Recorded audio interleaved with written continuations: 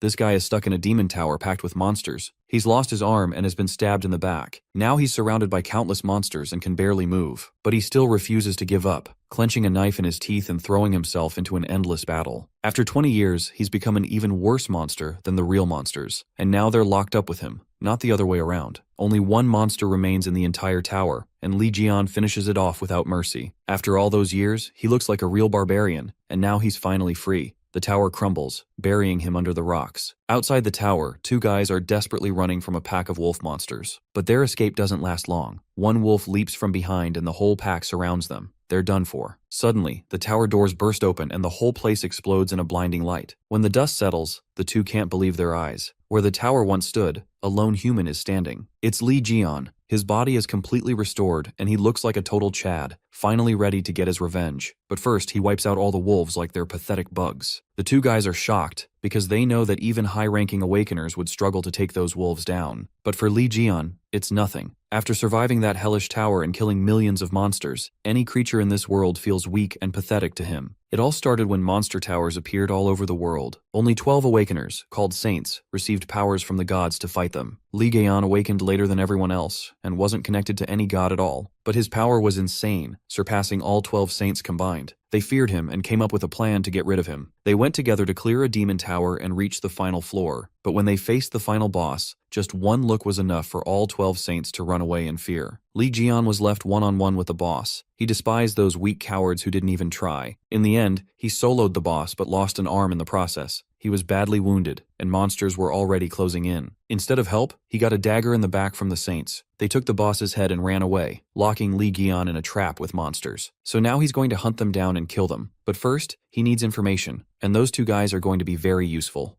After punching that last wolf monster to death, Lee's eyes land on those two guys and he leaps towards them, scaring the shit out of them. Jimin, gripped in horror, asks why he's attacking them, but our guy doesn't seem to have any intentions to hurt them. Jimin is taken aback and finds it incredible how that guy came from the tower, but the other guy makes him recall what kind of place that tower really is to say that a person could possibly come out alive, a living hell. The guy then supposes that Lee just happened to be in the area when the tower was collapsing. Suddenly, a giant wolf emerges behind Lee. As our guy does not even flinch when he looks back, the two guys are freaking out like they'd pee their pants as they realize that the boss of wolves had appeared. The boys shout at Lee to run away when abruptly, the boss wolf roars tumultuously. The only ones to be saved are Lee Jian and those two guys. Jimin and his friend remain unscathed, and our guy Lee stands in front of them, unfazed. As the guy wonders if Jian protected them, Lee calls that monster a fucking shithead and soars above like a freaking Spider-Man. Our fella smashes that dumb mutt boss into the ground. The soul nearly leaves Jimin's and his friend's body when they witness his strength like that of a beast. The boss wolf finally collapses and Lee concludes that it's really over this time. Just then, Jian calls Jimin, commanding him to go fetch him some food and clothes too. After that, they take Jian to a restaurant where Jimin and his friend are left slack-jawed when they peek at the $10,000 bill. They wonder how a human can eat this much at a fast food joint,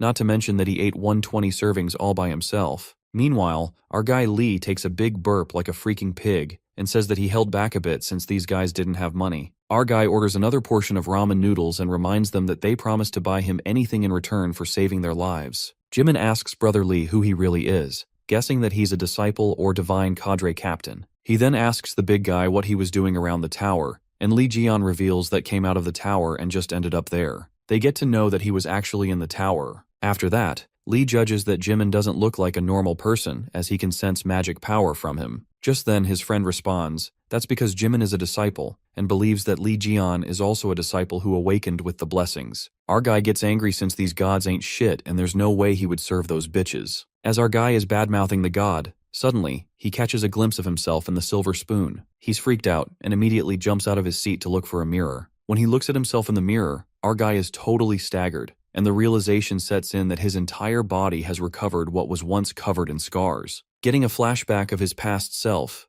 Jian finds it impossible to think those wounds would have been too difficult to recover from without risking his strength. Now that he's gotten a hang of himself, he looks at the left arm that has also regenerated. Just then, Jian's eyes land on a serpent's mark on his hand, when suddenly a sharp pain sears through Lee's body. The system then notifies him that he's experienced death and achieved the impossible. It turns out that his existing abilities and all the achievements from the tower are converted into experience. Lee Jian generates zodiac skills and now he's able to use the power of Ophiuchus. Just when our guy opens his eyes, he finds himself in a different realm, where he encounters the serpent. He then touches the snake, and a bright light illuminates. Abruptly, our fella yanks out of that realm, unable to process what has just happened. Jim and Dee asks if he's alright, while our guy, traumatized by the events, hysterically asks them if they didn't see the giant snake that just appeared, a super big one at that. Jimin informs him that he didn't see any snakes, plus he makes Lee remember that he took off clothes, grabbed his wrist and screamed like a caffeinated squirrel. Lee supposes that the others were unable to see the snake, while Jimin thinks that he's a weirdo. Moments later, Lee Gi-on learns that he's become the master of Ophiuchus and gets an awakened name,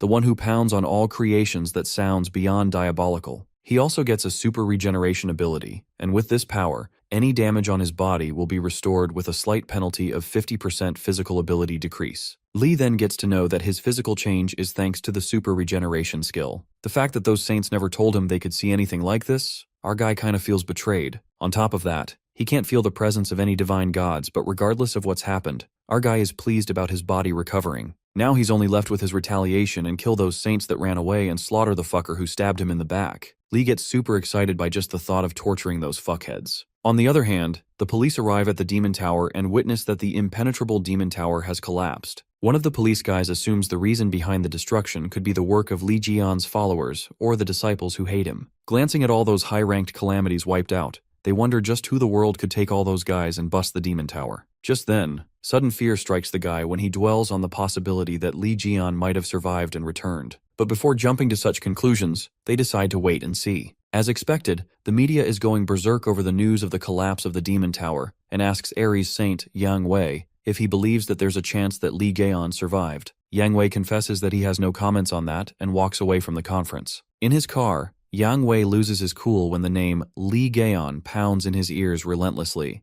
and this chilling thought crosses his mind that Lee Gi-on might still be alive and that he survived 20 years in that tower. But Yang Wei finds it impossible. Making a fool out of himself, he presumes that there were tens of thousands of demonic beasts in there. On top of that, they were all black-ranked, so there's no way that Lee would stand a chance to escape that tower alive. Not to mention that Lee's body had already been wrecked from the recoil of powers, and he hadn't received any blessings from the gods like them, the 12 saints. But still, Yang manifests that if Gi-on is still alive, everything will be over for them. Well, this guy doesn't know what awaits him. Damn, Fatso is about to get wrecked. On the contrary, our guy is enjoying watching the news on the phone, thinking of crushing this guy first, who's Yang Wei. The next scene takes us to the airport, where one of the 12 saints, the Sagittarius Saint, Hugo Otters, arrives, more majestic than before. As the saint poises with grace, the people are left in awe to see such a dignified saint, and believe that someone like that is a real chosen one. In the car, Hugo's phone begins to buzz like crazy and he exasperatingly turns it off,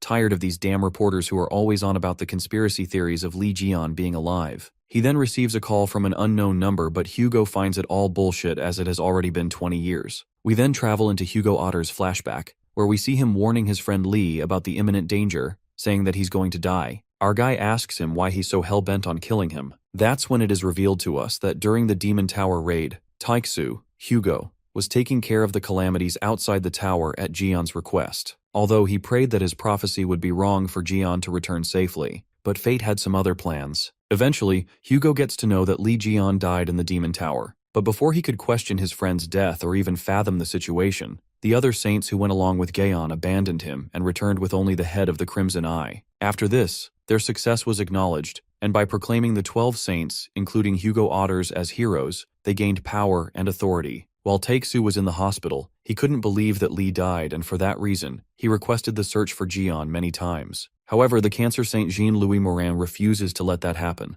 The Cancer Saint reminds Hugo about the number of calamities that came out of the tower and finds him nonsensical for thinking that Lee is still alive. Jean-Louis permits Hugo that he can search for Lee himself, but he warns Otters that there would only be 11 saints left if he decides to look for Lee Ji-on. This leaves Taeksu broken inside and he can only grieve his friend's death now. Hugo feels a bit suffocated to travel down that memory lane. Nonetheless, he believes that it's impossible that Lee would still be alive no matter how strong he was, plus it's too late to do anything now. Suddenly he receives the call from the Prime Minister, and Hugo asks him the matter. The Prime Minister is certain that the saint must have heard the news of the Demon Tower collapsing. As soon as Taeksu hears this, he assumes that it's about Lee again. Hugo bluntly explains to the minister that Jian died that day in the Demon Tower, anticipating that the Demon Tower incident was caused by Jian's followers. He already gave a heads up to the Prime Minister not to use this issue for this election vote. However, the Prime Minister spoke up and said that he was not talking about Li Jian. Instead, according to the news that he received from the Korean government,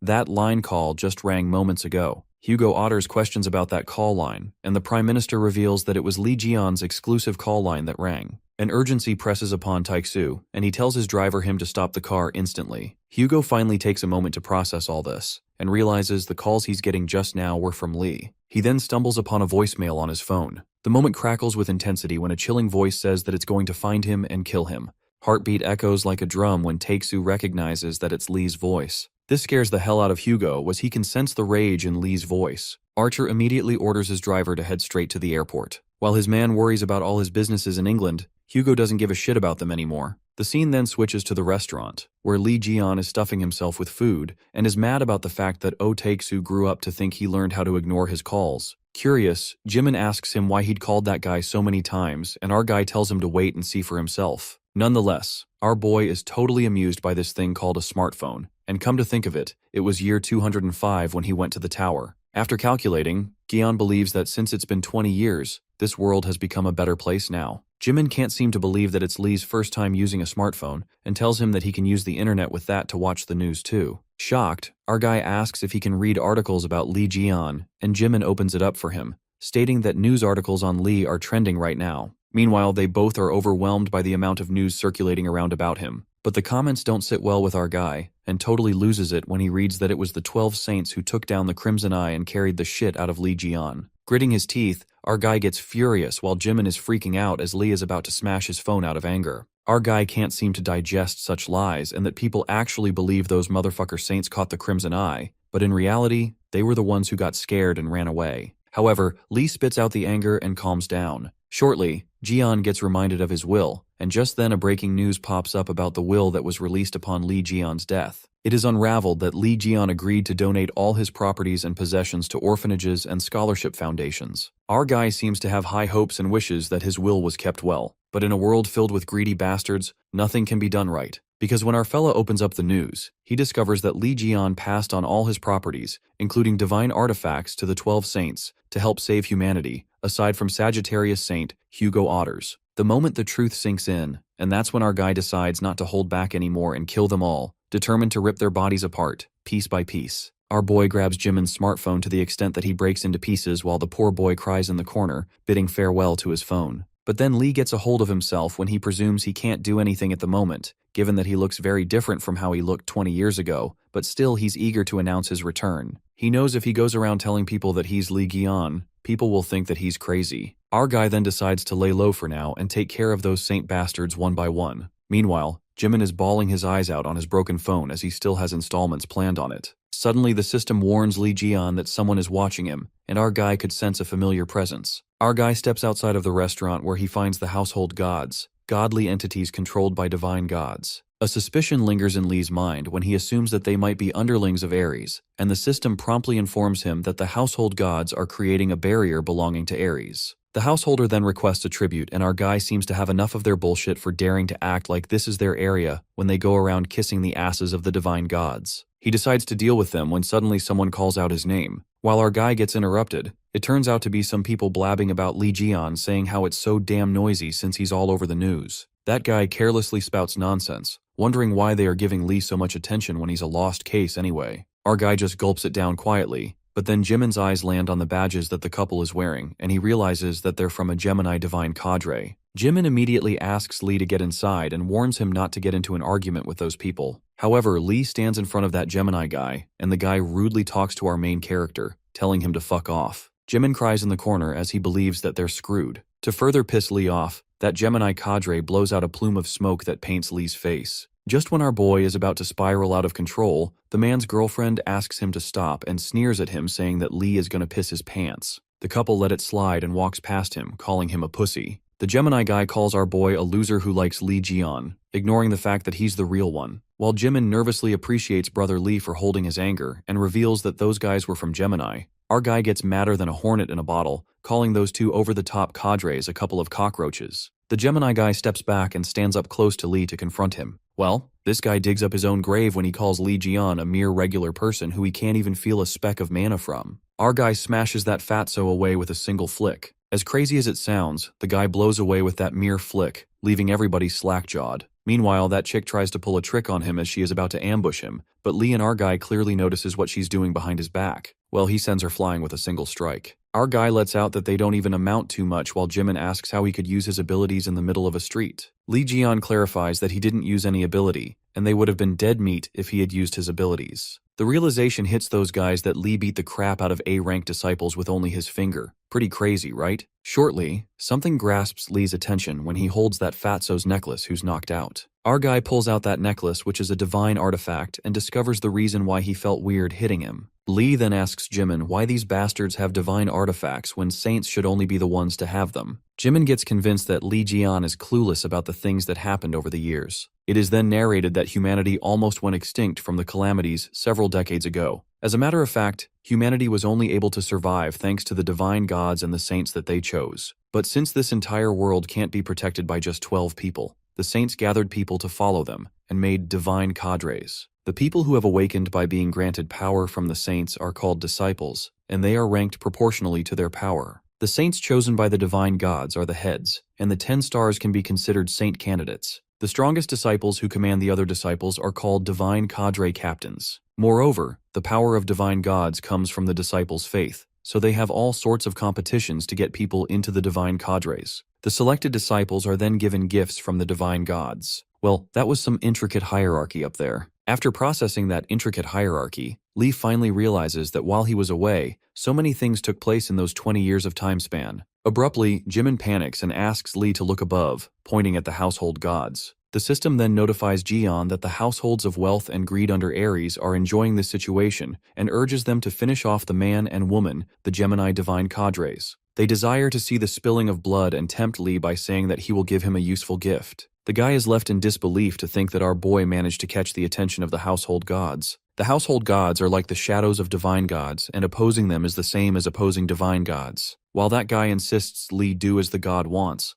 our guy wonders why Yang Wei's goons were in a place like this, believing that they were trying to fill their stomachs just like that piggy bastard. Our guy presumes that Yang Wei bastard hasn't changed at all. He then pounds his feet on the ground that sweeps in the household gods, making them disappear. Lee sneers at them for daring to stand up to him, while Jimin is shocked to see that the household gods of Aries ran away after confronting Lee, and the barrier disappears as well. Jimin comes to realize Brother Lee is definitely not an ordinary person. A few moments later, our guy calls out Han Jimin and corroborates with him if this fatso thug is a Gemini disciple. The boy elaborates that they're the divine cadre that has the most influence in this country, and an elite force that consists of several influential figures. Our guy immediately guesses that all they have is tons of money, and believes that everything that divine cadre is wearing is brand name clothing. Our fella starts ripping that fatso's clothes apart as looting times are the best. Well, our dude is the strongest fighting thief in the world. After a long day, Jimin along with Lee Jian arrive at his apartment, and Jimin expresses his gratitude for saving their lives and taking them home. As Jimin is low-key hinting that our guy should leave now, our guy takes a big fat yawn.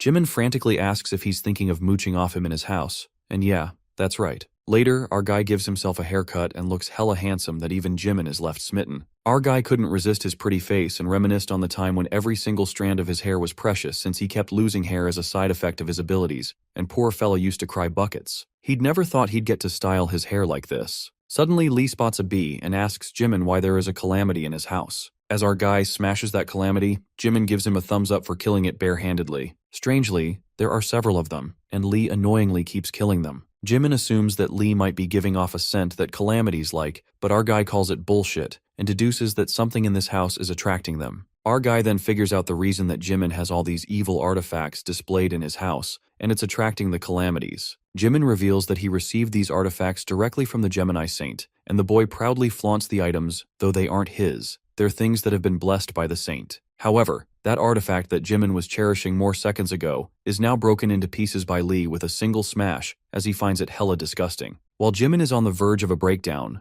our guy rummages through his stuff and discovers the musical artifact that steals personal information, and the watch attracts the calamities. The surge of frustration rises when Lee Jian conjectures that those saint bastards are doing evil stuff, and he recalls that not only did they steal his money, but they're also selling things like evil artifacts to people and feeding off others. Our guy frantically commands Jimin to just throw all this stuff, and while the poor boy tries to stop him, they are interrupted by the ring bell. Well, it appears to be Jimin's roommate Sung Jae, and our guy questions him like he's the owner. Sung Jae confesses that he's the owner of the house, and things get a bit awkward. The next scene takes us to Aries' divine cadre, Yang Wei's residence, where it is reported that the household gods that were in Korea have disappeared. For that reason, their Korean branch is in a panic right now. Yang wonders who on earth would do something like that, as the household gods are the divine subordinates of the divine gods that no awakened would dare to chase them. He then commands his man to contact the other saints and find out if they've found any clue. Just then, Yang's man informs him that the Sagittarius saint is still uncontactable as always. While Yang assures his underling not to worry about Hugo as he's in England for his mercenary work, his man unveils that Hugo Otters left England right away,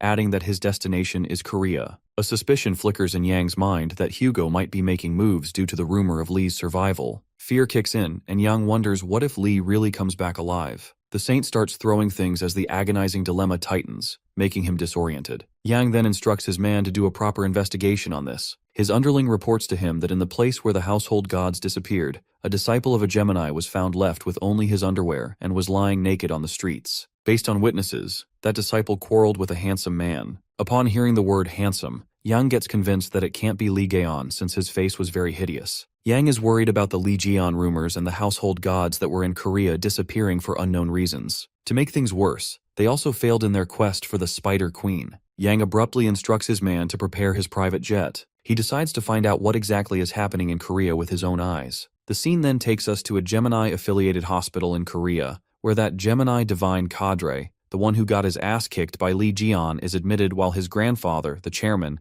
is raging with anger as he wonders who on earth would dare to beat his grandson. The guy standing in the room assures the chairman not to worry about what happened this time round. That guy is a Gemini disciple assigned to handle this situation. S-rank permafrost, Min Sung-hoon. Later, Jimin explains everything to his landlord, that he met Lee at the Demon Tower who killed calamities with his bare hands, and he even beat an A-rank disciple. However, Sung Jae refuses to believe all this, and is even more pissed off that Lee broke all the divine artifacts in his house. Meanwhile, our guy is breaking all the artifacts and justifies that they're all fake. Sung asks him what divine cadre he is in, and Lee cheekily responds that he doesn't need to be in one. Sung then asks him about the divine god he follows, and Gion lets out that he follows himself, not those 12 morons. Sung asks about his name when our guy reveals that it's Lee Jian. That's when the boy loses it and mentions how our guy repressed into their house, broke all their divine artifacts, and now he's calling himself Lee Jian. Jimin tries to calm his roommate down and reminds Sung Jae that they're in the house, calling him a crazy fucker.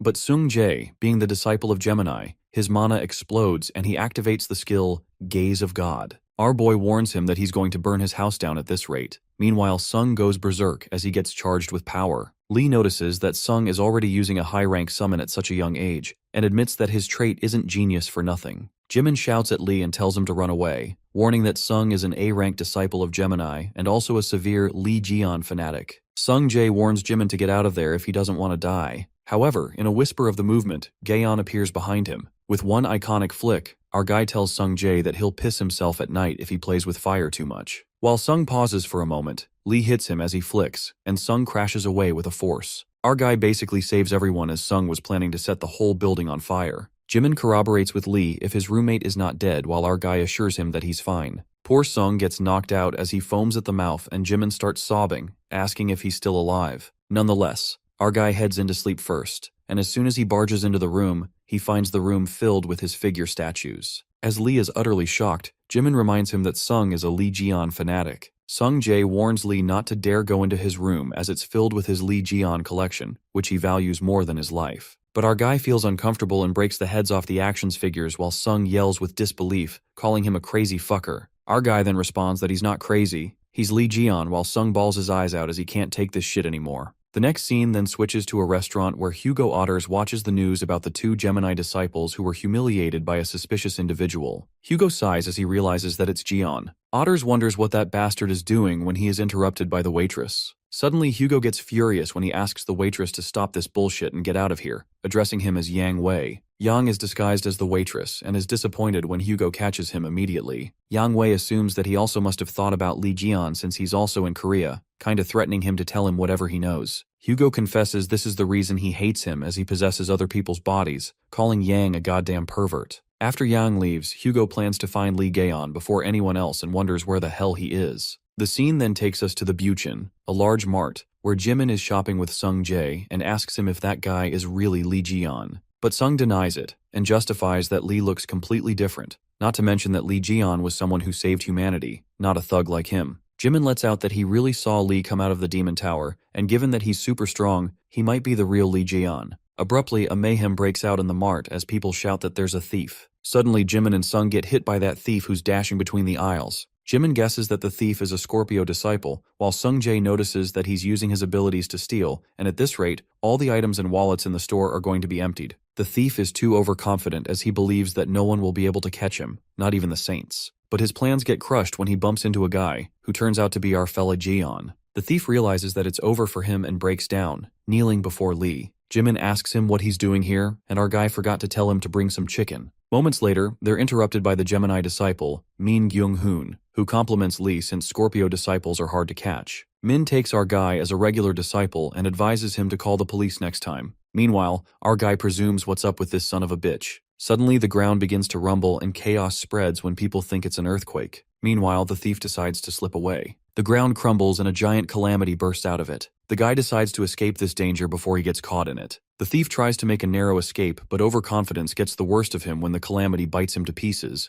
annihilating him. Well, it looks like it's not any ordinary calamity as the emergency siren wails and alerts all the civilians in the mart to evacuate quickly. The calamity occurs to be the Spider Queen, and the danger ranks within the mart as the crowd is thrown into chaos. The mart gets regulated to a red zone, and an inexplicable scenario takes place as that monster is about to devour a kid who's crying his eyes out. Our guy saves the day when he smashes that calamity and lands his hand towards the kid. Scared as fuck, the kid runs away, but our guy saves his pride, feeling glad that the kid is fine. Anyways, Lee witnesses that there are more calamities than people that keep bursting, and our guy thinks he should warm up a little since it's been a while. The scene then takes to Yang Wei, who gets the report about the calamity that broke out at the market in Buchan, and gets to know that the calamity is the Spider Queen that the Saints failed to subjugate last time, so they just barely sealed it. Yang deduces that the calamity had managed to escape somehow, and knows it'd be hard for him to take on red-level calamity on his own. It is revealed to us that after the calamities began to appear, humanity was divided into 6 levels. The blue level entails the gods' pure sanctuary, the green level is a safe zone,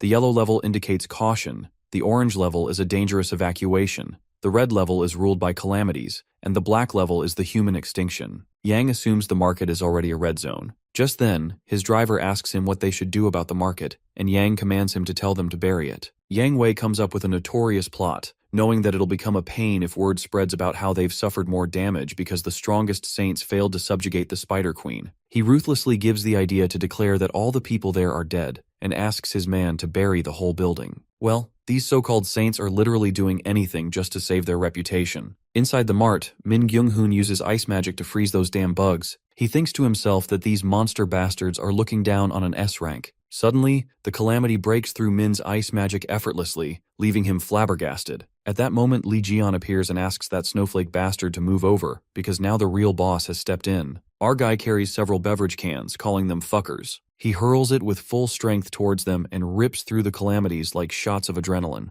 As Lee's roommates are left disoriented after witnessing his fight, our guy gets notified that he has handled the calamities and acquires new materials for production to produce new skills and divine artifacts. Thrilled by the skill, Gion decides to try it out later. After the fight, Lee, considering the 50% restriction on his power, thinks his movements were not so bad. On the other hand, the Gemini disciple Min is left in disbelief, given that these calamities were barely affected by his S-rank magic, but our guy took care of them effortlessly. Our guy Lee hands the dagger back to Sung Jae, informing that it was from his house while Min Gyung-hoon wonders where a guy like Gion came from. At that moment, something strikes Min's mind and he calls Lee a layperson. Min recognizes our guy as a thug and accuses Lee Jian for being a criminal who ambushed their disciples earlier. While our guy gets caught, he hysterically punches Min right across his face to shut him up. Jian asks that bastard Min him how he found out, while Min, with his cheek swollen, calls him a dumbass. Min divulges that it's pretty obvious since Lee is wearing the badge and those designer clothes, speculating that he stole them. Min points at the badge on Lee's shirt and reveals that it's an S-rank divine artifacts given only to the Gemini disciples. Min Sung-hoon is certain that our fella is so unreasonably strong because of that badge while Jian acts clueless.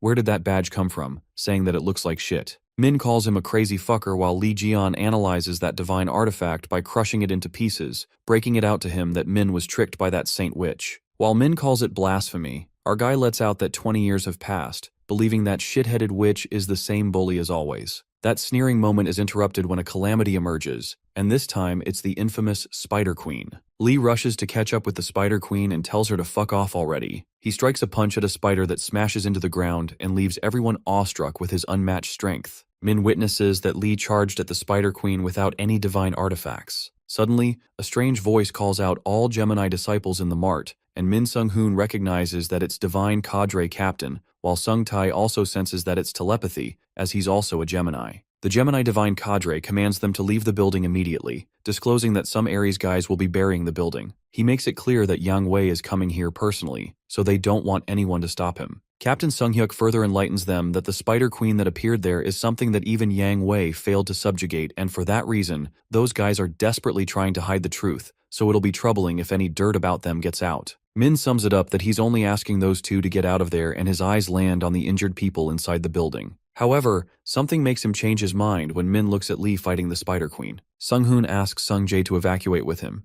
who's confused as to why just the two of them are evacuating. Sung-jae is left in disbelief to find out that their true intentions are to bury people alive here, and Min tries to manipulate him by saying if the Spider Queen shows up in the city, people will criticize the power of the Zodiac, and they will get weakened if their faith is shaken. In order for the Zodiac to save people, they must believe in them. With that, Min creates urgency and says he only has a few teleportations left, stating that he can't ignore the commands and that only Sung-jae can come with him. However, Sung refuses to leave his friend behind and is concerned about the people who haven't evacuated yet. Min Sung-hoon tries to make him realize the depth of the situation and confesses that he can't get buried alive here with these losers. Therefore, Min proceeds to use his ice frost power to kill everyone there to make it easier for Sung-jae to leave this place. This drives Sung mad and he fights against Min to stop him. Min advises Sung to stop being needlessly guilty and think wisely, but his words are cut off when he is hit in the back and crashes on the floor. Turns out it was Gaeon who saved Sung-jae and asks him why they're still there since it's dangerous here. Sung-jae justifies that they can't get out since the exits are blocked by the calamities. Either they teleport or finish the calamity since there are a lot of casualties,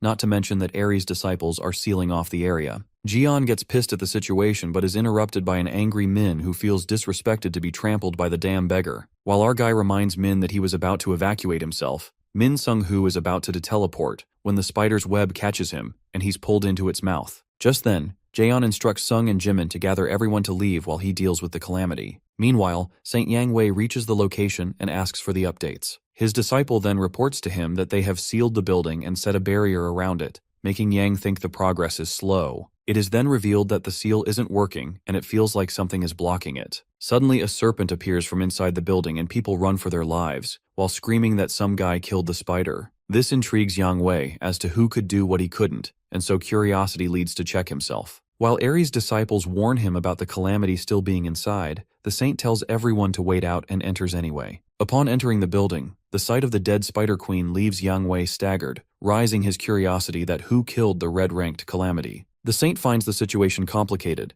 but then he senses the energy and rushes to see only to find out it's Hugo Otter's. He wonders if this was Hugo's doing, and it all makes sense to him. As Yang Wei is busy thinking, he hears a familiar voice who asks him if he enjoyed himself while he was gone. Shivers run down Yang's spines as he hears the voice. It appears to be our guy who meets Ares after a long time, reintroducing himself as Lee Jian. After that, Sung-jae wonders if it was really Jian Lee because he looks different, but his moves were like before. He's interrupted when Hugo calls him out. It appears that Hugo is Sung-jae's father. Upon being shown disrespect by his son, Hugo gets mad but then analyzes his son's condition, which seems to be fine. Archer questions Sung-jae if he was inside the mart as he heard that the calamity was killed, wondering who could possibly do it. Sung ignores his father like he's invisible, and Taeksu wonders who his son takes after. Suddenly, Taeksu overhears Jimin mentioning Lee Jaeon's name and he grabs Jimin frantically, bombarding him with questions. After that, Hugo learns that Jian's still in the mart and that he's the one who eradicated the calamity. As he's about to ask for more details, they hear a bang inside the mart. We see Lee Jian express the feeling of being hurt because the first thing Yang Fatso does is attack him after 20 years. Yang observes his face that bears no scars anymore, and he's also young. The fat guy refuses to believe and concludes that this guy is impersonating Jian, deciding to make him pay for deceiving him. Both the parties attack and our guy lands a punch right on Yang Wei's gut, making him blow away. In Jian's opinion, scumbags like this fat-ass saint always need a beating before they listen to anything properly, and makes Yang recall his betrayal the moment he left Gaon in the tower to die. Even our guy's holy relics and fortune were all stolen by the saints by fabricating his will. The old hag stutters as our guy assures him that he is going to kill them anyway, but first he has to beat him up, and then his house, his sect, and his holy relics. Plus, he's quite adamant to crush the remaining saints later on. Yang feels threatened, and fears this shouldn't happen because, by his words and actions, it seems he isn't lying. Wang wonders if actually Jian Li came out of the tower alive because that's impossible. Yang Wei challenges him in a fight and tells him to prove that he's actually Jian. Things get serious when the god of Ares, the Jade Emperor, makes an appearance to which our guy is amazed at the sight. The Ares saint gushes with pride by the appearance of his god. By using his divine skill, the celestial armament, Yang uses it on our boy and proceeds to kill him. After the attack, Yang Wei wonders if Li's dead, still stuck in the thought of how this bastard Gaon managed to get out of the tower. As he smirks upon his victory, Yang witnesses our guy breaking through his powers and is left in disbelief when our guy punches him in the face, leaving him staggered. Our guy feels proud that he's finally recognized by the old hag and states that he's really back. Li Jian says how even Yang's weapons stink like shit, while the fat ass is blown away by the fact that this kind of regenerative ability is impossible even for Aquarius healers. Just then, Jian's 13th sense skill has been unlocked, and our guy decides to test his new skill out right then and there. The fat saint begs while the Ares Zodiac witnesses Jian Li and is astounded, whining as to why he's still alive. Exclaiming that this cannot be happening, the Ares Zodiac disappears while cursing endlessly. Yang Wei is betrayed by his divine god, leaving him in despair, and our guy laughs at his pathetic situation, knowing that the god left before he could get his hands on him. Our guy, being generous, decides to make him feel the same amount of pain he experienced and beats the life out of Yang. Just then, Ares' disciples along with Hugo enter the building. Analyzing the situation, Hugo sighs as he witnesses what his old friend's doing while others sense the weak energy of Yang Wei as if he's not even alive, making them wonder if something happened. Hugo, using his powers, tells everyone to step aside as he enters the lower floor. He peeks at Yang's dead body with a note that says, "Fat ass here, best of luck." Takesu wonders what our guy is going to do now. On the other hand, Li Gaon reaches the place where Wei Yang keeps his holy relics, and calls Ares a bastard as he enters the place, seeing how he shows off like he's a god of fortune or something. Our guy feels the presence of his holy relic, and as he looks around, he finds that the clothes on the relics were stolen from his house, but the weapons are fake. With that, our guy finds his toothpick and he's so happy about it. As soon as he takes it out, the security alarms wail, and the security surrounds the place, asking Jian to raise his hand and surrender after dropping the item. Jian decides not to, and using his powers, he takes down all the security only to retrieve another holy relic, which is his adorable lime, the omnificent mud ball, which is a shape-shifting artifact. With that, Li leaves the area, and as he proceeds to walk, he comes across a room from where he can sense powerful energy, and thinks it would be a shame to go out with nothing. Therefore, he begins his farming time. Shortly, Hugo arrives at the scene and cries, thinking he's too late, but then he sees a guy walking out, carrying a big-ass bag behind him. Bawling his eyes out, Takesu rushes towards our boy. Meanwhile, Jian stands there with a smile and realizes that Hugo was a true friend after all. However, Hugo rushes towards another guy with crutches, thinking that he's Jian Li, as he gives him a long lecture about meeting him first and bombards him with questions like what's wrong with his leg. Our guy loses his cool and lands a dropkick on Taeksu's face, wondering if that dumbass doesn't even remember what he looks like and threatens to kill him. Hugo analyzes Jian's face and peeks at his holy relic slime,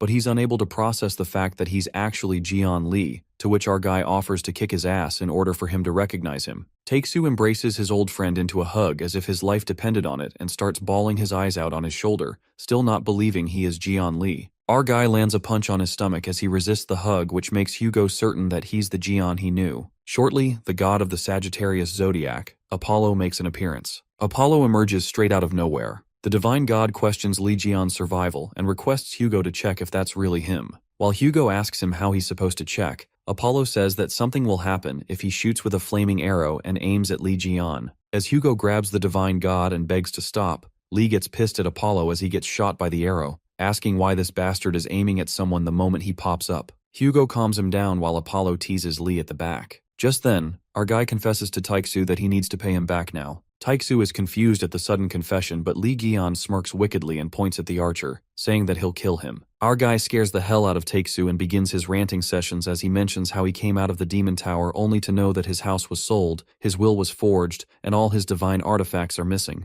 As the poor archer tries to say something in his defense, he gets whacked on his head real hard. Tears of joy stream down Taiksu's face when he's convinced that it's really Lee Gion. Deep down, Hugo calls Lee a bastard for hitting him so hard. During this, Yangwei's museum security madly searches for Lee Gaon as they find him standing outside and chase him as he's the one to steal the divine artifact. Our guy then gets reminded that he was being chased, and Hugo worriedly asks him what he stole. While Gion states that it's just a few things, our sneaky fella literally stole nearly the whole museum in his bag. Hugo hopes that our guy didn't loot Yangwei's vault, but Lee proudly admits that he did. Hoping he could beat the crap out of him, Taiksu calls him a crazy bastard, and our guy laughs shamelessly. Just then, one of the security guards aims to get the thief, but the leader halts them, revealing that the guy is not someone of their caliber. The team leader anticipates that the thief won't stand a chance since they called someone who matches his monstrosity. That's when there's a wave of violent wind, signaling the imminent danger. It turns out to be a lion who's a household god of Ares, Pishu, to take back all the stolen divine artifacts. The household god roars that instills fear in Hugo as he suggests Lee throw away the things he's stolen from Yang Wei and run away. Our guy tells him to stay still and assures his friend that he's a man with a plan. As the slime rests on his shoulder, Lee commands it to shapeshift into a lime sword. As slime transforms a lime sword, our guy presumes that it will be tough against the household god.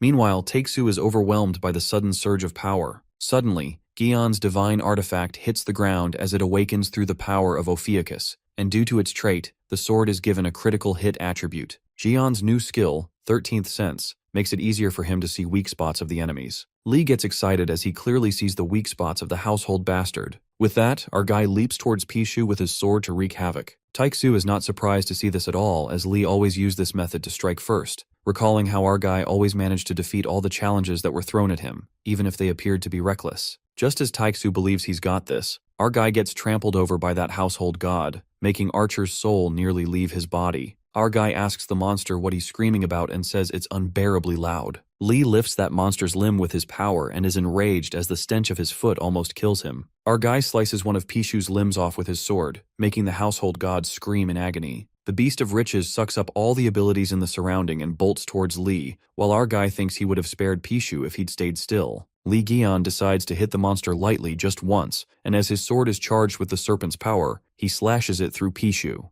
Taiksu is left slack-jawed and realizes that Lee is the same as how he was in his prime, 20 years ago. Nonetheless, Lee spectacularly takes down the Ares household god, and his zodiac points rise. After that, the system asks Lee if he would like to bring the Beast of Riches into his household. It knocks the wind out of him when our guy discovers that he has the ability to control the household gods of the 12 divine gods. To test it out, our boy touches Pishu, and to his surprise, the Beast of Riches becomes a household member of the Ophiuchus. The household god then decreases its size to be hugged by its master, and Lee adorably holds him. Our guy believes that since it's the Beast of Riches, he can use it to store all his treasures. Hugo is quite taken aback to witness that Lee turned a household god belonging to a divine god into his own, wondering what could have happened before his return for him to have gained such an ability. On the other hand, the system informs Lee that he can give a name to Pishu, and our boy names it Piggy Bank. Later, at Hugo's house, Lee teases the archer by calling him a traitor, but Taiksu whines and justifies that he was hella worried for him. But Lee expresses his disappointment to see Taiksu, who got married, set up a family, and enjoyed his life.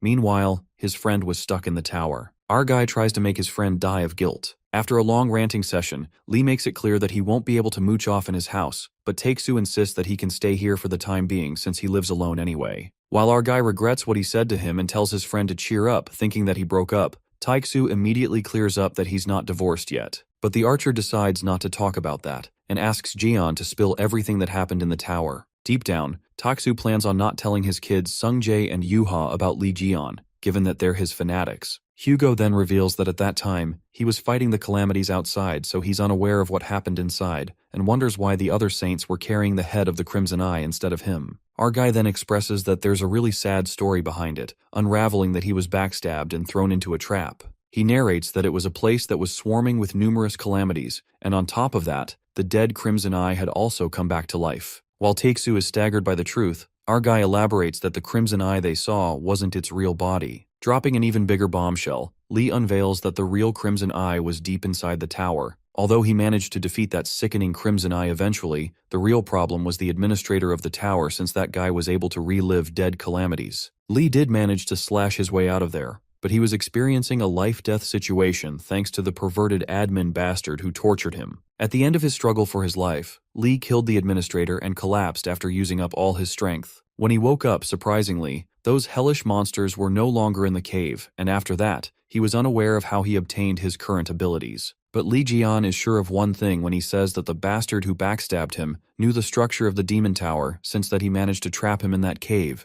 which was filled with numerous calamities, as if they already knew their location. Lee gets adamant to beat up those guys who stole his assets and spoke bullshit about him, but he plans to give the guy who backstabbed him special treatment. Our guy feels the urge to make equipment that he's going to beat them up with. He uses his skill creation workshop to summon a workshop that can create anything. Our guy throws everything in, including the corrupted essence of the Spider Queen, fragments of a calamity, and various divine artifacts of Ares. The creation of the divine artifact begins when our guy blends in all the material and the blue aura strikes the toy horse. As the energy bursts out of the house's window, the creation of the divine artifact gets completed, and the ego is produced. The divine artifact imitation horse enables him to use others' magic power of the person he touches. While our guy is quite impressed by the artifact, Takesu gives a proud clap, but he comments that for a high-grade equipment that possesses ego, his artifact doesn't look that cool. Lee explodes like a drama queen and makes him acknowledge the amount of materials he'd used to create this masterpiece. Our guy teases Takesu that he decided to use the remaining materials to make equipment for him,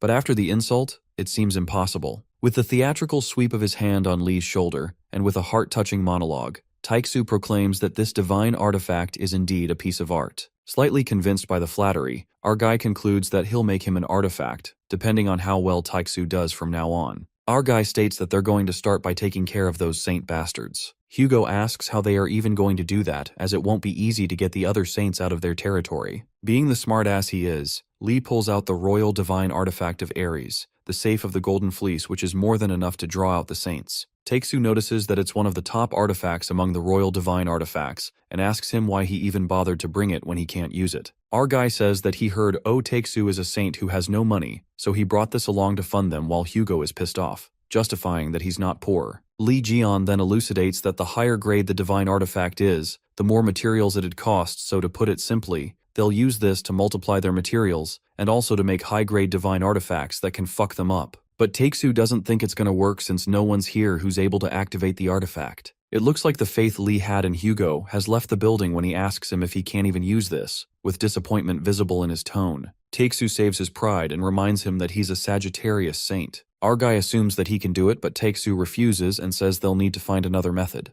That's when Lee placidly confesses that he already sent a declaration of war to the broadcasting station, and poor Takesu tries to hold it in. Takesu asks him what he sent to the broadcasting station, calling him a crazy bastard. The next scene takes us to the Blue House, Korea, where a guy calls them retards and humiliates the Ares guys, saying that they not only struggled to kill a spider, but also got themselves humiliated. That guy appears to be Leo's divine cadre captain, Oliver, who suggests that they should just stick to selling good luck charms for amulets, so there's no point in joining a fight with a calamity. The guy then pleads with Leo's captain to mind his words while Oliver mentions the news he has heard that some unknown guy killed the Spider Queen, anticipating that the dead guy Lee Jian is back. Upon this, the Gemini Divine Cadre captain, Choi Sung-hyuk, warns Oliver not to cross the line. Choi Sung-hyuk assumes that Leo Divine Cadre captain is very much obsessed with the hero stories of Lee Jian. To piss Choi even more, Oliver deduces that if it's Lee Jian, he could certainly kill the Spider Queen, asking him if he didn't see the famous Russian subjugation on the battle video. But Choi believes that it's because he received buffs of the other saints and his weapons were given to him by others,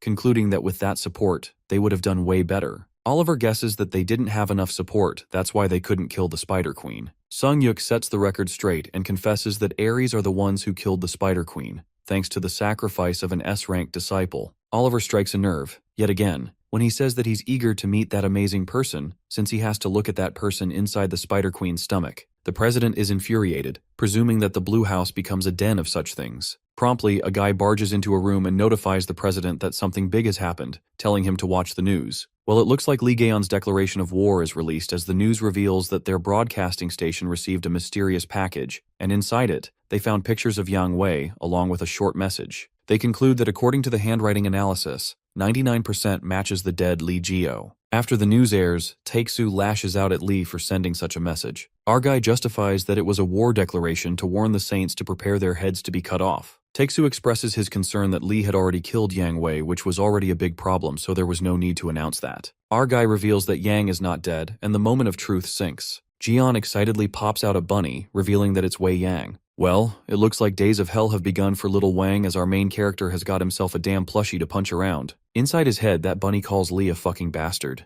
That bunny gives Taeksu a major ick, as he wonders if that's really Yang Wei. Our guy yanks the bunny's ears like a joystick, and lets out that his abilities have gotten pretty good from the experience of this battle. Lee brims with wicked delight and insists his slave number 2, Yang Wei, introduce himself. Taeksu questions if something like this is possible in the world. Just then, our guy hands him a dagger. Lee then unravels that this knife was stabbed into his back, and that's what put him into a trap. Taeksu is staggered when he glances at the knife that stabbed Gion, and notices from its engraving, it doesn't look like an ordinary blade. Based on his scrutinization, Hugo concludes that if he was stabbed, then it wasn't Yang Wei. Our guy then informs Taeksu that he's going to drop by the Divine Artifact store for a bit, reasoning that Asshair Wang said he saw the knife engraving somewhere in the store. Our guy asks the archer to lend him some clothes, and Taeksu tells him to wear anything he wants from the closet. After that, our guy leaves Taeksu to guard the house and waves goodbye to his slave number 2, Hugo himself. While Yang Wei sneakily laughs, Taeksu gets mad. The scene then switches to Yang Wei's artifact museum, which is dismantled thanks to Li Gion. A group of women disciples arrive at the scene, and the leader informs the saintess that Ares Saint is nowhere to be found on the scene, neither can she sense the divine god's energy. Aquarius Saint, Sophie Marty, asks her underling where the Ares Saint went, and her associate guesses that perhaps Yang Wei ran away with all his wealth. But Sophie calls it a predicament, and believes that it'll be quite troublesome if he makes a deal with another saint behind her back. Sophie Marty wonders where that baldy piggy runs off to, while her associate dwells on the possibility that it might be that Li Jian who just returned kidnapped Yang Wei. Sophie hits one of her servants with a water splash, while that associate on the phone apologizes for saying something unnecessary. Sophie then informs her that she'll be heading to the Divine Artifact store as planned, revealing that she has to sell off the Divine Artifacts to prepare the funds for the Drachma auction, which is very crucial for them. Suddenly, another associate interrupts Sophie's bubble bath and notifies that other saints have also applied to participate in the Drachma auction. The scene then flips to the Lion Gym, where people stare fixedly at the incredibly masculine guy. That guy is the Leo Saint, Stephen Marker, and his associate comes to him, revealing that Li Jian's divine artifact will appear in the Drachma auction. A wave of excitement runs through Stephen as he drops the dumbbell as the artifact has finally appeared, the one he has been waiting for long. The Leo Saint concludes that Li Jian's artifact is theirs. On the contrary, our boy along with Sung Jae teleports to the Divine Artifact Store complex, and Sung lets out that teleportation is expensive, but it's free for Gemini. Lee thanked him as he was looking for an appraiser, and Sung introduced him to an SS Rank 1. Sung recalls that the Gemini Divine Cadre, Choi Sung-hyuk, promised to support him with whatever he needs, and orders him to scout the guy who defeated the Spider Calamity no matter what. Sung then receives a message from his bastard boss, and our guy asks him if his boss is bothering him after the Spider Queen incident. Just then, Lee gives him the dagger, and lets out that he used it well against the insects. Sung recalls that it was rusted at that time, and Lee opens up that he fixed it up, although the effects are a little different so he doesn't have to be surprised later. Reaching a fancy place, our guy corroborates with Sung if this is the place where they will meet the SS rank appraiser. A few moments later, the crowd at the complex is hypnotized when they see the Aquarius Saint, Sophie, stealing the spotlight. Just then, the Saint informs the associate that she's here to leave some divine artifacts for the appraiser before the auction, but she gets to know that the appraiser is with someone right now. Being over the top, the Saintess explodes with fury to think how he can help another customer when she's here, but then she snaps out of it and says that she will wait around the area, acting like the nicest person on earth. Meanwhile, our guy is looking around the artifacts, and given that this place is run by an SS rank, Lee gasps at the high prices. After that, the Virgo affiliate, SS rank appraiser, Jin Myung holds the divine artifact and asks Sung Jae who made it. That's when our guy confesses that it was created by him, while Jin Myung dubiously glances at the artifact and asks him if he has some sort of connection with Lee Jian. Sung Jae tries to tell appraiser Jin that this guy is a Lee Jian pretender, but Jin Myung shuts him up, saying that they are having an important conversation right now. Jin then asks our boy what's his relationship with Lee Jian. The appraiser accentuates that most people are unaware of this since Lee's so famous for combat, but he's also a legendary producer. Moreover, the divine artifact he's holding right now, Jin Myung is left in awe when he utters that have seen countless counterfeits in his life. But this is different, adding that he can definitely feel Lee Gaon's hard work from this. Our guy is surprised that Jin knows a lot about Jian, and Jin Myung confesses that he sure does since he's his disciple who received his favor. Our guy is totally freaked out, not by the fact that he's his disciple, but by the fact that he's blushing at Lee's name. Nonetheless, our guy doesn't remember ever taking on a student. Considering Lee's age, Jin Myung believes that he couldn't be a direct student of Lee Gaeon, and since his skill is quite impressive, he got fooled. Pissed off, Lee wants to punch that con man so badly for insulting him, but he gulps it in. Just then, the appraiser takes out a notebook and remembers it's the item he got after being recognized by Lee Jian as his student. Lee immediately recognizes that it's the book he lost, and suddenly, it occurs to him that Jin is the newbie that chased him around China, recalling that he was such a pain in the ass back then. No wonder he couldn't recognize Jin, as he sure did grow older in these 20 years. Jin remembers that Lee Jian truly had a wonderful eye for items, and he even gave him such useful information. Holding that notebook like it's a holy grail, Jin narrates how Lee left it behind one day when he left his lodgings. Hearing this, our fella thought that he lost the notebook, but this bitch stole it. The Virgo guy can't read it due to the terrible handwriting. He assumes it's a notebook for ideas, seeing how valuable it is. In his mind, Lee presumes that after his reawakening, anything he punches reveals info, so he decides to punch the SS rank appraiser too. Jin Myung says that the notebook ought to be of more use to a talented young man like Lee Jian, and indirectly hands that notebook to its owner. Lee recalls some designs he wrote in it. Suddenly, the notebook begins to glow and the status window tells him that it's reacting with his owner's magic. It's about to evolve into a divine artifact as a result of Ophiuchus's magic power. Jin Myung is left in disbelief when he realizes that it's a memory-storing artifact, a skill that he's never seen before in his life. However, that moment of praise is interrupted by Jin Myung's man, who appears to be tense and informs him that the Saintess is outside. While Jin wonders what they're getting so flustered over the Saintess, at that moment, Sophie Marty decides to barge in. She's overwhelmed by the vulgar people watching her, as she could sense all the gazes fixated on her. In the crowd, Sungjae wonders what the Aquarius Saint is doing here, since she only appears in official settings, and he's heard that even leaving a church is a complicated matter. On the other hand, Saintess Marty loses her patience and decides to talk with the appraiser herself. She's determined to make him buy their divine artifacts at a high price for auction funds, but her nerves are on edge because of the weight. Curiosity gets the best of her when Sophie can't resist to find out just who on earth the guest is that the appraiser is treating her like this. She walks in and pauses for a second when her eyes catch a glimpse of a handsome guy, Lee Jian. Her heart melts. Suddenly, a behemoth serpent hisses at her, shrouded in an aura so potent that it could eat a person alive. With Sophie's heartbeat echoing like a drum, she's paralyzed by fear. Sophie wonders what that magic was, as it felt like hundreds of serpents coiling around her to choke her. Just like that, she immediately runs away. Jin Myung is surprised that Sophie left right after she came, and Lee assumes that maybe she was feeling sick. In the meantime, the system notifies Lee Gaeon that his divine power has been sharpened by the divine power of Ophiuchus, and now takes form as godly power, which means that he can steal divine power from gods and others. But if his divine power reaches 0, his zodiac will lose power, and if the state prolongs, he will be weakened. As more info piles in, our guy asks Jin about the woman who just came in. Jin Myung asks him if he doesn't even know her face when she's all over the disciple columns. The guy reveals that she's the Aquarius Saint, Sophie Marty, which leaves Lee quite taken aback by the realization. Our guy suddenly bursts out laughing, as he can't believe that girl is a friggin' saint, shocked by her transformation, admitting that's why he didn't recognize her. Though she's prettier now, even after Sophie got surgery, our guy can't deny the fact that her rotten heart remains. He believes she's still that heartless bitch who cares more about skincare than humans. He considers her a pest. Having some conscience, Jin Myung doesn't understand why people consider Sophie Marty to be the pinnacle of compassion and self-sacrifice, when she's really just a cruel, selfish person. Our guy is glad to know that Jin knows a bit about her. Jin mutters that's all because the Saintess was Lee Jian's physician. That's how Sophie attempted to collect the funds gathered under Lee's name. However, with the other saints after it, the government stepped in to manage it. As the truth comes crashing down on him,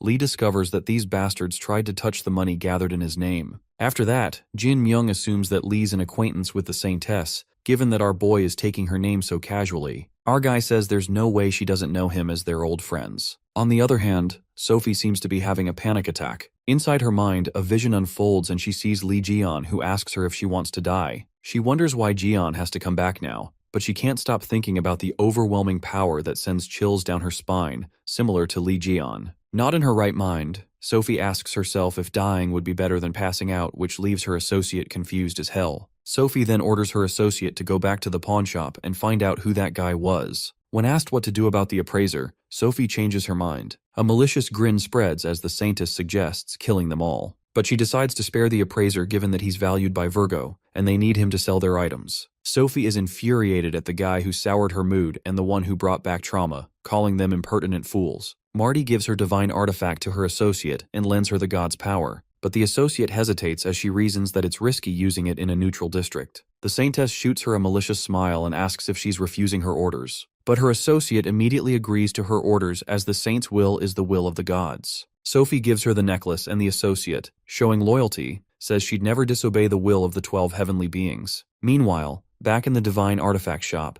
Lee is disturbed by the sudden water leakage from the roof as it drips on him. The scene then takes us to the divine artifact store complex, Center District, where Sung-jae, going his way, suddenly tramples over a pool of water, making him wonder what's all that water when it's not even raining. Analyzing the water, Sung notices that it's faint and he can even sense magic from it. Suddenly, a hand erupts out of the water and takes a shape similar to Sung-jae. While Sung tries to make sense of what's happening, he looks around him and witnesses that illusions like that are emerging everywhere. Meanwhile, standing at the top of the building, it turns out to be Saintess Sophie, who's creating a mirror of the reflection of only A-rank disciples. Freaking out, Sung-jae asks the Saintess guard why a battle skill is being used in a neutral zone, yelling at them to cancel it right now. But the guard, holding the divine artifact, unravels that everything's happening as per Saintess Sophie's order, so he better stop complaining. Claiming that it's the will of heaven, the guard activates the divine artifact, and as Sung-jae rushes to stop her, a bright light illuminates. With divine power, all the citizens in that area are trapped inside water bubbles.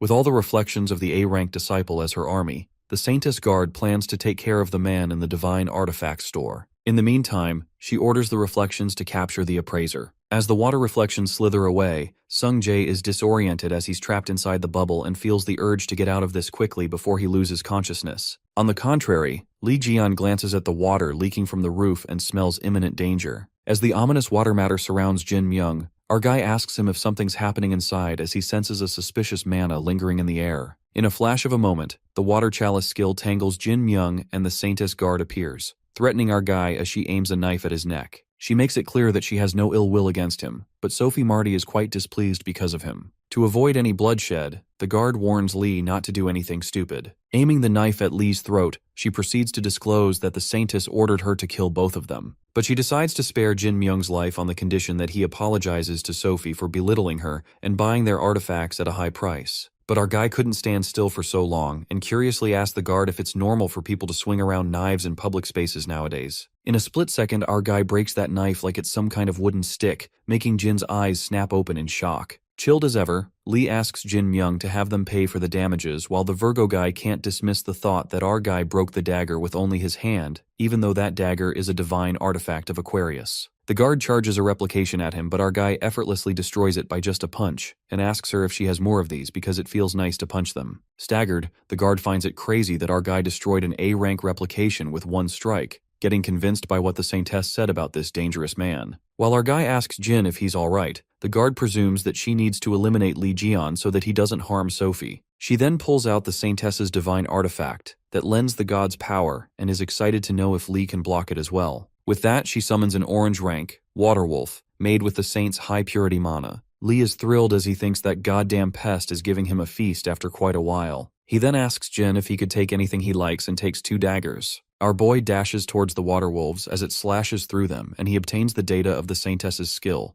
the Oblivion calling water chalice. After slicing those wolves, Lee is impressed by Sophie's dogs as these materials are A rank and up. Thrilled by the score he's getting from just coming to get something appraised, our guy gets super excited as he slashes everything that comes in his path. He even obtains the data of mirror replication fragments, mentality boosts traits, and many other skills. Left in disbelief, Saintess's guard witnesses that all of Sophie's summons were killed so easily. Meanwhile, our guy grins like a maniac and gets disappointed already to see this is all she's got. A strike of terror runs through the associate when she realizes she's going to die if she fights that man, and cowardly runs away. Dashing away, she warns Ji-yeon that he won't get away with this while our guy grins, and speaking from experience, he says that people who say shit like that aren't scary at all. Just then, Sung-jae barges in and asks Jin Myung and Gaeon if they are all right, divulging that the Aquarius disciples just started an indiscriminate attack, and only he managed to escape. With our guy telling him they are about to finish here, Sung is left disoriented to see the place turned into huge chaos with dead water wolves all around. Sensing the mana, Sung-jae deduces that the Saintess made these summons, and Lee agrees, but sending all these to a production class like him is just asking for him to use them as materials. Anyways, Sung hurries to get out of there, but Jin Myung stops them. A thought clouds Jin's mind as he recalls that he followed Lee Jian around to watch over his production methods. He clearly remembers his process of fighting monsters and obtaining materials from them. Jin Myung frantically conjectures that evil expression of him earlier, and the battle filled with madness, which leads him to conclude that he's Lee Jian. Before he could complete the sentence, our guy gestures to him to stay silent and gives a smile. Gushing with happiness, Jin lets out tears of joy while our boy tells him he'll be back for those materials, so keep them safe for him,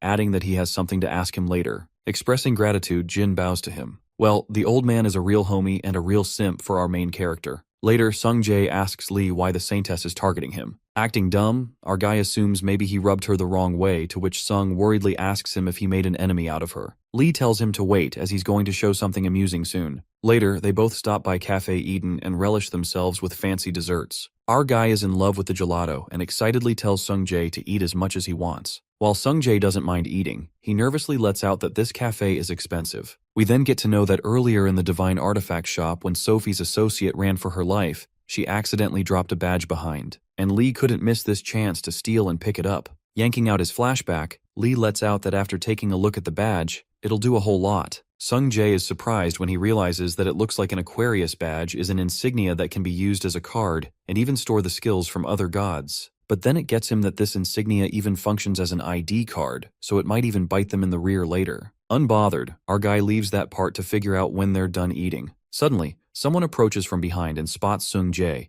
asking if he likes the gelato here too. The voice seems similar to him. What he dreaded the most was true, as it turned out to be Sung's boss, Choi Sung-hyuk, and our boy pauses for a second as he's about to stuff his face with a big scoop of gelato. While Choi insists that he could sit with them, Lee annoyingly stares at him as he recognizes that it's Sung Jae's boss who was shitting on him. Choi then introduces himself as the Gemini Divine Cadre Captain and assumes that Lee is the incredible acquaintance who took down the Spider Queen that even Yang Wei failed to take down before. Our guy asks what this has got to do with him, and Sung-hyuk states his motive, saying scouting out remarkable talent is also the Divine Cadre's job. Lee asks him what he's going to bribe him with, and Choi Sung-hyuk spills the beans that he's going to give him one of Lee Gyeon's 8 divine artifacts that's going up for auction soon. Hearing this, Lee finally bangs his spoon on the table, and with his patience on the edge, he wonders if they're going to auction his belongings. With ice cream smeared across his cheeks, our guy agrees to go to the auction as he's got nothing, asking Choi if the auction house is nearby. Meanwhile, a frustrated Sung tells him to wipe that freaking gelato off his face first. The Divine Cadre Captain accentuates that since this is one of famous Lee Jian's divine artifacts, it'll be auctioned off at an appropriate location. He reveals that the auction is held in the greatest auction house in the world,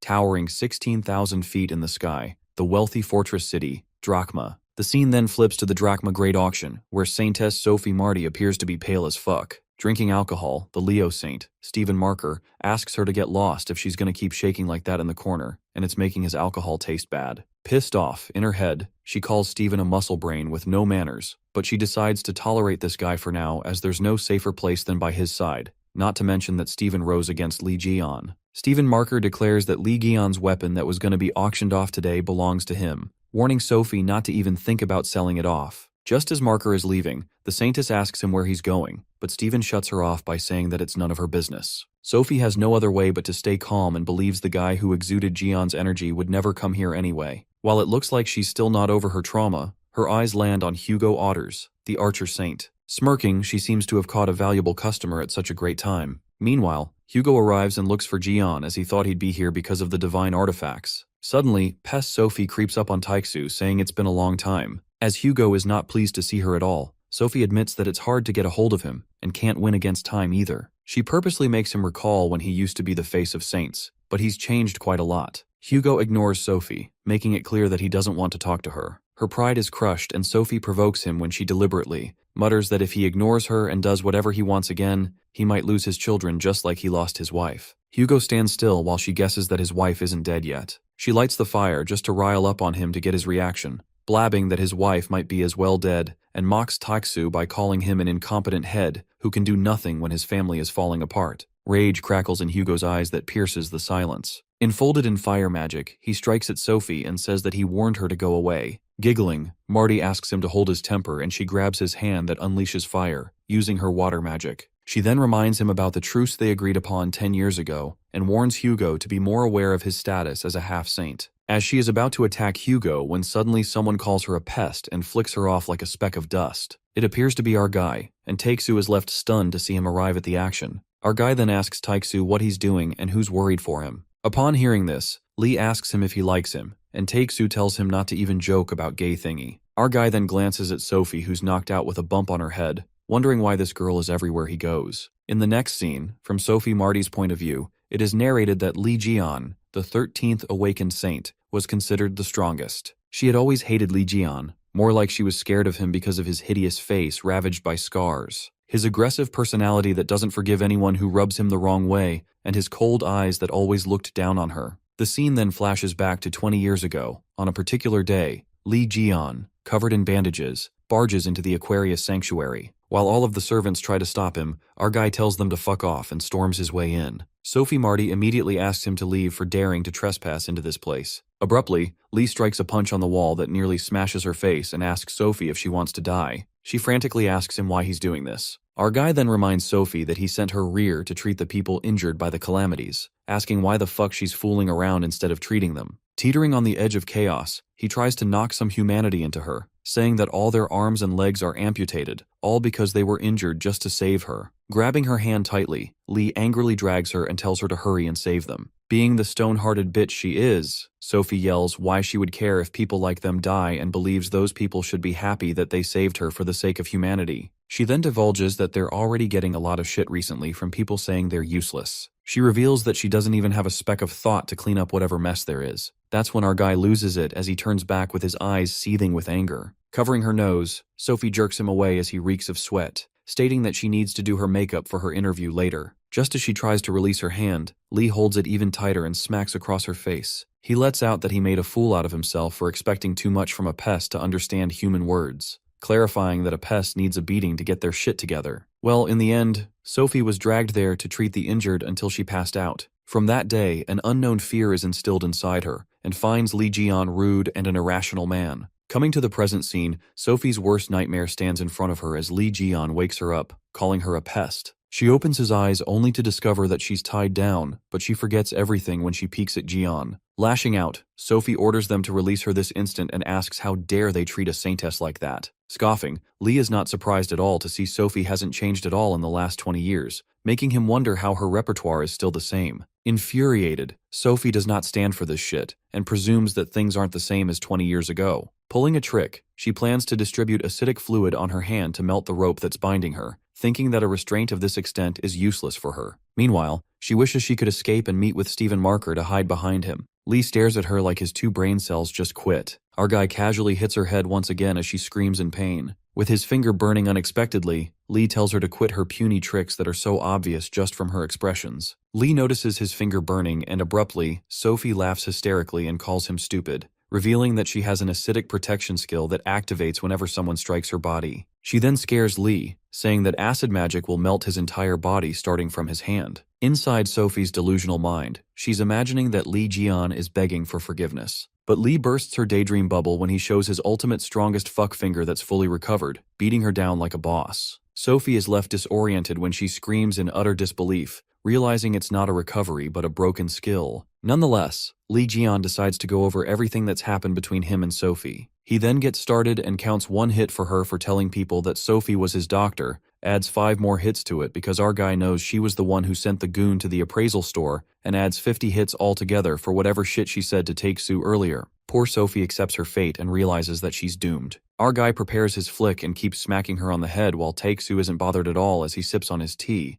and he believes that Jian hits everyone equally whether they're a man or a woman, though they all give him a reason too. Taeksu wonders if he's imagining things as he witnesses Jian's divine energy increasing with every hit as our boy beats the pulp out of the saintess. Eventually, after getting 50 flicks on her head, Sophie gets knocked out with multiple bumps on her head. On the other hand, Lee's divine status gets unlocked, and the system shows his current divine status that is minus 50%. Moreover, if his divine status falls to 0%, the Zodiac loses its power and can lead to death if it remains 0%. Lee can also gain divine status when he hits people. Anyway, the good thing is that he can get stronger. Taeksu interrupts his thoughts and asks Lee if he's not going to ask Sophie about the dagger that stabbed him. But our guy is certain that the Saintess wouldn't dare to stab him, revealing that he found someone who can investigate the dagger, so it's alright. Taeksu presumes that he was beating the crap out of Sophie just to torment her. Lee then takes out his phone and Taeksu asks where he found the phone. Our guy lets out that he borrowed it from someone he knows and that someone is Sung Jae, Hugo's son. Just then,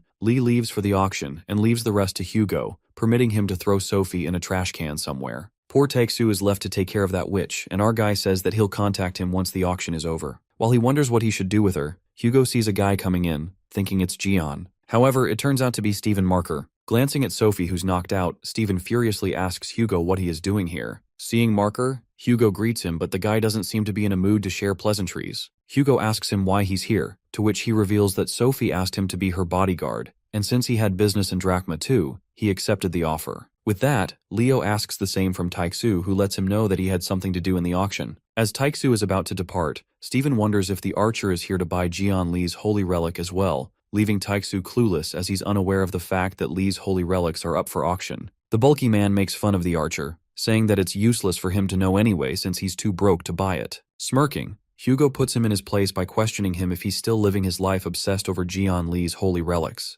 Leo never acknowledged Jian due to his inferiority complex, but obsesses over the holy relics made by the very man he refused to accept. Taeksu questions him if he truly believes those relics will make him stronger, which makes Stephen Marker even more furious. The Leo Saint gets mad every time Hugo mentions Jian as he attacks him, insults him, and warns him to stop mentioning Lee. Stephen is interrupted by his disciple who informs him that the Geminis are trying to buy all of Jian's relics. He instantly releases Hugo and decides to leave since the auction comes first. As for the girl Sophie, Leo leaves her to Hugo, saying he can do whatever he wants. But Hugo reminds him that they're competing to gather the most disciples, so there's no need to bother now. Before leaving, Leo advises Taeksu to drop the attitude if he wants to live longer, and he sarcastically thanks him. After he leaves, Hugo examines his hand that's burnt from Leo's grip, and realizes he's not even close to second rate. At the Drachma auction, we see Jian Lee, Sung Jae, and his boss in the VIP room bidding on relics. As they win the bid, Choi congratulates Jian and reassures him that he can get anything he wants. Jian thanks him, and Choi says it's the least they can do for a great talent. Meanwhile, Sung Jae is concerned about the boss's spending, asking Choi if it's okay to spend this much. The boss jokes around, asking if Sung Jae can cover drinks since he forgot his company card. While Sung Jae is left speechless, our guy interrupts, saying he already paid, holding up a black debit card. Choi Sung-hyuk recognizes the card and asks how he got it. Jian justifies that he was drunk and paid on his behalf, adding that he shouldn't ask employees to pay. This makes Choi nervous as he thinks Jian may look young, but he's irritating. He ponders that Jian, despite being a rookie, defeated the Spider Queen, so he's worth using. Compared to that, drinks cost nothing. Choi decides to get into business and praises Jian, thinking he has potential to be S rank or higher. He suggests that if our guy receives a Gemini Saint's blessing, he can become the Saint's successor and lists all the benefits he'll get for free. Jian gets an idea and knows that bastard Choi is using invisible mind control that builds instant trust. Gemini Cadre offers to make Jaeon his disciple and reborn as a Gemini follower, but our guy bursts out laughing, finding it hilarious. Getting serious, Lee asks if he really expects him to serve that zodiac. The man is confused to see Jian's anger and tries to change the subject when a woman enters, congratulating the winning bidder and presents Jian Lee's relic with the warranty. The boss is shocked at the name and asks Jian if he bought his relic, to which our guy responds that he was told to bid on anything, so he did. Rendered speechless, the boss freaks out as he knows that Stephen Marker is obsessed with collecting them. Choi then apologizes to Lee, saying the relic belongs to someone else and they'll return it. Suddenly someone bursts into the room and it turns out to be the Leo Saint, Stephen Marker, who demands to know who laid hands on what's his. Jian sees the intruder and suspects it's Stephen, the one after his relics. Scared shitless, Choi apologizes to Stephen and says they'll return it, which calms Leo. The boss assures he can take his time with the payment. Smirking, Leo thanks the commander Sung Hyuk Choi and is happy that he doesn't even have to spend a penny, as they didn't think they would take his stuff and get away with it. Leo tries to scare Choi and takes their mistake as an excuse to take something worth millions for free. As tension rises, Jian interrupts and curses Stephen, expressing that he won the bid, so if the big guy wants it, he can pay 200 billion more. Leo laughs, impressed that someone in Gemini isn't a wimp. Commander Choi is flabbergasted, thinking Jian is doomed, but they're unaware of his power. Getting pumped up, Leo slams the commander aside and approaches Jian, admitting he likes him and challenges him to show his guts. Leo says they should introduce themselves as he likes to greet people with a bang. Jian keeps his cool, analyzing Leo's abilities. He notes Leo has improved slightly as expected from a combat specialist Leo, Unlike Aries or Aquarius, Leos in a fight doesn't back off, and this pisses our guy off. Leo puts his hand on Jeon's shoulder when a crack is heard. Sungjae worries about Gaeon, and the commander can't watch, assuming Jeon is finished. Leo, feeling overconfident, jokes Gaeon will spend the rest of his life in a wheelchair. As the smoke clears, Jeon remains unscathed as he brushes dust from his shoulder. Witnessing this, Steven is shocked while Jeon smirks, asking if he teleported the attack. Jeon makes it clear the move. Cliffbreaker doesn't work on him since it's his own skill. Even though Leo trained hard to learn it to save others, he's been using it to show off. Upon hearing this, Leo is stunned as he wonders how this guy does that skill. Before he can ask, the host announces the highlight of the auction, distracting both. Steven leaves, saying he'll return for the pendant. Once he's gone, Sungjae rushes to check Jeon's injuries, while Commander Choi is baffled as our boy avoided a saint-level attack, which shouldn't be possible, and leaves him to wonder who this quirky guy really is. At the auction, the host presents the relic everyone's been waiting for, and reminds the audience of the Berlin Wolf case 25 years ago. An unknown calamity appeared on a German island and melted the armor and weapons. Even the 12 saints struggled to fight against that calamity, and even the raids failed. That's when Lee Jeon appeared and slayed it. The relic appears to be the weapon our guy used to defeat that unknown calamity. Steven stands ready, eager to get the weapon he's dreamed of. The scene then takes us to a flashback from 20 years ago, on the island, where the journalist reports they're above the island where the calamity first appeared. It's been 3 days since Gaeon entered and there are no updates. She further briefs that a few saints tried to investigate but failed due to a poisonous spring. Steven and his disciples are seen left behind. The disciple informs Leo that they can't go further. They wonder how Gaeon entered, let alone fought the thing. This makes Leo question why he feels this way about someone not even chosen by the Zodiac. Going through an existential crisis, Steven wonders what makes Gaeon different, and desperately questions himself what exactly he's lacking. His thoughts are interrupted when Gaeon returns from the quest. Everyone is stunned as our guy achieves the impossible as he kills the calamity that no one else could defeat. The hero has returned. Steven's subordinates lament the spotlight being stolen again, and Leo realizes the source of his inferiority is Jeon's weapon. Coming to the present scene, at the auction, the host presents one of Jeon Lee's 8 relics, claiming to be the strongest that was used to fight the Berlin Wolf. As the relic leaves the audience on the edge of their seats, it hits him, Steven, that this weapon is the one. The relic that will make him the strongest. Meanwhile, outside the tower, a calamity senses the presence of Jeon Lee's relic. The relic is a big bone that's the world's most powerful bone stick, and the people are left in awe to see it in real life. This holy relic has the most historical and practical value. On the other hand, Sung Jae throws a tantrum that Jeon Lee's holy relic is going to fall into the wrong hands, and Commander Choi is frustrated too. Our guy seems to be pretty chill about it as he tries to remember what it was as he used it a long time ago. As our guy tries to convince Sung that this holy relic doesn't hold much value, the kid screams at Jeon saying that he's too occupied with the auction. This leaves Lee mad as fuck. As the bidding starts with $1 million, the people go frantic when they bid till $50 million. The best part is that the bidding increases the stats of Jeon. While our boy gasps at how much money people are willing to throw away at a freaking bone, his words are cut off by Sung's roar as he cries out that the weapon was made by Jeon Lee, the legendary blacksmith, so he should get his head out of his ass. And when he sees Jeon's face, the red-haired fella calms down and says, "There's a reason why people are doing this." Sung then opens up that all the accessories, amulets, tools, weapons, and sculptures, whatever it was, all the holy relics Jeon created were without a doubt the best, and anyone who's interested in them is trying to get their hands on it. Especially Leo's saint, Stephen Marker, who's trying to collect all of Jeon Lee's holy relics from all over the world. Stephen's strength is immense as a saint, so whenever it's about Jeon Lee's holy relics, everyone tries to avoid it, and that's a shame that all of his holy relics are being put into Leo's Marker's collection. But the money will be transferred into Jeon's account, which is managed by the government, so they will have to deal with the situation. Upon hearing this, our guy is astounded as he enjoys the auction while eating popcorn, wondering how much the relic will be sold for. Meanwhile, the bid increases up to $100 million. But the spotlight is stolen when Steven bids $1 billion as he walks down the stairs, and this gets even crazier when the big guy even agrees to bid $10 billion.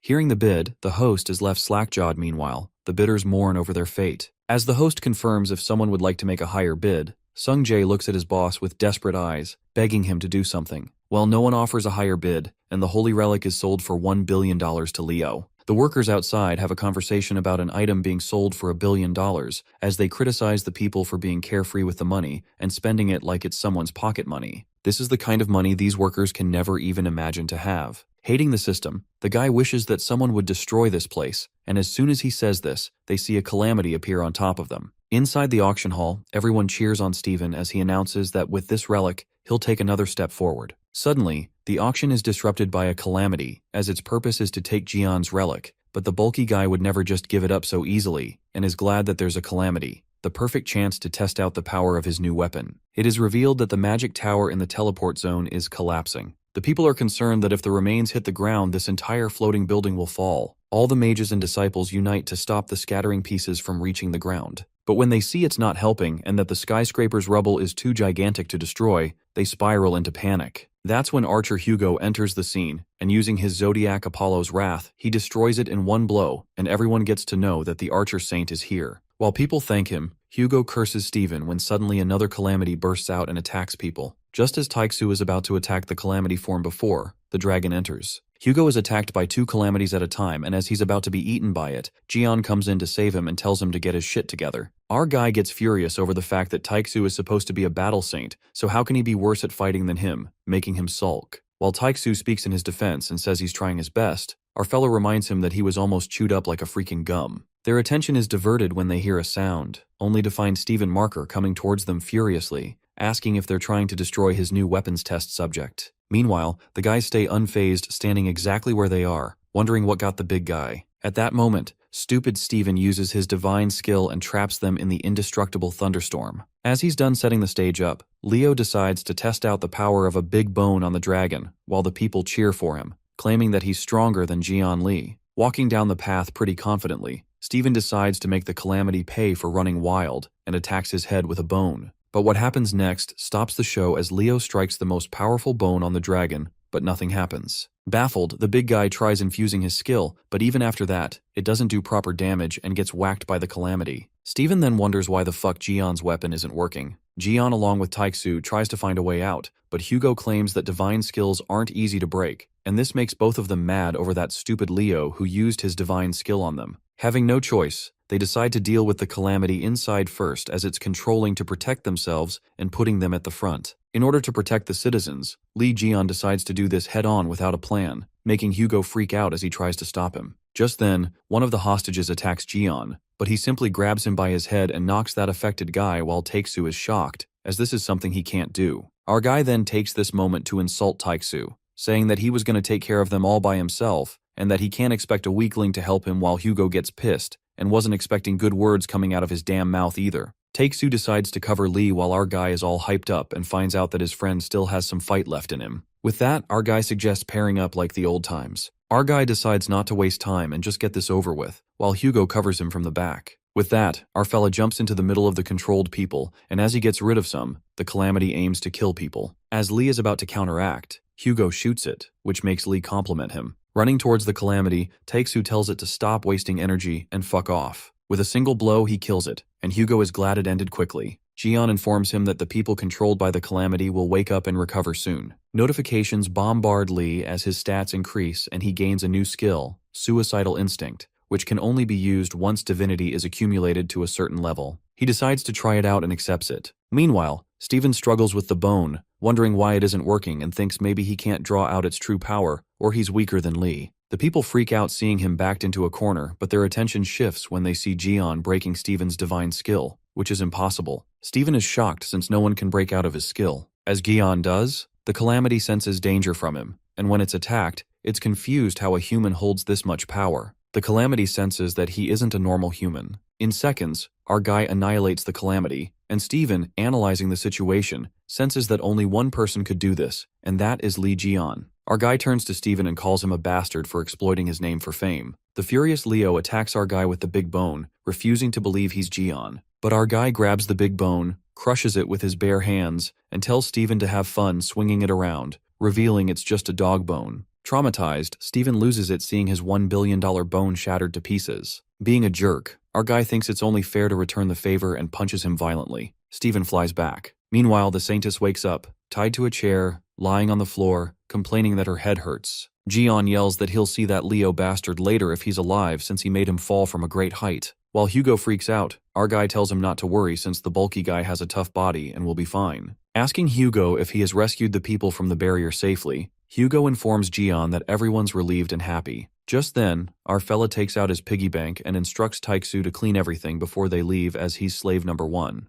Jian tells his buddy he's here with someone, so they have to take him back. which makes Hugo wonder if that's the guy he borrowed the phone from. Things take a surprising turn when our guy reveals that guy's name to be Sung Jae, and Tae-soo loses his mind, wondering if he heard it wrong. But to clarify it, Jian enunciates that it's Sung Jae from Gemini, and that his magic power could make him a commander. He's young but smart, so he's sure he's useful. Hate to admit that it's his son this bastard is talking about. Hugo grabs his head out of frustration, realizing Lee is associated with his troublemaker son. Jian read the look on his face when Tae-soo had an emotional breakdown, presuming that he tried so hard to keep his kids away because they're Jian Lee's die-hard fans, and if they find out he's alive, his family's ruined for sure. Just then, Lee decides to call the Gemini commander who can teleport and bring him here. But Hugo tries to stop him, saying Gemini hates him and it's pointless. This triggers a flashback for Jian of Sungjae storming out at the auction. Hugo adds fuel to the fire, saying it's obvious the Gemini guys hate him. Successfully manipulating our guy, Hugo convinces Gaeon that despite taking care of Sungjae, being a Gemini, it makes sense he'd hate him. Hugo hits his shoulder and tells him not to mind those idiots, not realizing his son is standing behind them. Hearing Sung's voice, they turn around. Freaked out, Sung demands an explanation, and his dad is done for, wondering if he was already on the call. But Sungjae, who's got no chill, yells for answers. Tae-soo reassures his son that he'll explain, but suddenly something from the calamity attacks Gaeon. His creation clay lime swallows it, leaving both father and son in disbelief. Jian Lee shakes the slime, telling it to spit the junk out. While Hugo checks if the substance came from the calamity's remains as it can be dangerous, Sung recognizes the slime from history books about Jian Lee's holy relics. That means all the skills and power he's seen match. He excitedly asks our boy if he's actually Jian Lee. Meanwhile, poor Hugo is hit with bitter reality as the three of them shout, one in joy, one in sadness, and one in frustration. The next scene takes us to the USA, Leo's sect headquarters. In the executive meeting room, Commander Oliver says their chief Steven hasn't returned since disappearing yesterday, suggesting they request help from Geminis to track him since they're good at it. The disciple then reminds the commander that he fought with Gemini in episode 12 and doubts they'll help. Just then, the rumors were disclosed about their chief leader Stephen Marker, who was sent flying by Jian Lee. But Commander Oliver isn't shocked as he believes that Jian Lee once lost to their chief. Everyone knows their chief is the strongest of all saints. Their conversation is interrupted by a ringtone that screams love for Lee Jian, and it appears to be Vice Chief Yuha's phone who apologizes, saying she left her manners at home. The commander lectures her, saying this is a serious meeting to find the chief. Yuha wonders why they need to find Stephen, insulting her chief that he can't take a few blows and is certain that big guy is fine. The commander reminds Yuha that she's vice chief and one of the 10 stars, so she should take the lead. But Yuha is busy checking her brother's messages, blabbing about his amazing uncle and that he's at dad's right now. Curious, Yuha decides to head home, leaving the meeting like a boss while the commander loses it, shouting, "This is supposed to be a meeting." The scene then flips to Aquarius Holy Sanctuary, Sophie Marty's residence, where the reporters bombard the saint with questions about the drachma incident and Jian Lee. Her manager apologizes, saying she can't answer now and will hold a public interview later. He asks them to leave. Meanwhile, the saintess curses Jian, saying the mess he made is beyond limits. As she leaves, her bodyguards clear the way while people murmur she was kidnapped and released. Strangely, Sophie's necklace glows while people speculate it's a terrorist attack. It's actually a message, to reveal the truth about what happened to Lee Jian 20 years ago. Bawling her eyes out, Marty is thrown into panic as she's in a tough spot. If she spills the truth, the other saints will kill her. If she doesn't, Lee won't spare her. We get to know that our guy set a trap, while Sophie was knocked out and put on a necklace that won't come off. That's like a ticking time bomb. She blames Lee for everything. Meanwhile, our guy wonders if he should eat ramen. The news reports that Sophie Marty hasn't made a statement and refuses to leave her residence. A massive wave of change is expected due to the events of the drachma incident. A man watching the news mutters that he doesn't like where this is going. The scene takes us to Hugo's house, where Tae-soo is trying out a new bow Jian made him, and thinks it's perfect, better than the bow that old goat gave him. Meanwhile, our guy keeps hitting the bullseye and Tae-soo tells him to stop being a perfectionist. Our guy strikes an inferiority complex in the archer as he's striking the arrows with a blindfold. Freaking out, Tae-soo learns about his evil plan to insult him on purpose while our guy lets out a sneaky laugh, saying all of this is for the joy of making fun of him. Just then, Sung-jae brings iced water for his uncle Gaeon, making Tae-soo burn with jealousy. Dashing towards his son, Hugo innocently asks Sung about his iced water, but Sung coldly tells his father to get it from the fridge, making his father squirm like an octopus. But our guy is enjoying this injustice. Just then, Gaeon checks out his ability states that increased during the fight in Drachma, and shortly gets notified the Serpent Bearer's holy sanctuary, Ophiuchus, has been created, and the space is small since the sanctuary's level is low. He then gets to know the holy sanctuary is an exclusive territory, a power that can only be maintained and used by the Serpent Bearer. In addition, by taking in a human familiar, the Holy Sanctuary's power can be strengthened. While Lee ponders about that, Sung interrupts him and suggests that it's time to leave so they should head out together. Quit being dramatic ass. Taeksu asks Jian if he has plans, and our guy nods, saying that he has a lot of people to meet today. The scene then switches to a restaurant, where Choi, the Gemini's divine cadre captain, bribes Jian Lee with a tray full of drumsticks, which he totally can't resist. With a ray of hope, Choi asks Jian if he's gonna join Gemini, and our guy realizes that he's quite persistent while munching on his chicken leg. As the waitress freaks out to see glutton Jian, Choi expresses that recruiting great talent like him is more important than anything, and reminds Lee not to bury the fact that he spent billions of dollars of Gemini's money at the auction. While our guy tried his best to ignore this fact, he presumes how annoying all the other saints were, but this thing with Gemini turned out well. Our guy then reckons that he's beaten the crap out of Big Guy Steven, Pest Sophie, and Fatas Wang, so next up is the Gemini Saint, that trash purple witch. Our guy agrees to join the Gemini sect, but on one condition. He requests Choi to give him the badge he's wearing. Suddenly, Sung Hyuk's guard lashes out at Gaeon for daring to eye on the badge since it was given to the commander by the saint herself. Munching, our guy suggests that kids should butt out of the conversation since the adults are talking. Being a smartass, our guy corroborates with the divine cadre captain if he's going to get the perks and benefits of the Gemini sect from the badge, stating that he can only trust Choi if he hands him the badge. Manipulating Choi, our guy tries to convince him to at least do that much for a great talent, while the commander asks for a moment to think. The guards try their best to protect that badge while Jian rushes his decision, saying that he has to be somewhere so he better hurry. Jian then taps Sung Jae's message who's waiting for him somewhere. Sitting in the popular gelato shop, Sung hopes Uncle Lee likes it here and springs with joy at the thought of how his sister is going to react when she sees Jian. Smiling, Sung decides to ask his uncle to sign the dagger he gave him. Suddenly, someone makes that dagger fall off from his hands and scoffs at Sung Jae, saying it's dangerous to play with a knife. It turns out to be a blonde guy who bullies Sung Jae and snatches his dagger. That guy turns out to be Siwoo Yoon, the Gemini disciple rank A. Bumping into trouble, Sung asks what the hell he's doing here, and Siwoo teaches him some manners to talk with his seniors, adding that they're regulars at this cafe. Gritting his teeth, Sung is infuriated as Siwoo always targets him just because he's a bit older and regrets coming to this cafe. While Sung Jae really wants to beat that blondie's ass so he wouldn't approach him, he stops as he gets reminded this asshole is Libra's son so he can't fight back. Plus, this brat Siwoo is showing off on purpose because he knows that. Yelling, Sung threatens him to give that dagger back as it's very precious to him, but then Siwoo's underlings grab him. Causing quite the ruckus, Sung, being held down by Siwoo's pals, asks him if he wishes to fight him, and Siwoo lets out that he's tied down so all he can do is bark, and not bite. Expressing his great curiosity, Siwoo provokes him and asks him why he's making such a fuss about this dagger, blabbing that it is something his hero Gaeon made, or a memento of his dead mom. As soon as he utters that bullshit, Sung Jae bursts into anger and calls him a fucker. As Sung Jae reacts vigorously, suddenly, the holy relic, the dagger, reacts to the owner in danger, activating a random skill. Something jolts through that dagger as it flashes a radiant light. Suddenly, someone smacks the bratty-ass Siwoo's face, and it turns out to be Jian Lee who emerges from that holy relic. While Siwoo bawls his eyes out after getting hit on the nose, Sung Jae cries out of joy to see Uncle Jian. Our boy scratches his head as he gets hurt, and Sung asks him how he got here.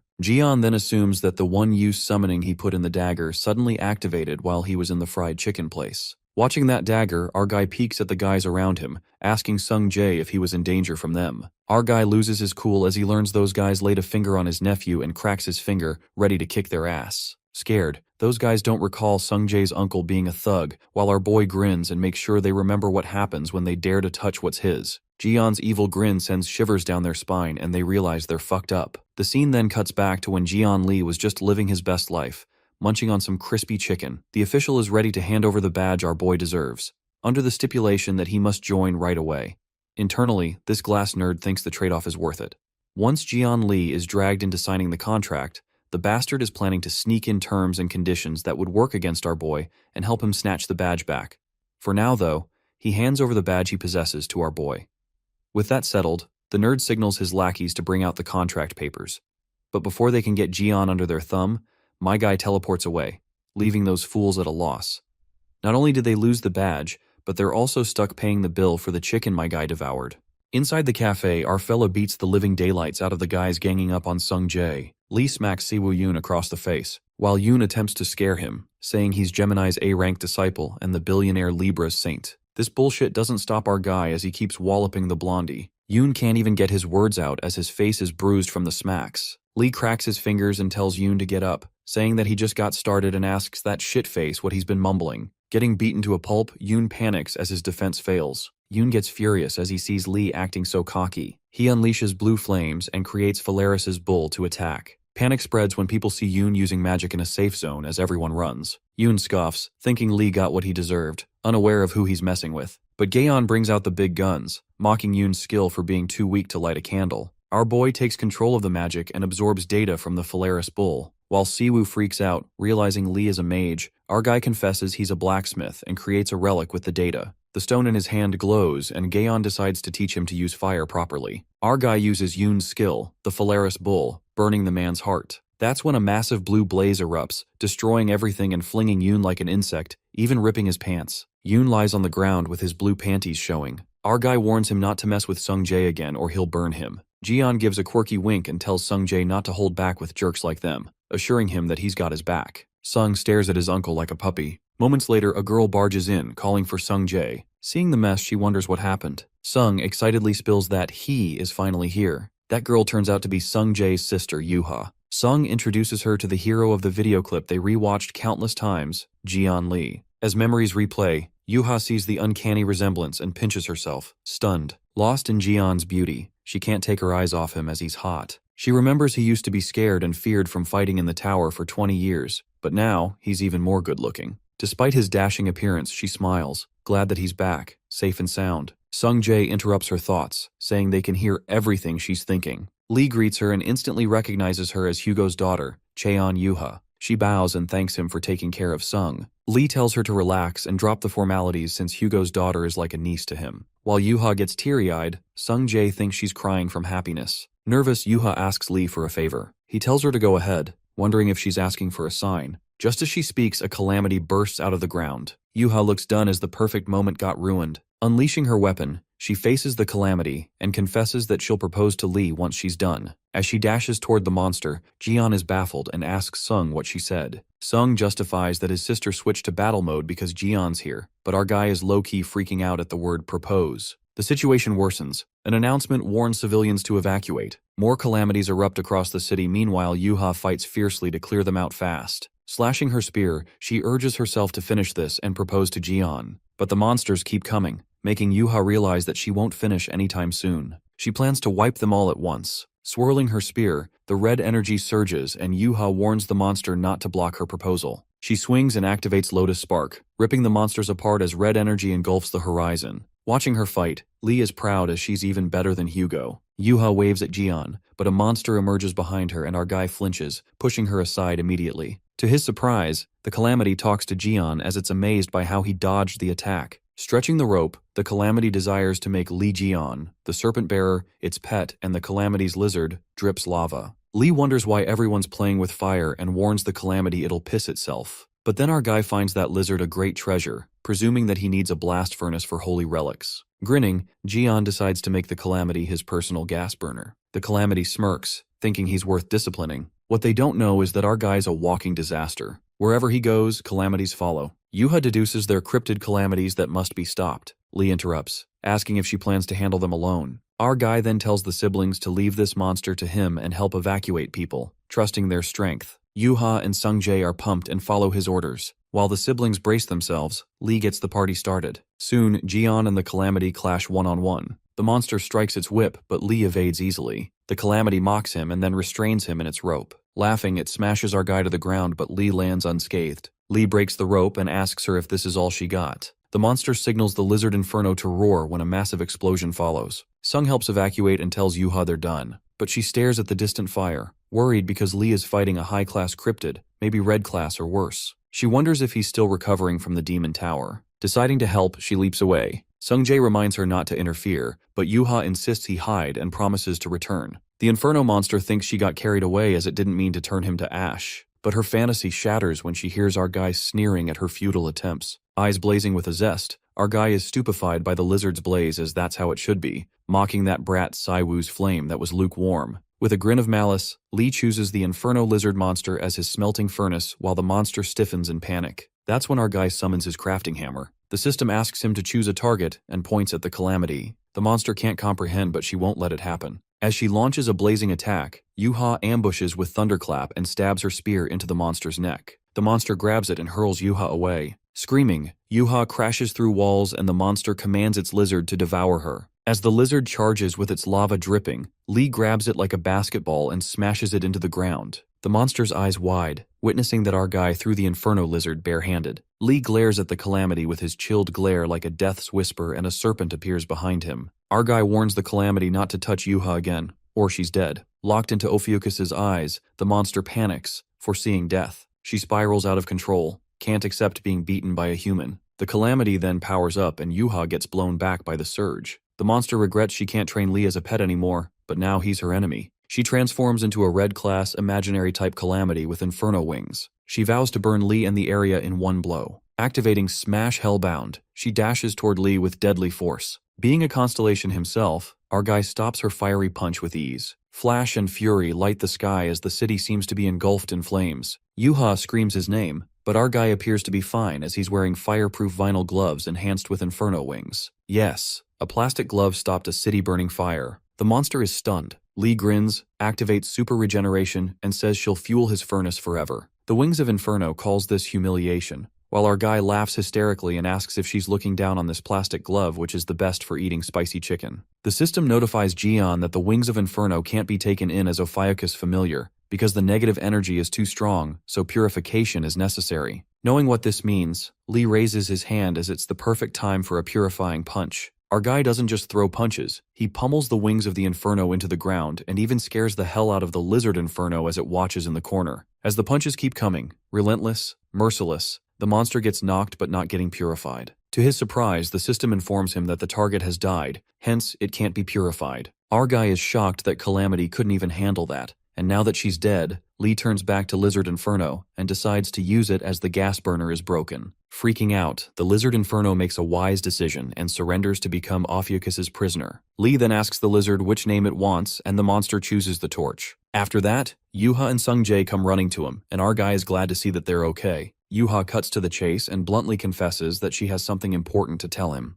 Freaking out, our guy recalls the thing about the proposal as Yuha is his literal niece. As our guy decides to clarify things, Yuha corroborates with him if he sacrificed himself at the Demon Tower. She then divulges that she always had doubts when all the saints declared that Li Jian sacrificed himself for the sake of humanity, but it was strange how only he, the strongest of saints, had to die, in a fight against the Red Eye known to destroy mankind. She further mentions that no investigation could be made, and there was no evidence, so she could only keep her suspicions to herself. Clenching her fist, Yuha is certain after witnessing Li's strength today, it's evident that he never sacrificed himself, but had fallen prey to someone else's evil scheme. Jian pauses for a moment and smiles, saying that she really is Taeksu's daughter. Our guy concedes that 20 years ago he was betrayed in the Demon Tower by one of the 12 saints that joined him to defeat the Red Eye. As soon as the kids hear this, they gasp with disbelief as it doesn't make any sense since the saints were supposed to save the world along with Jian. Sungjae questions how they could do that to him, as Li was everyone's hope and the greatest hero. Our guy points out the very reason why he was backstabbed. It was always the unmatched power our guy had that made the saints feel inferior to him, and the fact that he was able to defeat the Red Eye all by himself, that they wanted to kill him. After the Calamity's boss died, all that was left for the saints was to rule the world, and the one who got in their way was him. But our guy isn't so sure about this as it's just a hunch. Sungjae is heartbroken when he feels that all these times, his uncle has been trapped in that tower alone, and on top of that, the other saints stole everything from him when it was Li who saved humanity. A wave of grief washes over the siblings as tears stream down their faces. Smiling, our guy thanks them, and lets out that they don't need to shed a tear for him because he's going to make the saints pay back 1,000,000-fold. Lee pulls out his phone and reads the current news about Sophie Marty's sudden arrival in Korea to hold a press conference. The scene then takes us to the place where the press conference is being held. The room pulses with anticipation as the reporter's mind spirals with wonder that what the saintess could be revealing from 20 years ago. One of the journalists speculates that it might be related to the rumors about Li Jian's return, and believes the saintess is going to reveal something groundbreaking. Moments later, Pest Sophie appears on the stage and screams inside as she's fucked up. She thinks of making a run for it, but she's bound by Li Jian's relic that's wrapped around her neck, supposing it could be a bomb. In her imagination, Li uses her like a puppet as he pulls his string and makes her reveal the truth. Not sure about the other saints, Sophie knows for sure that if she doesn't follow what Li Jian says, he will kill her, so she decides to save her ass. Taking a deep breath, she finally begins the conference and reveals the truth of the incident from 20 years ago, which she's sure they all have been expecting. As Marty opens up about the Demon Tower case that occurred 2 decades ago, a wave of chaos ripples as the reporters recall that case was the fight against the Red Eye. They believe that 12 saints successfully cleared the raid, which became the reason why they were able to be praised as heroes to this day. Nervous, the saintess mumbles the truth about that day, confessing that the real hero who defeated the Red Eye was Li Jian. Silence falls over the room as the reporters don't realize what Sophie has just said. Moments later, the realization sets in, and the reporters are thrown into a frenzy, bombarding Sophie with questions. Well, it isn't surprising that she dropped a bombshell that the world wasn't ready for. The reporters get berserk and ask if the saints have been lying for the past 20 years. This turns the world of media upside down when they speculate that Li Jian is still alive. Meanwhile, the saintess doesn't have the strength to say much more. Suddenly, someone with dark energy creeps up from behind, announcing that it's impossible. It turns out to be Dark Cancer Saint, Jean-Louis Morin. The evil cancer guy states the saintess looks rather pale, concluding that she's not well enough to continue the conference. That freak cancer guy scares the shit out of Sophie as he grins evilly. Well, from the looks of it, this cancer dude is already in the last stage of cancer. The tensions rise between the two when the saintess, scared as fuck, tries to reason with him that it's not what he thinks. Louis Morin closes the mic, whispering in her ear to shut the fuck up. Filling her with dread, he asks her what the fuck she was about to say with the mic on. Scaring the crap out of her, Louis threatens her to understand her position and thinks that she should have just continued to enjoy getting special treatment, asking what the fuck is her problem to stir up things like this. Jean warns her to stay quiet in front of everyone if she doesn't want to get her mouth ripped off while poor Sophie trembles with fear. Jean opens the mic and apologizes to the audience, confessing that the saintess had no choice but to give a false statement due to blackmail. Smirking, he tells the audience to rest assured as he will safely escort Sophie Marty out. As the reporters are left on the edge, the cancer saint apologizes for gathering people at the conference and ends it. The reporter musters up the courage and asks him what about the story regarding Li Jian if the conference ends. Suddenly, the dark aura clouds that reporter, giving him a sinking feeling while Moraine makes it clear that Li Jian died in the tower 20 years ago. Being a psycho, this cancer guy infers that if Jian was alive, he would have revealed himself by now, and the fact that he hasn't yet. The reporter then asks Moraine who's been threatening the saintess. As the reporters spiral out of control as they come at him, Moraine calls them fucking insects who should know their place. Things take a 360-degree turn, and Li Jian makes an iconic appearance as he lands an iconic dropkick on the cancer dude, saying that it looks like he's about to slice up the reporters. Meanwhile, the saintess is freaking out as she's screwed now that Jian's here. Arriving with the lizard inferno's tail in his hand, Li feels nice after meeting rotten crab meat, referring to Jean-Louis. Charging at him with the big-ass lizard tail, our guy notices that the scrunched-up mug hasn't changed one bit and gives him a gift as he smashes Jean with the tail. Sophie is left disoriented as she realizes it's a freaking tail. Poor Torch whimpers in the corner, sobbing as he's the serpent-bearer's prisoner, disarmed Torch, and Sung Jae looks after it. Our guy asks Jean how dare he end the conference without his permission while that cancer dude is knocked out as he's smashed under the crumble. Strangely, Jean's clone emerges from behind like a ghost and recognizes that it's the lizard inferno's tail. Jean learns that it was actually our fella who defeated the inferno lizard. Lee calls him a fucking bastard and asks him to stop making clones of himself. Moraine is surprised that our guy was able to recognize his division skill in that one moment, making him curious who he is. That's when our guy proudly reveals himself to be Li Jian. Laughing their asses off, the reports couldn't bring themselves to believe as there was no way that Jian was so young and good-looking. Snickering, Jean-Louis Morin admits that our boy has some skills, but he supposes Li has lost touch with reality, suggesting that he should have chosen someone more believable to impersonate. But his laugh disappears when our guy smacks him with the tail again and swirls that lizard tail with his bare hands to bring Moraine to his senses with some good beating. Witnessing this, the reporters are slack-jawed.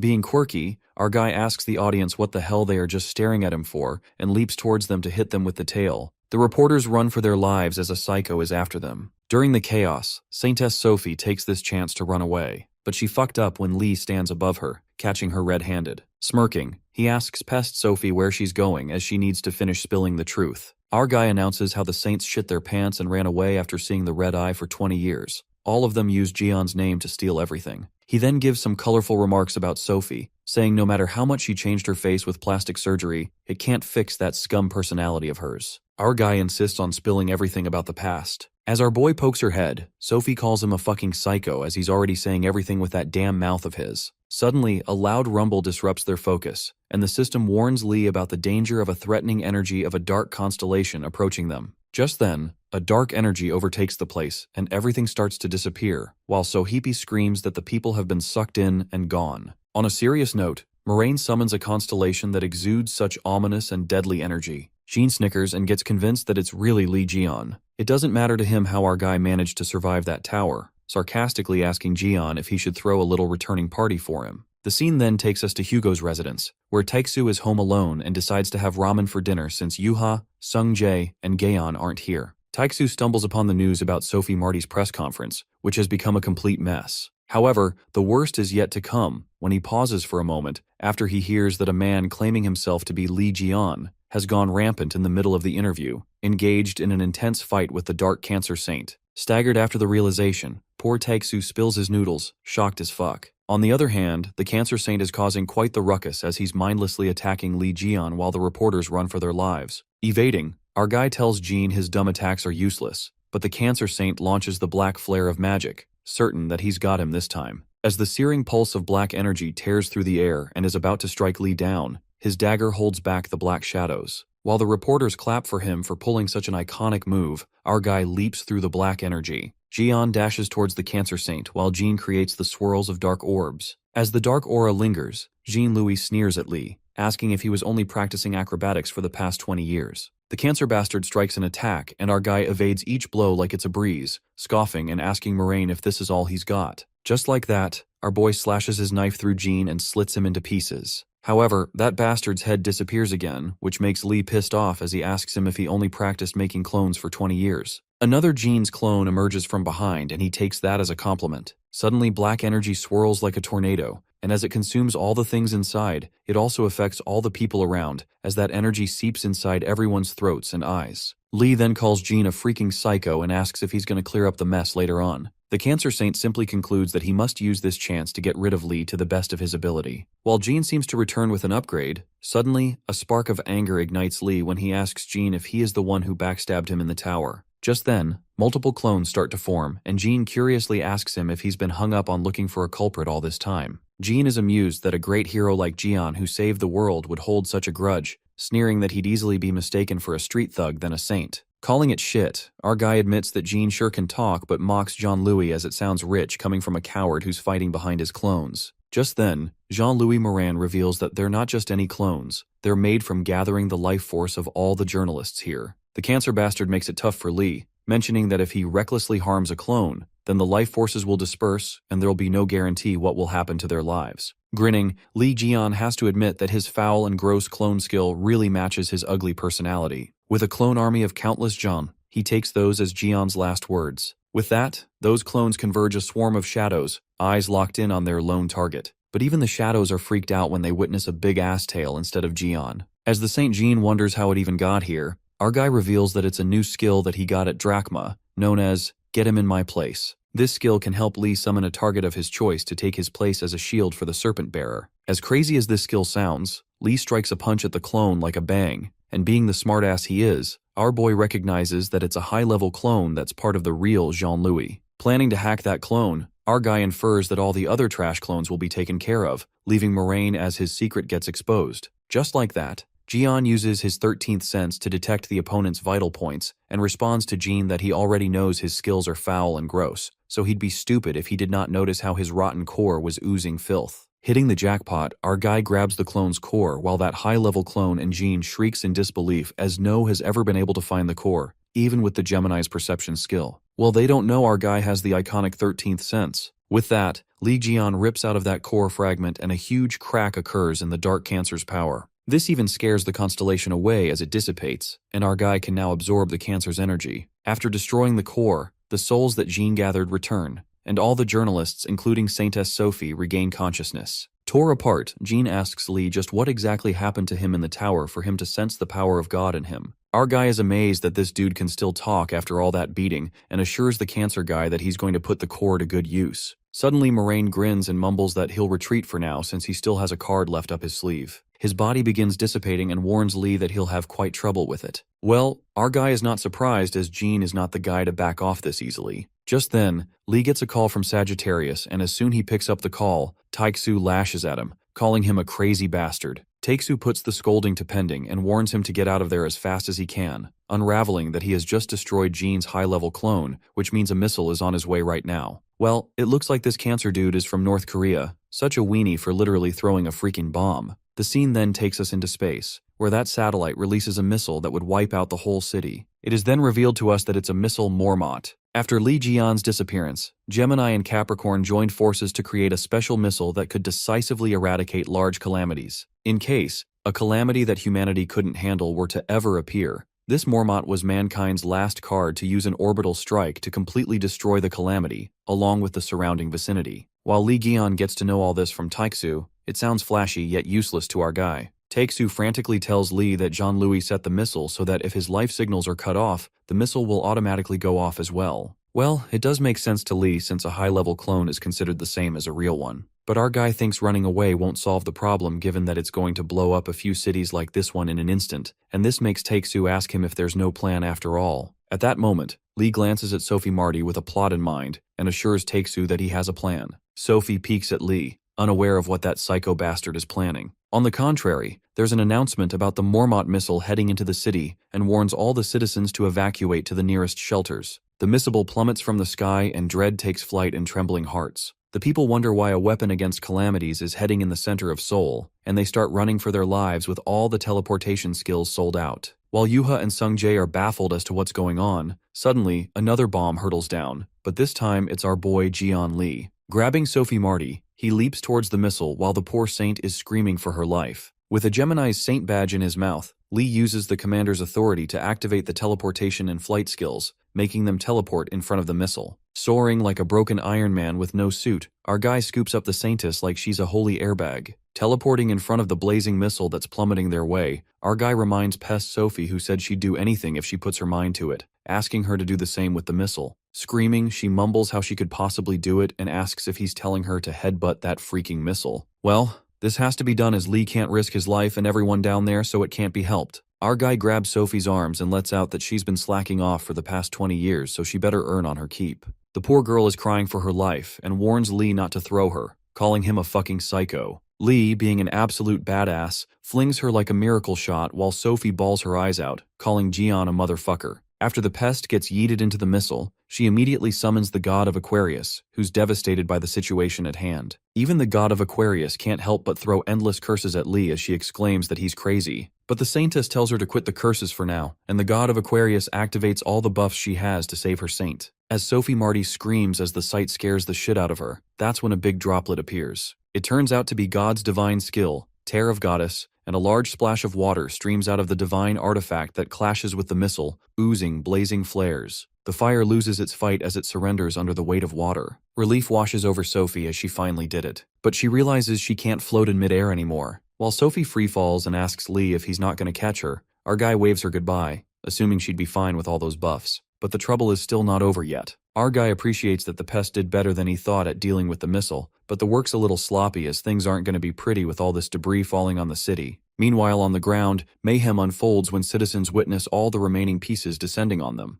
That's when it occurs to Lee that this missile was made by Gemini. Well, it looks like our guy got another plot up his mind as he grins maliciously, uttering that he better announce his return by greeting that purple witch with a bang. Lee contacts Taeksu by telepathy, who's startled, asking Lee if he got rid of the missile. In a haste, our boy has no time to explain and immediately asks Taeksu to let him borrow his absolute coordinate skill. With the help of this archer skill, the target of his choice will move to a designated location without fail. Hyped out, Hugo assumes the situation is really worse for Jian to sound this desperate as he instantly lends him his skill. Our guy thanks his slave number one. A devil in him smirks as he conjures a malevolent plot with the help of his Gemini's commander's authority skill, which is Choi Sung-hyuk's badge, and Hugo Otter's absolute coordinate archer skill. As these skills get activated, Lee thinks it's time to send gifts to that purple witch. With that, all the debris and trouble gets teleported somewhere else. In a flash, those missile pieces disappear in thin air and Yuha and Sung-jae spring with joy as they're saved by their hero again. On the other hand, the Gemini captain Choi Sung-hyuk is left astonished to think the missile Mormont disappeared completely. Abruptly, someone calls Choi from Gemini's holy sanctuary Yin-Yang Palace. Worried, Choi asks Commander Ken, "What's the matter?" Getting yelled at like crazy by Ken. Calling Choi a fucking dumbass, Ken asks what he's been doing with his authority as a commander, revealing that all the Mormont's debris is falling on the Yin-Yang Palace. Well, our main character is such a mastermind as he's sending that witch scraps as a gift. In the Blue House president's office, the news that Jian Lee has spread about how he causes chaos at a press conference, attacked the Cancer Saint, and even destroyed the Mormont missile launched in Korea. Suddenly, the ceiling of the president's office comes crashing down, and Jian makes a heroic entrance in the middle of the conference table, while holding Hugo in one hand and the Commander Choi in another. Our guy tells them to stop talking in secret like rats, get over with it since he's here. Jian announces that he's here to take his money back, knowing that they have his account with all the money they've earned from selling his stuff. Attempting to access his account through Taixu's authority, our guy reveals that he failed to open it. Well aware that he put Hugo as his proxy, Lee demands an explanation. After discussing among themselves, one of them opens up to Jian that the Korean government found it unsafe to trust Sir Hugo. The guy continues to state that Sir Hugo is a foreigner, and after he went missing, it was difficult to put their faith in a saint of another country when they have their own saints in Korea. Also, the Sagittarius sect's power reduced over time due to various cases and accidents, so as a result they had no choice but to trust the funds to someone more reliable. Losing it, our guy punches the man in his face, mad at the fact that these bastards trusted that purple witch out of people. Not taking this bullshit anymore, Jian is pissed off at the guys for daring to look down on his friend Taixu. Our fella confesses that Taixu is his slave, so only he has the right to treat him that way, but these freaking assholes have no right to belittle him. While it may sound like Jian is defending his friend, he admits that Taixu might be a Dumbo who has nothing to offer other than his looks, but at least he shouldn't be disrespected like that, even though he's a dirt-poor poverty saint. Calling him a crazy bastard, Hugo loses it after being humiliated in such a way. But our guy refuses to withstand the discrimination, and asks Taixu why he's being treated like that when he's a neutralized citizen. Poor Taixu sighs, admitting it's all his fault. Getting frantic, our boy demands to return his money right now, cracking his knuckles, but before someone can answer, they hear a voice telling Jian Lee to shut up. Commander Choi recognizes this voice, and it turns out to be the Gemini Saint Heiji. Heiji claims that Jian's account is her now, so he should fuck off, muttering that she will be using that money to repair her Yin-Yang Palace, since it was Lee who sent those Mormont scraps to her place. The palace is in complete shambles because of Lee Gaon, so Heiji warns him that better be prepared for the consequences. Our guy confusingly stares Heiji, wondering who the hell she is, and the purple witch flinches in shock, planning to get rid of him. As the Gemini's magic power escalates, the people feel the risk to their lives. But Heiji contacts a powerful spirit, to which Commander Choi gets excited over the fact that she's summoning a spirit from another world, since it's the Gemini Saint's strongest skill. Using spirit invocation, the Queen of Fairies, Reliqueen answers the spirit invocations. She then introduces the Queen of Fairies, whose strength comes close to that of a zodiac god, to Jian, certain that he won't be able to fight her. But our guy crushes her cockiness in an instant when he leaps toward the purple witch, flinging her like an insect as she breaks through the ceiling. As humiliating as it sounds, Gemini's magic starts fading, and while Reliqueen tries to escape the trouble, R grabs her by her hair. While our guy doesn't let the Reliqueen back out on her own, we see Heiji plummeting, and it turns out it wasn't the real saint, but a skill rented by Pisces known as transformation, changing her appearance. The magic vanishes because the user faints. After this shocking event, Lee makes everyone acknowledge that he was right, as he hasn't seen that girl, knowing clearly who the real Heiji is. Our guy announces that the purple witch can't save them anymore, and that they should return his money. Later, Jian Lee along with Hugo walks out of the building with his money, deciding to get something good to eat. Later, Hugo is disturbed as he speculates why the real Heiji didn't appear, since she's the type to go out of her way to use a meteor in the middle of the city once she gets mad. After giving it a thought, Gaon recalls that purple witch Heiji didn't appear when he destroyed her palace, inferring that there's only one reason for that, since there's no way she's holding her anger back right now. He has a rough idea of where she might be at the moment. They decide to visit her later on. In Sungjae's apartment, Jian Lee along with him, Yuha, and Jimin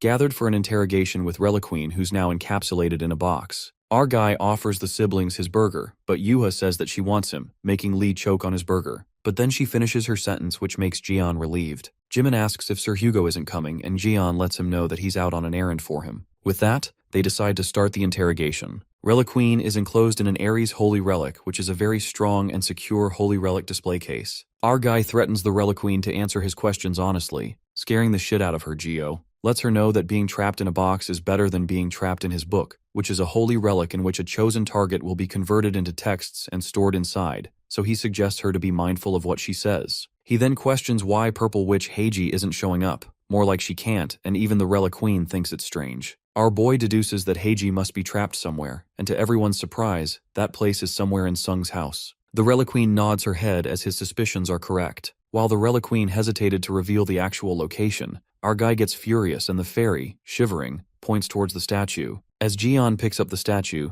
Jimin is confused, recalling it's the same statue that broke the other day. Trying to be sarcastic, our guy finally understands why the statue is smelling like shit. Smirking, Gaon gets to know by Jimin that Heiji kissed this statue, which means she was probably using her magic by putting her mark on it. Using his 13th sense, our guy interferes with the spiritual world. That's when the statue suddenly starts shouting, asking Relic Queen why she told Gion she was there. It appears to be the Gemini Saint Heiji, in spirit form inside the statue, regretting her life decisions as she gets caught by the worst guy possible, wondering how the situation came to this. She blames the circumstances, only if the things didn't get messed up the day the Tower of Demons collapsed. Back then, Heiji felt a presence of horrifying energy, realizing that it was Li Gion's aura. We then traveled to Heiji's flashback after the Demon Tower collapsed. It was shocking for her to learn that Jian was alive as she kept an eye on Jian through the magic mirror, stalking our guy as he was heading over to his friend's son's place. Heiji decides to go and check herself since that place is well within her grasp. Using teleportation and soul possession, she's teleported to the designated location, Sungjae's apartment, and her soul enters the statue at his house. While everything was going smoothly,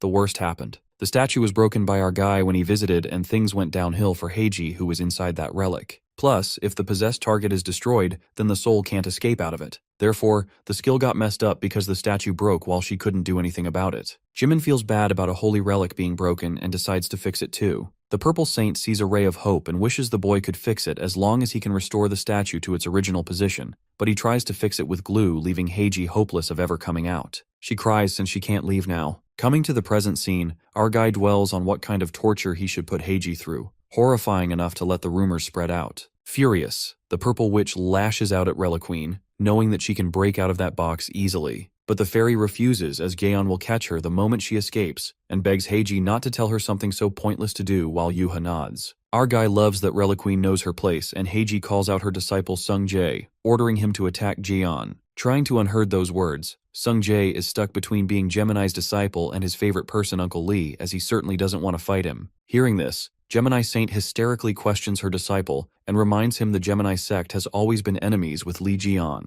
Being sassy, Sung Jae, without a flinch, declares to quit the Gemini sect right away since it's only natural for him to fight him as a Gemini disciple. Left disoriented, Heiji fools herself, thinking that she has heard it wrong. Sung Jae admits that he belongs to the Gemini sect, but he confesses that Jian is his idol, so it's nearly impossible to become enemies with him. Showing an act of bravado, Sung takes out his badge and throws it away, quitting the Gemini sect on the spot. Suddenly the building starts rumbling while Heiji freaks out, revealing it's the Zodiac's god divine punishment since Gemini's high-ranking disciple, Sung Jae's, faith is shifting towards Ophiuchus. Therefore, the Gemini god has ordered a divine punishment out of anger, and its power is now crushing Sung Jae. Yuha rushes towards Sung while he falls down and Heiji advises her ex-disciple to plead for forgiveness, since he's a candidate to be her successor, urging him to hurry and attack Gaon. The Gemini Saint blabbers how violent and evil Jian is, not someone he should trust and follow. Being punished severely, Sung Jae shuts her up and reminds her how the saints abandon people like their lives mean nothing just to save themselves, acknowledging how Gaon has always saved people in danger. Enraged, red-haired kid calls the saints fucking hypocrites who only care about their own selves and safety while spitting empty words about rescuing people. Remembering several times Gion saved him, Sung clarified they don't have the right to look down on Gion. And in the worst-case scenario, the Gemini holy god Freya makes an appearance, and the severity level of the punishment is raised due to Sung Jae's brutal words. The Zodiac is gathering her powers as she tells Sung to disappear along with his fake hero, but our guy couldn't see his nephew in pain as Sung's bleeding. And that's when he uses the cancer skill, the Abyss Cutter, severing the connection between the god and the saint. At the same time, in Yin Yang Palace, there seems to be a disaster as one of the men orders to use some magic to get rid of the debris over there. Just as the flames are getting under control, the disciples learn they aren't able to use their magic or gather their magic energy. While the Gemini sect is thrown into panic, Commander Ken informs them that they can't use their magic, asking them if they have tried contacting other disciples from different regions. It is revealed that neither telepathy nor teleport is available, and even the teleportation gate has disappeared for the disciples that went to fight the calamities. All the equipment freezes inside the calamity zone,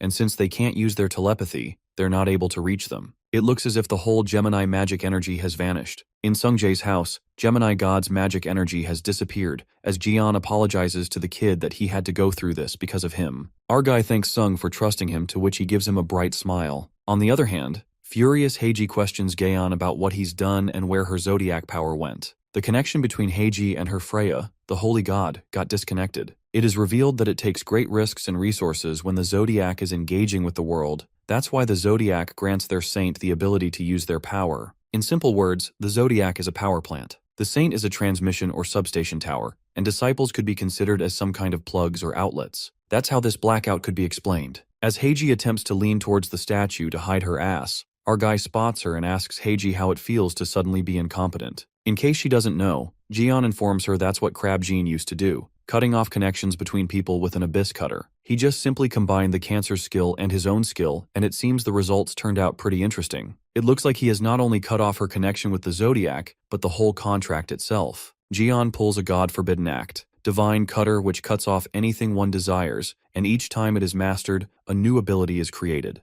Heiji threatens him that the zodiac's rage will get him. Playing it cool, Jian looks forward to it so that he will finally be able to meet that zodiac god face to face. Suddenly the sky starts to rumble and a storm appears, notifying that the Gemini god is furious about the loss of her saint and disciples and is trying to engage in the world, being aware of the risks. Things get intense as Gemini god Freya appears and the true power fluctuates with menace. Jian Li picks out an item from the storage, which is a core fragment of dark cancer that absorbs the power of the zodiac. Gemini god is astonished by the core fragment of another zodiac, while our guy misses his Sky Punisher badly. He could have just sliced the god in half, but sometimes for now Jian works with what he has. With the core fragment, our fella creates an Abyss Storm Scythe, which is of single use, and with that, attacks Freya, causing effective damage to the Gemini zodiac. The god struggles with pain while everyone remains shocked that he managed to damage the zodiac. The Abyss Scythe is destroyed just like it said, while Freya simmers with anger as she gathers all her forces to descend into the world as more rumbling occurs. We see many different types of creatures start appearing as the Gemini god comes with all of her forces in the world. At that moment, Hugo makes an appearance with his zodiac Apollo to stop Freya, warning her that she should stop the intrusion now since she's about to violate the rules. Meanwhile, Yuha and Sungjae are in shock to see their dad. Hugo reminds Freya about the rule that the zodiac can't interfere in this world in their natural form,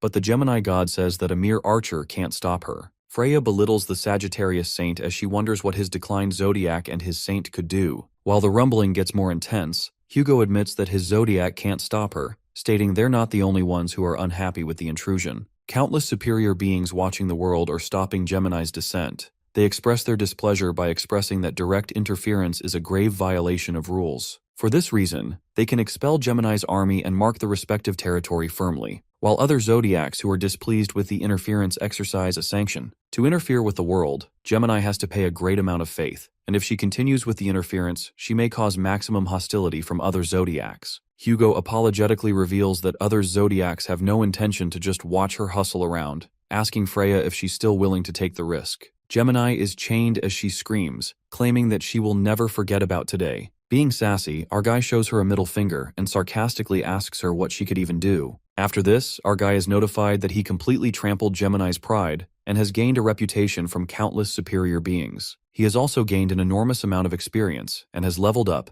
and a special trial awaits him when he reaches level 10. Everyone takes a breath of relief while Jian praises Hugo for his nice timing. But Taeksu is about what Freya did to Sung Jae and thinks Lee didn't do enough for his son, as he should have shot an arrow in the middle of Freya's forehead. But our guy promises that he will grind her and her brother for this. Thanking Jian, Hugo hands him what he asked him to bring from Yin Yang Palace, which turns out to be a soul register, a certificate of contract record of Gemini's familiars. This makes Gaon delighted while Heiji is in utter disbelief as they manage to find the register even when it was in the most secure place. Hugo reminds Heiji that infiltration and concealment are an archer's basic skills, and in addition to that, he has the badge Gaon gave him. Upon hearing this, the purple witch lashes out at him and calls Hugo a slave. Meanwhile, our guy goes through the soul register. Examining the soul register, Lee manages to side all the Gemini familiars to his constellation as they completely surrender to Ophiuchus, making him available to take Gemini's familiars as his own, or as prisoners. Surprisingly, the familiar commander who is currently detained in the deep ocean under Yin Yang Palace shows his willingness to surrender. Jian wonders about the commander being a mythical class and doubts if the surrender is real or not, asking the register to show its sincerity first. In response to that, the soul register dedicates a Gemini familiar body, which turns out to be Heiji's body. This cracks up Jian Li so badly while Heiji's soul is having a breakdown. With that, our guy accepts the Gemini's familiar's surrender, and they migrate to Ophiuchus. A name is required for them, and Jian, being an unbothered guy, simply keeps the names Eeny, Meeny, and Miny. Watching her familiars slip away, Heiji thinks of this as a horrifying nightmare, but Gaon grabs her by her neck and reminds her that her god has escaped, which makes her completely abandoned, threatening her answer his questions honestly. Our guy interrogates her about the person who stabbed him in the demon tower. Playing dumb, the purple witch acts surprised that our guy was stabbed, but Lee hits her with a fragment of the storm scythe which is scorching hot, making her spill the truth. Heiji cries out in pain and makes him believe she doesn't know anything, but our guy seems to be determined as he tortures her. After getting tortured, Heiji ends up revealing that it must be Virgo because he has Jian's Sky Punisher with him right now. Releasing her neck, Jian grins and says she should have given this valuable information from the start. Being generous, our boy decides to give her body back. Relieved,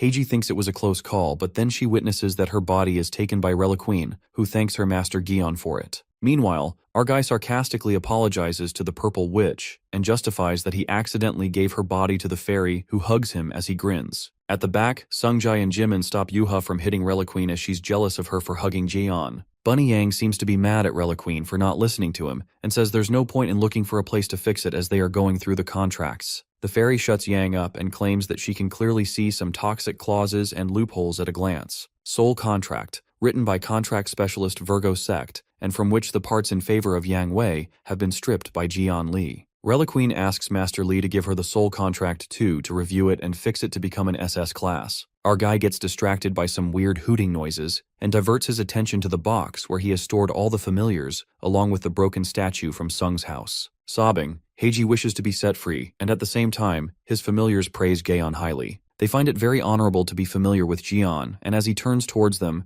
they freak out, expressing that they're thrilled to be able to look him in the face. Hugo is skeptical about seeing the familiar's arrogance at its peak, but this is something new he's witnessing. As he's done speaking, all the familiars point Takesu out, threatening him as a farmhand like him dared speak before their master Li. While Takesu's pride is crushed, our guy clarifies that he's his slave, not a farmhand. Poor Hugo collapses as he can't bear the weight of insult. After joking around, Gion asks the familiars the reason why they left Gemini and joined Ophiuchus. The familiars express they're fed up with Gemini's tyranny, but in reality, they saw Jian beat the shit out of him. Now others also want to become Jian's familiars, but they're trapped under the deep ocean beneath the Gemini sanctuary. They accentuate that humanity has lost more than half of its territory to the unknown civilization. It may seem like the Zodiacs are fighting to maintain balance, but protecting what's left is already too much. Humanity never even tried to restore the lost territory. This makes our guy wonder, if the deep ocean is near the Yin-Yang Palace, then it must be in the Pacific. It's likely near the realm of the other civilization, so our guy decides to go and see for himself. The familiars announce that they're now under Jian's command, and will follow him until death. Our guy welcomes the three brothers happily. Sungjai and Yuha, standing there, are proud of their uncle. Meanwhile, the red-haired boy is excited to see high-ranked familiars bowing to him. Yuha expresses her happiness, saying she's glad she proposed to such a great guy. Everyone freezes at her words, and Gion, for the first time, seems scared of his friend's reaction. Hugo refuses to believe what he just heard as the word propose echoes in his mind. Wei Yang wonders if Hugo is going to be Jian Li's father-in-law, calling it a messed-up family tree. As soon as those words spill out, Hugo shoots a fire arrow while Jian tries to calm him down.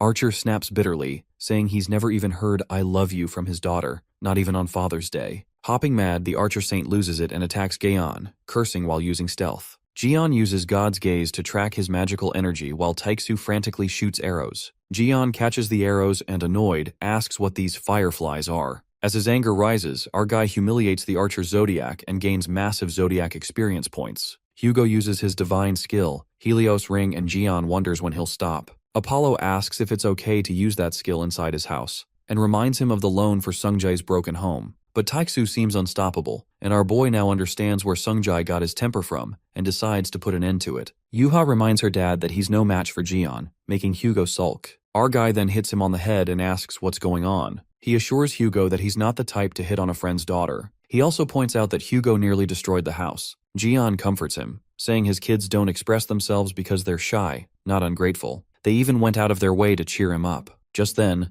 Hugo looks at his kids as they've brought his favorite coffee and strawberry cakes. Takesu sobs with joy, but gets crushed when his kids rush to Gaon, telling him they sent the fighting footage to reporters. Jian pats the boy's head, praising him. Sungjai has a fan moment, saying he'll never wash his hair since Jian touched it. Our guy tries the cake and notices lots of strawberries, while Hugo's cake has one missing and Yuha says she put it on Jian's cake. Furious, Hugo rushes to get his strawberries back but keeps failing. Reliqueen, busy sewing Yang Wei, is surprised to see Hugo such a family guy. The scene takes us to Manila, capital of the Philippines, where a red-class calamity is expected. The disciples wonder if they'll be okay, but Commander Oliver boosts morale, saying the best opportunities arise in crisis. Even if their St. Stephen marker is missing, they'll defeat the red-class calamity, Thousand Tentacles, and show the world that Leo is still strong. The disciples shout in unison while Yuha whines and struggles with the noise as wants to go home, missing Uncle Jian. In the tent, the Capricorn Saint insults the Leos, calling them savages trying to hide their fear. He decides to mind his own business, smirking and wondering if his gift has reached Gion.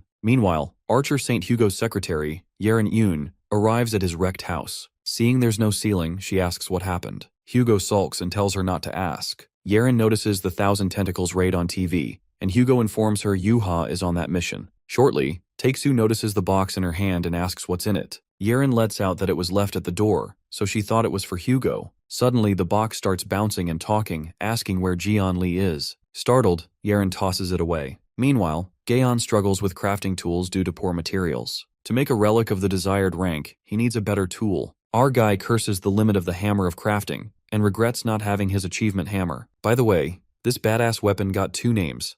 The one is Hammer and the other is Rammer, so don't be confused. Unable to craft with lime, he decides to stock up on weapons before fighting Virgo. Just then, Gaon gets notified that a constellation has entered the sanctuary of Ophiuchus and Sagittarius. Inside the box, they find a tool made by the Capricorn Saint. The voice introduces itself as Sergeyevich. Annoyed, Hugo says this is something Yang Wei would do. Wong the rabbit wonders if someone called him. Getting alerted of the intrusion, Gaon walks in with a hammer, asking who dares enter their sanctuary only to the old goat Capricorn. While Sergeyevich is happy to see Gaon, he introduces properly. But our guy Gaon remembers him as Sebastian, but the old goat corrects him, emphasizing that Sergeyevich is the Capricorn Saint who specializes in crafting like Gaon. Capricorn takes pride in confessing that since Gaon vanished, most weapons were crafted by him. Ivan gets to the point, stating he's here to apologize and rebuild their partnership. Before he can finish, Jian smacks him with a hammer. Hugo says he could have let him finish, but our guy Jian says it was going to be bullshit anyway. They decide to watch the raid, while the Capricorn Saint at the raid gets to know that his plan failed miserably, so he finds another way. In the meantime, his disciple informs him it's almost time. On a live telecast, a reporter covers the Thousand Tentacles raid. It is revealed that Jian once defeated it 20 years ago.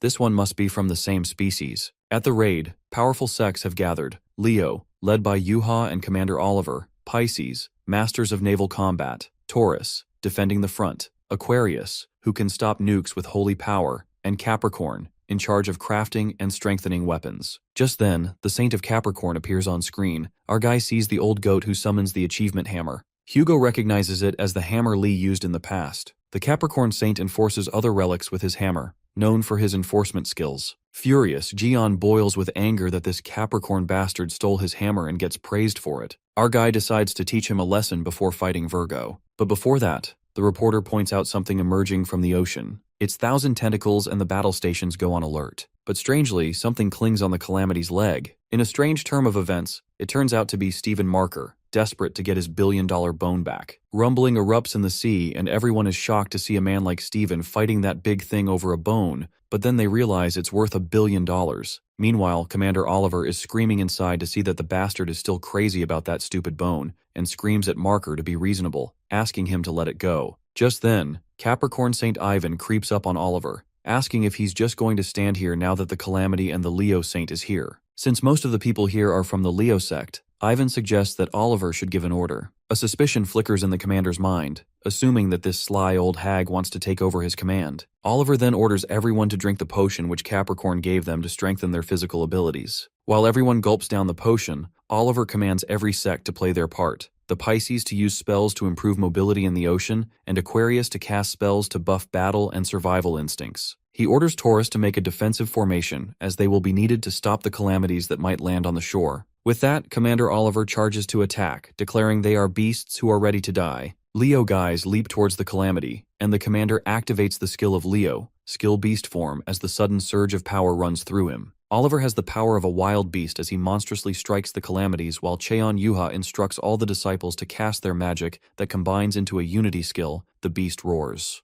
The magic lion roars, and with its fangs wide open, it attacks the Thousand Calamities. As the lion is holding against the calamity, Commander Oliver encourages everyone to push forward, and at that moment, Leo's disciples soars out of the water to attack the 1,000 tentacles. They all charge at the monster with their weapons, slash their weapons, making it move violently. Just then, Stephen Marker furiously tells the disciples to back off until he gets his bone back, calling them idiots. Like a maniac, Stephen clings onto that bone as if his life depends on it, while Commander Oliver angrily tells him to stop acting ridiculous. The commander looks so done with this guy, insisting he to forget about that goddamn stupid bone. While they both bicker, the disciples think they've gone insane, quite amused by the sight. Moments later, somebody steps in, calling Stephen a stupid bastard for acting recklessly for a bone. It appears to be Yuha who feels the urge to step in and get involved in this mess to save Stephen. Yuha affirms to her disciples she doesn't need any buff and dashes with her rapid step skill. With her red energy unleashing, she zooms and slashes the tentacle apart,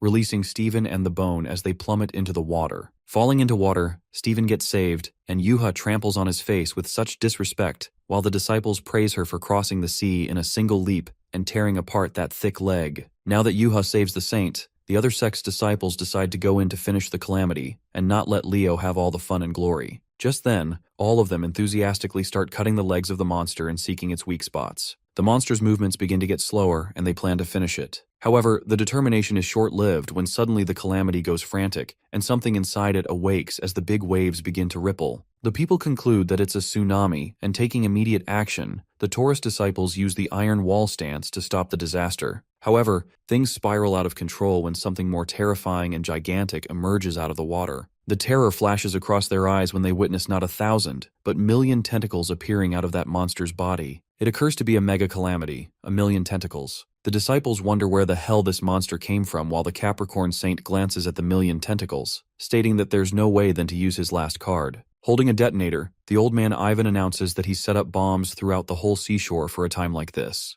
However, in a blink of an eye, that detonator is shattered to pieces, and a large plushie appears out of nowhere, sucking Ivan into its mouth. While poor Ivan struggles, our guy Gian walks out of the teleportation gate and is disappointed to see that the old man hasn't changed a bit. As the Reliqueen helps him teleport to the shore, Hugo and his assistant can see everything. Gian does understand that its people are in trouble, but the old man's intrusive idea to blow up everything including them is a bit too much. Our guy suggests Ivan to have some self-reflecting moments. With a weapon in his hand, Lee lets out that it's been 20 years and leads in to teach the old man how to sashimi an octopus once again. On the other hand, Yuha is single-handedly dealing with the calamity, aware that everyone is tired after fighting the 1,000 tentacles. She then decides to rule the small calamities out for now and deal with the strongest first, activating her ultimate skill, Rapid Lotus Stride. Being a Lee Jian fanatic, Yuha ponders about the times she's watched Jian's record of the 1,000 tentacles raid over and over again. Back then, Jian used to raid countless calamities, and even those disciples from other sects who didn't like Jian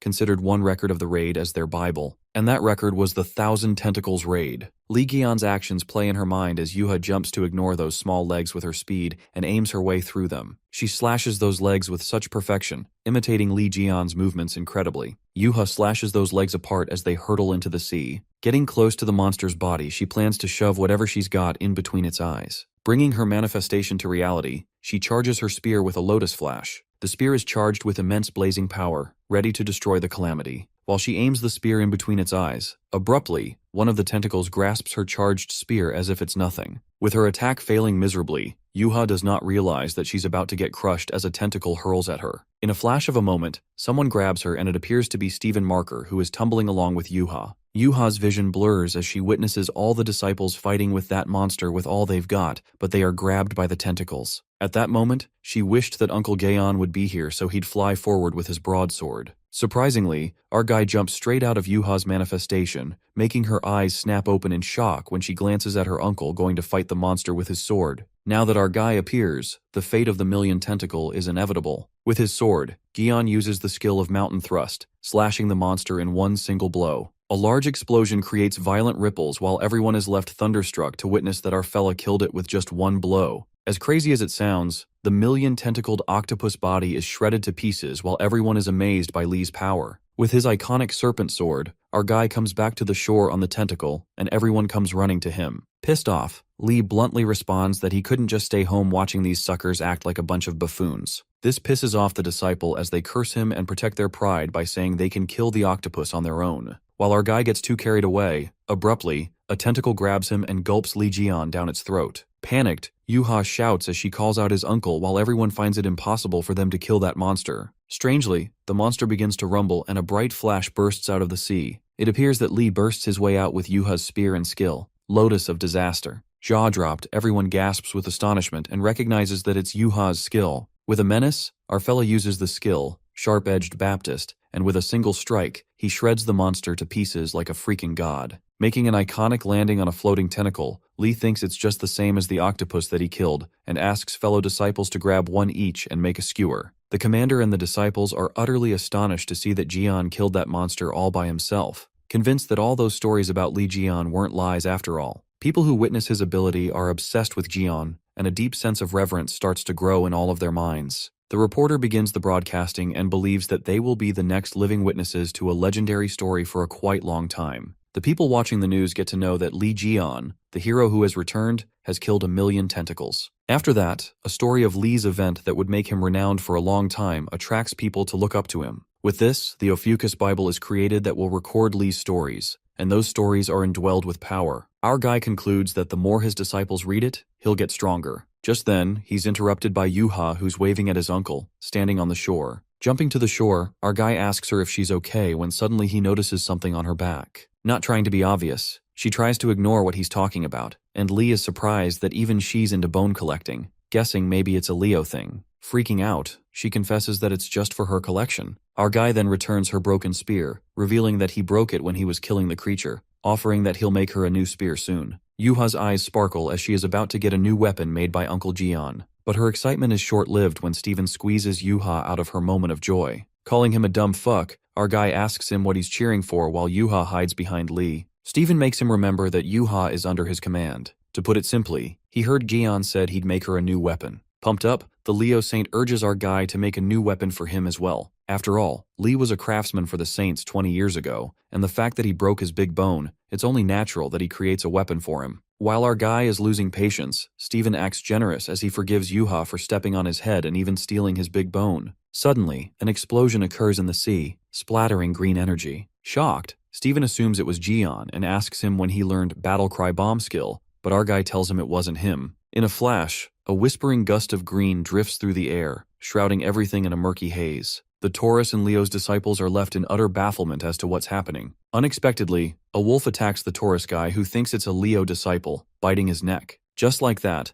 a bunch of monsters burst out of that explosion while Yuha wonders why Leo is attacking Taurus. That's when a voice briefs them that it's his Mormont's beautiful explosion, still disappointed though that he couldn't prepare a big one. It turns out to be the Capricorn Saint, Sebastian, who appears in armor and with heavy steps echoing forward, he captures Lime. Our guy is totally pissed and snaps at him, asking what he did to his Lime. Baffled, Steven asks Sebastian if he planted that crazy bomb where his men were fighting, but the old man assures him that it hasn't even started yet, which means the explosion was just a mere salute before commencing. Lee then infers that the old geezer made the Leo disciples go berserk, and Sebastian praises him for his good sense of observation. Sebastian shows him something more fun and blows a whistle. As soon as the sound of the whistle pounds in the ears of the Leo guys, they attack Jian and the others. While Steven shouts at them to get themselves together, the Leos grabs Yuha and attack Jian. Sebastian believes Leoses must be exhausted after fighting the calamities and calls it a checkmate. Meanwhile, Steven confronts the old man who's pleased to see Jian lying on the ground,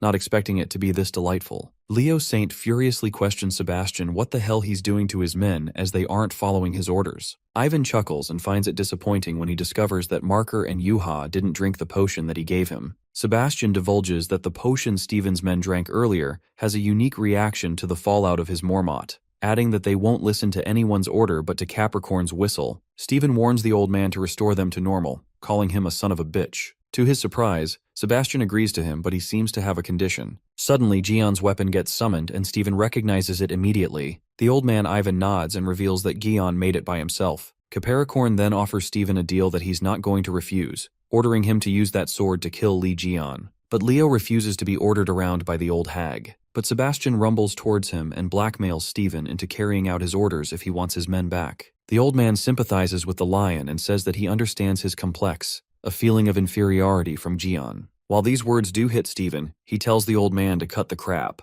Sebastian provokes Marker as he mentions that he's obsessed with Li Jian's weapons. The moment of truth sinks in when Sebastian admits how he felt his limit before Jian's power and craftsmanship. Every time the old man tried his best, this wall called Jian Li got taller and taller. Eventually he couldn't see the top. As the jealousy speaks through the old man, he tries to convince Marker as this is the best opportunity to get rid of that wall. He promises Lion that he won't treat him like Jian treated him and even agrees to make a weapon for him, although not for free. Meanwhile, Steven lifts the hammer and Sebastian believes that together they can overcome Jian Li and even become the best two sects of the Zodiac. While this offer does seem tempting, the old man urges him to grab that sword and kill Li. Marker pulls out the sword while Yuha shouts at the chief, making him comprehend that it's just a trick as Ivan can never be trusted. But Lion doesn't listen to her and approaches Gian with the sword, while Yuha warns him not to lay a finger on her uncle. Steven Marker wields the sword but not at Li instead. He slashes the weapon in Sebastian's armor. The old man makes him regret that he lost the best opportunity, but Steven gives him a shut-up call,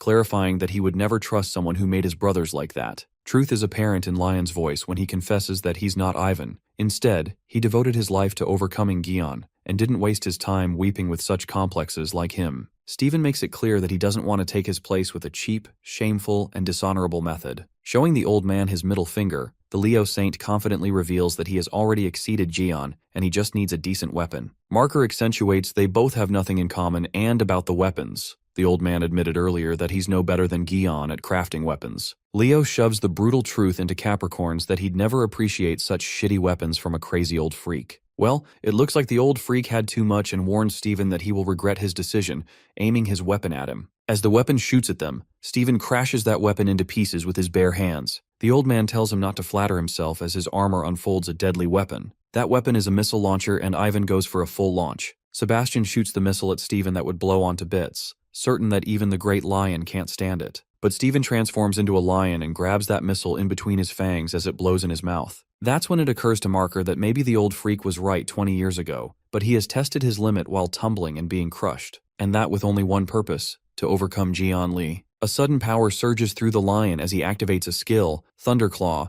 and leaps toward Sebastian. With a single leap, he hits the armor guy and makes him stumble. The power crackles with a weight of relentless grind. With that, the lion beast steps over Sebastian, agreeing that it's one tough armor he's wearing. Marker rips off that armor with his claws and belittles the old man, mumbling that even Aquarius fights without armor, urging him to stop hiding and come out. In the meantime, our guy appears, and boredom bleeds through his face as he asks them both how long they'll keep fighting. Glancing at Gian, they both freak out and wonder how the hell he's standing there. Annoyed, our guy lets out that he just wanted to see what Sebastian has prepared, plus those Leo guys were too weak so he beat the crap out of them. After that, our guy kicks Steven aside as he has a lot of questions for the old man. A few minutes earlier, our guy gets bored of Steven and Ivan fighting as he yawns. Getting enough of it, he decides to step in. As the Berserk Leo's men attack Li, our guy beats the crap out of them. It is then revealed to us that it was 20 years ago, right before the Demon Tower raid, that there was a prophecy that Li Jian would die in the tower. In the flashback, Capricorn Saint Ivan talks about this prophecy with another saint, and they plan to make this prophecy happen. Sebastian decided to play along as he was thrilled, and whatever he heard after that didn't matter. These thoughts kept lingering in his mind. To kill Li Jian, then dissect every part of him and study him to take all of his strengths, which led him astray. The flashback gets interrupted when Li smacks that old man, snapping him out of his memory. Li gets pissed off, asking if he's kidding him. Freaking out, our boy never asked him to show his flashback and insists on just spill who it was. The old man agrees to reveal, but on a condition to ensure his safety. Showing his insane side, our guy grabs Ivan's tongue and makes it clear that he's not in a position to make any demands. Gian warns the old man to cut the crap, or else he will rip his tongue from its root, and he's not joking about this, given how psycho of a person he is. Shortly, Sebastian reveals that it is Virgo. Listening to this, a realization sets in when our boy recalls that the Purple Witch said the same thing, concluding that it was Virgo who backstabbed him, and now the old man reveals the same thing. Our guy plans to meet with the appraiser again, as he has to hear the dagger anyway. Yanking him out of his thoughts, Li Gian demands Ivan to give the achievement hammer back. To escape his death, the old man surrenders and relinquishes the achievement rammer. As our guy finally gets his weapon back, Sebastian trembles with fury. Our guy snaps the finger into the teleportation gate, commanding the three familiars' brothers to come out. Just then, the three big guys emerge from the gate, acknowledging their master Li, who commands them to take the Capricorn Saint to their realm and allows them to take off 1 or 2 arms or legs if he resists. Panicked, Sebastian asks Gian how he's managing the familiars, and with that, the old man gets dragged into their realm as he screams in disbelief. Waving him goodbye,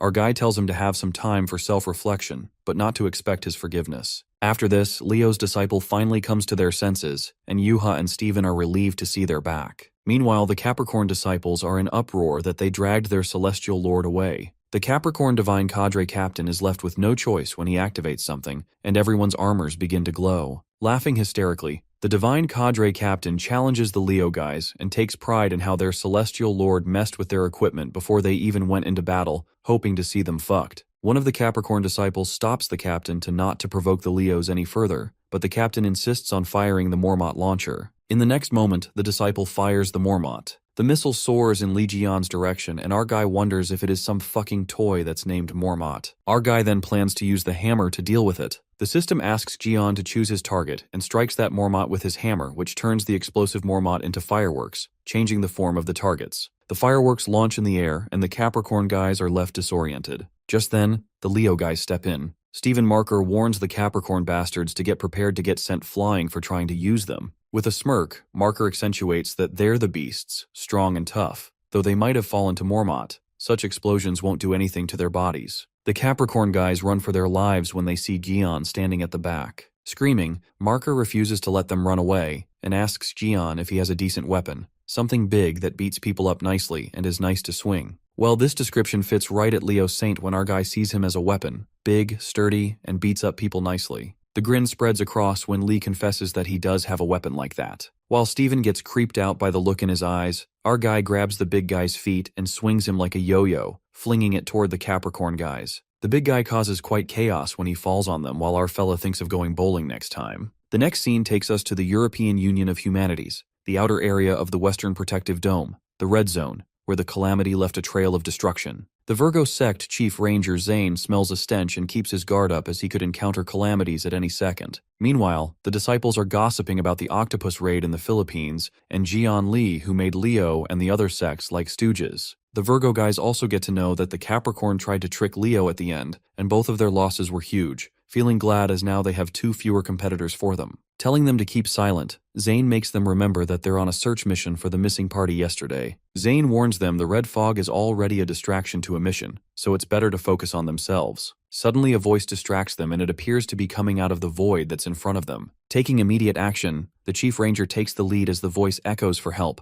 asking if anybody is there. Dashing, a dubious thought crosses Zane's mind when he feels the screams circling the city, and it's repetitive like a recorded voice that doesn't sound like a human. Acting on his suspicions, the Chief Ranger commands everyone to stop and regroup. Reaching the dead end, he feels that something is not right, and witnesses that there's no one yet the screams keep coming out of that dark pitch. Unfortunately, his gut feelings turn out to be true when a dark, ominous creature creeps up on Zane, making him panic-stiffened. Strangely, eerie monstrous branches slithers, whispering for cries of help. Not human cries, but the echoes of the souls trapped within. A strike of terror runs through the Chief Ranger, but before he can process, he gets engulfed by the branches. The scene then switches to Hugo's house, where our guy is watching himself on the news and is talking of the town for killing the creatures in the Philippines. Meanwhile, Lee is reading the chapters in his Bible, and his achievements may be executed as power. The news somehow keeps turning back to Jian Li, praising how he finished all the monsters all by himself, making others look bad. But our guy is already bored with the octopus story and craves for something more amusing. Long story short, Lee concludes that the Bible will record things he does that are worth the new report. Our guy opens up the pending messages in the system where a trial awaits him, followed by plenty of rewards upon completion. Supposing he got the trials after fighting with Gemini, our guy thinks that it's a shame since he's unable to use the instinct of the battle god in the trial. Jian gets 3 trails. Trial of Power, which is to exterminate the god-eating monster, without using the skill instinct of the battle god. The Trial of Wisdom to seek a scribe to keep track of the Ophiuchus deeds, and a Trial of Fame in which he has to acquire a human disciple. But he finds these trials harder than he thought as he's clueless about what a scribe is and how he finds a disciple. It's not like he can just craft them with his hammer. Just then, his God's Gaze skill gets leveled up, and now he's able to check one's faith. Later, Yaren dusts off Wei Yang, who freaks out as don't need to be dusted. At that moment, our guy yells and asks them to stop whatever they are doing. Taking the chance, Lee checks Wei Yang's faith, which is 90% Aries, and Yaren Yun's faith, which is 90% Ophiuchus and 80% Sagittarius. He then gets to know that his constellation status decreases if he accepts someone who does not have 100% faith in him. Believing that he should choose disciples with caution, Lee thinks of people who have 100% faith in him: Sung Jae, Taek Soo, and Yuha. As our guy can't wait to make them his disciple, he excitedly asks Yeren where are 3 of them, but then she tells Lee that went somewhere early in the morning. Lee decides to check on them later, and shortly, he receives a call from Jin Myung, the Virgo affiliate, grinning. The scene then takes us to a flashback where the world is in chaos because of the calamity. That's when we see Sung Jae's mom who hides her son in the car as he cries his eyes out. Comforting her son, the mother assures Sung Jae that his father will be here in no time and finish the monster in an instant. With a smile on her face, she affirms Sung Jae to be strong and brave when suddenly she gets attacked by the monster. Abruptly, Sung Jae jerks awake as he yanks out of his dream, trembling with fear. Watching her brother trembling, Yuha holds his hand while Hugo notices that Sung is having a nightmare. Trying to hide his fears, Sung says that he got a bit excited to see Mom in a while, but Yuha presumes it's an after effect of the wrath of the Zodiac. Just then, Yuha tosses something out of the bag and gives Sung Jae his birthday present, adding it's what he has asked for. She informs him it's the relic with the Gemini's mana being stored, saying that it's from her and Dad. This lightens up Sung's mood as now he can fill up the contribution points in the constellation with this. Yuha is glad that they bought Sung what he needed and wishes him a happy birthday. Smiling, Sung Jae thanks his sister for everything. Arriving at the hospital, they meet their mother, Ji Woo Chun, and Yuha tells her all about Uncle Jeon and his iconic fights. She hopes that her mom could meet him, and there are many things she'd like to tell her when she wakes up. Standing outside, Taeksu feels sad when he watches his kids like that when he's on the phone. Hugo didn't expect to get a call from this number, especially not on a day like this, asking curiously what made European Union Humanities call him. Receiving a call for calamity control, Hugo believes that the Virgo sect is protecting the Western Dome area. Just then, the European Union reveals to the Sagittarius Saint that it's no simple calamity, and the Virgo just declared they wouldn't get involved with it anymore. The Union guy reveals that the calamity has a history with him, and just like that, the past came rushing in, uninviting, but not forgotten. That Union guy further unravels that it's the one that appeared in Korea, wiping out the entire airport 10 years ago. The Crimson Fog has appeared once again. This leaves Taeksu disoriented. The scene then switches to European Union, Belgium, Virgo jurisdiction, where Lee Jian is waiting for someone, not surprised that it's raining on the day he made an appointment in a long time.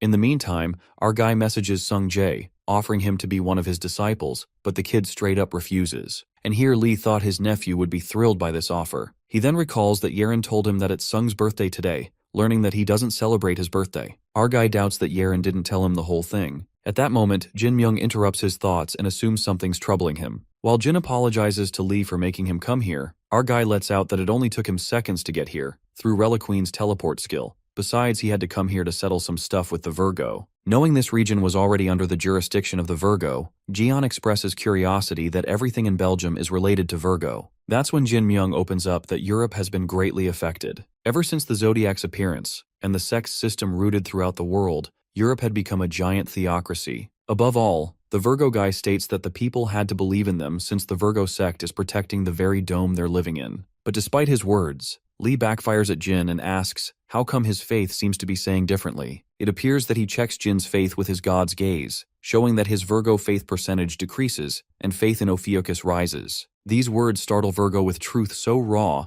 that it's as if his very thoughts had been laid bare. Our guy speculated there must have been something big if Jin's faith had decreased in Virgo. Lee believes that Jin not only because he asked him, but because he wanted to talk to Jian about his Virgo sect. Hitting the bullseye, Jin admits there's nothing he can hide from him and casts a hired skill from the Pisces, the silence barrier that blocks sound in or out of the barrier. Jin gets down to business and starts with the dagger Jian requested. Things unfold when the appraiser reveals that the dagger which was used to stab Jian 20 years ago is a dagger with a death aura, and further info was destroyed by an evil force. After managing to extract a few memories from the dagger, Jin was able to find out the person who stabbed him. The moment crackles with intensity when Myung confesses that the person was the same sect as him, revealing it's the Virgo saint, Kevin Azar. After that, Lee returns to Hugo's house. Our guy talks it out with Reliqueen and opens up that Sung Jae refused his proposal and decided to stay with Gemini even after the punishment for the disobedience. This makes our guy speculate there must be a reason for Sung's choice. For this reason, he tasks the Reliqueen to find out why Sung joined the Gemini and anything special about his past. Moreover, he asks her to find out what the secretaries of a sect do as well. Reliqueen presumes that she can ask about the secretary from Wei Yang or Heiji later and goes on to play her video game.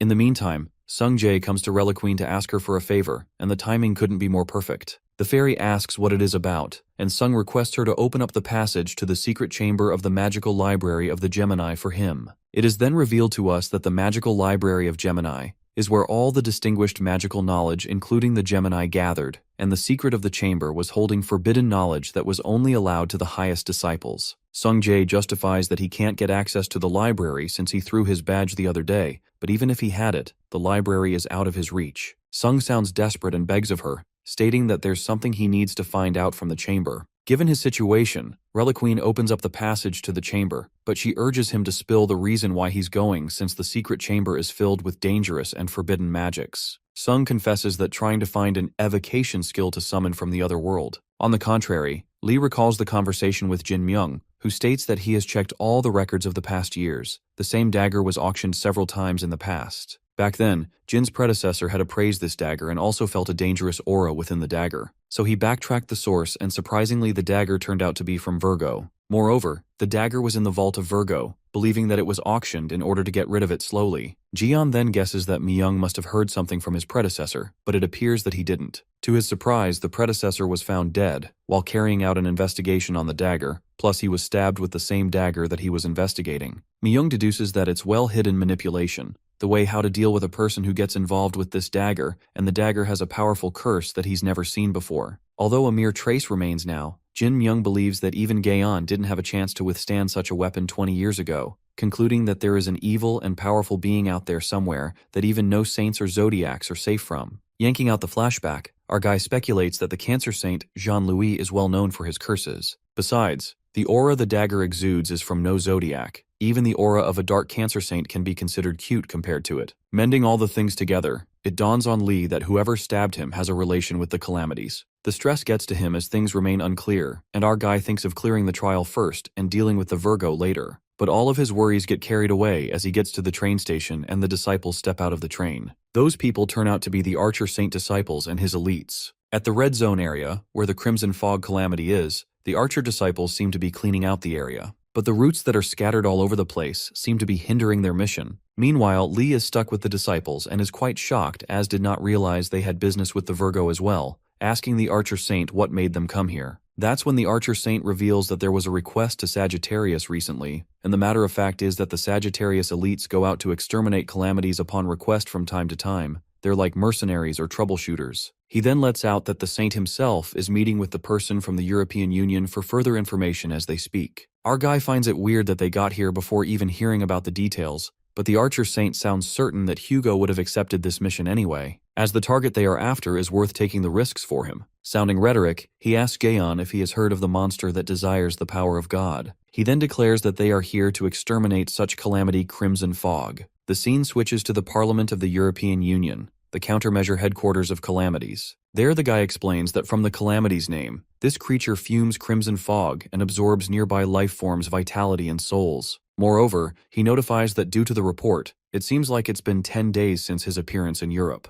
That's when Hugo Otters speaks up and asks him why he did not form any army of sects to take care of it, plus it's not the right way to handle such a dangerous calamity. At that moment, the Union guy responds that Crimson Fog is known to be exterminated already to the public, so it's impossible to be out there now to the public. Upon hearing this, Hugo makes him realize that the calamity has taken more than 5,000 people's lives. Smirking, the guy mumbles that it's been decades since most of the sects didn't bother about the number of victims. Curious, Hugo then asks him if Kevin Azar, the Saint of Virgo, took any action. The Union guy opens up that Virgo tried to deal with the calamity already. Several troops were formed with high-ranked disciples and tried to exterminate the calamity. However, they got swept away by the fog and failed. He elucidates that the Crimson Fog's mist is so strong and widespread that Virgo troops who are specialized in close combat couldn't stand a chance. Union guy adds that Kevin Azar is now near the North Sea, taking care of another calamity, which is in the same class as the Crimson Fog, so he can't take care of both calamities at once. Therefore, they decided to break the custom and ask another sect. After spending some time searching for the right sect, finally, the European Union finally decided to ask mercenaries of a rather free sect,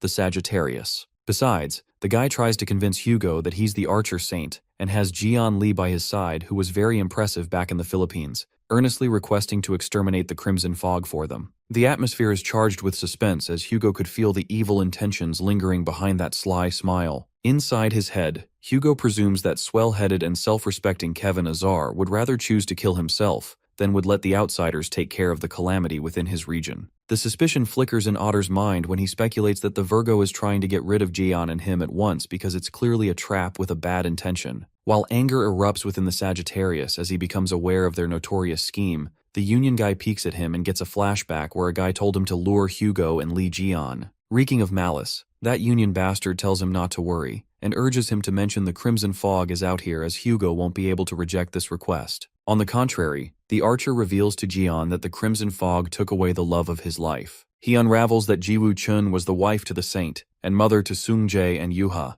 and believes that Gaeon must have not seen her because they met after he got locked up in the Demon Tower. Also, the very first disciple and commander of the Sagittarius got killed while Hugo was trying to save his wife and Sung Jae from the Crimson Fog. Just then, our guy recalls that the first disciple was Jae-woon Lee, the guy who was carrying their stuff behind him and Hugo 20 years ago, and it's a surprise to him that he became a commander. At that moment, it occurs to Jaeon why Taeksu kept avoiding talking about his family. Our guy couldn't help but wonder if Crimson Fog was that much of a danger. Although he does know that Taeksu seems more feeble than before, he knows how powerful he was, not to mention that Lee himself taught him how to fight after all. He used to fight calamities with Taeksu back to back, but now they're saying that he lost to a calamity that he has never seen or heard of before, because our guy couldn't bring himself to believe it, considering that Hugo Otters was one of the strongest saints in the Zodiac. Our guy then asks the archers to reveal what the fuck happened to Taeksu while he was gone. Well, the archer saint of the elite lets out, it's not a bedtime story but they couldn't ignore it since not anyone,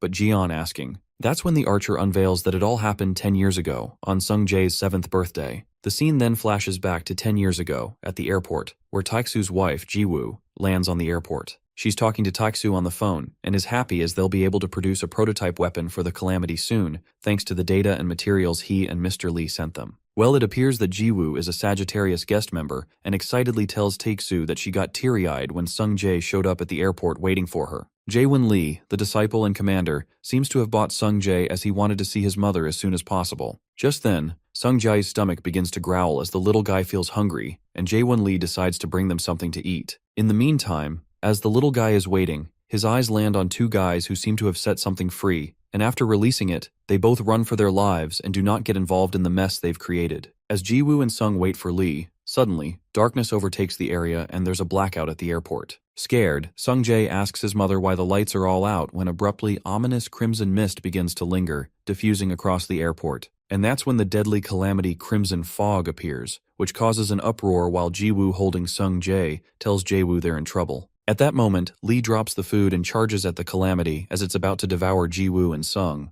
Jae-won Lee immediately blocks the calamity by climbing into its mouth as he pushes Jiwoo and Sung Jae out of the way. While Sung Jae screams as he witnesses Uncle Lee flinging into the monster's mouth, Jae-woon smiles at him with a thumbs up and in the next second, he's devoured. Tears cascade. Jiwoo closes Sung's eyes while the people at the airport are horrified to see a calamity that just swallowed a person, and the guards contact the sect immediately. Just as the monstrous branches slither towards them, Jiwoo grabs Sung Jae and scampers for their lives. Outside the airport, there's a turmoil as people get annihilated while some are on the brink of death. As the situation worsens, Jiwoo hides Sung Jae in the car, affirming that his father will be here and finish the monster in an instant. At that moment, an inexplicable scenario takes place when Jiwoo eventually gets swept away by the monster. Witnessing his mom, Sung Jae, who once clung to memories of happiness, was now filled with trauma and fear. All he wanted was to see his mom more quickly, that's all. He just wanted to tell her all the fun stories. The guilt eats him as he blames himself for all the things that happened to his mom and Jae-won. As Sung Jae is weeping, a light illuminates from the sky and a fire tears from above. It turns out to be Taeksu who asks Sung Jae if he's alright. While Sung Jae is relieved to see his dad, Taeksu asks him if he's hurt. With tears streaming down his face, Sung reveals to his dad that his mom and Jae-won got killed by the monster. His world crumbles the instant he hears the truth. Just as the monster is about to ambush Taeksu, he burns those monstrous branches to a crisp. Hugo then soars above, and as he gets closer to the Crimson Fog, he notices that there are people on the tree on its back. He then spots his wife Jiwoo, tangled up in the tree, but he calms himself down, believing there might be a way still. He then wonders if he could just pull them off from the tree. Approaching the tree, Hugo walks to his wife Jiwoo, who's unconscious, wanting to get her out. With his flaring energy, Taeksu burns his way through the tree when suddenly the souls begin to creep up on him, begging him to save them. Whispers of weeping souls drift toward him, which draws away his attention. Suddenly, a tree branch pierces through him. The Crimson Fog grabs Taeksu and is fascinated by the god's power he possesses. Drooling, The monster desires to have his power, and that's when it seeps into Hugo's divine powers as he screams in agony, utterly helpless. Meanwhile, Sunjae, who witnesses his father, sobs uncontrollably. As Hugo is trapped by the monster, a purple aura cloaks in the air, and Heiji, the Gemini saint, saves the people from the tree with her protection spell. It appears that all the saints come to the rescue and focus on finishing the calamity. Left in despair, Hugo is left to wonder how all of them got here while the Scorpio Saint Haley comes to him and asks if he's alright. She then helps Taeksu, and after hearing about the Crimson Eye, she informs the archer that she gathered as many saints as possible. Heiji, Wei Yang, and Stephen Marker use their full power and fight with all they've got. As they attack with magic power, the Crimson Frog opens its mouth and seeps in all the magic. Taken aback, the saints realize that the calamity just swallowed their magic, and while it looks like it did take damage, the monster begins to regenerate. The unstoppable calamity attacks them, and Stephen shouts at Heiji to cast the barrier. Unleashing her powers, Heiji casts the skill mana barrier. The Crimson Fog causes chaos as its branches claw through the city, erupting chaos with merciless force. On the other hand, Heiji bleeds as the power exceeds its limit and she can't hold the barrier for too long now. At that moment, someone emerges and casts the vines of the Golden Rule that forcefully strikes the calamity. It turns out to be the Libra Saint, Giselle Lawrence, who tells all of the saints to get themselves together and stop floundering. As they are all shocked to see Giselle, Taeksu asks Haley if she asked Libra to join too. But the Scorpio Saint reveals that she just asked Leo, Aries, and Gemini for help. The Libra Saint commands Heiji to teleport the monster away from here, given that it's devouring their powers, so they can't risk handling it right now. In the worst-case scenario, Giselle anticipates they might end up like Hugo as his saint powers were taken away. Giselle then urges Heiji to hurry and teleport the Crimson Fog either inside of lava or deep in the ocean. Disoriented, Heiji lets out that it's possible this calamity might as well appear one day even if they teleport it, but Giselle decides to get rid of it for now. Bleeding to death, Hugo screams as the calamity still holds the souls of the people, revealing it's only their bodies that they have saved, desperately pleading that they have to get their souls back. Given the situation, Hugo lets out that he can still fight while the Crimson Fog frantically tries to break through Libra's gold vines. Heiji and Giselle notice that the vines are also reaching their limits, and Giselle forces Gemini to teleport the monster now, or else they'll all be annihilated. Taking immediate action, the Gemini Saint has no other choice but to use teleportation. Eventually, the target gets teleported successfully. After the incident, the world blamed Hugo and praised the other saints, unaware that the calamity was only teleported, not eliminated. The news about the Crimson Frog airs on TV and the saints are praised for fending it off. The Libra Saint regrets not saving more people, while citizens criticize the Archer Saint, protector of Korea. They blame Hugo Otters for his inadequate response, claiming it led to unnecessary victims. They mock that he couldn't even save his own family and question how he can be their protector. Hugo visits the memorial altar and apologizes publicly, but the criticism continues until he leaves. Harsh words break him, calling him unworthy of being a saint. Leo Saint turns off the TV, unable to watch more, and asks Wei Yang if Hugo really deserved that much pressure. Even Sophie Marty agrees that it's too harsh. Unbothered, the Aries Saint justifies that someone had to take the blame,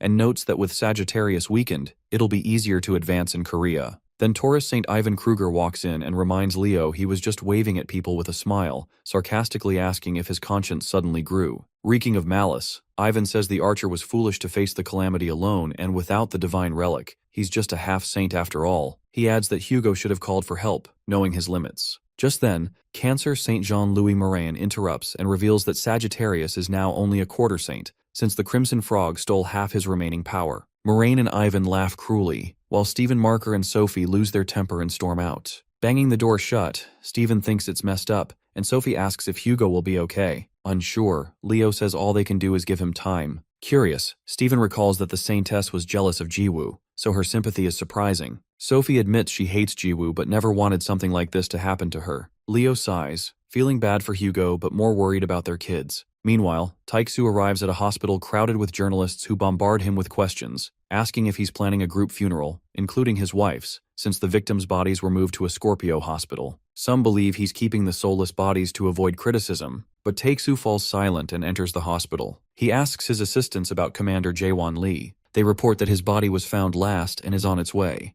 They also explain the Crimson Fog disgorged most bodies, likely because the commander tried to prevent them from being digested. Hugo instructs them to place Jaewon in the ICU with the others and think they're lucky to have this hospital, planning to thank Haley later. Suddenly, Yeren tears up and finally breaks the silence. Getting emotional, she tells Hugo he doesn't have to take all the blame as he lost his wife too, but still faced the calamity. She urges him to tell the public that if they find the Crimson Fog, they might retrieve the souls. But Hugo says it's pointless. It's only a possibility, and he can't tell the public the victims aren't dead but soulless. It sounds more like an excuse. Archer believes that giving people hope like that is cruel, as they themselves are unsure if they will find the souls, or if it'll ever happen. He confesses he's lost most of his power, and the other saints couldn't handle the fog either. They just sent it away to prevent more damage. Hugo rhetorically asks who would risk their life and powers for lost souls, and even if they did, they wouldn't succeed. But still, Yeren insists it's not all his fault. Crestfallen, Hugo admits he wasn't strong enough to save them. He remembers Jian trusted him to protect Korea, and since he failed, he has no excuse.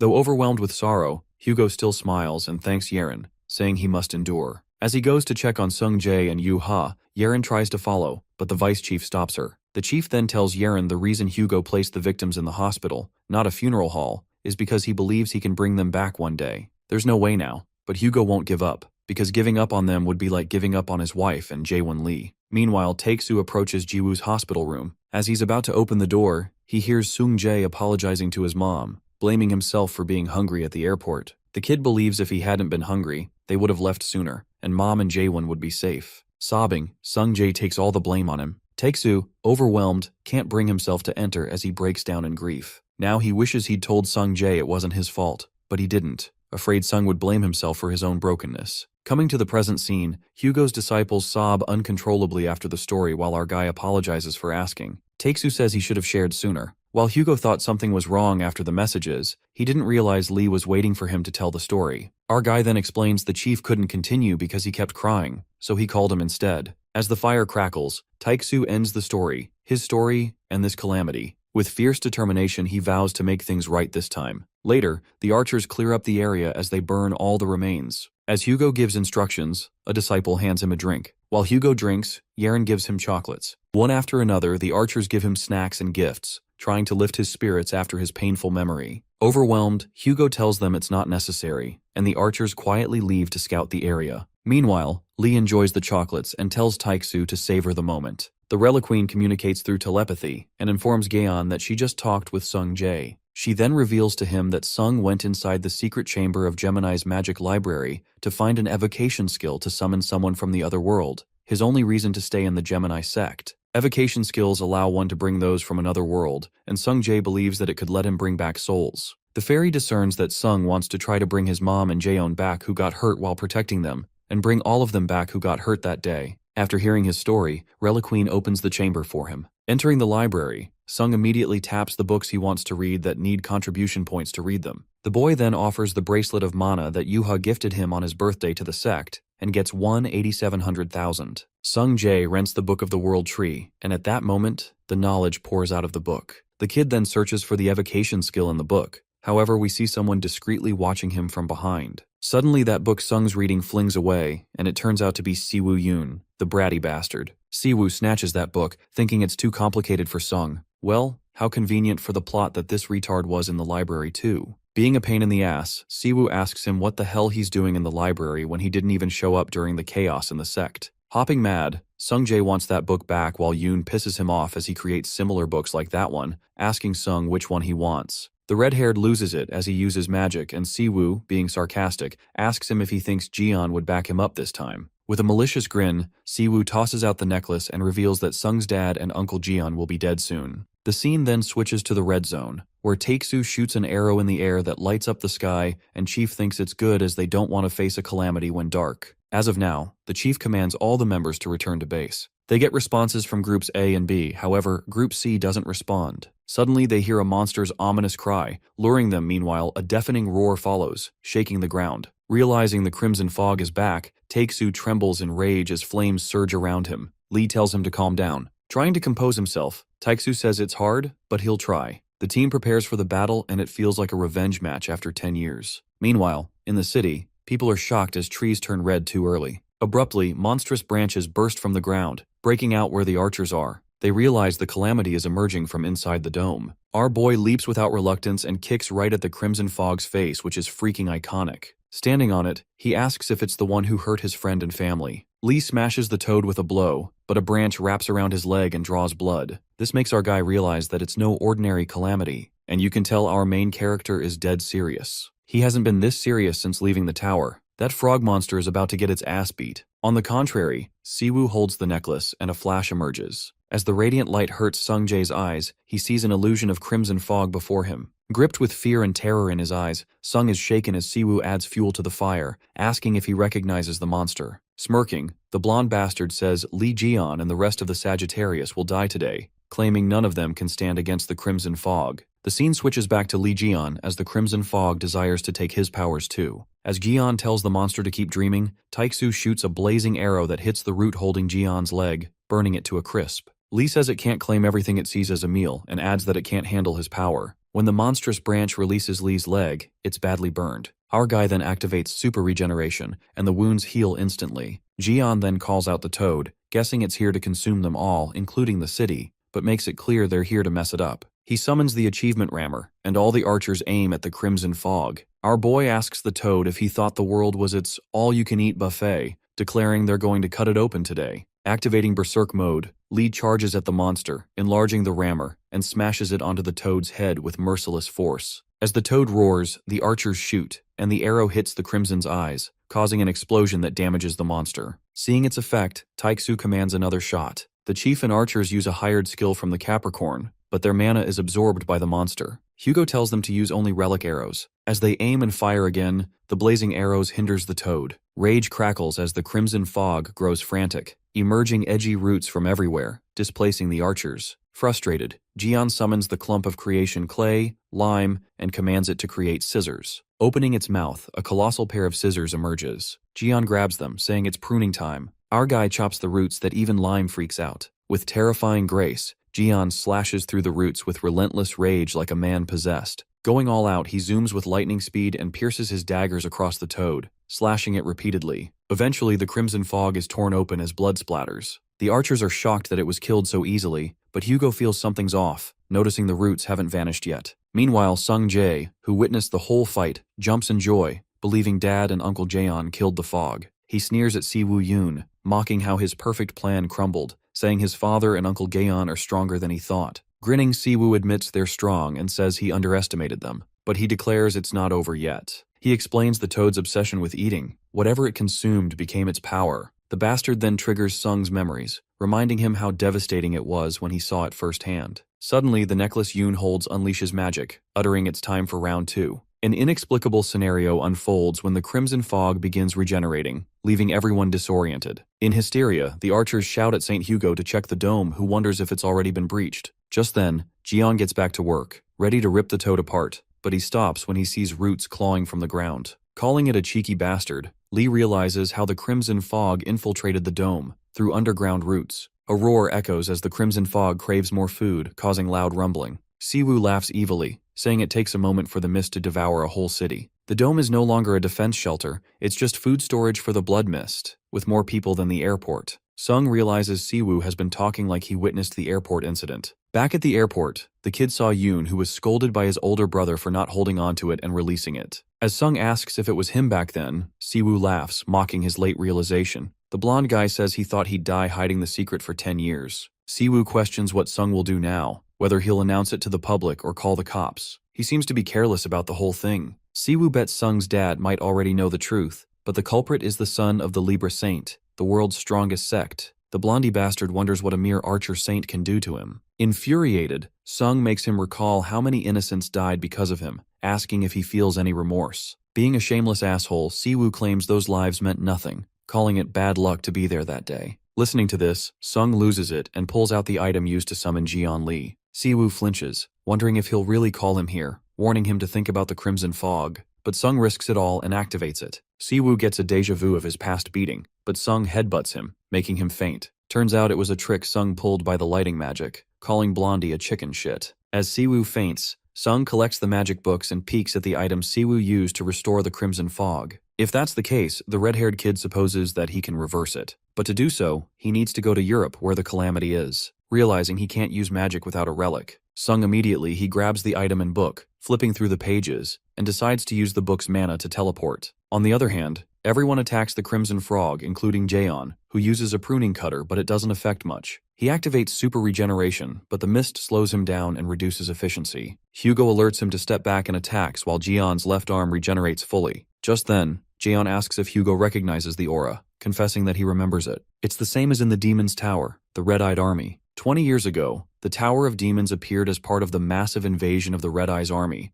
and people could only suspect the tower to be either an ark or an outpost for those calamities. But one thing was certain, that the calamities inside weren't ordinary. They were beyond classification, perhaps class impossible. Activating his 13th sense to detect its weak spot, Jaeon analyzes that it has 3 cores, and the most active one is made of sacrificed souls and life energy. In addition, it's draining more life energy through its roots from somewhere. Our guy realizes it's connected to the dome, and it's feeding from there. Jaeon quickly alerts everyone and informs them that it's using the dome as an energy source. Our guy states that they must break it. It's a prison for those trapped inside. Hugo orders his disciples to fire at the dome, but the Crimson Fog grabs them and uses sacrificed people to mimic them. Cursing it, our guy gets determined to grind that piece of shit in the dirt. Meanwhile, Seung-jae uses teleportation and glitches to the designated location, wondering where he is. It turns out that the Libra relic changed the coordinates, and strangely, that necklace lights up and points to the tree in front of him. He wonders what the hell it is. It's a weird-looking tree that resembles a core. Thinking he had come to the right place, Sung noticed the red leaves and the mist gushing out of them. He gulps, wondering if this is the Crimson Fog, while Siwoo's rosary blocks the red mist's effect, speculating that this tree is the cause of what happened to those people. Frowning, Sung grabs the book, absorbs mana from it, and decides to make it pay. Above the dome, reporters go live, informing that the sudden calamity caused a disaster at the European Dome.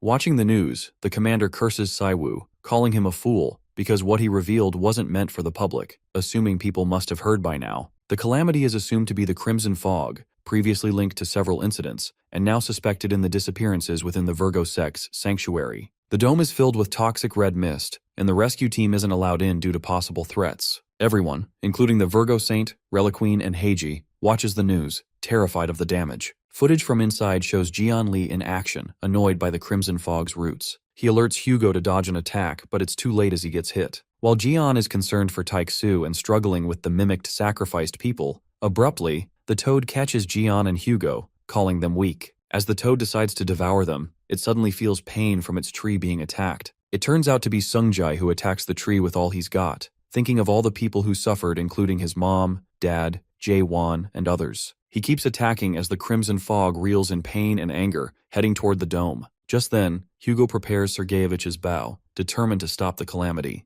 Their attack seems to be effective, as Hugo claims that the only reason they didn't use this until now is because it might have distracted Jeon, but now he's alone. Drawing the Earth Axis arrow from the armory, Hugo attacks again and orders everyone to fire, trying to hold it still. They use all their skills to strengthen themselves, unsure if it will work. One of the guys says that this monster can regenerate, so if they can't kill, they must at least restrain the Crimson Fog. Cursing humans, the Crimson Fog is struck in the head, reeling in pain. Meanwhile, Seung-jae continues damaging the tree, warning of mana repulsion between Libra and Gemini. The boy strikes with all his strength until the tree cracks. The Crimson Fog is in disbelief that its power, its city, and the souls it had prepared for them are all gone now. The core of the Crimson Fog cracks and all the souls from his roots are vanishing now, as people think that maybe it has something to do with the collapsing of the dome, while wondering who could have done that. Seung-jae lies exhausted, his hand throbbing, and the Libra's holy relic broken. But now, seeing the sky without the dome, he grins, proud of what he's done. However, Sung's eyes snap open when he witnesses an explosion and gets warned that the sun god's power is gushing out. The barrier skills get activated that protects Seung-jae, the owner of the relic, from damage. The skill manages to block the intense heat and disappears after exhausting its full effect. Seung-jae wonders about the flame, as it seemed like his father's but felt different. It appears that the fire melted down a city. The disciples panic as Hugo appears, protecting them, and reveals that the Crimson Fog is using Sagittarius's power, one it stole from him. Hugo checks on Chief Goat, who seems too weak to continue as more disciples rush towards him. Seung-jae notices the calamity using Hugo's skill, the Eye of the Piercer, but it feels different from when the toad uses it. At that moment, the Crimson Fog spots Seung-jae and asks if he's the one who destroyed its tree. Hugo is shocked to see his son there and wonders if it was Seung-jae who destroyed the dome. Calling him a fool, the calamity attacks Seung-jae, and as the kid is terrified, Hugo comes in to protect him. This makes the monster mad as Hugo tries to stop it yet again. He creates a protective fire barrier around Seung-jae, and unfortunately, Hugo is eaten by the Crimson Frog. The fog boasts that it now has the sun god's power, but at the same time,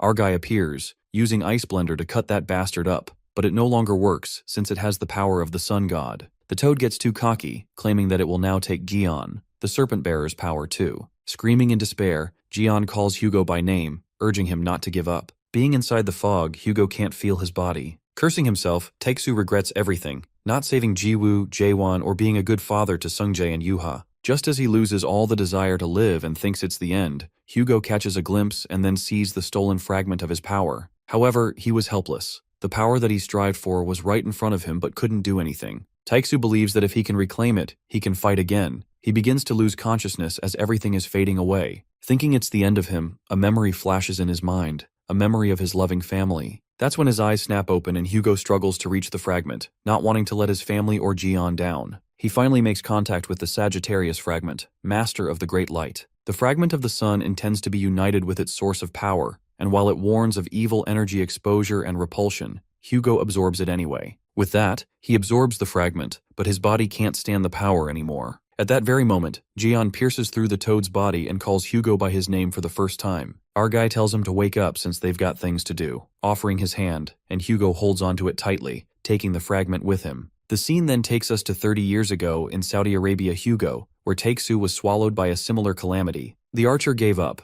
thinking it's the end for him, although all he wanted was to live a happy married life. Taeksu gave up, but even back then Gaeon was the one who rescued him and called him an idiot for giving up so easily. Our guy offered him his hand and Hugo narrates that Gion always gave him a frowned look but always offered his hand. Coming to the present scene, our guy pulls Taeksu out of the Crimson's fog stomach, while Sung freaks out as his father remains unconscious. Using his 13th sense, our boy learns Hugo absorbed the contaminated fragment of the sun, which might react while purifying. Gion believes Hugo regained his power inside the fog's belly and tells Sung his father will be okay, he just needs rest. Lee lets him know that his dad isn't going down so easily. Asked about his plan, Gion reveals he has a toad to fry, and with that, he attacks the Crimson Fog, alerting that it's got a debt to pay for disrespecting his friend and ruining his nephew's birthday. As it struggles to regenerate, Gaeon takes the chance and summons his achievement rammer. He witnesses that only the core is left and strikes the toad with full force. The Crimson Fog accepts his defeat by the Serpent Bearer, but it warns that its roots are spreading and it'll take others with it. The toad claims that the Serpent Bearer might live, but the half-assed archer and all the others will die in the collapsing city. But our guys get it that Taeksu might be a moron, but not weak. Suddenly, the city begins to collapse and Hugo regains consciousness. As he does, another flame tornado appears, which is on the live broadcast. Watching this news, Yuha rushes to St. Haley, informing her that her uncle and dad are in Europe, but Scorpio seems to be watching it already. Haley does admit that Hugo had some tough moments, but she's glad that he finally got what's his. While Sung is happy to see his dad awake, the Crimson Frog rages, saying it's his power, and attacks with roots. Annoyed, the archer uses his skill, the Sky of the Blaze, and our guy alerts the toad that this skill burns down every foul thing. Gion pities the calamity, given that it devoured everything but gained nothing.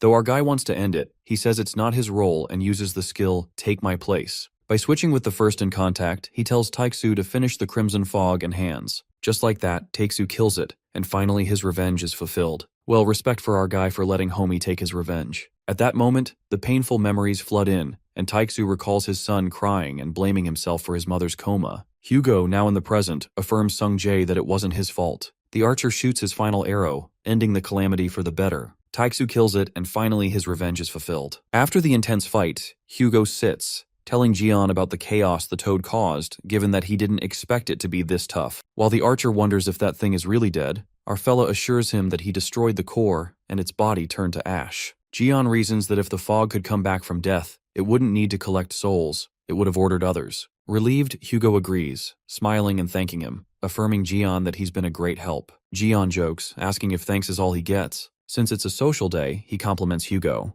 After that, our boy shows something found in the core and Hugo asks what it is. Gion unravels as he activates the 13th sense, and with God's gaze, he informs that it's a soul-binding orb that holds all the souls. Infusing it with the Serpent Bearer's energy, the orb cracks, releasing the trapped souls. The orb no longer contains souls, so the souls are being released from it. While Hugo is left in disbelief, Gion explains he's freeing the devoured souls, so coma victims will wake up. Sungji asks his uncle if all the people will really wake up from the coma, and our guy tells him with certainty that once these souls get back to their bodies, his mother and Jaewon, everyone will wake up. Remembering it was Sung's birthday, Lee wishes him a happy belated birthday. Sungjae smiles, teary-eyed. I mean, our guy is the coolest uncle ever and gave the best birthday gift Sungjae could get. The scene then takes us to Stephen Marker, who does not let the 1,000 legs threaten humanity and big bones. Well, it's all about the big bone again. In his imagination, Stephen beats the crap out of the octopus with his big bone, acting like he's the freaking main character. As crazy as it sounds, Stephen feeds the big bone, treating it like his only child that's worth $1 billion. He takes his big bone on a stroll on a beach, and even wins against the Saints and Lee Jian by smacking them with the bone. Well, Stephen sleeps on a stuffed toy that's a big bone, imagining it as his big bone. Suddenly, the big guy jerks awake when he realizes that Yuha snatched his big bone away and the evil Gaon tossed him away like a spinner. Stephen screams big bone and his disciples are quite happy to see him awake. Baffled, Stephen asks what happened to him and his men that he's been unconscious after being knocked out by Jian during the raid. The disciples hide the number of days he's been passed out for, but Stephen lets out that he doesn't need to know. Abruptly, he gives a death glare and his disciples get worried, wondering if he's planning to get revenge on Lee Jian or Capricorn. But their anticipation is short-lived when Stephen commands his men to bring his big bone back from Yuha's room. Commander Oliver couldn't believe that he's still looking for a goddamn big bone, convincing Stephen to forget it for fuck's sake. Asking if they should let Yuha know about the commander, Oliver refuses not to bother as she won't care anyway, not to mention how she rushed to search for Jian's 8 relics. Suddenly, a guy frantically barges in and discloses that the people in comas are finally waking up after 10 years due to the crimson fog. This news spreads like wildfire as the people gain consciousness throughout the globe. The reporter broadcasts the remaining European Union Western Dome, showing the hero Jian and the Sagittarius Saint who defeated the crimson fog right here. The people call it a miracle as they are rapidly recovering from the monster attack. However, the news doesn't please Taewoo Yun from the S-Class Libra sect, who's speechless. He scolds Siwoo, the blonde brat who first lost the crimson fog, given to him to take down Jian and Hugo. Secondly, he lost his mother's rosary. And thirdly, he couldn't even control it and caused a mess. Above all, Siwoo also lost the Gemini magic book. It looks like he's on a streak of bad luck. Taewoo is mad at Siwoo for losing against Sungjae. On top of that, the blonde bastard didn't just fail, but came back with a messed up face-up that pisses Taewoo even more as he calls him a fucking retard. Simmering with anger, Taewoo grabs the bottle of wine and smashes it on his head. Hitting him badly, Taewoo is disappointed to see his brother who hasn't changed a bit since he was a kid, learning that he didn't have guts in him. While Siwoo groans in pain, Taewoo knows that Mother will be disappointed and asks him how he's gonna clean this mess, as they are gonna fucked if people can recognize their faces from the incident. After getting hit, Siwoo spills the reason that he came to ask for help, warning Taewoo that he's not safe from the blame since he was equally involved. Wringing his hand over his head, Taewoo orders his brother to go after Lee Jian and erase any traces of them while tracking their whereabouts. Meanwhile, Taewoo plans to head to the Scorpio's hospital, thinking taking care of people from the airport incident is the only way they can cover their asses. The scene then takes us to the outskirts of the European Western Union, where Jian, Hugo, and Sungjae are present. Taeksu gets the good news from the doctor about the people at the hospital waking up, except Jiwoo and Jaewon who are still asleep. Our guy ascertains that since their souls were taken away first, getting back to their bodies might take longer, but he's given bits of power, so they will be able to find the way back. Lee then tells Sung to head back and get ready when they wake up. Turning red, Sung nervously asks if Uncle Lee and Dad aren't going back with him. Hugo sobs dramatically, hearing his son mention him while Sungjae tries to keep it cool. Clearing his throat, Taeksu tries to act cool as Sung has finally cared for him. Trying his best to give a genuine reaction, Taeksu says something dramatic, but before the poor dad can complete his sentence, Sungjae nods and leaves. While Hugo is crushed, Lee bursts into laughter and calls it progress, as Sung at least mentioned him. Soon after, Sungjae teleports to the hospital, impatient to see his mom and Jaewon, but he thinks he shouldn't be greeting them empty-handed and rushes to get flowers. On the same note, Taewoo is walking towards the Scorpio's hospital and thinks it's quite a fancy hospital, but still, he thinks it's shitty compared to theirs. Anyways, that blonde brat could never understand why they kept all those people for over 10 years. Taewoo decides to pay a visit and wonders where that little brat Sungjae could be. He decides to pay Sung's family a visit before he'd show up. In the meantime, Sung returns with flowers. The scene then takes us to the European Union Western Dome, where the archers are being interviewed for winning against the monster, while the wounded people are carried inside a building with aid. Our guy sits inside a broken tavern and gets notified about completing the trial of power, learning his human body will be transformed into the god's body as a reward. Jian's achievements of destroying the god-eating monsters and Sagittarius Saint admires the serpent bearer are recorded in the Bible. Now our guy left with the trial of fame and intelligence by appointing an apostle and a secretary. Ignoring that, Lee stares at the broken piece of a dagger he was stabbed with, still wondering why he found this fragment inside the toad. This clearly depicts that whoever stabbed him in the tower is serving the same mastermind as the Toad. With all the evidence he's gathered all along, all the arrows seem to be pointing to none other than Virgo Saint. Jian then asks Hugo if they are done so they can get to Virgo, but Hugo suggests that they give them a break as they're not as strong as him. Our guy finds it illegal to take a break after a mission and recalls how back in the day, he fought monster after monster and rescued people as break, flaunting his strength. Just then, our guy asks Taeksu why he didn't get back with Sung-jae, to which the archer justifies that he's not ready to face Jiwoo or Jaewon yet, and he needs more time to clear his thoughts. Plus, Hugo states he still has unfinished business with the Virgo and Libra too as he holds the broken rosary. A sense of unease lingers in Taeksu's head as he's eager to find everyone that's behind this Crimson Fog incident. According to what Sung-jae told him, Taeksu makes sure to bring light upon those who made his family suffer and won't let them slip away at any cost. Curious, our guy asks him what's his plan, and Taeksu responds that he will gouge a hole through all of their foreheads, which makes Jian, saying he likes his spirit. Our guy orders all the archer disciples to go back to Korea, but they all want to tag along on another mission. Our guy admits that fighting against the Toad was indeed their mission. However, he thinks they'll be nothing but a burden if they were to fight against Virgo, which makes all the archers sad. Surprisingly, Lee points at Chief Goat and asks him to stay, which makes him gush with pride to think that he's being acknowledged as a valuable asset to them. But in reality, our guy keeps the chief for his own reasons, thinking they'll need at least one handy man while Taeksu could sense whatever evil thoughts he's having in his mind. But Jian points out the main reason that Sung-jae is alone in Korea, and there's no way he'd be safe alone, especially when there are people who might want to cover things up. A realization kicks in, and Taeksu totally freaks out as he didn't even think about it. But Lee affirms that he has insurance, so Sung will be fine. The scene then flips earlier to the Crimson Fog's incident site, where Jian tosses a coin to Sung-jae as his birthday present. Activating God's gaze, our guy reads his blazing faith towards Ophiuchus, which is 300%, and assigns him as his disciple, giving him a coin to do so. Our guy asserts that Sung-jae will need that coin. Coming to the present, Sung holds onto the coin that Uncle Gaon gave him, wondering where he can use it. Walking through the hospital rooms, he witnesses the people awakening to their awaiting family members and wishes that Mom and Jaewon would wake too. Suddenly there's a commotion when a thug barges into the hospital while the doctors try to stop that guy. The guy turns out to be Tae-woo, who finally meets Sung-jae and says he's been looking all over for him. Calling him a son of a bitch, Sung-jae asks the blonde kid if Si-woo asked him to take revenge on him. Laughing, Tae-woo asks Sung where are his manners as he really seems to be getting on his nerves. Tae-woo leaps towards him, and Sung blocks that punch with his powers as the bouquet flings away. Sung-jae reminds him that it's a hospital while Tae-woo loses it as he speaks his mind and his evil intentions come to light. Without a sense of shame, Tae-woo yells that it's the same hospital where all those stupid patients from the Crimson Fog incident are. Tae-woo asks, why couldn't these people just keep sleeping, and they should not have woken up in the first place? Just like that, both of them get into a fight when an explosion in the hospital. The scene then takes us to the Parliament of Government, where the Union bastard expresses his sincere apologies to someone on the call and regrets losing the perfect opportunity to get rid of the Sagittarius Saint and Jian Lee at the same time and frame the Virgo sect. It appears that this guy had a notorious plan to get rid of the two heroes and blame Virgo for it. Malicious indeed. The guy on the phone affirms that it's okay as what could he possibly do, but despite that, they were able to put a dent on Virgo's sect. The guy on the call alerts him that he will be arriving soon, so be ready to greet him. At that moment, someone barges into the room as the clanking of his armor echoes. The man asks that Parliament guy what the hell is going on here. It turns out to be Kevin Azar, the Virgo Saint, who frantically questions why Lee Jian handled the monster that appeared within their territory. It is then revealed to us that Kevin Azar, mankind's strongest swordsman, the prosecutor of the Crescent, the Frosty Silver Knight, and the Blizzard Commander. The leader of the sect is as high as its various and glamorous names. His sect Virgo boasts a size and power comparable to the world's largest and strongest sect, Libra. In line with its saint's name, Kevin Azar, with his background and fame,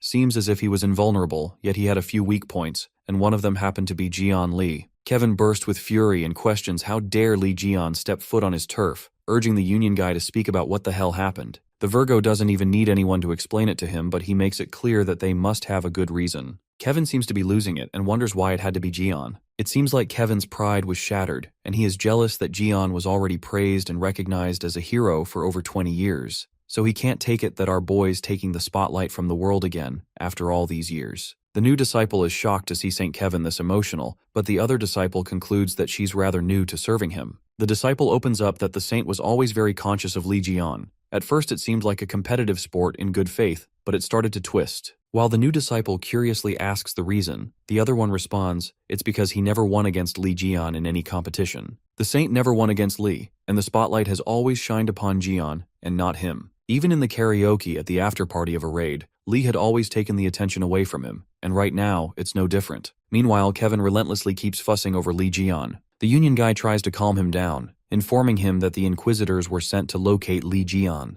but the saint declares that he will face Jian himself, asking his disciples to take him where Li Jian is. Virgo finds the chance to finish what started 20 years ago, determined to show the world who's the best once and for all. While Virgo storms out of the room, the Union guy informs his boss that he'll lure Virgo to the estimated location. The guy on the phone turns out to be Virgo's subordinate Perio, who's deceiving his saint. A realization kicks in when Perio gets to know that Kevin Azar is back faster than expected, and guesses that he's more conscious of Li Jian than anticipated. Perio, along with his team, decides to speed up things. Just then, the Virgo team breaks into the tent, claiming that they're Inquisitors of the Virgo, commanding everyone to hold where they are. However, they are welcomed by Hugo Otters, who's singing his heart out at the bar, and the audience is swooning over him. Using his skill of drunk singing, he's jamming with the audience, and some of them even fight over Hugo's abs, claiming his abs belong to them. Meanwhile, the Virgo Inquisitors call it madness. Furious, they wonder how they could say such things within their region. Preparing their swords, they get ready to purge those imbeciles, and just as they are about to barge in, someone smacks him right across the face. It appears to be our guy Jian, who gets notified that people's faith is being filled up by a wonderful shitshow of the Sagittarius Saint,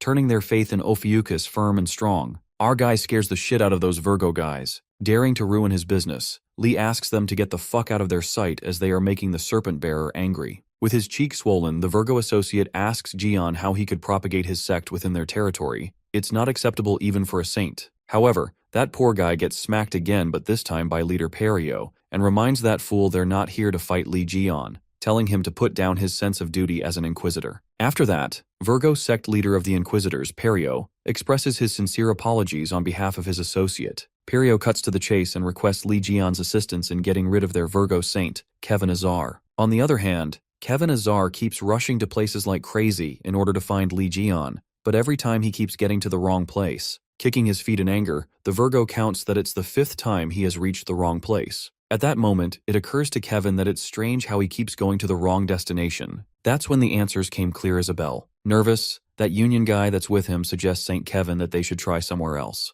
With a death glare, Azar turns back and dubiously asks that guy what happened to his glasses. In a flash of a moment, the saint slices the lenses in his eyes with impeccable precision, and it turns out that it was Scorpio's skill, Eyes of Wanderer, that gets deactivated. The saint's associates realize that it's one of Scorpio's trapping skills to make people wander, speculating that he must have hidden the skill in his lenses. Furious, Kevin approaches the betrayer and figures out that this bastard was trying to buy some time by making them wander around so that the Inquisitors can get to Li before him. Well, what he suspected was just right. Aiming his sword at the betrayer's neck, the saint questions him, "Where are the Inquisitors now?" warning him to answer correctly because his answer will determine how many pieces he cuts him into. The scene then takes us to the Ewell Palace Sanctuary of the Virgo, where someone's wreaking havoc in the palace. Well, it turns out to be none other than our boy Li Jian as he beats the crap out of the Virgo's familiars to get further. While they are staggered to see how a mere human can do this, our guy is thrilled to see many materials for the relic as he slains the familiars of Virgo. Our guy plans to cut all of them and make materials out of them.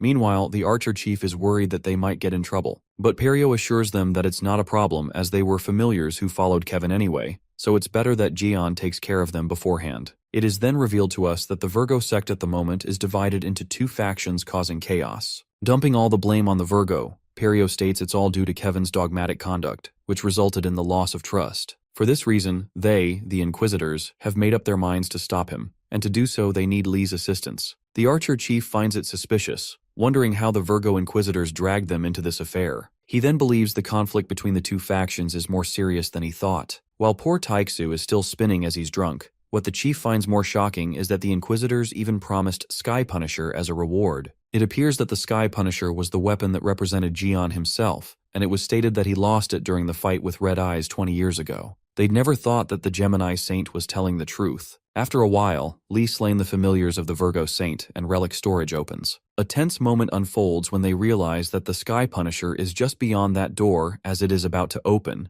Kevin Azar makes an entry, leaving his disciples out of his breath as he sprinted his way to the palace. Thrilled, never in a million years Kevin thought he'd be happy to see Lee. Jian also gets exhilarated and lets out that it's been 20 years, so he's glad to see him. Kevin is delighted to see the archer and greets Hugo Otters, who's pissed yet drunk. The Virgo Saint even spots the one who betrayed him, Perio, and asks if he plans on sticking with Jian to take him out. Well, Kevin thinks it's good since he doesn't need to go looking for all of them one at a time and plans to finish them all. Shortly, Virgo glances at the broken pieces of armor and notices his familiars have disappeared. Rage simmers when Kevin yells frantically, asking who the hell did this to his familiars. Getting scared, Perio, Hugo, and the chief point toward Jian without reluctance, and our guy Loki calls him unloyal fucks. The anger seethes through him as this adds one more reason in Kevin's list to take Jian down. Kevin slashes his sword, and using his ice magic, he creates edgy frost fangs. However, those fangs melt away in an instant when they clash with Hugo's blazing power. Drunk Taixu says that he has some unfinished business with Kevin,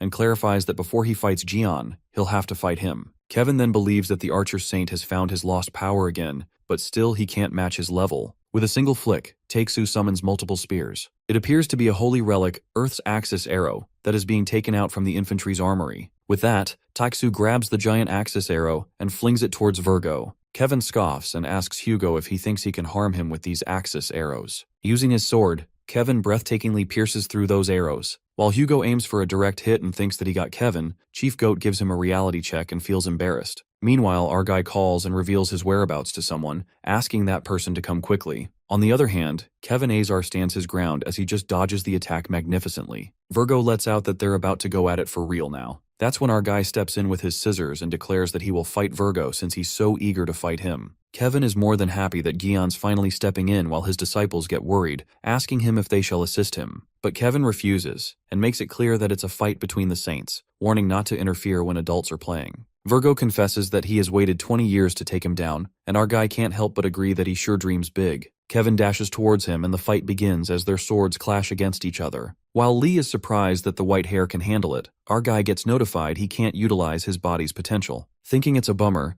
Jian can't unleash his strength while Kevin challenges him to try something harder. Going all out, Kevin's blistering frost begins to rage, which destroys Jian's ground-cutting scissors, as it's unable to withstand the severe coldness. As the sword is about to hit Jian, our guy makes a flip and deflects Kevin's sword like it's a breeze. Flipping backward, Jian loses an arm, and taking the chance, Virgo leaps for another attack. But this time, Lee's hammer saves the day, leaving Kevin stunned that he summoned it in that instance. Our guy tells Whitehair not to get distracted while they're fighting. As Lee's foot smacks right across Virgo's face, he drifts away. Our guy grins evilly and provokes Kevin, asking if this is all he's got after 20 years of grudge. Laughing, Kevin is finally convinced that it's the real Lee Jian. Just then, Virgo thinks it's enough warming up and gets real as he uses his full powers now. Just like, Kevin Azar unleashes something spectacular, and everyone gasps thinking he'll be using it now. The ground rumbles and Gion is impressed as it's been a while since he's seen the icicle. It appears that Virgo was playing with the fake sword and hid the real one. Kevin mumbles that this isn't a weapon he carries around on a daily basis and pulls out the holy relic, Frosty Winter. At that moment, Gion's hammer begins freezing and Kevin Azar states that not only their surroundings, but his limbs must be freezing by this power. White hair guy thinks our guy let his guard down, assuming he'd gotten rusty while being locked up for 20 years. In the blink of an eye, Kevin pierces that sword into him as the blood begins dripping. However,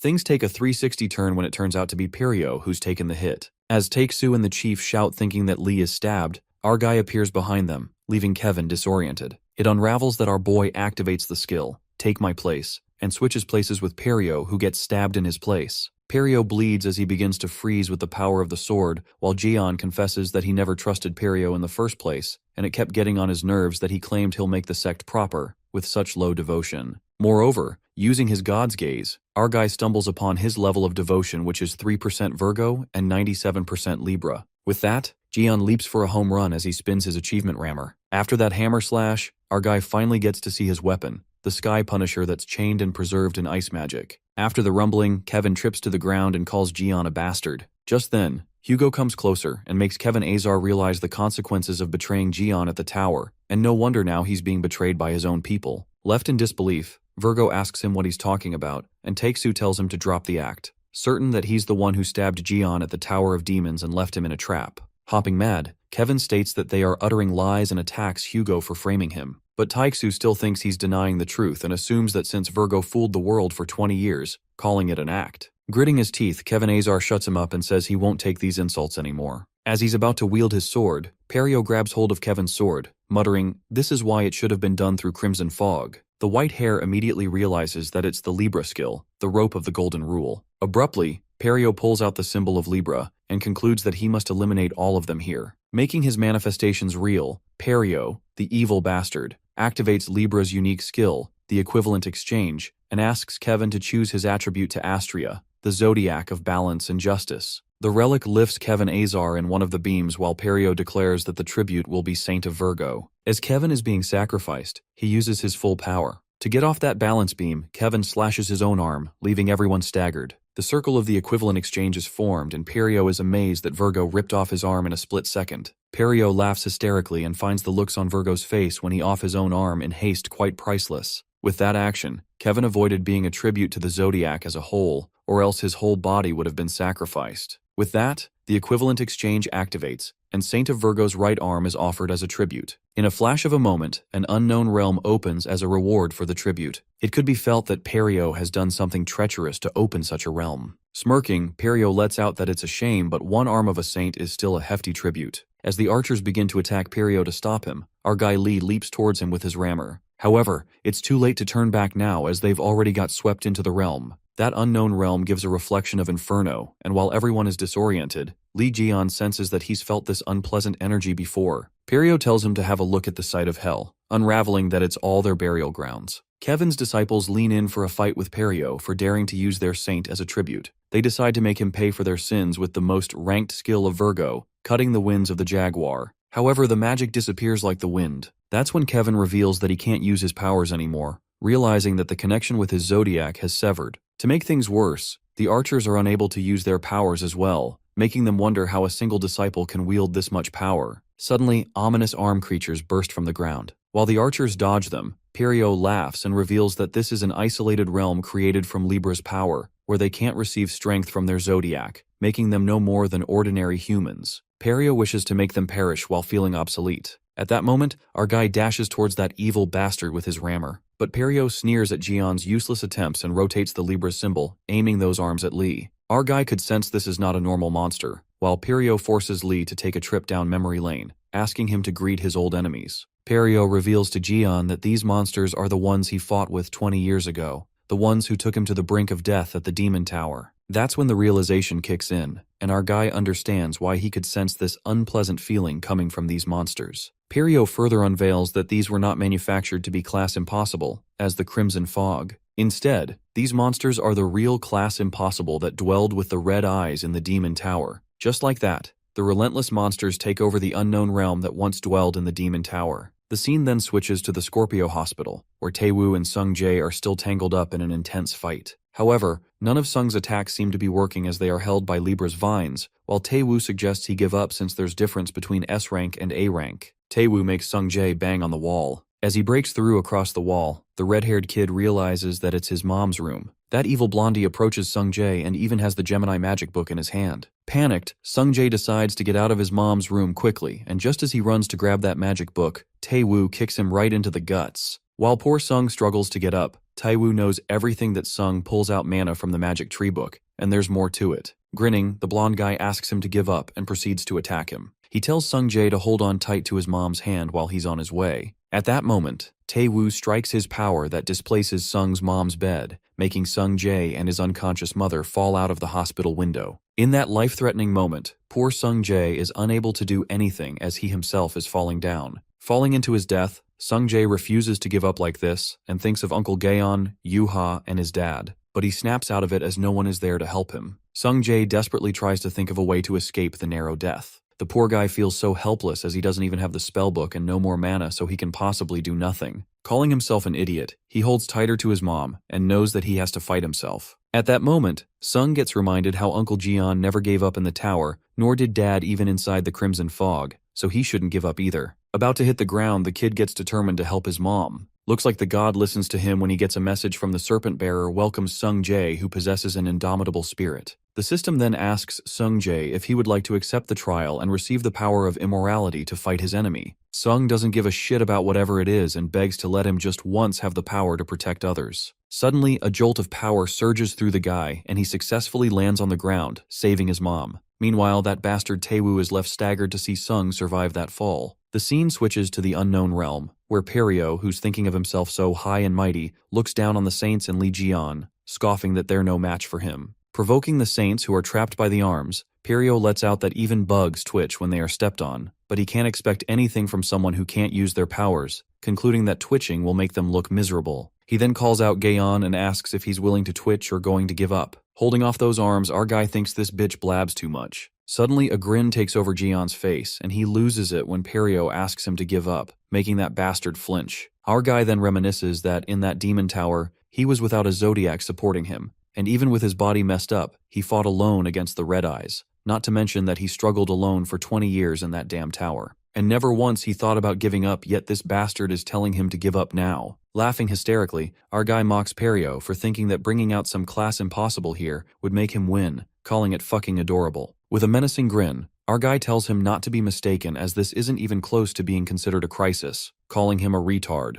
While Jian makes him piss his pants, Peryo still thinks Jian is bluffing and swings that Libra symbol to make those calamities leap toward him. He attacks in the will of Libra, and several arm monsters storm their way. The scene then switches to Taewoo, who gets smacked by Sung Jae, who's stronger than ever. As blood spills out of Taewoo's mouth, Sung Jae lets out that he won't give up because he's sick and tired of being helpless. Shrieking, Sung makes it clear that from now on he will protect his mom, Uncle Jaewon, and everyone with his own hands. On the contrary, the Trial of Fame is completed and the first disciple of the Serpent Bearer is born. The first disciple creates a new chapter in the Bible, Jeon Lee Gospel, and at that very moment the light ignites the horizon, signaling the emergence of something divine. That light makes everyone's jaw drop, and Peryo is shackled by disbelief to witness Jeon's power. Abruptly, the radiant blaze cracks through the unknown realm, and as our guy climbs up the stairs as his heavy footsteps crack the ground, our guy finally understands the power of using what's written in the Bible. Our guy makes an iconic comeback, 10 times stronger than before. Well, Gaeon seems to be living the moment from his gospel chapter, one where he walked out serenely from the tower that was locking him. Our guy truly wishes to kill Peryo first, but there is something that he must take care of right away. Before Peryo could think what it could be, he witnesses the Sky Punisher that must have surfaced because the unknown realm got shattered.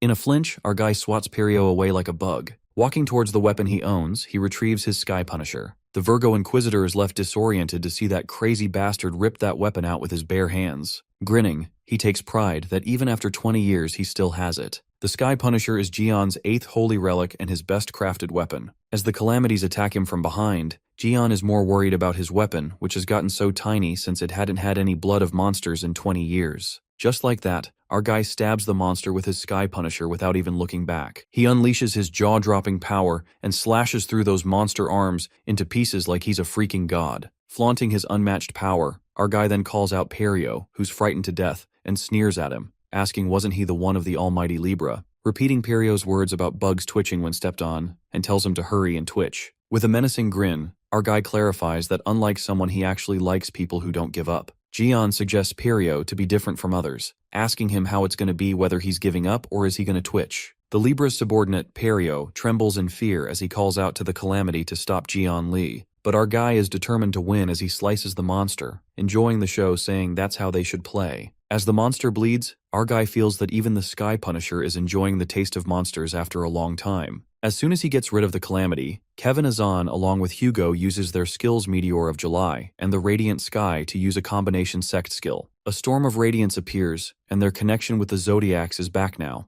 They pose glamorously now that the Virgo and Sagittarius resurrected, and Jeon mocks them, telling them their pose sucks. Pissed, they snap at him, letting him know that they're just victims of the plot twist. Peryo wonders how the situation turned out like this, even after severing connections with the Zodiac. Being doomed, Peryo decides to escape. However, Kevin leaps towards him as he calls out Peryo, striking his sword to avenge his right arm. Suddenly, Jean-Louis emerges out of Peryo's body. Kevin gets back as he recognizes the skill to be familiar, while Jean-Louis reveals that he has some urgent business with Peryo. The Cancer Saint catches Peryo as he was running away without getting rid of Jeon and the others as he was told. Jean gives him another chance, offering him as a tribute to the Zodiac, and tells him to become a monster and finish his mission. The Saint Jean-Louis Morin uses the Libra skill, an equivalent exchange offering Peryo as a tribute. Jian then calls out white hair and corroborates with him about Perio's name, who turns into a monster. Curious, Kevin asks him if he's going to come up with a new nickname for him too. While our guy calls Kevin Whitener given the hair of his color, it pisses Kevin off as he's sick of his sense of humor, wondering how Archer deals with his nonsense. Well, Jian states Takesu has no other choice, and Kevin laughs out loud, admitting it's true as he's a peasant. Just then, Perio transforms into a monster while our guy feels that his body is surging with power. It appears that since his body enhancement is 85% complete, the side effect has been lifted so he can now test his enhanced physical abilities. Recalling how much there was when he swung the weapon lightly, Gaon decides to swing with full power as a test. As he does that, he notices something. Jin Myung reaches the location where he was called by Jian, wondering what on earth happened here. Jin ponders that Gaon could be fighting with the saint. Suddenly, the Yule Palace collapses and the whole thing gets sent flying. At that moment, a girl appears and asks Jin Myung if it was the Virgo sanctuary that just exploded. As he looks at the girl, he's shocked to find out who it is. On the other hand, Jian beats the shit out of Perio as the guy collapses, wondering how much his body has enhanced because he's unable to control his power. Learning that's 85 right now, our guy is impressed and anticipates what would happen if his power reaches to 100%. Our guys literally destroy the whole palace. Meanwhile, Kevin trembles with anger, calling him a crazy bastard.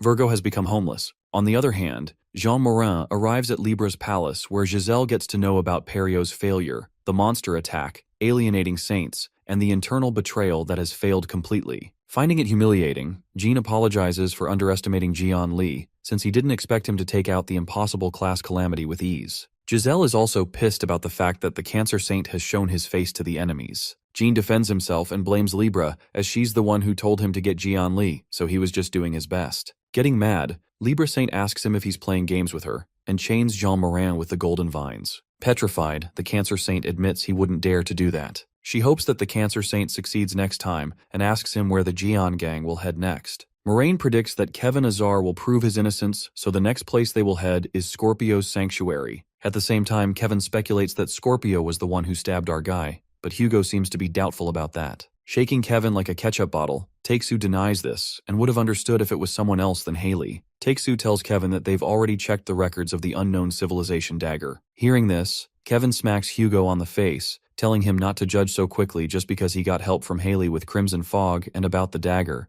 Virgo justifies that there's no reason he would secretly stab Jian Li at the Tower of Demons. Instead, he would rather beat him in front of the people. Since the situation is like this, Virgo shows them the proof that it was Scorpio as they make their way underground to the Holy Relic storage. Kevin reveals to them that he's well familiar with the dagger since he investigated some of the sects in secret. It was to find enemies hiding among the saints. As they step down the stairs, he shows them a room full of weapons. 5 years ago, he found these while investigating Scorpio, and all of them are related to the unknown civilization. Kevin deduces that Scorpio is dangerous. They are one of the beings who threaten the human race. But Yuha appears there and disagrees with him. Upon seeing Yuha, Kevin assumes that she's the Archer's daughter, but is confused about her disagreement about Scorpio. Yuha reveals that she was at the Scorpio sanctuary before coming here, explaining that she received a lot of help from Haley, and she's a good person. But even Yuha wonders if it's too early to make a hasty conclusion. Hearing this, Kevin reacts rashly, asking her if she knows what place that is.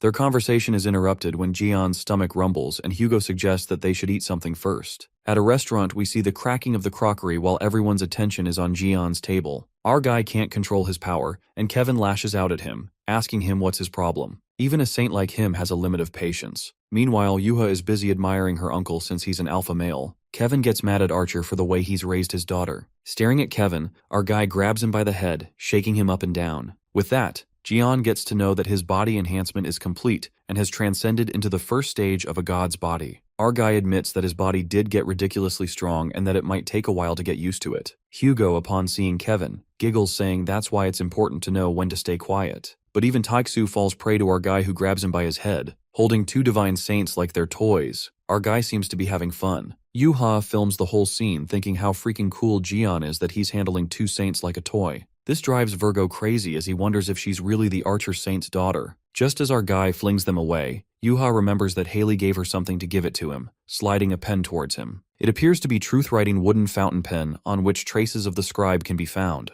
Jin Myung, upon seeing this, swoop towards Lee as it's one of the 8th holy relics of Jian, and he's pleased to experience this with his own sight. Our guy is thinking about the scribe, which is the last trial of wisdom, and recalls how Scorpio used to hide from him, wondering why keep the pen when they always hated him. He asks Jin Myung if he checked the underground storage, and the appraiser confirms the items are related to the unknown civilization and may have ties to Scorpio. Kevin cuts in, saying he already told them Scorpio is connected to the unknown civilization. He even overheard them talking about it. Virgo also claims Haley tried to kill him 20 years ago by poisoning his food, making him certain Scorpio was behind it. Just then, Whitehair adds something to Jian's food. Everyone gives him a dubious stare, but Kevin says it's just supplementary medicine, reasoning that Jian has no zodiac blessing and always overworks himself. That means he won't be at his best in battle, so Whitehair added medicine to help, but says he doesn't need thanks. Hugo stares and sums up that Kevin gives Lee medicine while Scorpio gives poison. Jin Myung offers to test it, but Kevin warns him not to touch Gaon's food and questions his loyalty. An argument breaks out between Kevin and the Archer Saint as Virgo insists Oriental medicine doesn't work on him. Jin Myung apologizes to Gion, saying he didn't expect someone from the Inquisitors to be swayed by the other sect. But Gion finds it weird, given that they risked their lives for rebellion, but never even bothered to ask the Vice Chief or one of the 10 stars. Plus, Perio didn't bring his troops, meaning the rebellion was just a ploy to gather all saints and make them fight. Gion agrees that everything pointed to Virgo, and it was all set up. Our boy then remembers Sergeyevich and Heiji. Considering Libra and Dark Cancer's involvement, they're unsure if the dagger memory was manipulated. Gion concludes that there's more to it. Jin Myung asks about his suspicions of Kevin. After thinking, Gaon concludes Whitehair isn't involved as it wouldn't benefit him. Just then, Yuha asks Gion about his next move, and our guy responds that he's heading to Scorpio since they're connected. Plus he's curious why Scorpio returned the pen through her. At that moment, our guy reveals he's made Sungjae his first disciple, but thinks it'll be a while before he sees him. Hugo and Yuha are stunned, and Hugo trembles, asking what Gion just said. Our fellow repeats happily that Sung is his first disciple. The Archer Saint is in disbelief, while Yuha feels betrayed,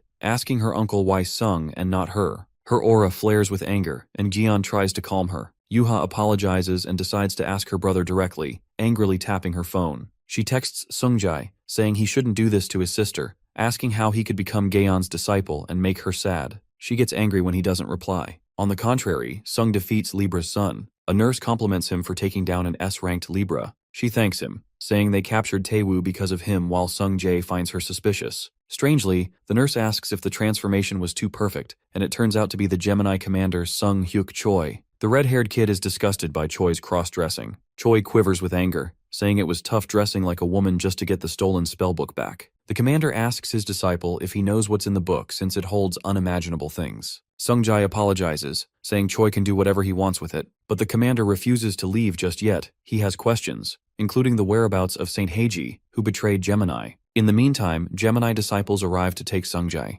In a hospital room, we see Jaewon finally opens his eyes and overhears everything.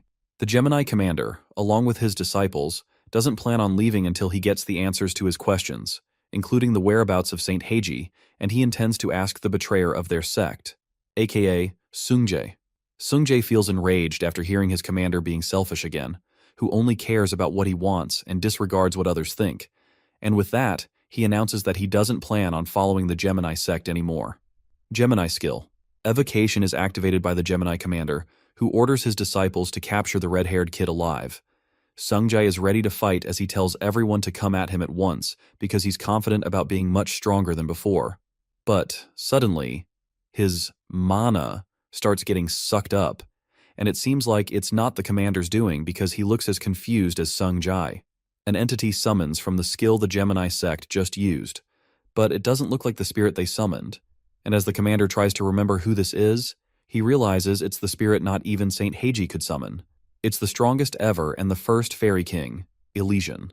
The Gemini commander, who's still in disbelief, admits that they gathered their mana but never intended to summon the fairy king, as he wonders if it's because of the spellbook's power. Elysian reveals that it was the disciples of Gemini who performed a summoning spell, but what brought him here is Sungjae's exceptional mana. The fairy king wonders whose mana this is, and even though he's bound to Gemini, he really liked the mana Ophiuchus's first disciple has. Elysian reveals that he even plans on transferring to Sungjae's sect, and the commander, upon hearing this, is in utter disbelief as he questions the fairy king how he can even say this as a familiar assigned to Gemini. The fairy king believes there's nothing wrong with it, since the connection with the Gemini zodiac is now severed, and they have no clue where their saint is, as he complains that they're asking for too much loyalty under these circumstances. The Gemini commander thinks of every way he can stop Sungjae and the fairy king from making a contract, and orders his disciples to stop Sungjae and kill him if necessary. The red-haired kid looks super excited to fight, as he was getting tired of waiting. But then the system notifies him that his serpent bearer's power has been depleted. Sungjae panics as he realizes all his mana is gone now, and the Fairy King lets him know that he probably absorbed all of his mana. The red-haired kid tells Elysian to do something about it, while the old man states that they haven't made a contract yet, which means he can't do anything to help. The Gemini commander, who has been witnessing all this, asks Sungjae if something's wrong and gives him the choice to give up the contract with the Fairy King and come with them. But as he's about to say something else, someone enters the room, breaking through the wall and leaping in front of Sungjae like a shield, questioning who dared to threaten his nephew. Turns out, it's his uncle Jaewon, who warns everyone to stay away from Sungjae, and Gemini disciples realize that he's the Sagittarius commander who was taken down by Crimson Fog and had been in bed for 10 years, as they wonder how he can move like that. The Serpent Bearer's energy, which was dormant in Jaewon's soul, protects him, and as the Gemini disciples decide to attack them, the Sagittarius archers arrive at the spot, commanding the Gemini sect to surrender if they don't want holes in their heads. The Gemini disciples realize that their mission of retrieving the spellbook is a failure and decide to retreat for now. As it's all over, Jaewon admires how much his nephew has grown because the last time he saw him, he was so small, and Sungjae is just super happy to see his uncle awake now that he doesn't have words to express. The Fairy King, who's also there, realizes that the Gemini sect left their spellbook, and suddenly someone calls out Sungjae's name, leaving him absolutely petrified as he recognizes the voice. It's Yuha, who asks her brother why he looks so surprised and if he's done something to make her mad. But Sungjae refuses as he states that he's just glad she's here. Yuha loses it and lashes out as she tells him not to lie, since she knows he became Gyeon's first disciple. Just when Sungjae thought he's done for, Jaewon steps up as he breaks it to Yuha that he's awake. And the black-haired girl, after seeing him, forgets everything else as she's so shocked and happy to see her uncle. Meanwhile, Sungjae hides behind Jaewon and takes a breath of relief when Elysian remarks that he looks more tense right now than when he was surrounded by the Gemini. The Fairy King offers him to run away from here by making a contract with him, by which he also gets to transfer to his sect. The red-haired kid has no choice but to make a contract, so he agrees and starts running away from there. Yuha realizes that her brother is running away and runs after him, while Sungjae states that he couldn't do anything about being born second, but couldn't give up being the first disciple of Uncle Jeon. This makes the black-haired girl even more mad while she tells him to stop right there, and as Sungjae lands on the ground, all his movements pause. Yuha mocks him as she thought he got hurt while landing, but as she looks in the direction he's looking, she's also left speechless. Turns out it's their mom, who's glad to see her kids full of energy and asks them if they have been behaving themselves. The next scene takes us to Virgo Metropolitan Teleport Transfer Station, bustling with people. Our guy, Chief Goat, and Kevin Azar are surprised to see the station, and Virgo says it's one of the few still working. Virgo explains it's not as effective as Gemini's, but since Gemini went rogue, it's busier than ever. Jeon swats his hand, telling him to shut up. Moments later, Hugo gets a call from Yuha who gives him the news about Jiwoo and Jaewon waking up. Taeksu cries tears of joy and Yuha adds that Sungjae along with the archer disciples chased Gemini away, but Taewoo vanished. Taeksu gets angry as he can't believe Gemini and Taewoo were there to cause trouble. After hearing this, Jeon doesn't know who Taewoo is, and Chief Goat explains to him that Taewoo is a Saint Libra's elder son. The chief reveals that Saint Hugo had already discovered the culprits behind the Crimson Fog, Taewoo and Siwoo Yoon, Libra's sons. In the past, Taeksu confronted Libra, exposing her role in the task force, special cargo, and the passenger list since all the evidence linked to her sons. He also had eyewitnesses from survivors. A storm brews in his gaze as he asks Giselle if it was her son's doing. Without a single speck of shame, Giselle is not surprised that Hugo figured it out. Libra mocks Hugo and says the half-saint archer can't do anything as he has no power left, plus he's even worthy of being called a saint. She, being a heartless bitch, gives Hugo two choices: expose the truth and face war, or drop everything and accept his failure. Justifying her son's mistakes as youth, Giselle provokes archers, mentioning his kids, Yuha and Sungjae. Hugo has no choice but to protect them. Back to the present, Chief Goat says once Libra mentioned the kids, Hugo had no choice. That's why Saint Hugo kept quiet, for the sake of his children's safety. After that, Jeon orders Goat to find the Libra brothers, no matter what. Our guy finally understands why Taeksu sent Yuha and Sungjae to other sects as Sagittarius couldn't protect them. But he finds one thing reassuring, that Sungjae is his disciple now. Just then, Gion remembers the follow-up mission that came after that is to assign an Ophiuchus saint. Baffled, he wonders who to choose, especially with a rank limit. Meanwhile, Taiksu thanks Gion for sending his disciples to Korea. Otherwise, it would have been worse. Gion stares at Hugo, thinking who should be the Ophiuchus saint. Suddenly, Gion invites Taiksu to his sect, offering to make him a saint. Before Hugo can react, Apollo, the Sagittarius zodiac, bursts in, enraged, warning Gion not to covet his contractor. While Kevin and Goat freak out, Gion casually tells Apollo not to be stingy. Kevin gets sarcastic and asks our guy why he's asking him to join while Hugo and Goat apologize to their zodiac Apollo. Gion gets serious and asks Kevin if he really wants to join, but armless Kevin laughs like a donkey, saying he was kidding, and this makes Gion pissed off. Later, they're ready to teleport and Gion beats up Kevin as his divinity rises like crazy. The archer chief announces the teleport is ready, but Taiksu glares, saying no one asked. Tension rises and the chief Goat asks the saint what's wrong. Hugo calls him a punk and asks if he really doesn't know. The scene takes us to a few hours earlier, where Yuha keeps calling Sungjai non-stop. Angrily, she decides to return to Korea and calls his brother a bastard. On the other hand, Chief Goat blushes after seeing Yuha and offers the fastest way back. He sparkles, inviting her to join them at the transfer station. Just then, Yuha meets Jin Myung, who's surprised to see the archer's daughter in Virgo. Jin gives her a teleport scroll as a gift. While they laugh, Chief Goat gets jealous, and his dislike for Virgo grows. Later, Yuha tells Uncle Gion that Scorpio's route is closed off, so he must enter through the sea, as the air is blocked by the unknown civilization. She explains people usually travel by road through America, where Leo is. Gion sighs as it'll take time to reach Scorpio's sanctuary while Yuha plans to go to Leo after finishing her business in Korea. Using the scroll, she calls Uncle Jian and Dad, praising their fight against the Crimson Fog. After Yuha teleports, Gaeon reflects on why people raise kids. Taeksu says that after a hard day, their smiles make everything better. But Hugo notices Chief Goat looking gloomy and grows suspicious. He bluntly asks if Goat has feelings for Yuha. When Goat stays silent, Taeksu strangles him. At the station, Gion beats Kevin while Taeksu strangles Goat. After their goofy brawl, Taeksu asks if Kevin's joining. Virgo reasons that he has to prove his innocence and he doesn't want anyone else to beat Gion before him. Though armless, Kevin says he'll handle any threat to Gion. After that, they're set to teleport, and their destination is Washington, D.C., Leo's sanctuary. Meanwhile, in America, Leo's guys hear that Lee Jian has arrived. They prepare a wild welcome, planning to give him hell. At the battle arena, the crowd goes wild for the upcoming festival. Later, at the Leo battle arena, the crowd is roaring as they announce the battle of the century between Stephen Marker and Lee Jian. After the whole thing is announced, Stephen wonders who he is or what this place is. In the meantime, our guy walks up to the stage, yawning. At that moment, Stephen realizes that he's fucked and wonders that how in the world things turned like this. Bro is pretty much screwed. The scene then takes us to a few hours earlier, when Lee Jian and the others arrive in Washington, and the first thing they witness is a colossal lion statue. Thinking that Stephen is such a psycho, our guy is creeped out by Leo's narcissism, and Taeksu is not surprised at all since Leo lives for basking in his own glory. But Kevin Azar is smitten by that statue and wishes to build one too. Hugo asks Gion why the hell did they bring the white hair along as he's picking up only bad things while being here. Shortly, some Leo subordinates call out Gion's name, informing him that there's an invitation from the Leo saint, Stephen Marker, requesting him to come with them. Our guy questions why Leo would invite him and Kevin says the same. Hugo chokes the white hair, telling him to mind his own business. Leo guys recognize the Virgo saint, Kevin Azar and Hugo Otters, concluding that Gion sure is not to be taken lightly. One of them mocks Gion, saying he's allying with the other saints as it would be tough to take down their Leo saint on his own.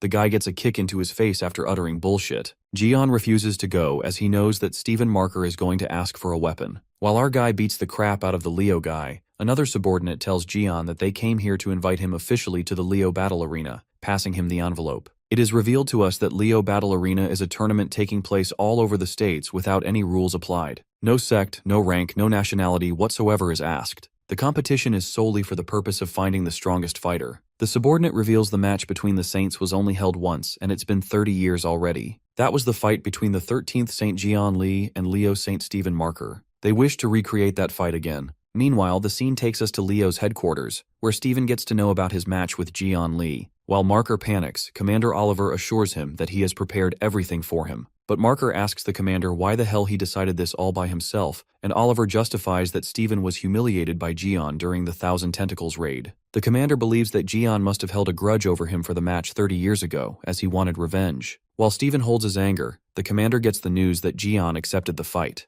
To make it worse, Oliver discloses that he has invited renowned reporters, politicians, and honored guests from all around the world to show everyone that Steven is the best. It looks like Oliver is doing it on purpose. Poor Steven trembles and screams as loud as he can because he's been fucked up. The scene comes to the present, at the Leo battle area, where Steven is regretting his life decisions. Meanwhile, his subordinate is astounded by the huge crowd as people from all around the world are here just to watch their fight. Deep down, Steven panics and wonders why this is happening to him. Leo storms away in anger, and his subordinate asks him where he's going. Steven responds that he's going to the restroom, calling him an idiot. The commander is relieved as he thought he was gonna run away. Meanwhile, Leo furiously slams the door. A vicious grin takes over the disciple's face, apparent that he's putting the saint in trouble. On the other side, as Steven Marker is in the restroom when suddenly Lee Jian barges out of the toilet. The sight of Jian makes poor Leo tremble with fear as he didn't expect to run into him there. Just as the big guy is about to scream, our friendly guy greets Steven and asks the psycho what he's up to. The soul nearly leaves Steven's body when our guy questions if he can handle the fight. Mustering up his sanity, Steven mumbles that handling his death 20 years ago was one that he could barely handle. The big guy reveals that back then,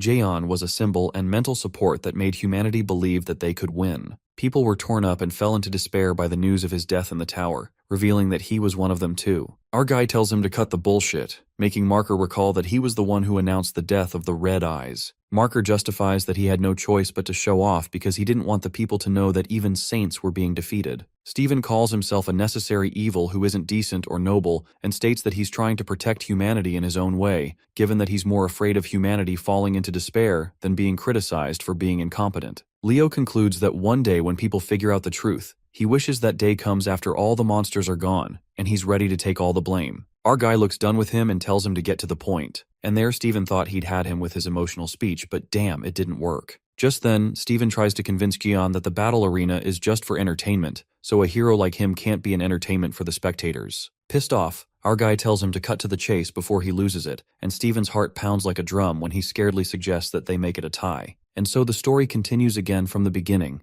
in the battle arena, where they confront each other on the stage. Taking deep breaths, Marker calms himself down as Gian promises to cooperate with him. Just then, there's an announcement that says, has proposed to take on all the fighters in the arena at once, making it puzzled whether it's his confidence or recklessness. It seems that it was Steven's doing, and he's happy that he did what Gian asked for. In Leo's flashback, Gian agrees to make this fight a tie on one condition, and reminds Psycho Leo that this is a system to sort out fighters who can fight monsters. Our guy then proposes to Leo to bring out all the fighters who can fight in the arena, as he wants to see them himself. In Leo's mind, he thinks that Gian's a genius, as he's planning on making it seem like he was outnumbered by all the fighters that he called on to this side. And now that one-on-one battle has become a royal rumble, and this way people will focus on the success of the event, rather than winning or losing. Hopping with joy, Steven surmises that it's a win-win for everyone. However, things took a 360 turn when they announced to warm up the stage a bit by watching Lee Jian and Steven Marker's match 30 years ago. That lion in him that was roaring now turns into a dog pet mode. In the video, Steven is beating the crap out of Jian. Meanwhile, poor Leo is freaking out on the stage and begs to stop the video. Panicking, Steven is scared for his life when he justifies that he never asked them to play it while our guy loses it.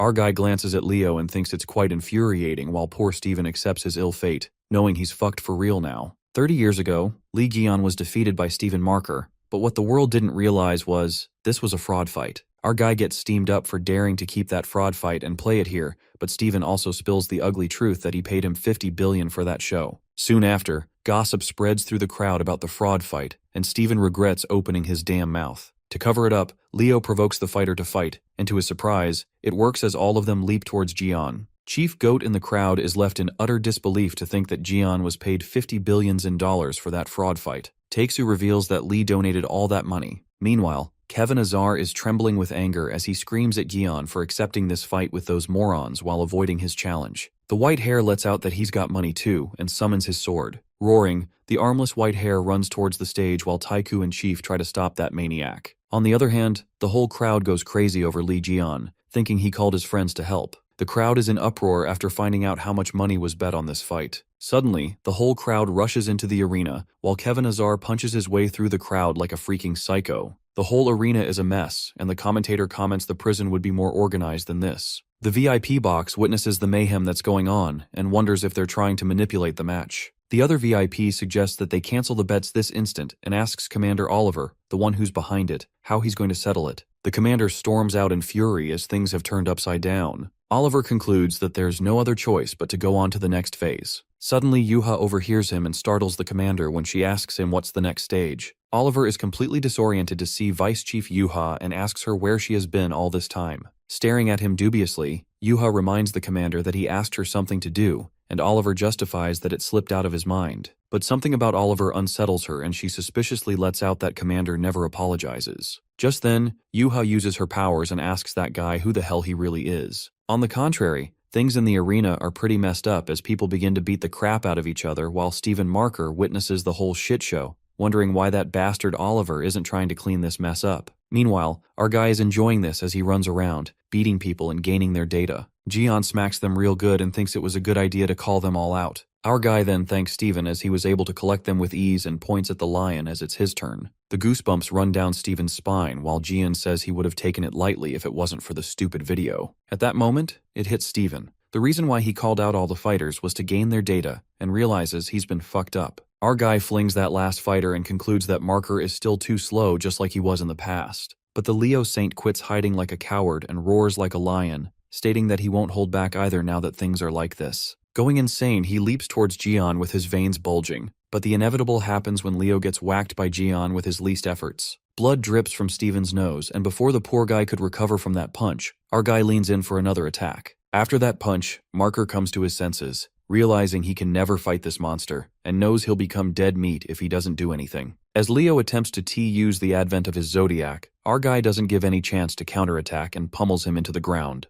At that very moment, Kevin Azar interrupts their fight and steps in as an angel in Stephen's eyes as he challenges Jian to fight him instead. As things are already crazy, a sudden rumbling is heard above them. Distracted by the sound, they all look upwards and it turns out to be Yuha and Oliver. Yuha bangs on the ground with force and steps on Oliver. She then threatens that guy to show her who it really is before she electrocutes him. That's when that guy turns back to his original form as the Pisces skill transformation deactivates. That person turns out to be Sylvia, Pisces SS rank, and Yuha tells her that her acting needs improvement. The Leo disciples freak out as their commander was a woman all this time, but Yuha clarifies that it was Sylvia transformed into Oliver. Sylvia gets exposed and calls Yuha an ignorant bitch. On the other hand, armless Kevin is bursting with anger as every time he tries to fight with Jian, something keeps getting in his way. What Kevin Azar doesn't realize is that he stabs a person for no damn reason, taking an innocent life. White-haired dumbass comes back to his sense and realizes that he's fucked up, not to mention he's being broadcasted. The whole crowd witnesses Kevin sword stabbing that person,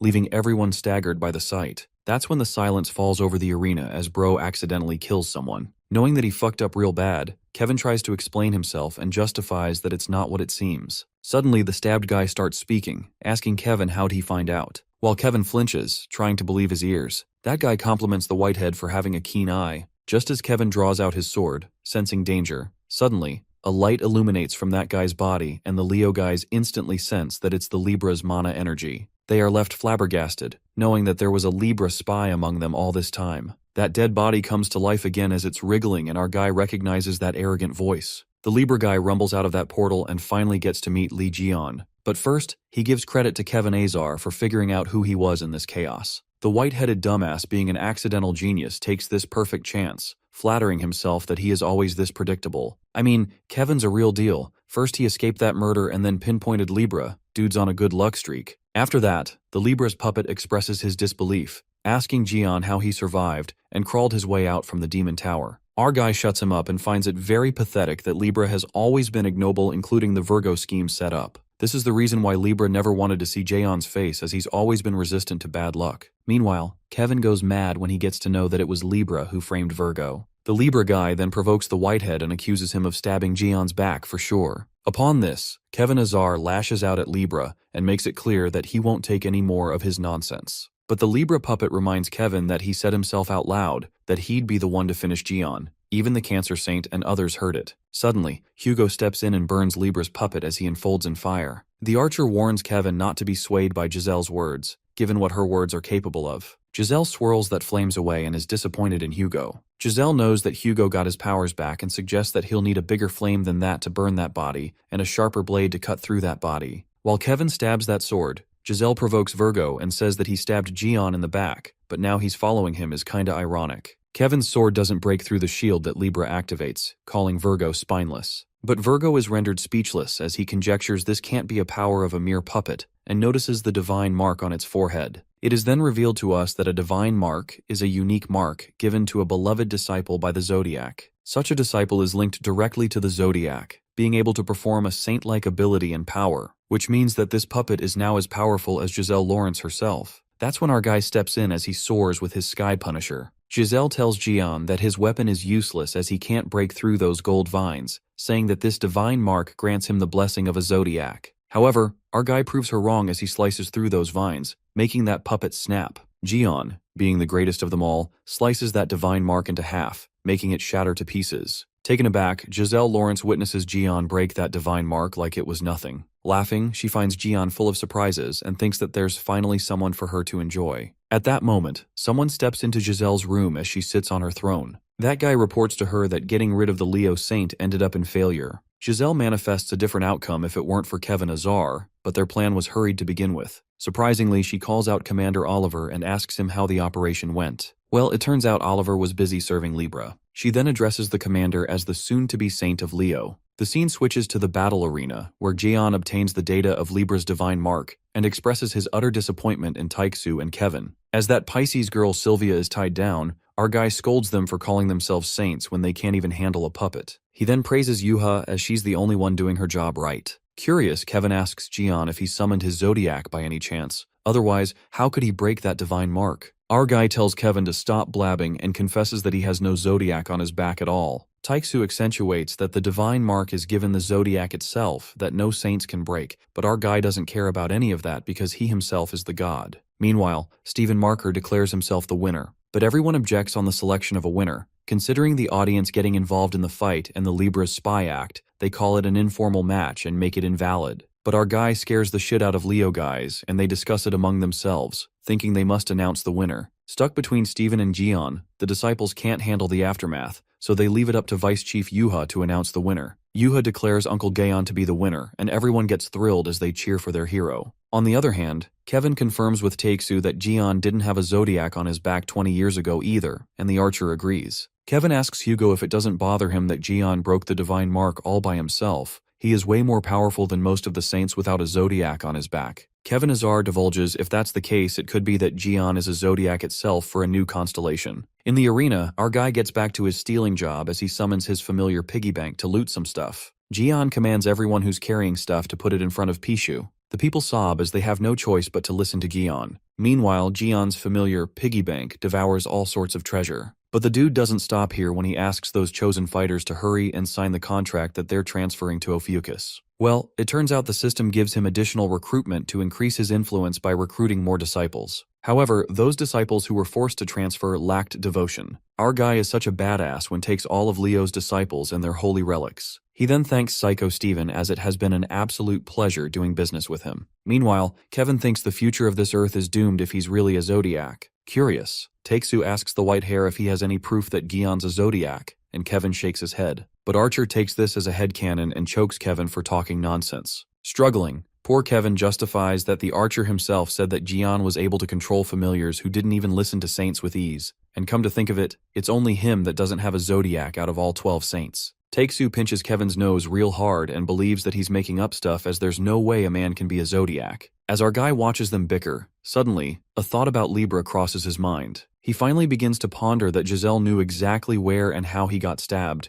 It was as if she was the one who stabbed him, or at least saw him getting stabbed directly. The realization sets in, and Gaon deduces that Libra's saint must have something to do with trapping him in the demon tower. Our guy recalls how awfully close she was to her Zodiac, assuming her Zodiac could also be involved with him getting stabbed. Dismissing that thought, our guy gets another message to baptize his disciples, and gets reminded that he hasn't met Sung Jae in a while. Just then, Jian asks Taiksu to pack his stuff who's strangling Kevin. Hugo wonders if they're already leaving, and Lee lets out that the Archer hasn't met Jiwoo and Jaewon since they woke up, plus he needs to meet Sung Jae. The scene then switches to Scorpio's headquarters in Canada, where the Scorpio Saint, Haley, is watching the Leo Battle Arena broadcast, where Yuha declares Lee Jian the winner. Haley knew that Leo was no match for Gion anyway. Watching Jian up close, she swoons over him. Suddenly, her fangirl moment is interrupted when her subordinate frantically reports her about the Scorpio hospital being attacked multiple times. Freaking out, Haley almost gets exposed as she wriggles to the ground in embarrassment. Her disciple reveals that Libra and Gemini were there to attack, but Seung-jae pushed them back. According to the observatory, the 13th constellation, where Lee Jian is the saint, has appeared,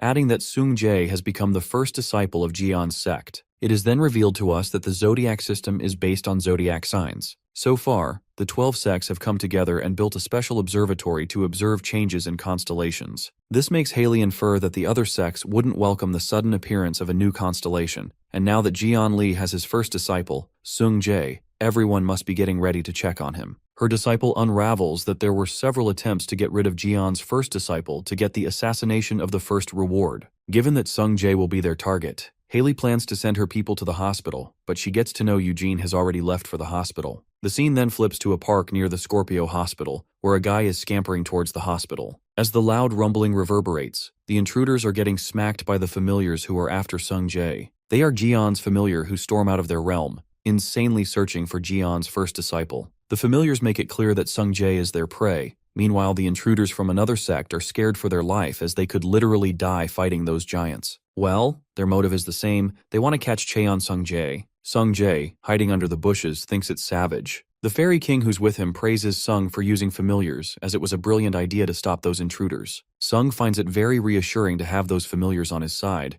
and the fairy king determines that they're just not willing to get their toy stolen away by some idiots from another sect. The red-haired kid recalls how those familiars got furious when they discovered, and they asked him not to expect them to like him just because the master likes him. Ganging up on the first disciple, they urged him to prove his worth while poor Sung ran for his life. This is the reason why he's hiding under the bushes to protect himself from the familiars who have grown not to like him. Seung-jae then hopes that the archers are taking good care of his mom. Suddenly a guy creeps up on him and asks if he's Seung-jae. Sung freaks out and takes that guy as another intruder. Just as he's crawling away, Sung's coin falls off and suddenly a voice comes from behind. It turns out to be Taeksu who falls to the ground, and Seung-jae asks if Uncle Gaeon didn't come with him. Hugo informs him that the bastard went somewhere else. While Sung makes a disappointed face, his dad doesn't like how his son is too harsh on him. Nonetheless, Hugo witnesses a chaotic situation, and Sung utters that it's a long story. Just then, they're interrupted by the boy who asks Hugo if he's the archer saint. Without confirming, Seung-jae tells his dad that the boy is an assassin and reveals that the assassins keep popping up ever since he's become Jian's disciple. Hugo gets protective and calls that assassin boy a disgraceful bastard, while that boy justifies that he hasn't done a single thing. But Seung-jae calls him a liar and elaborates how he tried to sneak attack him. Taeksu lashes out at that boy when suddenly the zodiac Apollo appears. The Sagittarius zodiac seeks direct descent and declares he would burn that dangerous kind himself. While Sung wonders why a zodiac appeared all of a sudden, the boy thinks it's all screwed up now that the zodiac gets involved. The boy tells both father and son not to blame him as they started this. Abruptly, that mysterious boy browses through the Sagittarius Bible with his powers, as the paper rustles swiftly. Thinking it's quite a rhapsody, that guy flips the Bible's pages as the words begin to change, making it turn into nighttime. Hugo couldn't believe that boy forced a zodiac to go back, and that's when that boy smirks. He lets out that no sun should be out at night, referring to making Apollo go back. As Taeksu screams and asks what the hell he just did, the boy confesses that he just pushed an annoying zodiac out of the way, and now the Sagittarius zodiac cannot interfere. That powerful boy turns out to be Eugene, the Scorpio's scribe. Eugene asks what he should do next and again browses through the Sagittarius Bible. Eugene casts something and it makes Hugo drift away as the ground beneath him crumbles. Startled, Hugo recognizes that verse just now as Apollo used to recite this verse. But he finds it impossible that Eugene read that verse since only zodiacs are able to read the Bible. Taeksu remembers vividly that the verse was a bit different from the original, making him question if that boy edited the Bible. It is then revealed to us that the Bible is a scripture that records the history and achievements of each constellation. The Bible's records themselves are legends and myths. Furthermore, it manifests in the authority of the sect. Just like that, there were people who read and edited the Bible known as scribes. However, scribes are known to be extinct in this world, for the zodiacs and their familiars eradicated all those with the ability of a scribe. Hugo finally understood why the zodiacs went furious, as there was no way they could bear when mere mortals could have control over them. He then realizes this is the reason why the zodiac Apollo stepped in, since he sensed the scribe. Eugene finds it hilarious to see the saints' condescending faces turn worried in front of him. Eugene is about to head to the hospital when our guy makes an iconic entry and surprises that brat with a dropkick. Jian calls it a great panel line-breaking entrance. Our guy is surprised since Hugo went to check on people who woke up in the hospital, but instead he's getting his ass kicked. Lee scolds Hugo that he should have taken care of this brat with a finger snap while that poor Eugene gets knocked out. The scene then takes us to a flashback,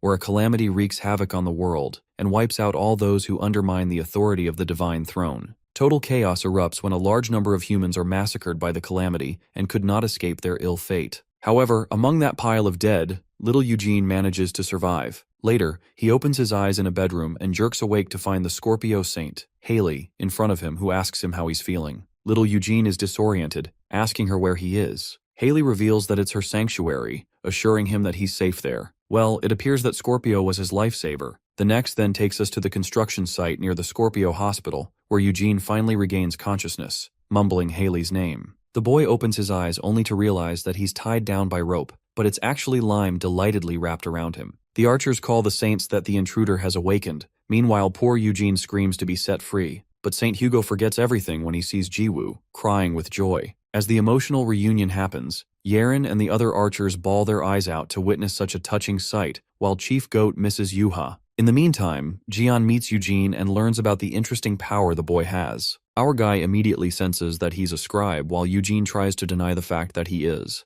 Jian activates his god gaze and enunciates that he knows everything, so there's no point in hiding. Eugene realizes that he's been exposed, and that's when he activates the Scorpio's shadow skill, escaping away like a bolt of lightning. Using the shadow skill, Eugene plans to hold them as hostages and escape, leaping towards Hugo and Jiwoo. Our guy enters the scene, whacking Taeksu's face and grabs Jiwoo into his arms. He then crashes into the wall. While Eugene keeps attacking Jian relentlessly, our boy evades each blow easily, holding Jiwoo. Eugene wishes to hit Jian just once while Jiwoo enjoys it as our guy carries her around like a freaking Spider-Man. Sungjae freaks out when he sees his mom, and Uncle Jaewon reveals that Jiwoo is a big Jian fan. Poor Taeksu gets mad at Jian to get away from Jiwoo, feeling jealous. Taeksu screams at Eugene to get the fuck away from here, but the scribe is determined to hit Jian. Just then, Jiwoo tells Taeksu to wait a bit more, as a moment like this won't come in the future. Utterly heartbroken, poor Hugo can't take it as he vomits blood while Sungjae is worried sick about his dad, believing that mom being Jian's fan is too much to handle that he's coughing blood. Our guy tells Taeksu to stop being ridiculous as there's nothing to be jealous about.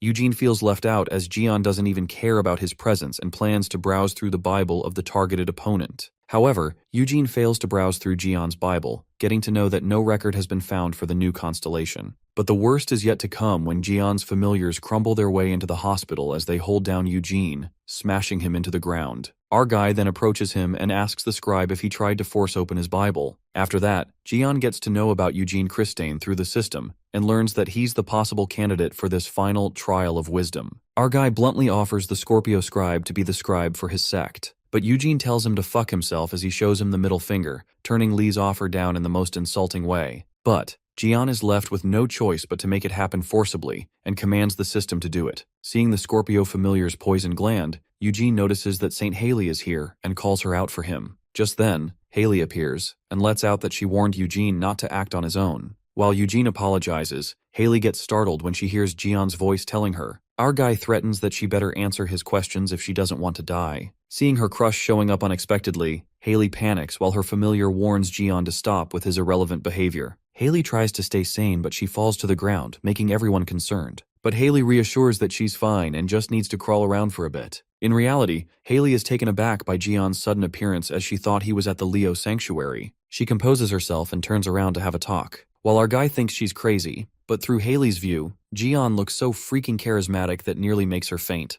Sungjae wonders why people have been acting off today, and Jaewon thinks he's addressing his dad. Jian gets mad and understands that Haley is trying to avoid him as she's awkward around him. Our guy then grabs her by the shoulder and tells her to pull herself together since he needs to ask some questions. But Scorpio loses her brain cells when our guy touches her while her familiars tell Jian to take his hands off her. Sungjae gets baffled as he wonders what the fuck is wrong with Scorpio while Jaewon reads the room and guesses that he isn't too quick about this stuff either. The familiar forces Jian to remove his hand off her as, saying what he's doing is too intense for the princess as she blushes, lying down unconscious. Our guy laughs at her being lame and decides to talk with Sungjae first since Haley's dramatic ass will take a while. Our guy then informs Sungjae that he needs to get baptized and he gets baffled, wondering if he means getting introduced to a zodiac and getting acknowledged as a proper disciple. While Lee nods, Sung freaks out when he thinks the holy ceremony can be performed here. Jian thinks all the formalities are useless, and Sungjae doesn't seem to be mentally prepared for it either, but our boy decides to do it anyway. Sungjae opens his eyes in a dark place and gets questioned if he's the one who wishes to be the first follower of Ophiuchus.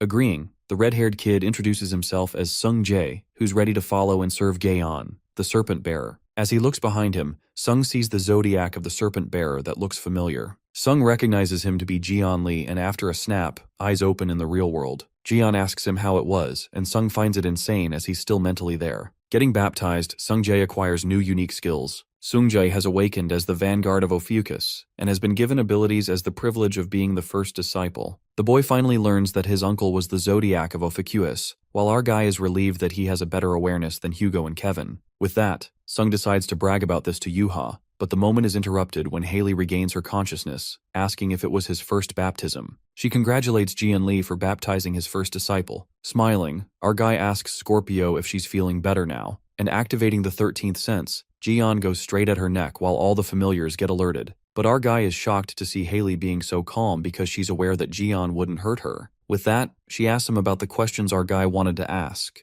Jian then questions her to explain why her source of power comes from an unknown civilization. Upon these questions, the people begin to gossip and wonder if the Scorpio Saint is a calamity. Our guy lets out that Haley fooled the world and asks her if she fooled the Scorpio Zodiac too. The Scorpio's familiar gets mad and asks Gaeon how dare he lay his hands on the princess, ready to kill Jian. Our guy provokes them and suspects that Scorpio's underling must be a calamity disguised as familiars. The familiars get furious and ask what kind of calamity shows such loyalty to a saint, but then his words are cut off by Haley. That's when Haley answers Jian's question and opens up the source of her power is indeed from the unknown civilization, but she considers herself a human, and above everything, she's on Jian's side. Our guy demands her to prove it since he has a perfect thing for that, and hands her a paper with 2 questions. One question asks what she thinks of Jian Lee, and the other asks what type of relationship she would like to have with him. Finding it unexpectedly easy, Haley scribbles and after a while she slides the paper back to him. Jian smiles evilly as he glances at how concise her answers are. Meanwhile, Haley feels confident as there's no way Jian could tell what her true intentions are. However,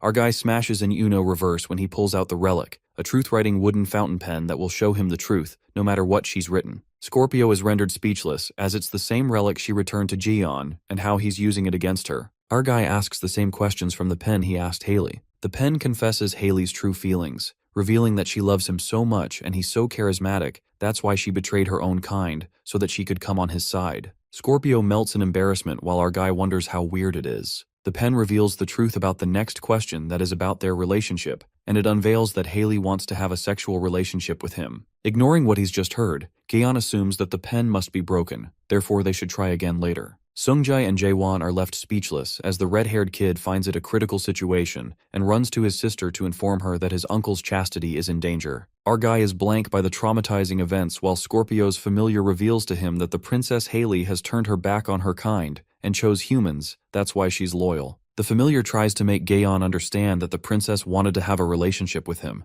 forgetting the word sexual. Haley begs her familiar not to say another word and commands that they're going back as she can't handle any more embarrassment now. But our guy stops Scorpio and asks her what more she knows about the weapons from an unknown civilization, since the dagger that stabbed him in the Tower of Demons was also from an unknown civilization. She regains her composure and says that it's a weapon that contains the monarch's power. It is then revealed to us that the monarch is a title that holds the highest rank of the unknown civilization. Weapons of the unknown civilization that contain the power of the monarch give off terrible energy that can even threaten the zodiacs. Haley continues to state that this must be why Lee couldn't do anything when he was attacked by that weapon. Ever since then, she's been collecting those weapons and sealing them. Our guy connects the dots and learns that's how Scorpio was tied up in the investigation of the unknown civilization's weapons. Just then, a guy questions Haley if she's saying there's a true leader of the unknown civilization, not the Red Eyes that Jian took care of 20 years ago. Haley reveals that Red Eyes isn't the true leader, stating there are at least 3 more monsters just like Red Eyes.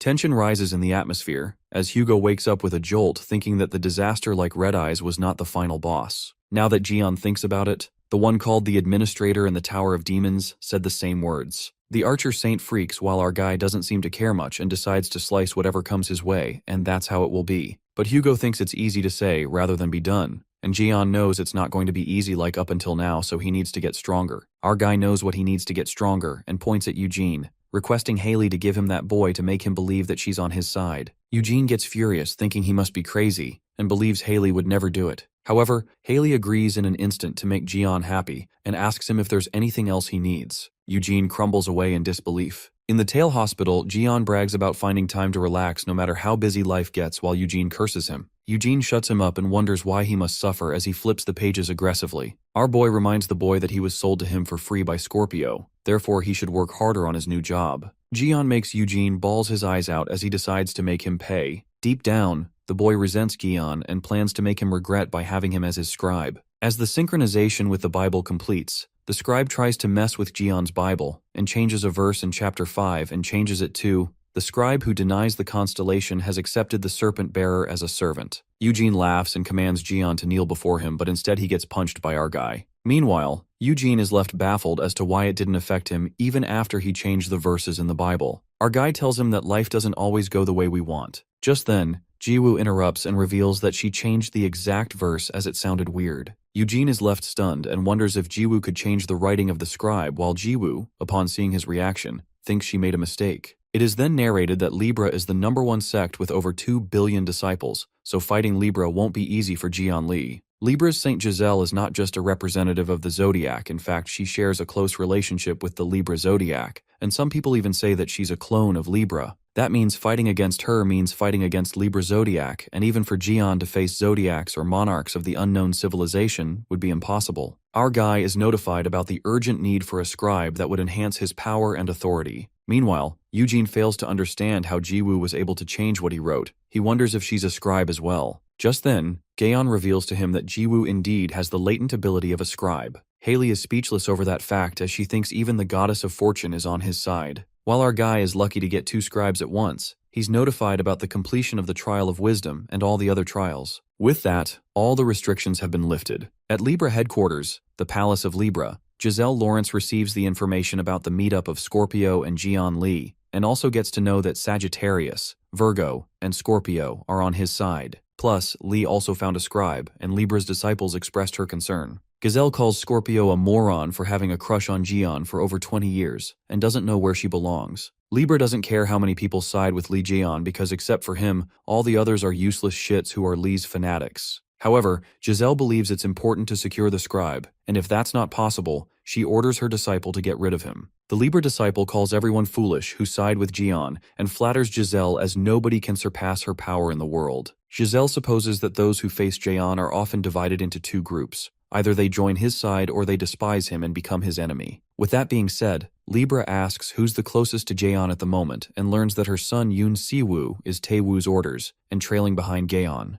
Giselle curses her daughter, Kaylee, and calls her useless, because if her daughter had control over her throne, her plan would have gone smoothly. The saint commands them to contact Si-woo and order him to go after the scribe to either kidnap him or take him out. In the Scorpio-affiliated construction site, Jian informs Hugo that Jiwoo is joining Ophiuchus, to which the archer saint freaks out since zodiacs go crazy when they see a scribe. For that reason, our guy believes that it's safer to hide Jiwoo and train her just like Scorpio did. But Taixu is pissed at the fact that Jiwoo is going to Jian's sect, not to mention she's a big Jian fanatic. Jian then reminds Hugo where he mentioned that the energy of the 12 sects didn't go well with Jiwoo. This means she doesn't have much of a choice but to join Ophiuchus' sect, and Haley backs him up as she also believes they would be safe under Jian since it's him who's facing Libra. In order to convince Hugo, our guy states that since Jiwoo is his wife, he will treat her exceptionally and she can join his sect as a laywoman and not a disciple. Eventually, she will be dispatched to Sagittarius to serve his sect. Jian calls it a one-time deal, and the archer saint is left with no choice but to agree. After that, Haley opens up to Hugo about checking Yuha's arms while she was with her. She speculates that the thing planted in her arms was somehow able to restrain it until now, but it's almost at a limit. Haley anticipates that it will now only become harder to restrain it, and upon hearing this for the first time, Jian asks for more details. On the other hand, Jiwoo is finally done organizing the papers and asks Eugene if she should organize the other set of papers too. But the boy seems to be done with his life, exhausted by work, and tells her to do whatever she wants. Eugene curses Jian for forcefully recruiting him, even making him sign a slave contract and put a bump on his head. On top of that, Jian left him with the holy relic, a truth-writing pen, and he seems to be pissed about it because every time he throws it away, it hits him back. Jiwoo is concerned about him and consoles Eugene not to give up on his life. Somehow Siwoo Yoon mistakenly hears the whole conversation as he just came here because his mother told him. Siwoo decides to make up for the mess he made in the blood mist situation and gets adamant to complete this mission to reclaim his mother's good remarks. The blondie targets the recorder and is aware that Eugene is a strong person from Scorpio, therefore he decides to take care of him later. Siwoo thinks of taking out Jiwoo, as it's an opportunity to screw Sung. As he's about to attack, Kevin Azar aggressively kicks the door behind which Siwoo was hiding, calling out Jian Lee in frustration. Virgo lashes out about how he was left at Leo's sanctuary and won't let it slide. Jiwoo and Eugene are in shock as they did not expect Kevin to ask about Jian. In the meantime, Jian appears and wonders why the whitehead always screams out his name wherever he goes. As Kevin is about to speak, he spots the Scorpio Saint and asks, "She's doing here?" But Haley isn't exactly pleased to meet Virgo as well. The commotion begins when Hugo spots Siwoo Yoon, as everyone wonders if Kevin bought him here, to which the white-haired guy seems to know nothing about it. Jian recognizes him as the guy he beat up in Chapter 25, and Hugo lashes out thinking that Libra's son is here to do something bad. Realizing he's Libra's son, our guy recognizes that he and his brother are the ones involved in the Blood Mist's appearance. As Siwoo tries to take a look around himself, his face is smashed with Jian's leg as he realizes that he's the bastard who made his friend, his niece, and nephew suffer. Smashing Siwoo's face brutally, our guy lets the blonde boy that fucked up now. Hugo gets furious, asking Siwoo why he's here and thinks he's here to mess with his family. Haley figures out the reason and finds it's obvious that Siwoo is here since Libra found out that Jian has come in contact with a scribe. Scorpio asks Siwoo if Libra ordered him to kill the scribe while Kevin is simmering with anger after knowing that Siwoo was the one who released the toad in his holy domain. Virgo wonders which body part of his should be cut off first by him. Given that everyone is upset with him, Jian thinks Siwoo is screwed up and decides to come up with a way to spread rumors about him. Meanwhile, Siwoo urges to retreat from his mission because at this rate he's going to be a dead meat. The blonde brat attempts to save his ass and escapes to the headquarters. As Siwoo is happy that it worked, he finds Gaon in front of him, grinning. After the brat disappears, Hugo chases after him, but our guy lets him know that he let Siwoo escape on purpose. That is to catch his brother along with him. In Honolulu, Hawaii, there's a Libra-owned luxury resort where we see Taewoo being healed by Aquarius avatars, as he's forced into this. He curses Sung Jae and wishes to tear his limbs off so that he will be forced to crawl around for the rest of his life. Abruptly, Taewoo hears a scream echoing from above, and surprisingly, it turns out to be his brother Siwoo. Siwoo immediately alerts him that Jian Lee found out that he was trying to kill his scribe. Taewoo curses his brother, calling him an idiot who always messes up things. And Taewoo ascertains that the Saints will fuck them up because he literally tried to murder the scribe in front of them. Taewoo gets mad as he relentlessly curses his younger brother and is scared about the thought of what he's going to tell Mother. Taewoo thinks it's a waste of time and his stupid ass plans to stop Jian Lee first. He takes his little brother to a place full of gems and reveals to Siwoo that they will use these gems for equivalent exchange since every one of these gems is a core of black-class disaster misfortunes. These are made from the disaster misfortunes during Jian Lee's raid at the Devil's Tower. Simply put, they will use the gems to summon a disaster-class misfortune like Red Eyes. Siwoo is concerned if they will be able to handle it, but Taewoo affirms that they have nothing to worry about since they have Libra Rosary. They're desperate to get rid of Jian Lee. Activating the Libra skill equivalent exchange, the cores of various black-class disaster misfortunes are offered as tribute. Finally, an uncontrollable disaster-class entity is summoned as a reward for their tribute. Taewoo is certain that the disaster calamity will easily defeat Jian Lee since they've offered many cores. A beam of light appears as Siwoo asks his older brother what he summoned for it to be like this. At that moment, they realize there's something wrong since this shouldn't be happening. Siwoo instantly feels the familiar feeling and promptly, Lee Jian appears, head-butting Taewoo and Siwoo laughs as he gets saved from the headshot. Our guy opens up about a parrot he found on his way here when it suddenly started dragging him somewhere, so he just had to see what it was about.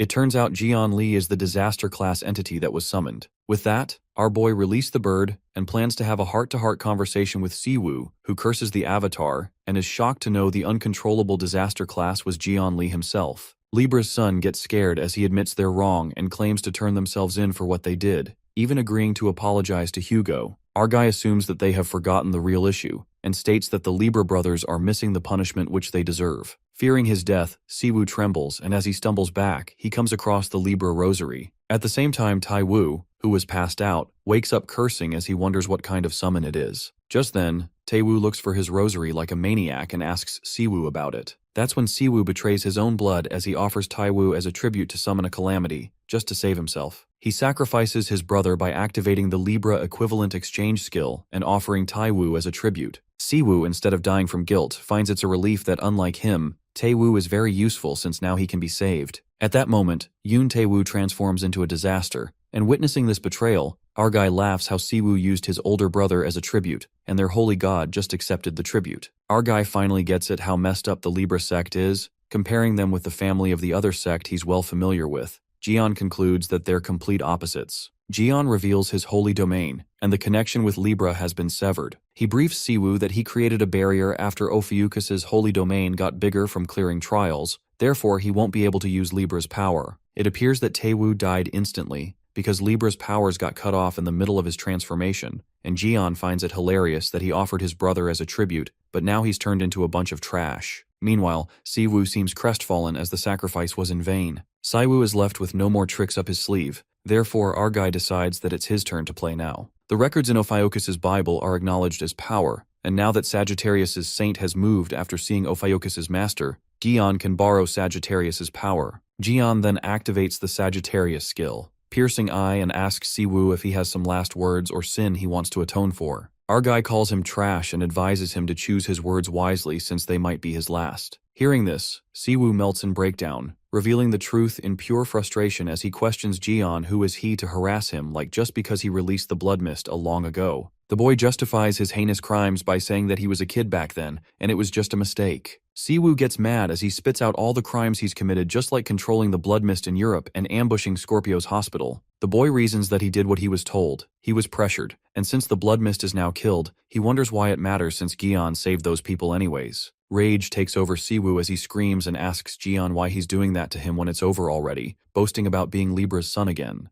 Siwoo reminds him that he's the son of Giselle Lawrence, the Libra saint. In the middle of the rage talk, Siwoo looks at Jian dozing off and calls him a bastard, asking how the fuck he can doze of right now. Our guy admits it was hard for him to keep his eyes open, and says that he must have a lot of regrets to talk this much. Siwoo realizes Lee never planned on listening to him. That's when Jian reveals that he's listening, and tells Siwoo that whatever he said right now was broadcasted to the whole world. Our guy worked hard to let everyone see it, so he got a ton of viewers. Our guy estimates and states that it's about 8 billion viewers. Since the Sagittarius skill is a 1,000-mile eye type of skill, Jian used this skill to broadcast Siwoo's words to the entire world who spilled the hidden truth. At the Libra Holy Domain, Scale's castle, the disciples try to locate Jian and Siwoo like crazy, but aren't able to locate them yet. Chaos is spread in the Libra sanctuary, as the disciples wonder how big Jian Li is trying to make this, and takes whatever method necessary to figure out their location, since they have to save Siwoo. One of the disciples sees the crowding of civilians increasing outside the castle as people protest for their safety. People are in utter chaos to find out that Libra and her son actually released a misfortune like that. After hearing the truth, the citizens boil with anger as they wonder how someone can feel no guilt after killing so many people. They begin to protest that Siwoo should be killed.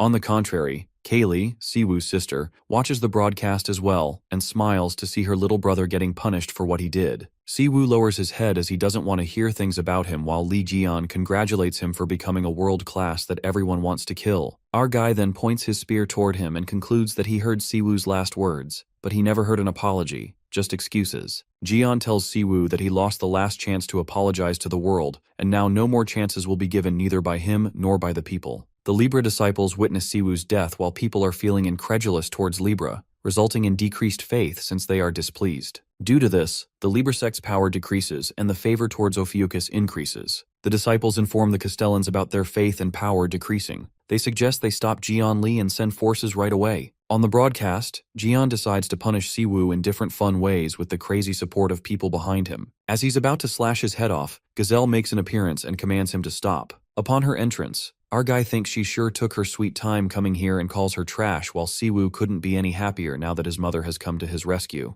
Libra thinks Gaon should have made one shot against her, but to do something like this he must be insane. Our guy calls it ironic and mocks Giselle as he wonders if unleashing a misfortune on a city to cause destruction is sane. Our boy suggests she cut to the chase and says that he will release her son immediately. Giselle finds this taunting too disrespectful, while our guy gives her a reality check, clarifying that the dishonorable one here is her son who kills innocent people. Our guy then decides to go with Giselle's method this time and gives her two choices just like she did to Hugo, either to reveal all of Libra's crimes and pay for them, or fight him with everything on the line and gets doomed. In addition to that, Libra also needs to spill who stabbed him in the back at Devil's Tower. Upon hearing this, Libra giggles and finds it absolutely ridiculous as she questions why in the world she has to go with his offer. Our guy already knows what a condescending bitch she is, and with that, he slashes Siwoo's head off mercilessly. Bringing out his insane side, our guy mercilessly slices Siwoo's neck while Giselle, hiding like a coward, threatens Jian that he'll never get away with his. But our guy assures her not to get worked up already and confesses he's about to do something worse. While worse might be not the word for it, our guy does something jaw-dropping when he uses his regeneration skill on Siwoo to resurrect him. Paralyzed by fear, Siwoo trembles as he recalls that he just got his neck sliced. Before he could make sense of it, our guy strikes that Sky Punisher again, ripping him apart, killing him yet once again. He resurrects Siwoo again by granting him his regeneration skill. Jian becomes a devil as he torments Siwoo and relentlessly rips Siwoo apart, then brings him back to life. While Giselle screams and asks Jian what the hell is he doing, our guy responds that he won't let him so easily. Lee Jian still thinks that slicing Siwoo's head off just once must be a joke to those who have suffered because of him, given the problems this little shit has caused. Our guy reasons that he's doing justice and will punish Siwoo according to the number of people he has caused pain because of the things he's done. Grinning, Jian assures Siwoo to sit back and relax while getting sliced while the blonde boy trembles in immense fear. Just like that, Jian repeatedly slices him into pieces and brings him back to life, making the punishment of Inferno look better than this torturing hell. Being killed countless times, Siwoo begs for forgiveness and begs Jian to stop, but our guy is one menacing monster. The Libra's guards feel utterly helpless when they witness their young master being shredded to pieces before their eyes. Finally, Giselle bursts out in fury and asks Jian how long he plans on testing her patience. At that very moment, our fella activates the hired skill Teleportation through the familiar Reliquane, and another Sagittarius skill, Absolute Coordinate. Suddenly, something very big crashes inside Libra's palace and slams to the ground. It turns out to be none other than our guy Lee, who teleports to her palace along with Siwoo, who's burned to a crisp. Witnessing this, Giselle's stare smolders as an uncontrollable rage rumbles through her. Looking at her face, Jian says that she doesn't look so good, calling Giselle a piece of trash. At that moment, our guy grins and expresses that he had returned her treasured firstborn to her, urging her to hug her son. Quivering with anger, Giselle Lawrence warns Jian that she will make him pay for provoking her. As it looks like she just cracked a joke, our boy grabs her parrot puppet and clarifies that he didn't provoke her at all. Instead, this is just him answering the choices that a piece of trash like her has made up until now. Our fella then warns that he'll do it to anyone who gets in his way regardless of who they are, whether they are the Zodiacs, Saints, or the Calamities from the unknown civilization. Our guy throws that puppet away and desires to meet Libra again. Jian disappears in the blink of an eye, leaving everyone knocked breathless in sheer shock. After Jian leaves, leaving nothing but chaos in its wake as Giselle Lawrence's rage makes the ground rumble. The hell breaks loose when she screams frantically at Jian Lee for humiliating her like this, desperate to kill him and all of his little friends. Her rumbling voice reverberates across the world. On the other hand, our guy along with Siwoo gets teleported. Our guy thought Siwoo was dead for a second, but now that he's alive, he decides to continue from where they left. Our guy, being the true disaster god, wonders how many times he's sliced him, but he loses his count and decides to start from the beginning, showing no mercy. Freaking out, Siwoo begs that psycho to stop this madness. While Siwoo's request goes unheard, Gion is busy counting the people who suffered from the toad, and also calculating the time Taksu's family suffered at a premium. Bawling his life out, Siwoo begs for his life. After our guy does the math and concludes that Siwoo just has to die 10,000 times more. Being purely diabolical, Gion mercilessly rips Siwoo apart. The scene then takes us to Leo Battle Arena, where Cheon Yuha wins against her opponent. Leo guys murmur about the Vice Chief Yuha and notices that she's been strange lately. The Leo guy elaborates that she didn't care about winning or losing in the past too, but the Vice Chief seems duller now. Everyone agrees on that and believes that she's been that way since she saw Jian declare war against Libra. She seemed kinda overwhelmed, but they assume that she's zoned out for a different reason. The Leo guys do admit what Jian showed the world was shocking in many ways, and they've never seen a person getting tortured like that. One of them thinks that Libra's son deserved it, and not to mention, those Libra bastards being condescending and rambling around pissed them off. Just as the guy announces another win for Yuha, she gets bored and leans closer to the mic, confessing that she's quitting Leo and gonna join her uncle's sect. While they all saw it coming, Stephen, who's in the hospital, also witnesses this. As his disciples hurries to change the channel, Stephen already blacks out from a mini heart attack. It seems that Leo takes this news to heart, and his subordinates tell him to get a hold of himself. Commander Oliver, who happens to be there, grits his teeth, thinking the Saint of Leo and the Vice Chief are disrespecting the sect. Meanwhile, Marker's subordinate bawls his eyes out, thinking that the Saint left them, but the other assures him that the boss just fainted. Taking the chance, his subordinate lashes out at Stephen and says that he got his ass kicked by Lee and Yuha, completely disrespected his authority, asking his Saint if this is the way he wants to end his life. In the media, the journalist infers that Libra has been deceiving the whole world, not to mention that they were hiding the truth about the Crimson Fog, and they even tried to cover it up, blaming it on Sagittarius. The other journalist believes that it's a bit too early to jump to conclusions as Libra has yet to make its statement, and none of the facts has been cross-checked. Plus, he speculates that all those accusations could be Jian Li trying to frame Sect Libra. The guy then makes a bold remark, saying that it could be a common negative strategy used between sects. This makes another journalist lash out at him, reminding him that Libra's 2 sons are now dead, yet he still has the audacity to say so. A guy states that it's weird that in such a catastrophe, Libra haven't stated anything yet, so it's only natural to suspect them as they've been quiet after all these accusations on them. On the other hand, Scorpio, Virgo, and Sagittarius are watching the news. Haley compliments Kevin that he's good at something else other than putting poison in Jian's food. Looking proud, Kevin calls it a piece of cake if he uses the media under his influence. Virgo throws shades at Haley and is certain that someone's sect, which is located in the middle of a forest in the middle of nowhere in Canada, doesn't know how to do this sort of thing. Kevin then clarifies that those things he mixed up in Jian's food were supplementary medicine and not poison, believing that Haley's secret poison must have been detoxified thanks to his medicine. While both of them bicker over Jian, Taixu looks done with them and surprised at the same time, noticing how obsessed they are with Jian. Curious, Kevin then asks Hugo where Jian is after creating all this mess, to which he responds that Lee has been pretty busy lately. The scene then takes us to the former Libra's hideout in Hawaii, at a construction site. It turns out that our guy Lee is demolishing the Hawaii branch of the Libra sect while enjoying some burgers and music. After the demolition, our guy has already decided what he wants to build here. However, our guy is too surprised as he also finds many crystals, Demon's Heart, and a crystallized gem created by concentrating the monsters Jian killed in the tower. Our guy guesses that they intend to summon monsters through these crystals, just like how that Libra parrot summoned him earlier. With that, Jian gets back to work and calls that place a sweet home. Just then, he wonders if his present has got to that piece of trash yet, referring to Giselle. Well, that present turns out to be her dead son that Jian presents her. While Libra's guards tremble with fear, anger takes over Giselle. She is more pissed off that all broadcasts are ready to rip Libra apart, and questions her disciples if they are going to let these things happen. Her men justify that Virgo made their move so quickly this time that they couldn't counteract.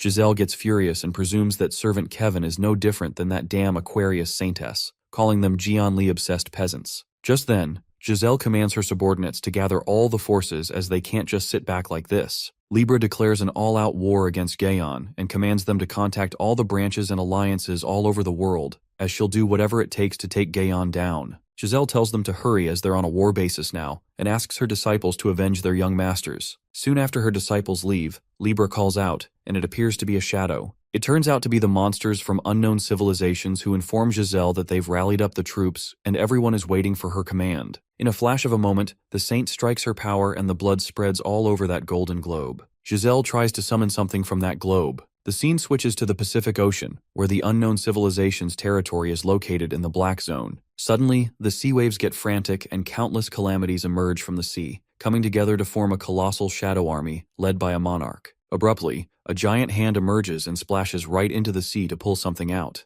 Giselle pierces her hand through that globe and takes out an ominous red eye in order to wipe out Jian and his friends. Suddenly, that orb spins frantically and something terrifying bursts out from the sea. A dark berserk energy takes over Libra as she grasps that red eye. It was a black zone, 65 hours before the invasion of humanity. Well, who knew Libra was friends with life-threatening calamity? Girl just summoned endless shadow monsters to wipe out our main character. The scene takes us to the Hawaiian Islands, the Holy Sanctuary Workshop, Palace of Ophiuchus. That palace looks rather iconic. Moments later, Hugo, Jiwoo, Haley, Sungjae, and Kevin teleport to Jian's palace. Kevin is annoyed as he asks why the hell Lee wanted them to come here, and while Hugo assumes that Jian was building something, and Haley finds a perfect chance to see Jian. Just then, their eyes land on Jian's palace and Taixu freaks out, wondering when the hell did our guy make this. At that moment, a girl servant greets them and realizes they are the ones Master Lee was talking about. Hugo asks the servant who she is, and she reveals her name to Iaso, a former Libra and Aquarius familiar before that, but now she's the serpent-bearer captive known as Antiseptic. Iaso opens up that she was kidnapped and taken by Libra until Master Jian came and took her captive. This strikes suspicions into Haley's head when she hears that Jian took Iaso. Just then,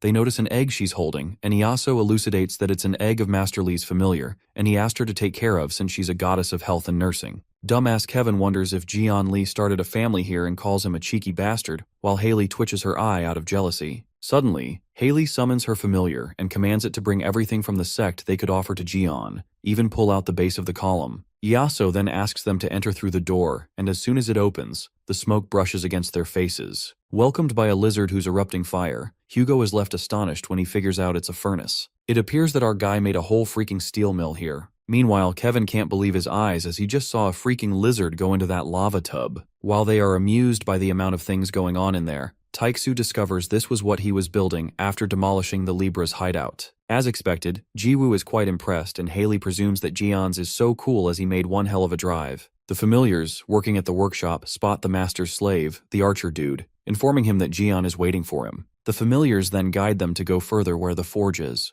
Taiksu heads to the forge and isn't surprised because a forge was a given in Jian's workshop, while Haley finally gets it why she's been hearing the clanking of metals. Taiksu greets shirtless Jian, who's forging his sword with the hammer, looking hot as fuck. Haley's nose starts to bleed when she peeks at Jian's masculine body and Jiwoo can't help but gush over it as well. Kevin runs outside as it's too hot, and Haley blacks out because of the level of hotness Jian's exuding. After that, Taiksu curiously asks him how he managed to build a workshop when he demolished the hideout yesterday. Our guy then reveals that he's got a pretty handy skill, gluttony, where he can consume a designated target and recreate it into something else. Our guy combined the holy sanctuary, Palace of Ophiuchus, and his workplace, Workshop of Creation, into one. Jian smiles and says that he felt that it's been a while since he'd been faithful to his new job, and Taiksu recalls that our guy was in the field of production. Jian states that he'll be sitting in this sanctuary and forge where he will create numerous holy relics. Our guy couldn't wait to get to grind as there are tons of things to be made, but that piece of trash Libra declared a war, so he can't help but to step up and take action. Just then, Hugo asks what he's making, and our guy reveals that it's a weapon Yuha as he promised her,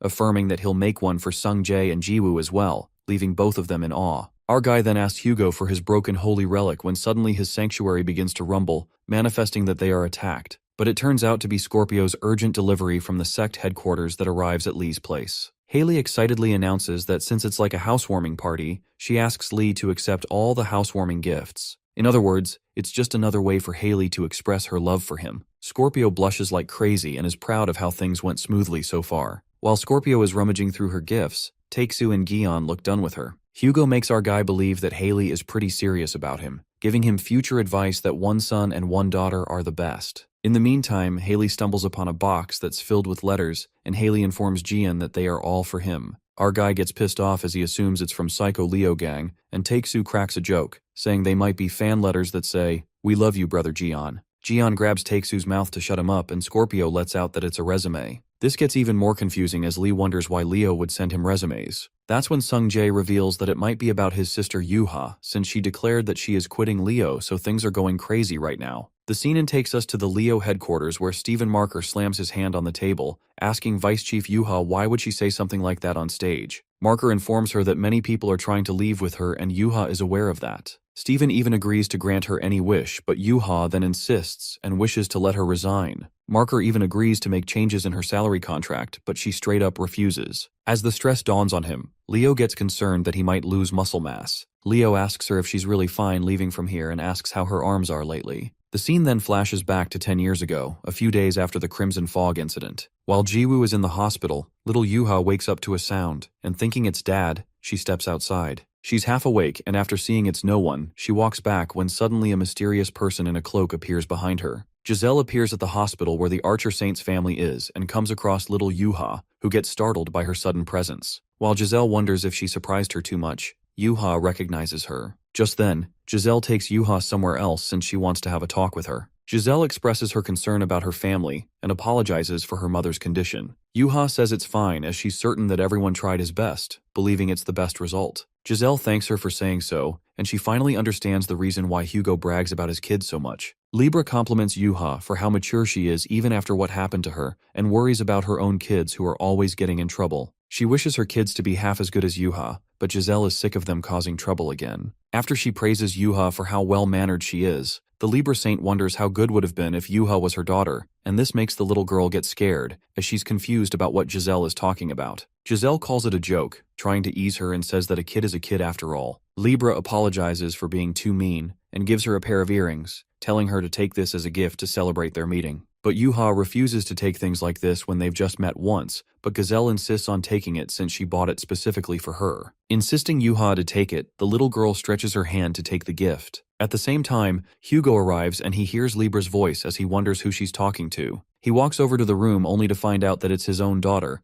while Yuha happily looks at her dad and shows the gift she received. As soon as Yuha puts the earrings on her hand, a strange black aura takes over her hand, and suddenly the room explodes. Witnessing the blast at the hospital, people report it to others while Stephen Marker is also present there. Yuha screams in pain, crying and calling out her dad while Hugo tries to save her but is slammed back by Libra, knowing that it's beyond his current power. Libra insults him, making him realize that he's not a saint anymore. Enraged, Archer asks Giselle what the hell she did to Yuha, but Libra belittles him, saying how irresolvable of a father he is to leave his kid alone this late at night. Hugo warns Giselle to put Yuha in her original form right now. Giselle then tells him to take it as a warning as Hugo seems to be taking her words too lightly. She then points out that Yuha is more amazing than she thought. It wouldn't be a surprise if she was consumed by evil god's energy any time now, but she's still holding up. Yuha screams in pain as Libra smiles evilly, being certain that she's going to be consumed by energy. To make amendments, Giselle Lawrence, being the bitch she is, gives Archer an option and states the only way to save his daughter Yuha is to take her to the Libra sect. Hugo tells her not to act like she has no choice, while she's the one turning things like this every single time.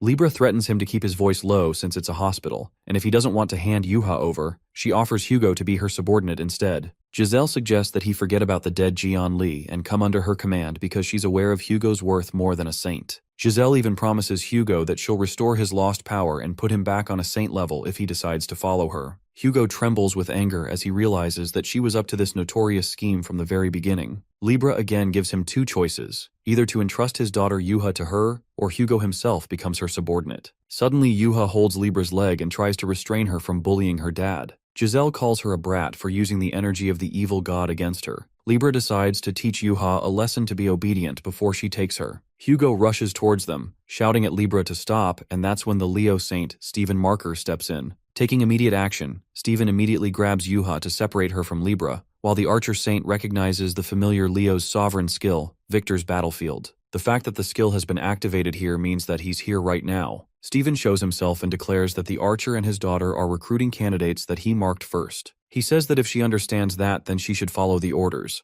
The unexpected appearance of the Leo Saint, Stephen Marker leaves Libra, and Hugo stunned. The Leo Saint realizes that Libra has put an evil god on the kid, knowing how revolting it is. He states that a beast like that would be the highest ranked avatar in his sect, almost like a holy god. Although it seems like an awful jerk, Stephen thinks it should be fine since Leo is a sect full of beasts. Therefore, he will think of it as a disadvantage for enlisting the highest ranked avatar. Hearing this, Libra Saint is flustered and warns Stephen to stop playing stupid tricks. Leo Saint gets to the point as he decides to be honest and shows his desire to do anything to increase the power of his sect because that's the motto of every sect anyway. Stephen then states the reason Libra put an evil god on the kid, Yuha, and the reason why he's trying to save her is literally the same. That is to raise the status of their sects for their own good. Giselle calls Stephen a lowly beast and questions him if he's trying to get in her way. Meanwhile, Leo Saint challenges her to try destroying his sovereign skill and take Yuha away from him. Libra accepts the challenge since it's now a matter of self-ego and comes at him with what she has got. The situation beneath the hospital building is now full of chaos as the paramedics try to get the situation under control. Leo's disciples, not caring about the situation, look for their Saint Stephen Marker, who looks at them from above, observing the crowd gathering. The beast loves the feeling of being in a pavilion and doesn't mind an all-out battle at all, but he is concerned for Libra. Leo provokes Giselle and asks her if she's having second thoughts after realizing the circumstances of the situation. Frustration takes over Giselle when she attacks Marker and decides to take a step back. Giselle, being a coward, doesn't like it when the situation gets out of control, and after being threatened by Leo, she claims to Stephen that she owes him a big time and decides to pay his debt one day. But Stephen smiles, doubting if she will ever be able to do that. The beast claims to become the strongest soon, even surpassing Jian Li. The Libra Saint calls Stephen an animal for making that statement and thinks he's not aware of his place. Just like that, the cowardice Libra departs from the hospital, leaving behind Hugo and Stephen along with Yuha. The overconfident Leo asks the Archer Saint not to thank him, but he hasn't even said anything yet. Hugo then asks Marker for his true motive for showing up here, and Leo responds to him that he wanted to see him before he leaves the country. Since he's aware that the Sagittarius sect is in a tight spot because of all the public hearings and apologies, therefore Leo felt bad for him, feeling that the weight of the world was on his shoulders. The Archer Saint couldn't help but wonder if he's here to make a joke out of him. Just then, Stephen Marker offers him to join his sect before he gets into any more trouble. Stephen confesses that he wants Hugo to join the Leo sect because he's a sincere supporter of Jian Li, believing that having him in his sect can help him surpass Jian. But Hugo bluntly declines the offer, wondering why everyone is saying the same thing. Archer responds that he neither has time nor intention to join the Leo sect, and requests him to get Yuha out of evil god's energy already. Steven's next words leave Hugo in absolute shambles as he reveals that no one can get her out of it. Leo explains that if he releases Yuha, with the evil god attached to her, his daughter will be affected by uncontrollable energy, or Libra might even try to target her again. He rhetorically asks Hugo if he's in the state to protect his own daughter right now, and the Archer stays silent. Knowing that Hugo does not possess any power, the Leo Saint gives him a reality check that he has no right to choose or even given a choice. He believes that the evil god attached to Yuha has its roots attached to beasts, and reminds him of his sect's characteristics, which is stopping it from going on rampage even if he can't get rid of it.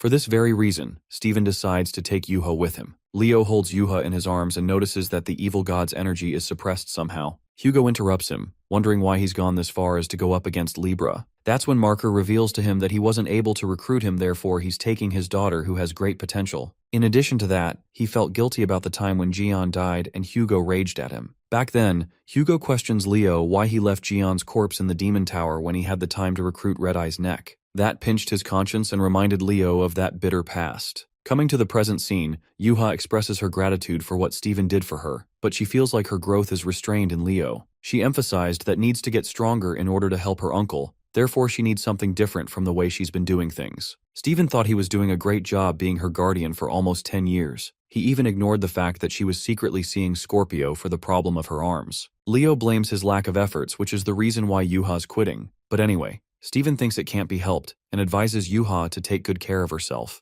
The grown-ass Leo bawls his eyes out, and as Yuha tries to say something, they're interrupted when the Leo commander Oliver bursts into the room. Oliver snaps at Yuha and tells her to get out of here since he's always disliked her habit of treating the activities of the sect like children's play and paying no attention to it. Oliver warns her to get out and never even think of coming back. Steven, who was trying his best to make her stay with his crocodile tears, asks Oliver why he's vigilant on making her quit, as he's trying his best here to stop her. As dumb as it sounds, Steven holds a water dropper that reveals his fake tears, and Yuha calls him a jerk. While Steven and Yuha bicker, Oliver wonders why the Leo Saint wants to keep holding on to this impudent rascal since she keeps on mentioning that she wants to quit and go after Jian Li. The Leo Saint claims that Yuha is still a vice chief of Leo, and thinks whom he is supposed to hold on to if a talent of her standard is leaving. Oliver catches Leo off guard when he asks Steven how he will react if he leaves, making him speechless. Steven gives up and tells everyone to leave since he's done. Upon hearing this, Commander Oliver is left shocked. He's been hurt by Steven's words, and completely loses it when he gets jealous that Boss wouldn't mind if an SS rank like him leaves, but an A rank, Yuha, shouldn't leave. The Leo Saint defends himself saying that wasn't what he meant, but it was too late. Oliver concludes that in any case, Yuha and Steven have no importance for their sect, and accused the Saint that he disrespected the way their sect stands for. Suddenly, Oliver unleashes an ominous energy which is Libra's energy. Steven is left in utter disbelief as he wonders what Oliver just did. Oliver thinks that with this power, he will be able to restore Leo's power and discipline. The Leo Saint orders Oliver to stop, trying to make him realize that he's doing wrong. However, Oliver has already chosen violence, and with a single strike, he rips apart Steven's body, which shows how ridiculously strong his power is. The Leo Saint is still in shock about the fact that the commander of his sect has betrayed Leo and sided with Libra. But bastard Oliver doesn't think he's done anything wrong, and instead, he blames Steven for not running the sect properly. According to him, he's just trying to regain the lost discipline and respect of their sect. Oliver rants and states to Steven that he's forgotten the logic of power and the foundation of the Leo sect, deducing that's the reason he chose Yuha, an S rank, as the vice chief. Oliver is deeply hurt by the discrimination that Steven still chose Yuha, even though an SS rank like him existed, who is loyal to his sect and understands the sect. Commander believes he surpasses Yuha in all of these things,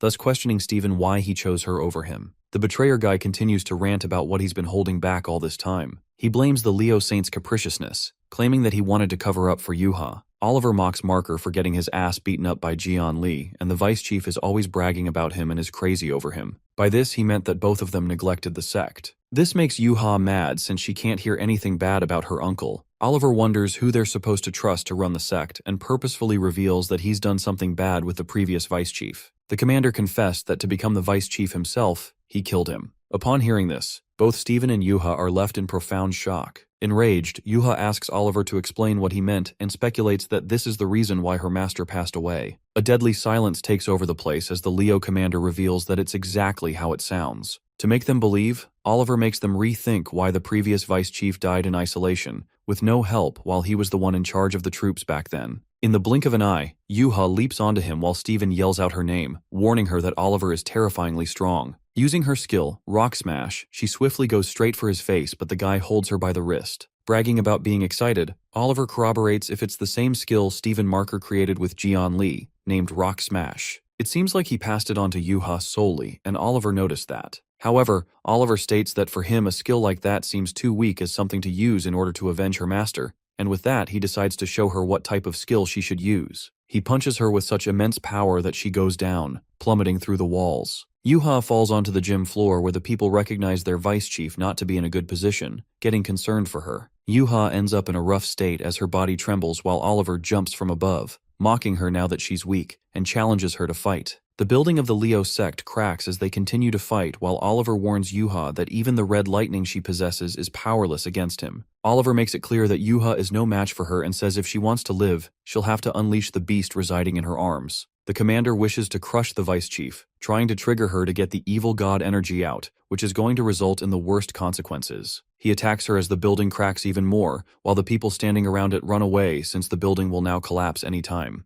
The scene then takes us to Jian Li's holy sanctuary in Hawaii, in the creation workshop where we see a weapon lighting up indicating that it wants to fight. Thinking it's about time, Gion decides to give the weapon to the person he made it for, which turns out to be Yuha. He then calls out Jiwoo and declares that he's going to give her the first task as a scribe. Our guy gets this strong feeling that Yuha needs help right now. In the Leo sect building, Oliver makes Yuha realize how the tables have turned as he stands above her. The commander thinks the view from up there isn't so bad now that he's defeated Yuha and Steven. For the first time in a while, Yuha speaks, asking him if he actually went through this much trouble just to become a saint. She sneers at Oliver, who got a bit too excited just because he became a little stronger, making him laugh. The commander tries to acknowledge his strength and reminds Yuha how he tore off Steven's arm, who's so strong, in a single blow. Gushing with pride, Oliver claims that he's the strongest since his powers now work against saints too. Yuha scoffs upon hearing the word strongest as she infers what else he's achieved other than luring her master into a trap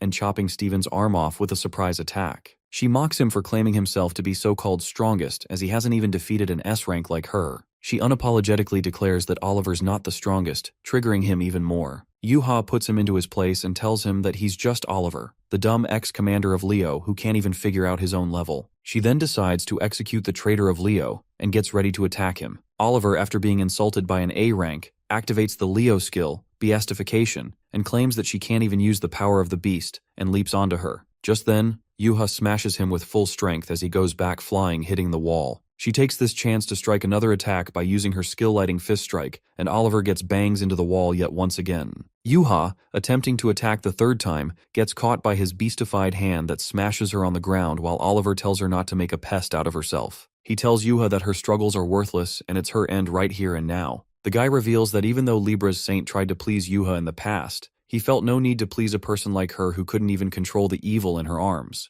But all this nonsense doesn't affect Yuha, but she's mad at herself for not being able to defeat a small fry like him. If this keeps going up, she knows she will not be able to reach this bastard, let alone her uncle. Oliver wonders what she's thinking about in the middle of a fight and warns her about getting hit by a train. After that imminent warning, Oliver throws a train in her direction. She manages to dodge it, but her thoughts preoccupy her mind, not wanting to be helpless like that in the past. Not wanting to lose like that, Yuha gets desperate to win and become stronger so that she can stand in the same place as her uncle. Just as she musters up her power, she hears the voice of Jian Li, telling her that he likes this attitude of hers. Shortly, she witnesses a spear descending from above, knowing it's from her uncle. Ophiuchus welcomes her, praising her for her unshakable spirit. Jiwoo, holding the spear, takes a vow of commitment, stating that this Ophiuchus weapon chooses its owner by itself and shall follow its owner no matter where they are. This vow lasts until the last breath of its owner's death, and it shall fulfill its task as stated here and now. After that, Jiwoo excitedly asks Jian what to do next, and he instructs her to throw the spear upwards. She then flings that weapon towards the sky, and as soon as it ascends, the spear soars like a bolt of lightning. That weapon tears through the skies only to find its owner, crossing oceans and the globe to reunite with its destined master. Just then, we see Steven getting healed by his disciple as he lost his arm, and his disciple suggests that he'd need to go to the Aquarius Saint for a proper treatment. While Leo feels embarrassed by the helpless state he's in,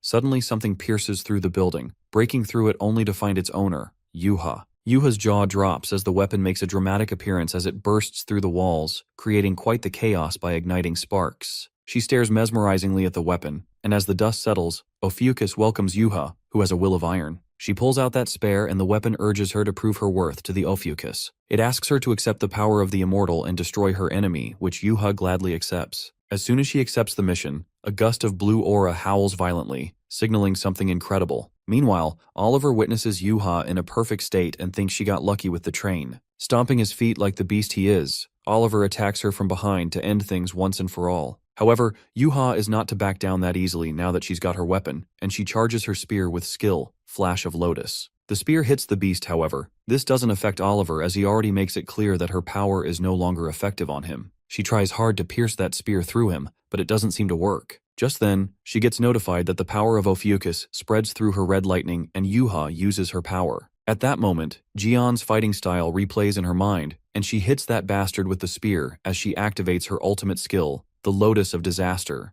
The moment she hurls that spear, it rumbles through the city, rattling the city to its bones. The headquarters building Stephen and his disciples are in are left in utter shock to witness the surge of power. Before they could make sense of it, that dismantling blast carved its path, ripping through the city at merciless speed. Peeking at the impossible, Stephen looks at the street split in half, and he couldn't stop himself from knowing what happened down here, diving into a fearful plummet without a second thought. Leo crashes down to find Oliver lying on the ground with his half-body shredded to pieces and turned to ashes. Oliver finds it humiliating that he didn't even lose to Stephen but Yuha. Stephen Marker gives him the wisdom of hindsight for judging someone for their title. That is what became the reason for his loss. He then justifies his statement that Yuha had a purpose when it came to getting stronger, which is why she was able to earn that title. He adds that Oliver's purpose was to achieve a title for himself, and that's not like Leo at all. While Oliver seems to accept his mistakes, he still pisses off the saint that he still managed to rip off his arm. Well, Stephen declares that Yuha beat Oliver, but he didn't expect her to be this strong.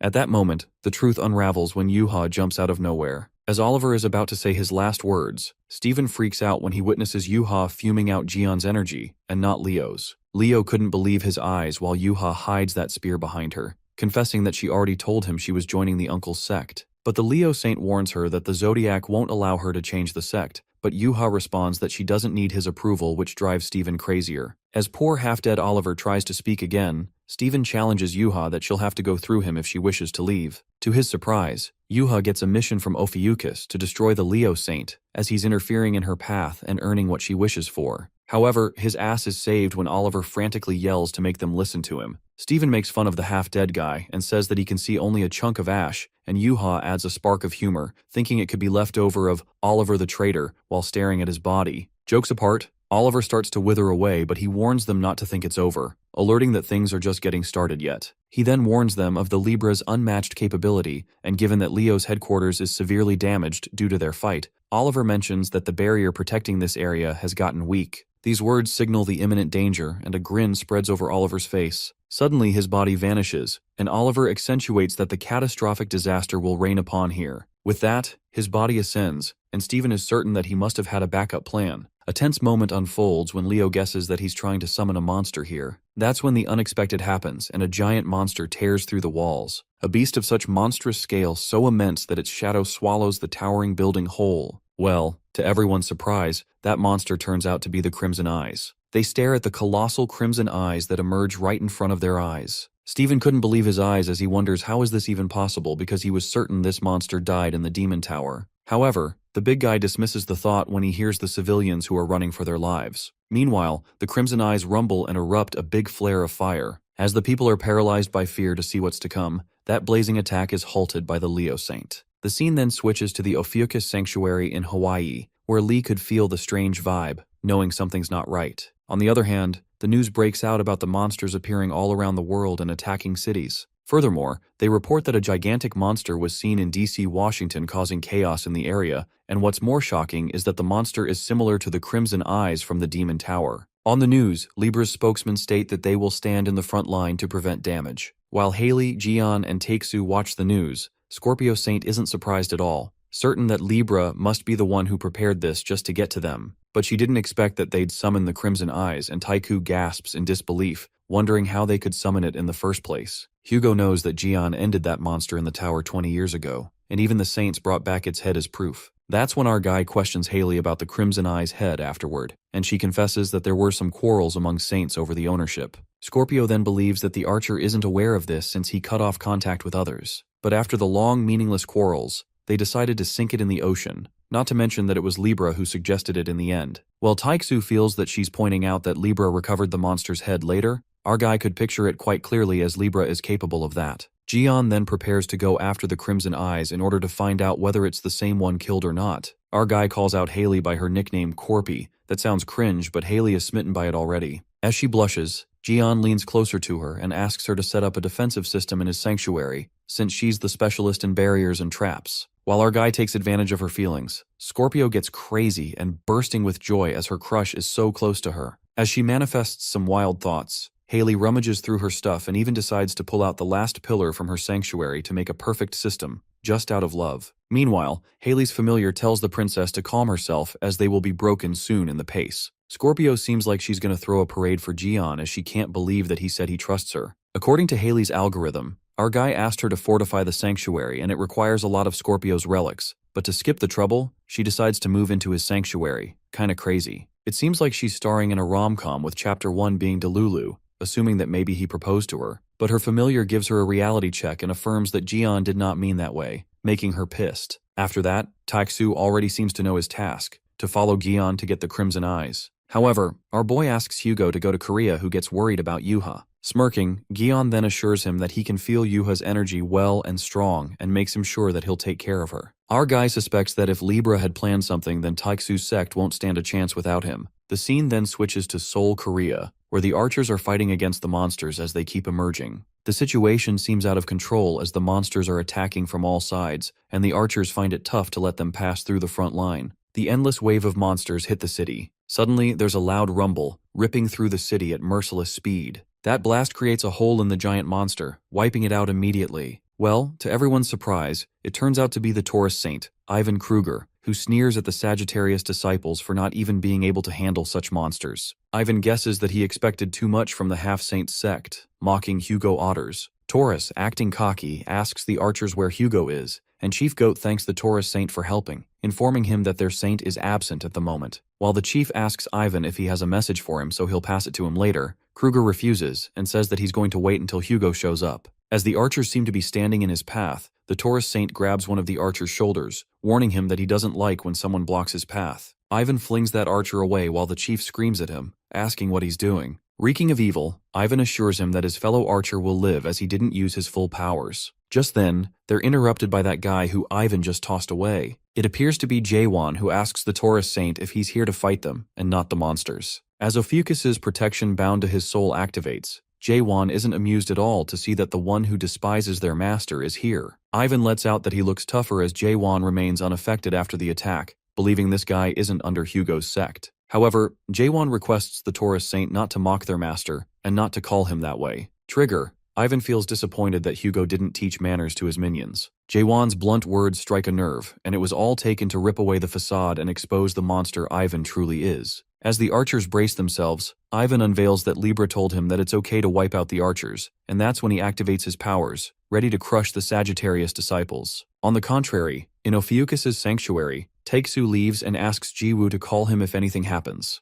Jiwoo lets out that she'll be fine since Master Jian will be protecting her, and Taixu hates himself for not being able to argue with that. Activating the sanctuary warp, Hugo waves them goodbye and Jiwoo tells him to greet Sung Jae and the others. Jian tells him to clean the mess in Korea and informs Hugo he'll head there once he's done with the Crimson Eyes. Just then, Taixu glides away, and Gaeon decides to get ready for some pest control before they go and get the Crimson Eyes. On the other hand, we see the Shadow Army across the Ophiuchus sanctuary. The Shadow asks the leader if they should follow Apollo's puppet, but the Night Leader commands them to leave him as they're here for the Snake Master, not a mere puppet. With that, the Shadow Army, Phantom Knight, and the Black Class monsters rumble towards the Snake Master's sanctuary. The leader of all the knights commands to prepare for battle, and it appears to be the vanguard of the unknown civilization. In the meantime, Scorpio is done creating a defensive system as she places relics all around Jian's sanctuary. The relics appear to be statues of a steady Scorpio that forms and maintains a barrier around itself. Meanwhile, poor Eugene is sucked to the bones with all the hard work. Haley suggests that they should be around to see if they've missed a spot,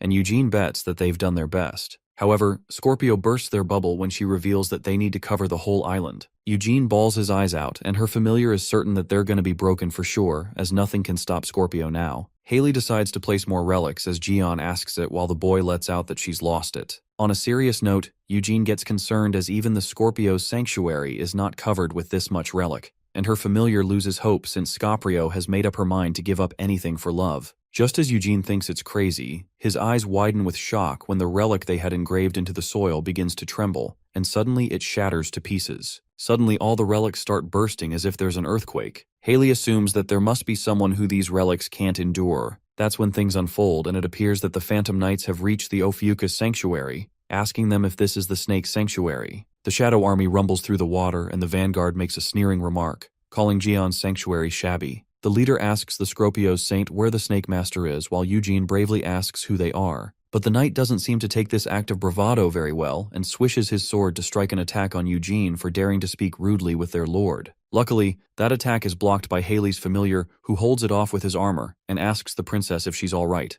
The familiar's armor trembles, and he warns Scorpio not to underestimate the Shadow Army. Shocked, Haley presumes that her familiar's armor got damaged by just one blow, and she asks the Phantom Knights if they're from the unknown civilization. The Shadow Knight believes that they tend to hide their energy, but they smell just like them. It then asks its lord for the order, and the Vanguard takes Scorpio Saints and the others as traitors Libra mentioned. The leader then commands the knights to end them since they are a disgrace to their race. Taking the orders, the knights charge at them while Haley's familiar protects the two of them. However, with a slash, the Shadow Knight slices up the familiar's armor. The knight moves at a merciless speed towards the Scorpio's saint, calling them traitors. Just as the sword is about to pierce through Haley, she activates her power and the armor drapes her hand. She dodges the attack and mocks the knight's futile attempts, saying that its move is so dull. With the rope attached to her arm, she forcefully strikes the knight with that, making it smash away with force. Our Delulu Queen appears to be iconic in that classy armor, and asks the knights how dare they approach her with such dirty feet. At that moment, the owner of the sanctuary steps in and praises Haley for her words.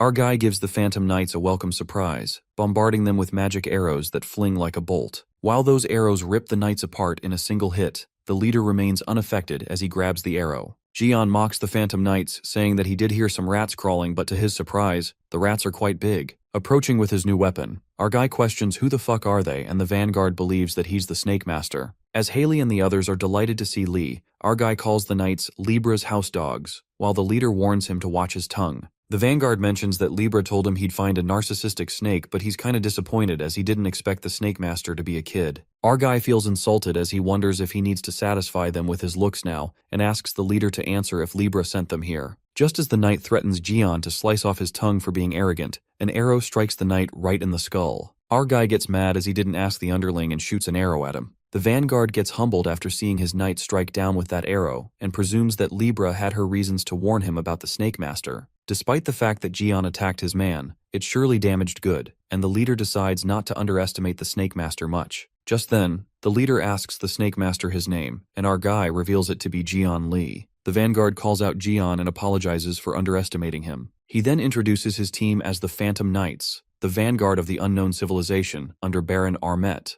The leader of the Phantom Knights reveals their motive that they've come to this place to end the human race who worship the sly zodiacs, and their path begins with the Snake Master, Li Jian. That's when the Phantom Knights charge at Li Jian, who is stunned by the statement from the mouth of the Lord, assuming that they must have seen him very easily. Our guy finds it funny to think they could end the human race and tells them to take a start with him who's stronger than any god. Our guy snaps at them and gets determined to teach them a lesson. Well, it looks like the Phantom Knights are going to get their ass kicked now that they've pissed off the Snake Master. While the Phantom Knights charge at Jian, our guy stays his ground and summons his ultimate weapon, the Sky Punisher that slashes through the knights. The leader then gallops towards Gaon and gets adamant to pierce the sword through his weapon. However, our guy snaps the knight of his daydream bubble when he grasps his weapon and sneers at the Phantom leader, guessing that he must have skipped his lunch. Jian brings out the menace in him and wraps his arms around the weapon, making it clear that he can't even scratch his skin with such power. With that, our guy brutally slams the knight on the ground while the Phantom underlings attack him all at once. Our guy mocks their futile blows, saying they're too fucking slow. Just then, Gaon tangles all their weapons into that big bow he created, leaving the Shadow Knights in utter shock.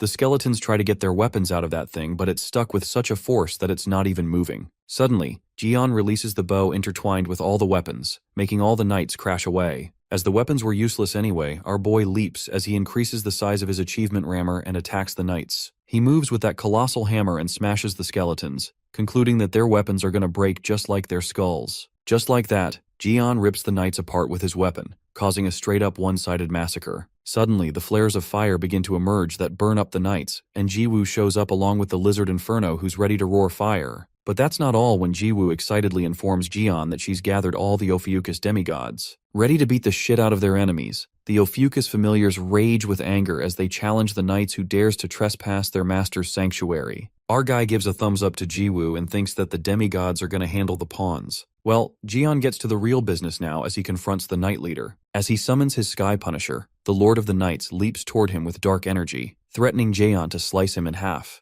The leader makes the shadow burst out of the ground to hinder the Snake Master. However, our guy remains unaffected and thinks how lame it is. Our guy halts the leader's attack with his Sky Punisher and he takes the chance, launching a powerful kick at the skeleton's horse, ripping its mouth. While the leader's horse collapses, our guy is about to slash the vanguard. However, it soars upwards, calling Jian a cheeky bastard. The Phantom Knight glides upward and challenges the Snake Master to stop the ultimate attack. The power rumbles and the vanguard makes it clear that he's going to end Lee and his puppets. However, the leader's sweet dreams fling away when our boy launches an iconic Sky Punisher fling. With a crushing force, our boy tosses the weapon toward the Knight Leader, which lights up the whole sky with its magic power. Surprisingly, the leader's blow is directed toward his own knights who are wiped out. The leader was too stunned to witness that the Snake Master was able to change the direction of his attack just like this, and ended up killing his own men. Suddenly, a rope gets wrapped around the Phantom Knight's leg. It turns out to be Haley, the armor familiar, and Eugene who uses their strength to bring that skeleton leader on the ground. Calling them a vermin, the leader tries to resist, but eventually gets dragged to the ground.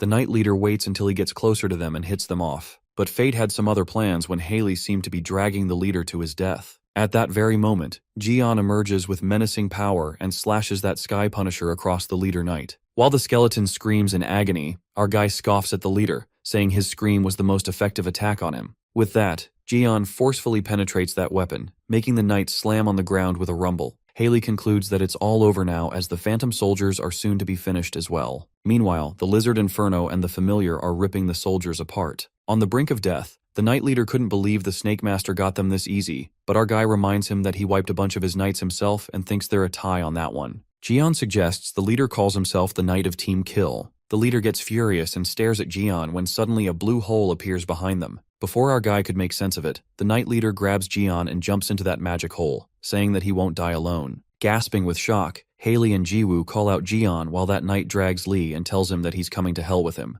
The Knight Leader laughs and tells him that they're at the height of the stratosphere, and even he won't be safe if he falls from such height. However, our boy, who's too stubborn to back down, kicks the Phantom Knight to release himself. Swapping their positions, our bro surfs in the sky with one of the strongest black-grade knights being his surfboard. While our boy enjoys the thrill and thinks the skeleton is a great sky surfing board, so they plan to hit the ground in style, the Black Knight is screaming as it can't accept this utter humiliation. Just as Jian descends an intercontinental ballistic missile, he wonders where the hell he is. The scene then takes us to the nearby Leo headquarters, Washington, D.C., where the blast of the Crimson Eye echoes through the city. However, that deadly blow is blocked by the Leo Saint, whose hand burns to a crisp. I mean, that guy literally halted that blazing blast with his raw strength. Truly remarkable. While the civilians are saved, Steven asks Yuha if she's alright, and she's too stunned to speak. Suddenly, Leo crashes to the ground in the aftermath of that attack and assures Yuha that he'll live. Even in dark times like these, Steven's sense of humor is at its peak when he feels sad that won't be able to eat with his arms, while Yuha is glad that he still has the strength to make them laugh. Just then, the Crimson Eye begins to rumble in another direction, and Steven urges that they need to stop it swiftly. His disciples gather around him and urge him to assist the Leo Saint in beating the Crimson Eye. Steven gets teary-eyed as he's delighted to see the spirit he expects from his Leo. His disciples cheer for Steven, thinking that he had killed the Red Eye once, so they assist their Leo Saint get him once again. Upon hearing this, Yuha and Steven's reaction is priceless, knowing that's not the truth at all. But Yuha decides not to burst their bubble and save Leo's ass as she says that the Crimson Eye is too dangerous. She understands how the disciples feel, but she warns them that there could be more casualties. Yuha then commands the Leo disciples to spread out and save as many civilians as they can. She tells them to protect those who are weaker than them, as that's the duty of the strong, and Yuha herself sticks with Steven to assist him in defeating the Red Eye. At the back, Leo nervously nods to whatever Yuha says, while all the disciples run off to rescue the civilians. After that, Stephen thanks Yuha for saving his dignity, but she reminds him that he needs to stay alive as she needs to complete her mission to defeat Stephen to move to Ophiuchus. Poor Leo looks sullen, and still not over the fact that she's leaving. Nonetheless, the Crimson Eye is stomping its way into the city, and Yuha asks Stephen if he's ready for round 2 with the Crimson Eyes. Leo, feeling disappointed, reveals that he wasn't the one to finish the Red Eye, but it was Lee Jian. That's when Yuha gets reminded of what Uncle Gaon told him earlier about him killing the Crimson Eye all by himself. Unfortunately, Jian is not with them right now, so Stephen decides to take the step to stop the monster as there's no other option. Leo states that he's summoning the Zodiac, but Yuha raises her concerns since the advent of the Zodiac would cost him. Stephen admits that the foundation of the Leo sect could be lost. However, there's no point in not taking the risk if they can't save the people or the city. Marker makes up his mind and thinks it's a chance for him to settle things right. With that, Stephen rumbles and summons the Zodiac as the power surges through him. He reflects on his past and gets determined not to run away like he did back then. The power flashes while Stephen gathers all the constellation points and resources to summon the Zodiac. He then asks Yuha to cover him while he summons the Zodiac. Moment crackles with intensity as Yuha covers Leo while the Crimson Eyes stomp toward them. On the contrary, the black-grayed knight is descending as Jian uses him as an air surfing board. Exhilarated, our guy could finally see the ground as Stephen's energy reverberated through the city. At that moment, Jian plummets like a ballistic missile as he slashes through the Crimson Eye. Stephen freaks out to see what the hell is going on, as his perfect action moment is interrupted by Jian, who crashes right onto Leo, who's already broken. While our boy is surprised as it was quite the long fall, Yuha couldn't believe her eyes when sees Uncle Jian. Not to mention he knocked the lights out of poor Stephen. Jian is surprised to see Yuha and realizes that the black-grayed knight brought him to DC. Just then, the knight leader declares that it's all over now, being convinced that even the Snake Master won't be a match for the Crimson Eyes. Well, so the knight purposely brought Jian to fight Crimson Eyes, not knowing the fact that our guy killed that calamity alone 20 years ago, and now he's even stronger like a god. Laughing hysterically, the knight tells Jian to face his worst fear and die in misery. Our guy grins as he stares at the red eyes. It is then revealed to us that the Tower of Demons suddenly appeared 20 years ago with its master, the Crimson Eyes. Undoubtedly, that monster was one of the toughest monsters that Gaon had to fight with his life at risk, and even the 12 Saints had lost the will to fight after hearing his roar. The scene then switches to the present, where the Crimson Eyes roar again, but Gaon feels something different about it. The monster rumbles after Jian as he dashes away and tells the Crimson Eyes to try a bit harder. Jian climbs on the top of the building with his Sky Punisher and reaches the monster's level, launching an attack at the calamity, not to mention the amount of property damage that's diabolical. After the relentless scampering, our guy feels strange as he scrutinizes that the Crimson Eyes look similar to the one from 20 years ago. However, this one looks awfully stupid as he meaninglessly keeps chasing Gaon. To discover the truth, he activates his 13th sense, and what he witnesses leaves him staggered. Our guy discovers that the Crimson Eyes he's dealing with now is just a cheap copy. But this makes him wonder how the hell he'd come back alive. The system notifies Jian that the Crimson Eye's original body structure is missing, except for the head that most probably Libra retrieved from the sea, and a small amount of energy from the unknown civilization was detected. What's more surprising is that a large amount of energy from the Libra was detected. The scene then takes us to Libra's sanctuary, where her disciple raises his concerns about the Red Eyes not being in its best form, but Giselle overlooks it as it at least made a mess out of Leo's sanctuary. Giselle states that it was a one-time only puppet anyway, wishing that Jian lost a part of his body just like Leo did. Deep down, the suspicion flickers in Libra's mind when she admits that the copy of that Crimson Eye was imperfect. She wishes only if Crimson Fog were to be alive right now, they could use the energy it had with him to make the Red Eyes and the Black Dragon perfect. Libra then despises that stupid toad as it was such a waste of her time and energy as he eventually got killed anyway. Just then, another of Libra's disciples informs her that there's something that might pique her interest. The guy then discloses that they received confirmation about Hugo Otters heading to Korea, and he's about to encounter the Taurus Saint, Ivan Kruger. Furthermore, Armet the Baron has stated that he'll be back soon. Giselle assumes that Armet must have been furious to hear his knights were slaughtered. Suddenly, Libra gets furious and asks her man if they found something about her daughter Kaylee, but the disciple disappointedly informs her that Kaylee did not respond to the summoning. Giselle guesses that her daughter's still stubborn, and she decides not to wait any longer, as Libra declares that she's heading to the battlefield and will be sending her orders to the troops. Libra concludes that their target is Korea, and commands her disciples to gather all the troops to the Tower of Demons. The scene then takes us to Seoul, Korea, where Ivan Kruger, settled on the pile of dead monsters, finally encounters the Sagittarius Saint, Hugo Otters. Kruger addresses Hugo as a half-saint and asks where he has been all this time. Hugo then asks Taurus what brought him to Korea and why did he attack his man. Acting cocky as always, Ivan, sitting right in front of the demon tower, justifies that the red eyes appeared in the US, so he got worried and came here to investigate, but his men blocked him, so he just taught them a proper lesson about how to respect a saint. Hugo admires Ivan's courage for coming here, when the Crimson Eyes is actually in the US, and clarifies that he would have appreciated it if he had given a lesson to the Red Eyes instead of his men. Archer really pushes Ivan's button when he mocks him, saying that other than investigating he's still roaming outside, thinking the bull got scared. Hugo drops some truth bombs when he asks Ivan if he's scared shitless just like he was 20 years ago. Ivan calls Hugo a son of a bitch, and knows the Archer got his powers back, but he gives him a reality check that he's still a half-saint without the divine relic. The truth slaps Hugo in the face when the Taurus Saint asks the Archer if he has forgotten who broke his divine relic. The scene then takes us to a flashback where Taeksu lashed out when all the saints left Jian alone in the tower and they held him down as he was the only one screaming for his friend, and it was Kruger who broke his relic. Snapping out of it, Ivan Kruger suggests that he should break Hugo this time as he activates the Taurus skill, Ravager Tank. Just as Ivan's bull gets prepared to rip anything in its path, the archers scream at St. Hugo and tell him to be careful. While Ivan leaps towards him and assumes that Hugo is scared to not even flinch, Archer grabs the bull by its tail and using his blazing powers, he tosses them away with a single punch. After a blast echoes, Ivan is smashed into rubble, and he's left in utter disbelief as he couldn't accept the fact that Hugo managed to counter the skill that even Leo could not. Hugo clears up to Ivan that he must have been mistaken when he confesses that he does have the divine relic. With that, the archer uses his divine relic as the blazing light ascends to the sky. Hugo summons that relic from the Ophiuchus sanctuary, and he mocks Ivan, asking him what happened to his over-the-top condescending attitude now. Like a true boss, Taeksu summons his bow, the Sagittarius divine relic, and aims at Taurus, asking if he's too scared to even flinch. Seems like the Taurus Saint underestimated the Archer Saint. To Hugo's surprise, a lot of things are attached to his holy relic as it descends. Kruger wonders how the hell he managed to restore a holy relic, and his mind instantly drifts to Jian Li. However, Hugo assures Taurus that he won't be using this weapon on him, therefore there's no need for him to be scared. Although the Archer Saint is pissed about him messing with his subordinates, they already have a lot of things to settle. Taeksu thinks using the weapons would feel inadequate for both of them. Therefore, he suggests they fight with bare hands and make this gratifying. Trembling, the Taurus Saint calls him a half-ass bastard for thinking he's that great just because he fixed a holy relic. Kruger couldn't tolerate the thought that Archer is underestimating him and claims to crush him. The Archer Saint challenges Kruger, stating that he often bragged about his strength, hence he should consider it a chance to show off his skills. Taurus gets overconfident about his strength, but after feeling the immense strength of Hugo against his arms,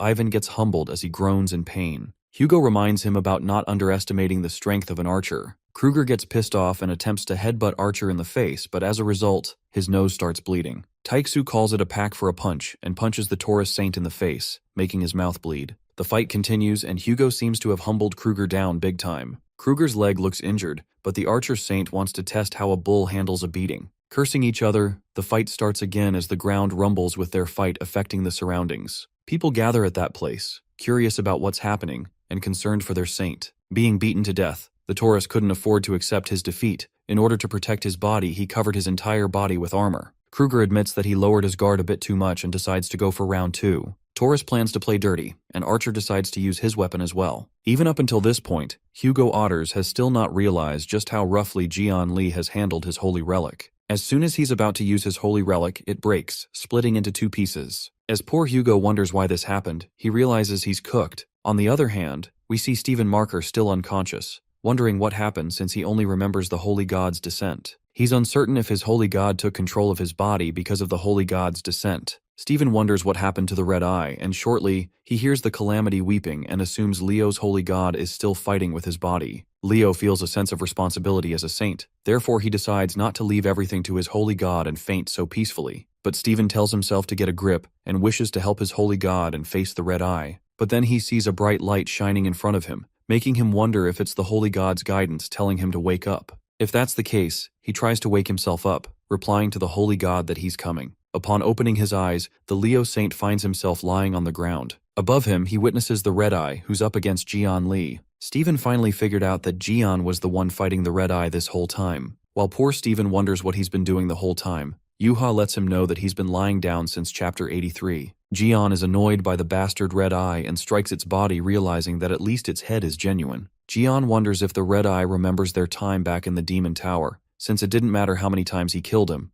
the administrator kept reviving him, but it's thanks to him that he now knows how to take it down. It's not like they're close enough to catch up on life after a long time. Therefore our boy decides to end the Crimson Eyes quickly, so that he won't have any regrets and die peacefully. Jian jumps in front of his mouth when Steven tells him not to jump carelessly, warning him about its breath attack. Just then, our guy used his holy relic, the imbuing hammer in full size. He finds the dragon burp disgusting and tells the Red Eyes to swallow it back. By using his imbuing hammer, Jian pushes back the fire which would come out with the burp, back into his body. As the fire is pushed back, this results in the fire burning the Red Eye's body as it bursts and spreads everywhere. The attack backfires at the Red Eye, making it a good roast. Jian sees how it's well done, analyzing the Red Eye's head to be real and its fire breath to be as powerful as ever. Our guy hits the last strike as he slices off its neck. Every single soul present there witnessed this in pure awe, including Steven, who realized at that very moment what they needed to kill the Red Eye was Jian Li. Our guy with his signature smile lets the people know that this is the end of the class for killing the Red Eye,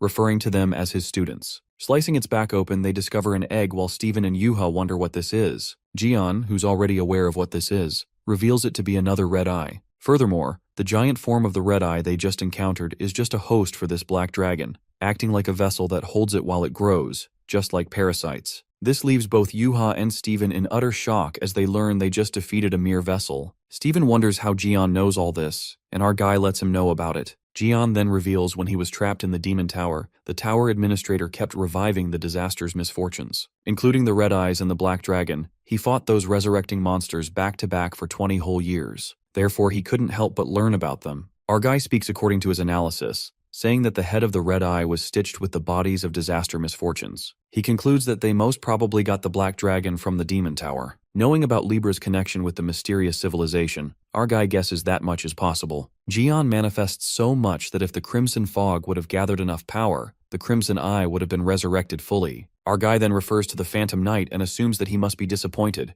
witnessing the defeat of the Crimson Eyes. The Knight, on the other hand, is just begging to be killed, as he keeps repeating the same thing, that is to kill him. Yuha asks her uncle what he's going to do since they have to decide how to dispose of this giant and the Black Dragon. In the meaning, our guy gets notified about the claim that has been filed by Taixu, the insignificant Sagittarius saint, referring to the damage to the holy relic and initial defect issues. The realization hits our guy that the bow he gave Hugo might have broken. Our guy realizes he messed up pretty bad and ignores the message yet again, pretending to be busy at the moment. Archer, who's been sending the messages, curses his Jian, urging him to read the damn messages. Hugo runs for his life when Kruger asks him where his triumphant attitude went from earlier, calling him a half-ass. Hugo corrects him that it's not destroyed, but it's just a common initial defect. As the Taurus Saint attacks him, Taixu successfully dodges it, telling him he's too slow. Hugo tells Ivan not to underestimate the power of an archer while proceeding to land on the ground. Just then, Archer notices a black blade aiming at his feet, and he instantly realizes that it's from Jean-Louis Morin, as he's barely able to evade.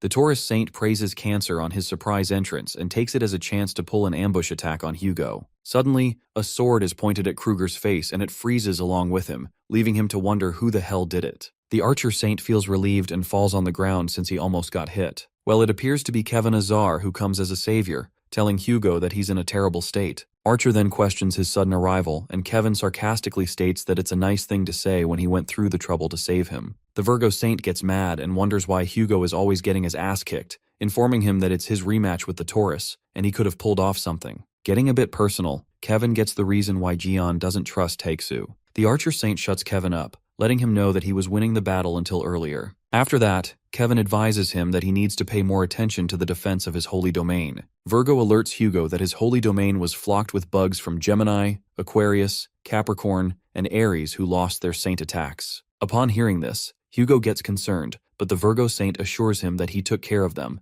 and his companions are now safe. Although the house is wrecked, the holy god of Sagittarius, Apollo, asks if Hugo is going to take out another loan for the house repairs. Kevin unintentionally reveals that he lost his way while trying to go to Jian Li's place in America, but ended up in Hugo's holy domain. The Archer Saint instantly figures out that the Whitehead got lost, calling him a directionally challenged bastard. Suddenly, the Taurus Saint breaks through the iceberg he was trapped in and calls Kevin a Ponzi bastard. Kruger asks him if he really thought he could stop him with some sort of sorbet like this. but the Virgo Saint lets him know that even beef loses its flavor if he freezes it suddenly. Other than that, Kevin really thinks that a bull's neck is really thick, determined by how his face is unscathed even when stabbed with a sword. Taurus makes sure he rips Kevin's tongue out before bashing his face, but he's interrupted by Cancer. Jean-Louis Morin walks in on the conversation, stopping Kruger from fighting verbally. Since they're short on time, Moraine suggests they should hurry. Taurus and Cancer mock Kevin and Hugo, thinking that it's not even Jian Li but his weaklings. The Archer Saint loses his cool, saying these jerks can't even filter out their words. The Virgo Saint trembles in anger, disbelieved over the fact that they called the second highest saint a weakling.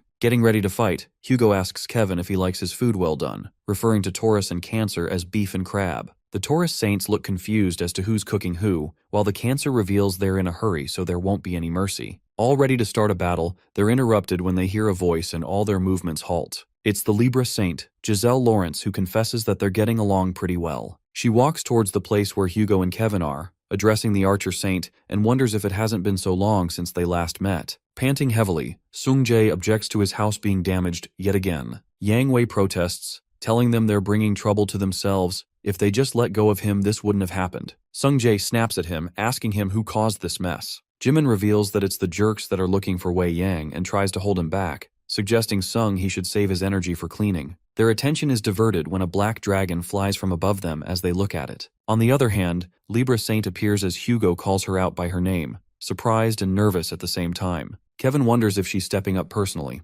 Taurus asks her why she's here already, and Cancer justifies that they haven't failed yet. She shuts them up. Meanwhile, the Archer Saint feels immense pressure. Everyone present there feels the intense tension as Libra activates her powers. The Virgo Saint exclaims that they're both saints, confused about the difference in their power. Jean-Louis Morin protests, questioning Libra in pure fright the reason why she's including them in this. Giselle opens up to Cancer that she allowed him to lead the sect that had lost its saint, and yet he couldn't even capture the holy domain of Sagittarius. Libra feels triggered as Cancer gives her an upright answer and addresses the Taurus Saint, asking him if he actually thought that she wasn't aware of how absurdly he was beaten instead of overpowering Sagittarius. Libra states that he should be thanking her that she saved him from getting his ass beaten. She declares that's the reason why she can't trust them with anything and punishes them, advising them to reflect on their failures. Returning her attention to the other two, Kevin and Hugo, Libra wonders what she should do with these toys. Libra plans if she should switch the position of their limbs and head, or just turn them into disaster misfortunes, just like Jian Li in the past. The moment she uses her power, Kevin feels the damned energy while both of them are getting trapped by the vine of the golden rule. She activates the skill, Equivalent Exchange, and Hugo Otters recognize the intense energy to be Libra's. Suddenly their attention is diverted when a black dragon appears above them and Jian Li rides on it. People start to panic upon seeing the dragon as chaos erupts in the area. Jian Li greets Giselle Lawrence by calling her trash as this is their first meeting after his return.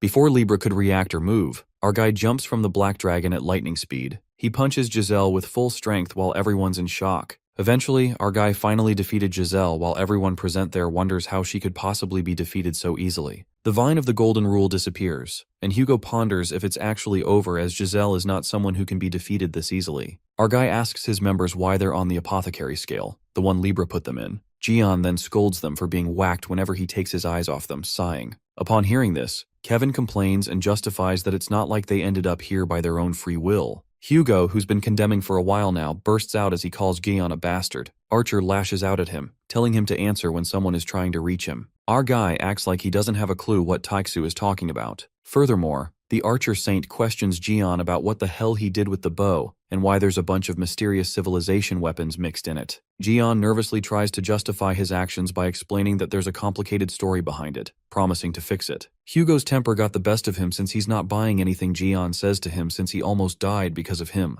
Our guy, being the non-serious character he is, suggests Taixu to cherish the second chance at life he's gained. Kruger and Jean-Louis, who have been there the whole time, give each other a look before attacking Jian Li, risking it all for nothing. Taurus, knowing that he only has one chance, decides to settle it with one strike. He uses his skill, Herdstorm, and leaps towards, only to get punched by our guy. Flying in the air, Kruger almost falls unconscious and wonders where the cancer went. Ivan then witnesses his body in pieces, his head, arms, and body separated, and it turns out the black dragon did it. Kruger falls back down while the black dragon's mouth is open wide, ready to devour him. The Taurus meets his end by ending up in the black dragon's stomach, getting swallowed by him. The Archer Saint freaks out, asking him what's that dragon while Kevin is amazed at the sight. Our guy reveals to him that it's the red eye he mentioned in chapter 12 before, while Hugo wonders why he's the one bringing it. Jian explains that it was inside the giant red eye that appeared in America. By using the commander of Phantom Knight and the head of the giant red eye as materials and some other skills, Jian Li was able to revive the dormant beast with his power and tamed it, and to his luck he had a lot of tools for that. The Archer Saint opens up that the dragon looks terrifying at first glance, but our guy seems to be pretty chill about it since he just gave it a chew, who is the Taurus Saint, to nibble on, thinking it should be fine. Jian then asks his buddy if they can raise him in his backyard, but Hugo thinks he's crazy just for even thinking about it. He states that he would be in trouble even if he raised it in Hawaii. Kevin Azar, who's observing the scale, seems to be confused about the fact that Libra's apothecary scale hasn't disappeared yet. Suddenly, the vine of the golden chain reappears and Giselle comes back to life again. Upon that response, Gaon seems to be even more excited, realizing why it seems so easy to kill her. Our guy discloses that he smashed her face because he couldn't stand it. Now that she's replaced it with even an uglier one, Gion tells her to do it as many times as she desires, since he's gonna smash it every time. Our guy addresses her as a punching bag. Libra thinks that the snake is trying to bite something it cannot chew, and therefore decides to put a leash on its neck. Gion then orders the Black Dragon to get Hugo and Kevin out of here and save others, as he himself plans to fight all alone. The Archer Saint is concerned for him as Libra is not a human, and Giselle unleashes her ultimate power. Meanwhile, our guy is aware of the fact that she's a monster, as he calls her trash. Libra causes the earth beneath him to crack and split into many pieces. Libra wonders how Jian knows about her power, as this makes the fight less fun for her. Our guy conjectures that her power is way beyond any other saint, and also no human can survive when their head gets crushed. He tells her to cut the crap since it's so obvious. With that, Jian calls out her real form, which is the Libra Zodiac, Asteria. Asteria smirks and always knew he was quick-witted, and now that she had nothing to hide, she decides to go all out. Jian is baffled about how a Zodiac is on Earth, but he's certain that the other Zodiacs wouldn't be happy to hear it. But Asteria tells him it doesn't matter as she grips her hand into a tight fist, ready to punch him, and uses the Taurus divine skill Stampede of a Horde. The Zodiac punches him as our guy goes flying across the river while Archer and Virgo witness this from above. While they're worried for Jian, Libra takes a sigh of relief, not knowing such a vicious skill is suitable for her. At that moment, Kevin sees the divine mark of Taurus, while Hugo wonders what it's doing over Astria's head. But the Zodiac Astraea has some more tricks up her sleeves and claims it's too early to be surprised. It turns out that it's not only Taurus, but she has the divine marks of Dark Cancer, Gemini, Capricorn, Aquarius, and even Aries. Jian understands it now. The reason she said it doesn't matter if other Zodiacs find out. Our guy curses them since all the Zodiacs teamed up against him. Libra reveals that the reason why they teamed up is because they were enraged after losing their saints. Therefore, she concludes that these divine marks represent their wrath upon him while she's just a deputy of all the 7 constellations. The Zodiac questions Jian if he will be able to face this power, and our guy gets furious over the fact that they're facing the invasion of monsters, while the so-called Zodiacs were planning a war against him. Therefore, our hero decides to kick each one of their asses. Libra claims that she never understood his personality, wondering if he hates the Zodiac, constellations, and even saints. Astria states that he could rule the world if he wanted, although it wouldn't be easy to do it all alone. Our guy gets bored and tells her to get to the chase. The Zodiac reveals she doesn't like him, but she respects his strength. Hence, Astria decides to give him an offer, telling him to choose. Either he wants to join her and rule the world, or try to stop them and get erased along with his constellation. Upon hearing this bullshit, our guy bursts into laughing at her damn choices she gives. Our guy makes it clear that he doesn't wish to hear more. He makes her realize something.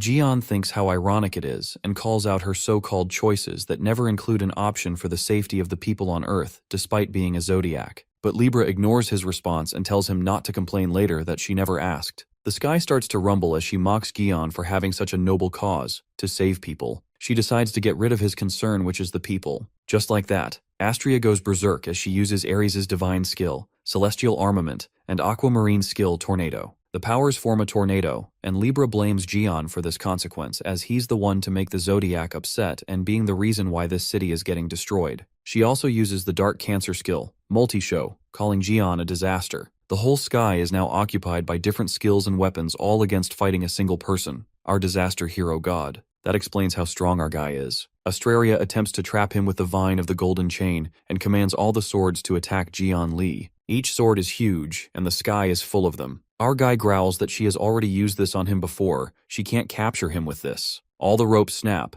as Gaon breaks through them while the swords fall on the earth, destroying the city. As the massive sword is about to fall on our guy, he uses his Sky Punisher, Spear, to stop it. The sword cracks, while Libra is having fun. She questions Jian if he feels the power of zodiacs now, and warns him of what's more to come. The colossal sword, when it hits the ground, it cracks while our guy struggles to stop them. Libra mocks him and tells Gaon that she has so many of these swords, so she doesn't want to waste them. She threatens our guy to come in front of her, or else she'll have no choice but strike the swords on the city. Meanwhile, the swords hit the earth and people start running away for their lives. As the reporters try to make a headline, a giant sword falls towards them, but Kevin Azar saves them. Barely able to freeze it, he tells the Archer Saint to attack where it's frozen. Virgo is annoyed since he only managed to scratch the surface and wonders how Jian is breaking them. Hugo finds themselves lucky since they were able to break it together and instruct the people to evacuate as it's dangerous here. After that, Kevin states that it's not the same power he has experienced before, and he can't believe that it took two of them to break the scrap of a skill. Archer is aware it's because of the divine marks, as they're not only one but several. They infer that even Gaon wouldn't stand a chance against them, all alone. The Virgo Saint thinks the battle should end at any cost, but he can't find a way to help Jian Li win it. With that, they both remember how Gaon told them that they were of no use, and would be of no help in the fight. Hugo cries dramatically, thinking that even the dragon is more useful than them, while Kevin couldn't disagree with that. That's when they hear a rumbling sound, and they witness a river overflowing towards the city. The pressure and amount of water is so much that it's even over the buildings. People accept their fate, thinking they're doomed, and gripped by fear, one of them starts praying to the zodiacs, begging to save them. Something clicks Virgo Saint at that moment as his mind drifts toward the zodiac, divine marks, and then to the prayers. Kevin kneels and starts praying to his zodiac, praising his holy god as he believes that he's watching the situation right now. He prays to the zodiac to grant his power to Jian Li so that he can win and save humanity. On the contrary, Jian figures out that Astria is planning to wipe the city out with the river, knowing that the battle won't be easy. Our guy contemplates if he should try using the instinct of the battle god, when suddenly he feels a new energy, as he quickly realizes that it's Virgo, and smiles. Astria waits for Jian to fight back, thinking she expected too much from him, not knowing if he's scared to come out or what. Being the evil bitch she is, Libra goes on to wipe out the whole city with the river, not caring about fighting Jian Li. She delightfully wonders how many people will die and orders the river water to wipe them all. To her surprise, a flash appears and all the water freezes. Virgo activates his skill. Cutting Winds of January is activated, which leaves Libra staggered as the water froze. Not sure if it was Jian's skills, he assumes that he's alive down there and decides to finish him. The ice cracks as Libra's attention is grabbed by it, all ready to attack. But turns out it's the Red Eyes who appear as the ice breaks, and our guy makes a dramatic appearance from the sky, claiming that's his new friend, Red Eyes. The skill, Take My Place, was used by Gaon, as he wonders what's Red waiting for. Ordering him to greet Libra, the dragon spills out a blazing strike of fire that hits Libra. Using the Gemini skill, Teleportation Mana Gate, she turns the direction of the fire towards the city. Pissing Jian Li to the core, he growls, telling her to leave the people alone. Using the Sky Punisher infused with Virgo's zodiac power, he manages to get rid of the fire. As Astria realizes the presence of Virgo's zodiac, she curses her, calling her the stupid moon bitch. Jian is notified that the Virgo Saint has prayed for Ophiuchus, therefore his divinity has increased. The Virgo zodiac has granted her power to Ophiuchus, and the power of Virgo is infused into the Sky Punisher. Jian Li mocks her, asking her if she said that the zodiacs are mad at him. He lets her know that now it's time to feel their wrath. Seeing the divine mark of Virgo on Jaeon's head, Libra doesn't feel threatened, wondering what one allied zodiac can even do. Confused about the wrath our guy is talking about, she questions him regarding whose wrath he's talking about. In disbelief, our guy doesn't think she's asking this for real. Giving her a reality check, he asks her who wouldn't have a grudge on her, letting her know his friends and their families, along with all those people who got involved in her deception. The wrath he's referring to is that of all of them, including the soul, who was betrayed and abandoned in the tower. That is him, Jian Li. Telling her to answer him, calling her trash, he asks her who stabbed him back then, questioning her if it was her, or if it was related to those zodiacs on her back. Laughing like a maniac, Libra Zodiac, Astra Rai is surprised that he's still looking for answers from that day, wondering if that matters that much to him, or is it so important to him. Insulting our guy, she reminds him that questions are allowed for those who have power. Smirking, she states that only she gets to ask him, not vice versa or the other way around. Asking him yet again, what can the two of them do against them? Using the Gemini skill, the Comet of Extinction, she targets it upon Jian, while our unbothered guy smiles. Just then, our guy uses the Sagittarius Divine skill, Helio Ring, to counterattack the comet. Seeing the Helios ring, Libra realizes that Sagittarius is also helping Jian. Leaping towards her, our guy grabs her by the neck while the Sagittarius Zodiac Apollo stands with him. While we see the Archer Saint and Virgo Saint ordering the followers of the constellation, as a saint, to pray to the Zodiac. to pray for Jian Li. While our guy is notified, the Sagittarius zodiac has stood up for Ophiuchus. Sagittarius and Virgo's sex are praying for Ophiuchus. He reminds Astria what he said before, that a lot of people are in pain because of her, and not just people he mentioned earlier. He questions her about what she thinks the people of this city think of her. Moments later, Jian Li is notified that a good number of people are praying for Ophiuchus, and his divinity is being increased in a great ratio. She dares to compare the wrath of just 7 zodiacs with them. They're at least tens of millions. Talking as he attacks her, our guy smacks her real good as she groans in pain, letting Libra know that he's not done yet. With that, he wonders how many punches she can take, and punches her, as she resists. Astria attempts to cut Jian's arm as she targets him while our guy is notified that his arm has been severely damaged. He activates super regeneration and Libra shouts his name in pure rage. As Libra attacks him, suddenly a red aura emerges, wondering who dared to harm Jian Li. That energy destroys all of Libra's duplicates, and it turns out to be a scorpion chain piercing through Libra's stomach, making her cough blood. It seems to be Scorpio's skill, helping Jian Li. Our guy paces up and thinks of getting rid of the divine marks before he gets to Libra. Since he's really good at breaking things, Jian decides to go for the dark carb first. Scorpio has stood up for Ophiuchus and St. Haley grants her power to Jian. Our hero uses his Sky Punisher in poison-chained form earlier. Libra is in utter disbelief and finds it impossible to find the core so easily. She wonders how our guy managed to do that, and Lee smirks, ordering to stand before him. Our guy pulls the scorpion chain that pierced through Astria's stomach as she screams in pain. That's when the darkest star's energy starts to scatter. The core of Dark Cancer has been destroyed, with its energy leaking out. Now the Dark Cancer's divine mark can no longer be maintained. With its skill being no longer available, Libra clenches her stomach. She growls in anger and threatens to kill Jian. The remains of her duplicates grab Lee's leg as she activates the Capricorn skill, World Destroyer. With the divine power bursting, the whole place rumbles and the divine marks cover the horizon. At that moment, Astrea states that this planet along with the zodiacs belongs to her. She uses Aries and Libra's alliance skill, the Sword of the Golden Rule, and claims that none of them can take it away from her. The colossal sword falls on the city as a blinding flash appears, along with cold air. Libra wonders if it's Virgo's cutting wind and witnesses the sword getting frozen. While Astria doesn't think it's even possible, our guy smashes the sword and aims straight at the bastard Libra's face to punch her. It makes her fling due to immense force. Jian is disgusted to see how much greed this bitch has inside, and humbles her over-the-top attitude for literally claiming this planet as hers. Our guy feels like a good stomp on her face will give her a lesson, but as he's about to do it, Astria activates Gemini's teleport skill. Jian looks for her and Libra ambushes him, claiming to end him now and lands a punch. Libra's smartass thinks that Jian is done for, and she uses Taurus and Capricorn alliance skills, ramming Bomber along with all the buffs from Aquarius activated. At the same time, our guy uses the Sagittarius skill, Absolute Coordinates, and detects Astrea. Jian wishes that she would go to hell and attacks her yet once again. Libra wonders how it's possible that Jian's alive even when her attack had Taurus and Aquarius energy. That's when the realization dawns on Libra, and she discovers that it's Scorpio's poison that's decreasing her stats. She curses damn Haley, as pure rage takes over and gets adamant that she won't go down like this. Libra uses her deadly last card when she increases the power level of the 7 sects to the top, combining all of them into one. The sky rumbles with an extreme amount of power. Our guy wonders if this is a death trap and he gets excited. Jian wants to see this sight from the front and strangely, he calls out the red eye. Libra gets warned that she has combined all 7 sects into one by force,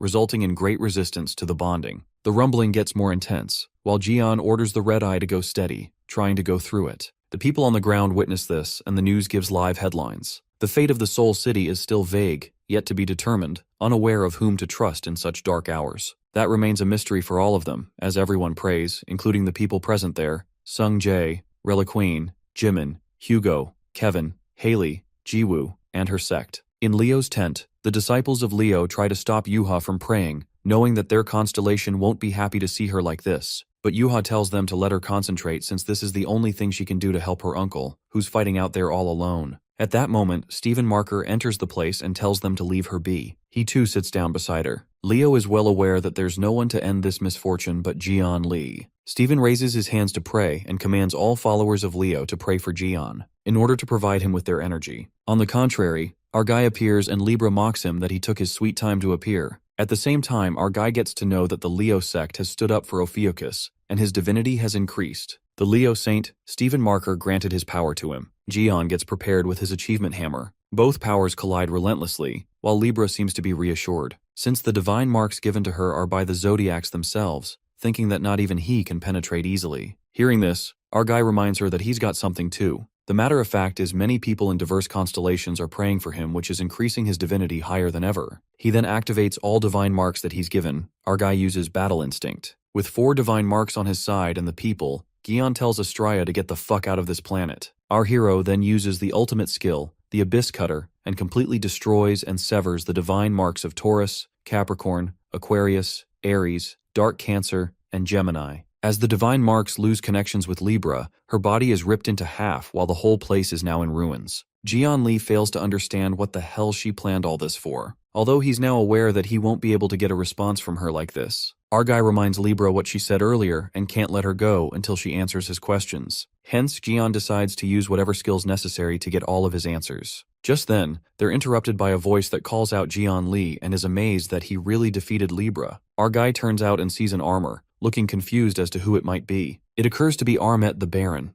Armet crashes his deadly weapon on the ground to flaunt its power and introduces himself as the vanguard of the great civilization, one of the 13 generals, Armet the Baron. Another catastrophe emerges. Armet the Black Grade vanguard of the unknown civilization. It is then revealed to us that 30 years ago, the day came when an unknown civilization invaded the Earth and threw everything into disarray. The UN strongly refused the demands of the unknown civilization as these monsters were trying to feed on humans. Meanwhile, the unknown civilization brought mayhem to the world when they declared to humanity that they all would be under their rule. 30 years ago, Armet the Baron asked the humans for the impossible, commanding them to give up their freedom, rights, and resources if they wanted to live. Jian remembers that the vanguard was the one who appeared that day and gave a memorable speech. He also recalls the Phantom Knights who intruded his sanctuary under Armet, asking if he's here to avenge his minions. That's when Armet reveals that Libra was supposed to kill the Snake Master, and he was to rebuild the Tower of Demons with the power given by their lords. However, Jian crushed their master plan and made it all twisted.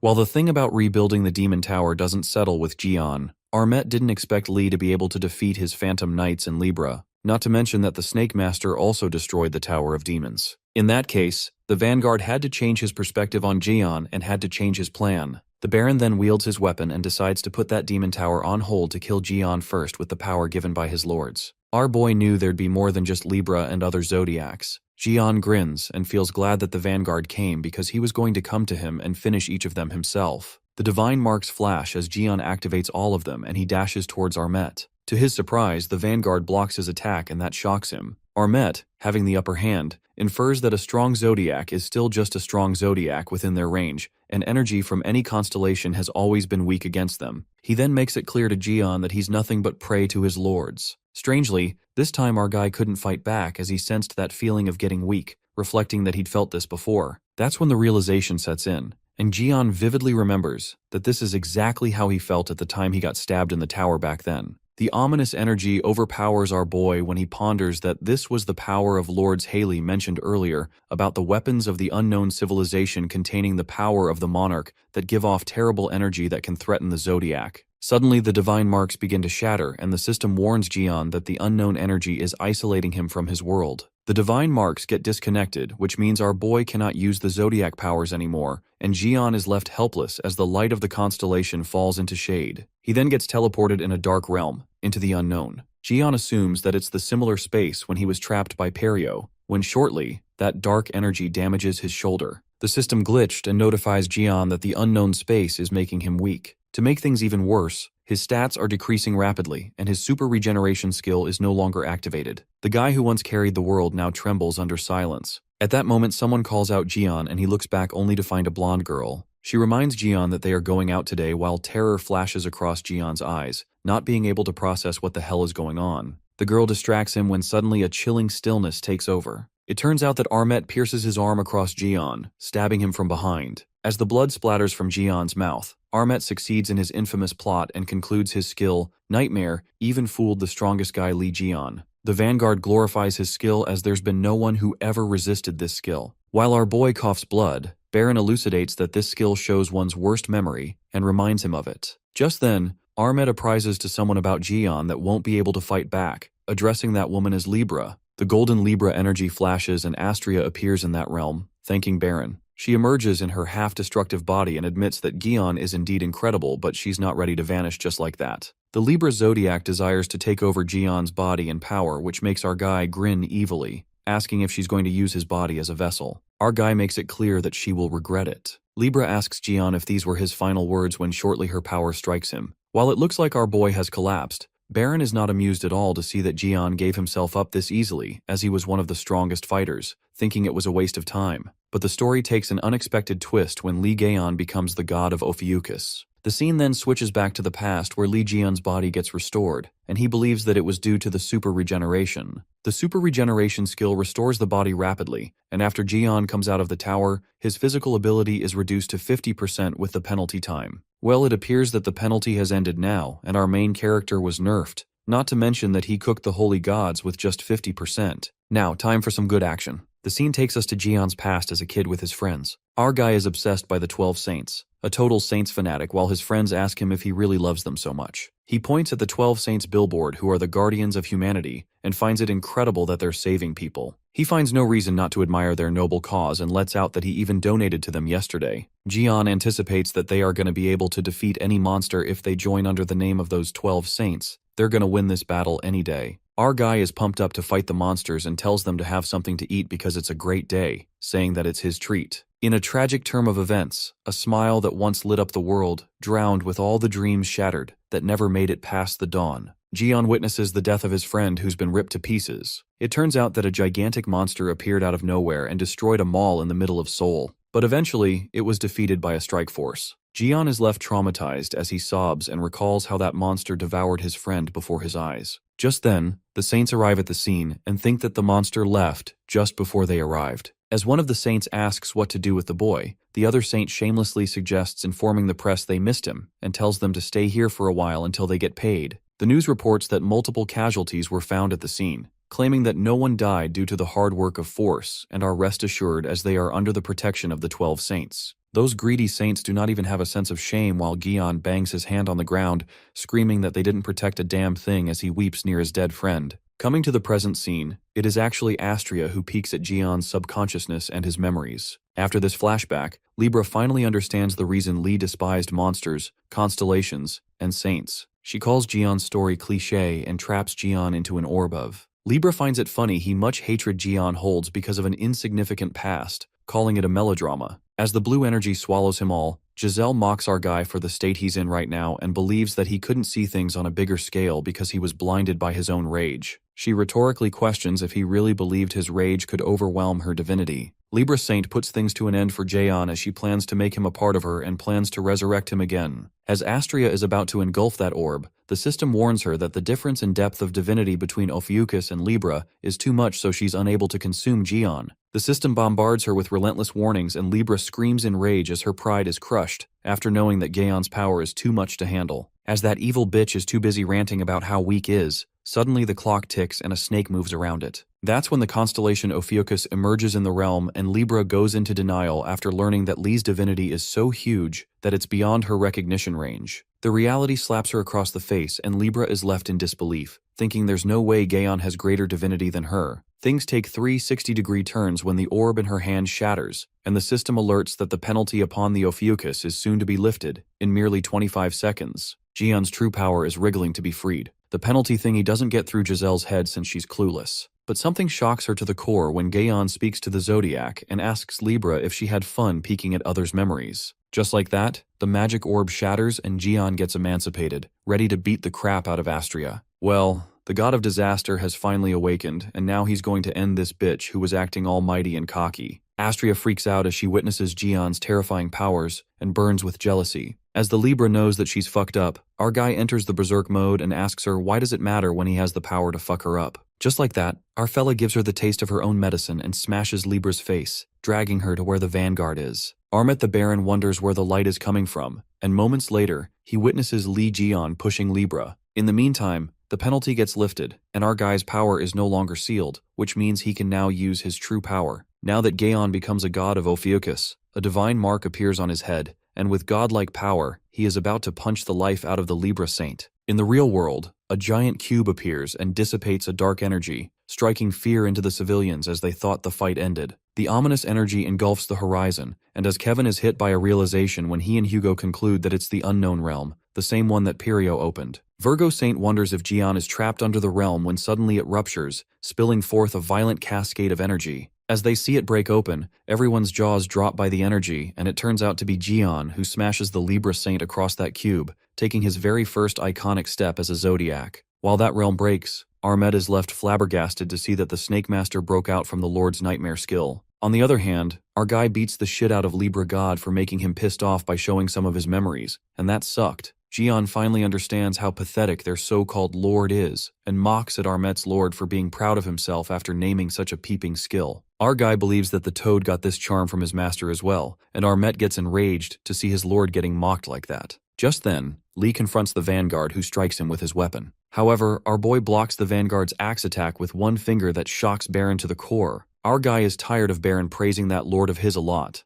and with a menace flashing across his eyes, he decides to give the knight a present as a reward. That's when he summons his dagger and stabs it across Baron's neck. While Ahmed gets stabbed, the knight couldn't help but wonder that it's the same dagger consisting of the power of the Lord, wondering where he found it. Jian reveals that it's the dagger that was used to stab him in the tower. Jian infuses the dagger with the power of Ophiuchus. Our boy decides to give Baron something extra on top since he's so crazy about his lord. The power of the dagger strikes the Vanguard, and he screams in agony, yelling how a newborn Zodiac can be so freaking powerful to withstand the power of the Lord. Well, what they don't know is that our guy is now a god himself. The dagger's power unleashes a torrent of blinding energy that makes Baron's armor break into pieces. Astria's, whose lower body is shredded to pieces, witnesses the Vanguard getting killed mercilessly, and now she knows that it's her turn. She knows she's fucked, and tries to slither away with that broken body of hers, running away from the fate that's already destined for her. But our guy catches her just in time and moves toward her to end things once and for all. Libra calls Jian an idiot who's driven by a sense of justice and asks if he seriously plans to play a hero and go against all of the Zodiacs and Lords. Our guy, being the psychotic hero he is, doesn't take her bullshit when he tramples on her face and declares that he's going against all of them. However, Jian corrects Libra and responds that he's not driven by the sense of justice and thanks the evil saints who've taught him well.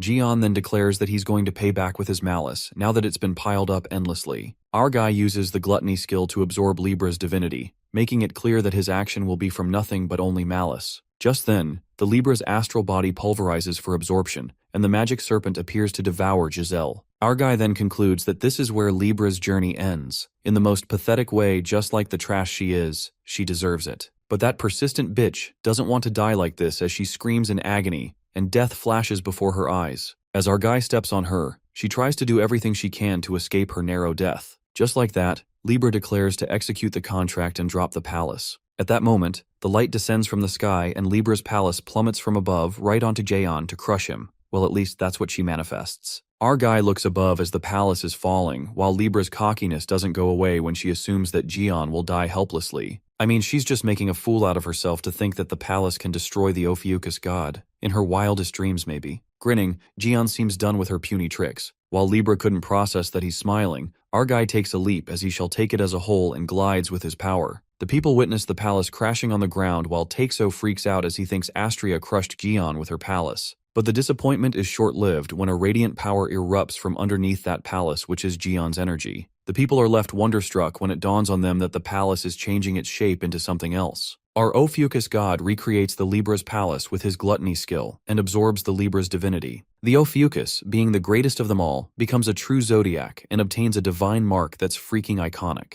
Our guy soars and thinks that being a zodiac doesn't feel like anything special, yet those fuckers have been arrogant about it, referring to the zodiac bastards. Jian lands on the ground and declares these bitches are dead meat, referring to the holy god who sided with Libra. I mean, what an absolute Chad. Bro got pissed off at gods and became one himself just to keep mocking them again. Hella iconic. The scene then takes us to a dark palace. Lee Gaon, who somehow ends up in this place, wondering where he is as he was just standing on top of his new building. Abruptly, the Vanguard generals call out Libra and ask if she's ready. That's when our boy realizes that it's Astria's memory. In the memory, Armet confirms with the Libra Saint if she is to kill the Serpent Master this time. He asks her if that's even possible because from what he remembers, she failed once 20 years ago. Amret opens up that Gaon was able to kill one of their generals even before he had earned his divinity, assuming that he might have a power that exceeds the power of now. Libra scoffs at the Vanguard, asking if he's scared, and says there's nothing special about the Snake Master being stronger than a general. At that moment, Astria grins and a light flashes, flaunting the colorful divine marks she possesses powers of. She laughs hysterically and states that Jian will have to face her and the 6 other Zodiacs, so there's nothing he can do. Not to mention, she also has the ultimate secret weapon, the Red Eye's heart she retrieved back then. This makes her certain that our guy will be nothing more than a newborn snake, concluding he won't stand a chance this time. Libra then provokes the Vanguard, and gets worried about Baron not getting to have any fun at all. But the Vanguard warns Giselle not to let her guard down and tells her to reflect on the time when Lee returned from the tower when she thought he was surely dead. The knight mocks the Zodiacs for always lacking the final touch, and Libra responds, "No lord is that different though," making him remember about the one who got backstabbed by his lord and is now being held in the heart of the Tower of the Demons. The Vanguard admits that she's not wrong and wishes Astria good luck on her mission, assuring her that he'll send his knights as a vanguard. Armet then anticipates that he'll see Libra again at the tower after Jian Li is dead. With that, the Vanguard disappears. Jian deduces that Libra's memory was passed to him while he absorbed her powers. He infers that this memory was before the invasion when Libra met up the Vanguard, but now it's useless. Suddenly, his thoughts are interrupted when he comes across another memory. It's Libra's daughter Kaylee who tries to contact her mother. Callie apologizes for what happened to Siwoo and Taiwoo as they're now goners, thinking it's just karma. She even would have yelled out of joy if they weren't part of the family anyway. Kaylee tells her mom how she's been admiring Jian's doing recently. Callie feels jealous of Yuha that fox as she found out she's been getting close to him. Therefore, she decides to go where Master Goen is, so she pleads with her mother to stop asking her to join the Libra sect. With that, she calls this the last message because she knows her mother will be fighting Master Gaon soon and she doesn't want that. But she promises Giselle that she won't interfere this time and wholeheartedly apologizes to her mother, manifesting that they could see each other in any other form in the future. After the message ends, our boy is baffled to see Kaylee and assumes that it must be another Libra's child. On the contrary, the Zodiacs meet once again just like 20 years ago, and their thoughts of getting rid of Li Jian haven't changed. Another memory of Libra is shown, and Gaon witnesses that Libra reaches out to the Zodiac as she opens up about her notorious plot to kill Jian, assuring all the Zodiacs that this time Jian will die in an invasion. But the Zodiacs don't trust her at all as they demand assurance, given that she said the same thing 20 years ago. Our boy is shocked to the core to see his death being planned as the gods team up to kill Li Jian just because he's too overpowered for them. Nonetheless, the Libra Saint claims it's different this time, and infers that it won't be an ambush since they will crush Gaon face to face. She discloses her grand illusion and reveals she's also brought a general from the other side, unknown civilization. Libra makes it clear that Jian Li will be crushed with the help of the general and his lord. Upon hearing this, some of the Zodiacs don't like Astria teaming up with the general on the other side, objecting as they find it unacceptable to drag them into this fight. However, the Taurus Zodiac is okay with it, and makes the Zodiac recall that they agreed to do anything to stop the 13th mutant from turning into the disaster god. Just then, the Aquarius Zodiac agrees as well, believing that Li Jian wouldn't be able to fight against the power of that lord, while the Cancer Zodiac states that they must get rid of him this time. After that, all the gods team up and cover for the eternal death of Jian and the absolute destruction of the Ophiuchus. Well, these god bastards were safe until Li looked into Libra's memory, because now they're all fucked as Jian's rage erupts when he unravels that Zodiac's trying to get rid of him since back then. But Jian is not surprised to see how desperate they are to gather for such a meeting, and even though it's just a memory, he could feel the unilateral malice. Our guy wonders what he should do with these bastards who were planning to fuck him up. Shortly, he regains consciousness and everyone gasps to see him finally awake. Our guy snaps out of the memory. However, he cools down when he's surrounded by his people. Jian asks what's going on, and that's when Taeksu makes him recall that he was screaming and shouting until he collapsed. Our guy believes he was carried away too much and gets silent as he's left in awe when he glances at their relieved smiles to see he's fine. Lee thinks it's not bad to have people around who care for him while Taeksu, Haley, and Kevin annoyingly look at him. The scene then takes us to Jian Li's tower, the second sanctuary of the Ophiuchus, where our guy reveals everything he saw in Libra's memory to Sagittarius, Virgo, and Scorpio saints. While Taeksu couldn't believe what Lee had just said, our guy assured him that he's pretty serious for the first time. Jian lets them know that he has seen it through Libra's memory and warns them of the imminent danger, alerting them that they must be prepared to fight against those Zodiacs and enemies from the other world. Taeksu couldn't believe that all these years the Zodiacs and lords of the other worlds were after Jian. Kevin Azar couldn't understand the reason behind it, given that Jian hadn't done anything to the Saints nor the Zodiacs before his absence, wondering why they wanted him dead back then. Our boy ponders upon the reason and peeks at the screen in front of him where it's written that he has been given 2 divinity paths as the penalty was lifted. Now it's up to him whether he becomes a god of life or god of death, depending on how he develops each path. He looks at 2 possible paths in one divinity, and a suspicion flickers in his mind when he recalls Libra's memory, where the Taurus zodiac was saying something about the disaster god. That's when it occurs to Lee that maybe the two paths are referring to the mutant or the disaster god they mentioned. But whatever it is, our boy doesn't give a damn if he becomes a god of life or death because he's adamant to get every possible power to make them tremble before him. As our guy is still plotting in his head, Taksu is creeped out by his evil grin, while Haley finds that evil face pretty handsome. On a serious note, our hero warns the three saints that they're about to face enemies beyond anything they've encountered before, which means he winning one-on-one fights wouldn't matter much if they come in number. For this reason, they couldn't ignore the possibility of the enemies attacking cities where Gion was not present. Our guy enlightens that they need to gather more allies and become stronger together, so they will be able to fend them off. Gion concludes that they've got a lot of things to prepare,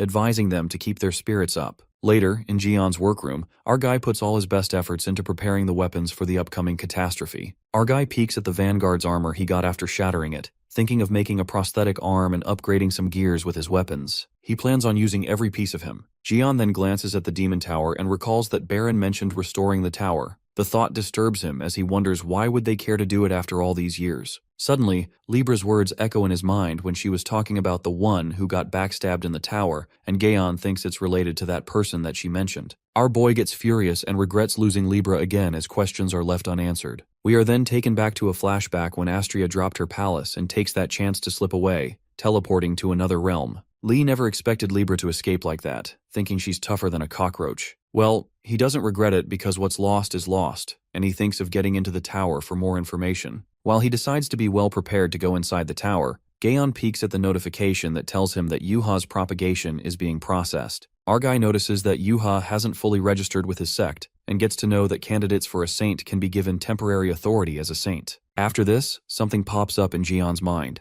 The scene then switches to Taiksu, who orders his disciples to unpack their stuff as they arrive at Gion's tower that screams grandiose. Hugo's disciples freak out as they can't believe their eyes to crash at a place that's out of their league. Chief Goat corroborates with Saint Hugo if they're really staying here, and the saint nods, revealing that it was Gion's idea. Since the Sagittarius Sanctuary was demolished due to the recent attack, Taiksu exasperatingly informs them they're going to stay in the Ophiuchus Sanctuary for a while. However, everyone is rather thrilled as they're at Jaeon's place, and Sung-jae couldn't be happier. Sung-jae diabolically feels great about their house being destroyed, while the disciples wish to stay here for the rest of their lives. But Hugo bursts their bubbles when he clarifies that they will go back as soon as the sanctuary is rebuilt. But the disappointment is visible on their faces, and Hugo's pride is crushed. The disciples oppose moving back to their sanctuary, complaining that they're sick of rebuilding their sanctuary over and over. The frustration is at its peak, as if they would chew Taiksu alive, claiming that they deserve sanctuary like this one too. While Hugo is taken aback by the sudden backlash, Zodiac Apollo giggles and says he knew this would happen sooner or later.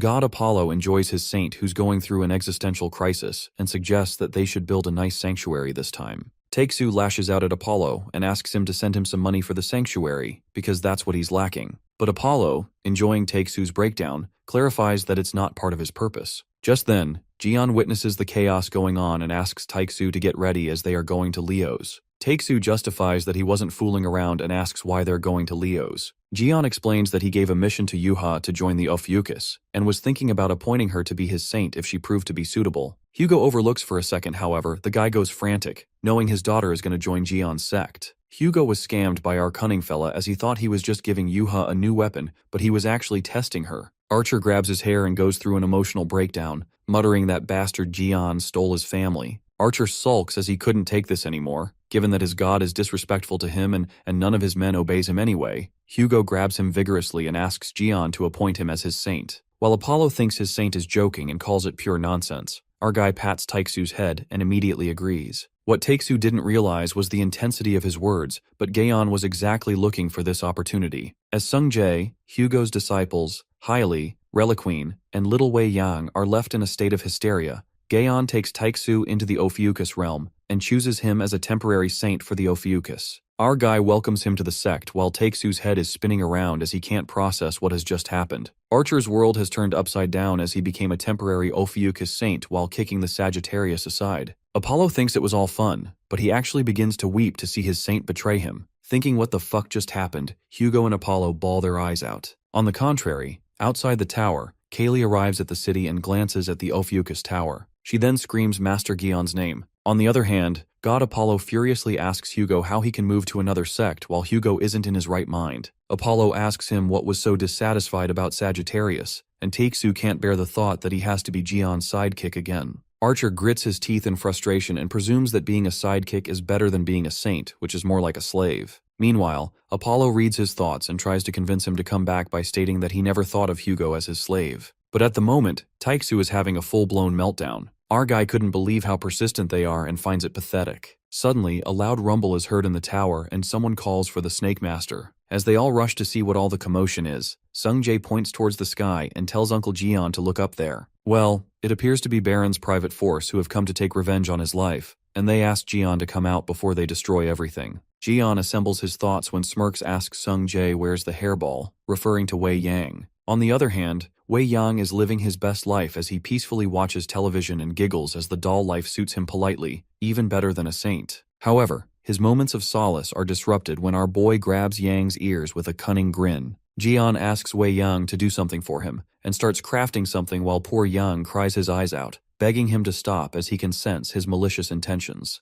Lee gets even more frantic as he does something with Baron's armor, while Yang begs him to stop whatever he's planning to do. On the contrary, everyone except Gion and Yang Wei heads outside of the sanctuary to face the enemies. The leader of the Baron's private force couldn't believe that the Snake Master sent his men instead to fight them, guessing that Gion didn't think they're good enough for him. But from Kevin's point of view, we get to know that our boy was too distracted to come outside. The Night Leader then decides to make the Snake Master come outside by killing his men one by one until he shows his face. The captain plans to begin with the stupid-looking one, referring to Hugo Otters who has lost his brain cells. The Knight charges a spear, targeted at Takesu, and while Kevin yells at him to dodge. While all of them gasp with shock and ask Archer if he's okay, the spear couldn't pierce through Takesu's head, since he is under the protection of the Ophiuchus, pointing out that the protection is unparalleled to Sagittarius. Apollo bawls his eyes out to see Takesu under the serpent's protection, but Takesu is emotionally wrecked, while the Baron's force is thrown into panic when they realize that the captain's spear did nothing at all. They are scared and wonder what could they possibly do when the humans slain the Phantom Knights. The captain shuts them up and keeps his pride, stating that they can't lose to mere humans. That's when the force gets uplifted, thinking maybe the captain was just toying, but in reality, that spear was the captain's best shot. The captain realizes that even the Snake Master's men are that strong. Suddenly, someone gets on the level with Baron's private force and begins slashing them. Someone effortlessly slices the enemies in midair while the captain asks who the hell it is. Surprisingly, it turns out to be Kaylee. As the Knight Captain attacks her, she flips, and with such awe-striking movements, Kali lands on the ground.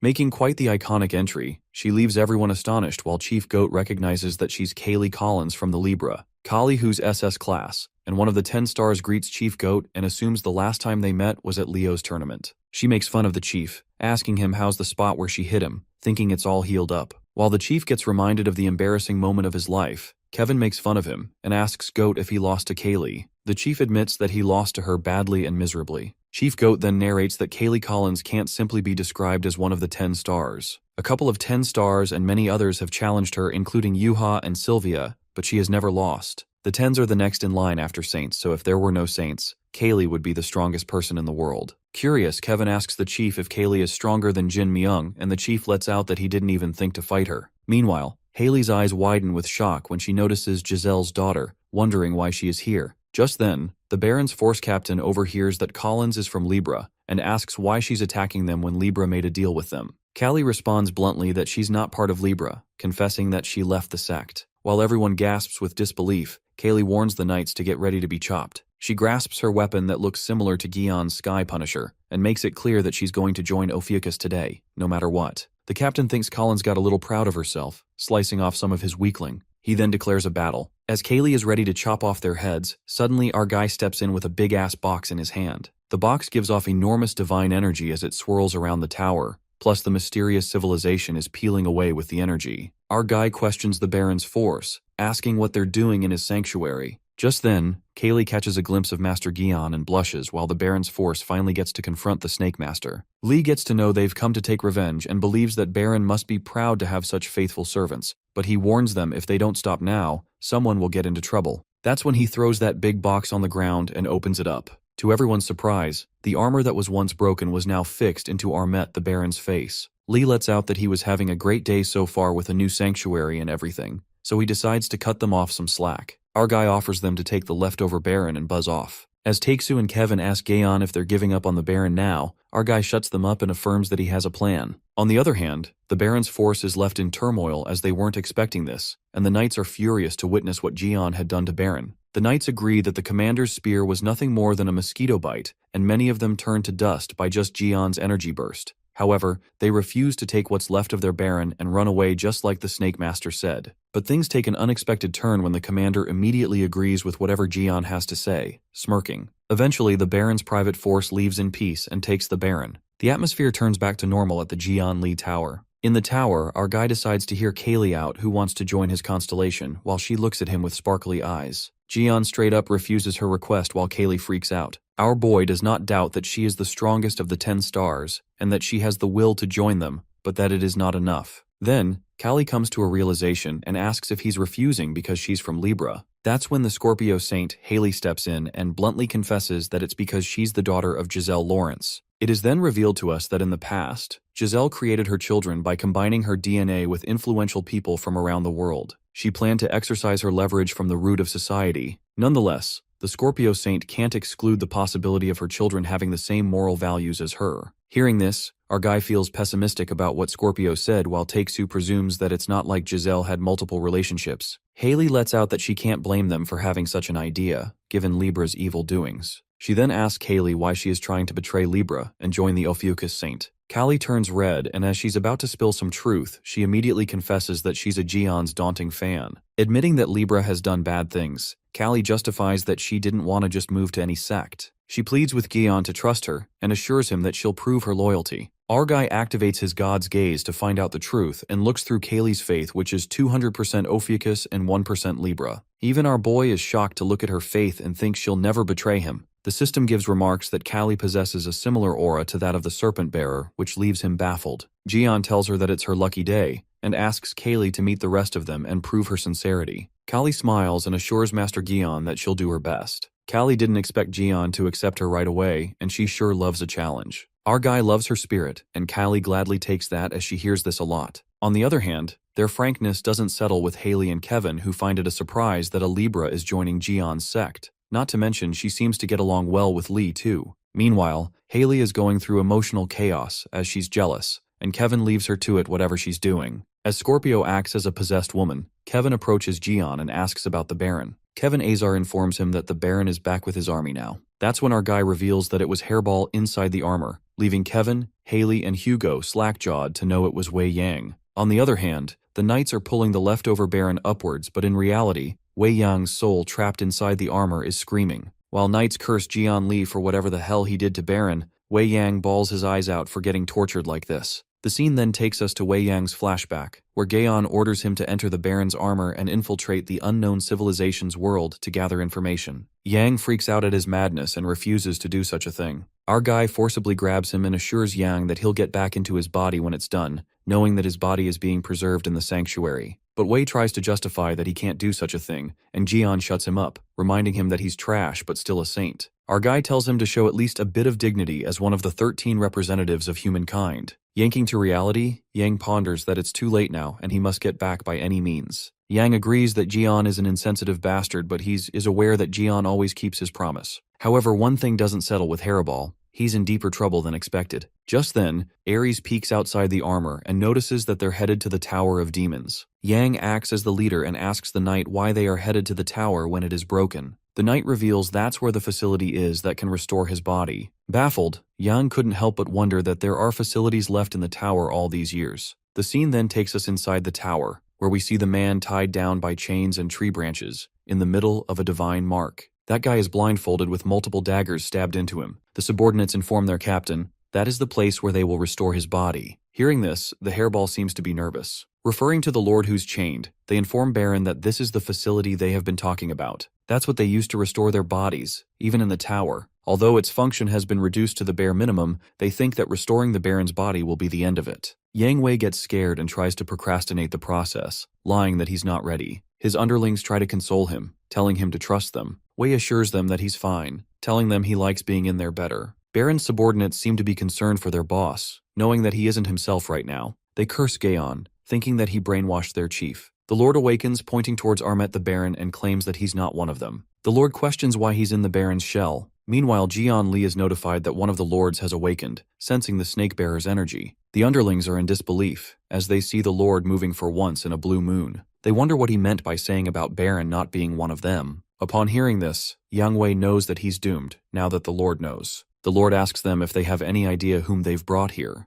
The Lord knows that there's no point in explaining to these dumb subordinates and tells them to be silent. The chained Lord grabs Baron's body and pulls it towards himself. It urges Baron to speak and questions him who he is while the Aries Saint is panicking, knowing that he's done for. Wei Yang stutters and confesses a lie that he's the Capricorn Saint, Wei Yang. The Lord calls it nonsense and grabs the armor more tightly, knowing that there's no way the power holding him belongs to Capricorn. Giving him another chance, the Lord asks him once again, who's behind granting him such energy. Yang freaks out as he's clueless about what to do and thinks he should just tell the truth. At that moment, we see Jian appear there and expresses his disappointment in the hairball getting caught ready. Our guy states that Aries is actually useless, while Yang Wei couldn't be happier seeing him right now. Our guy thought he should greet the Lords but wasn't expecting to meet one of them so fast. Jian diverts his attention to Wei Yang, asking him if he doesn't plan to be a spy in the future, but the Aries Saint blames Jian's energy for getting him caught. The Lord, upon seeing the Snake Master, is surprised, and states that he seems to be a newly born god, but senses great strength within him. The Lord believes that Jian must be the mutant, the 13th. Jian smiles and responds that's what the others say about him.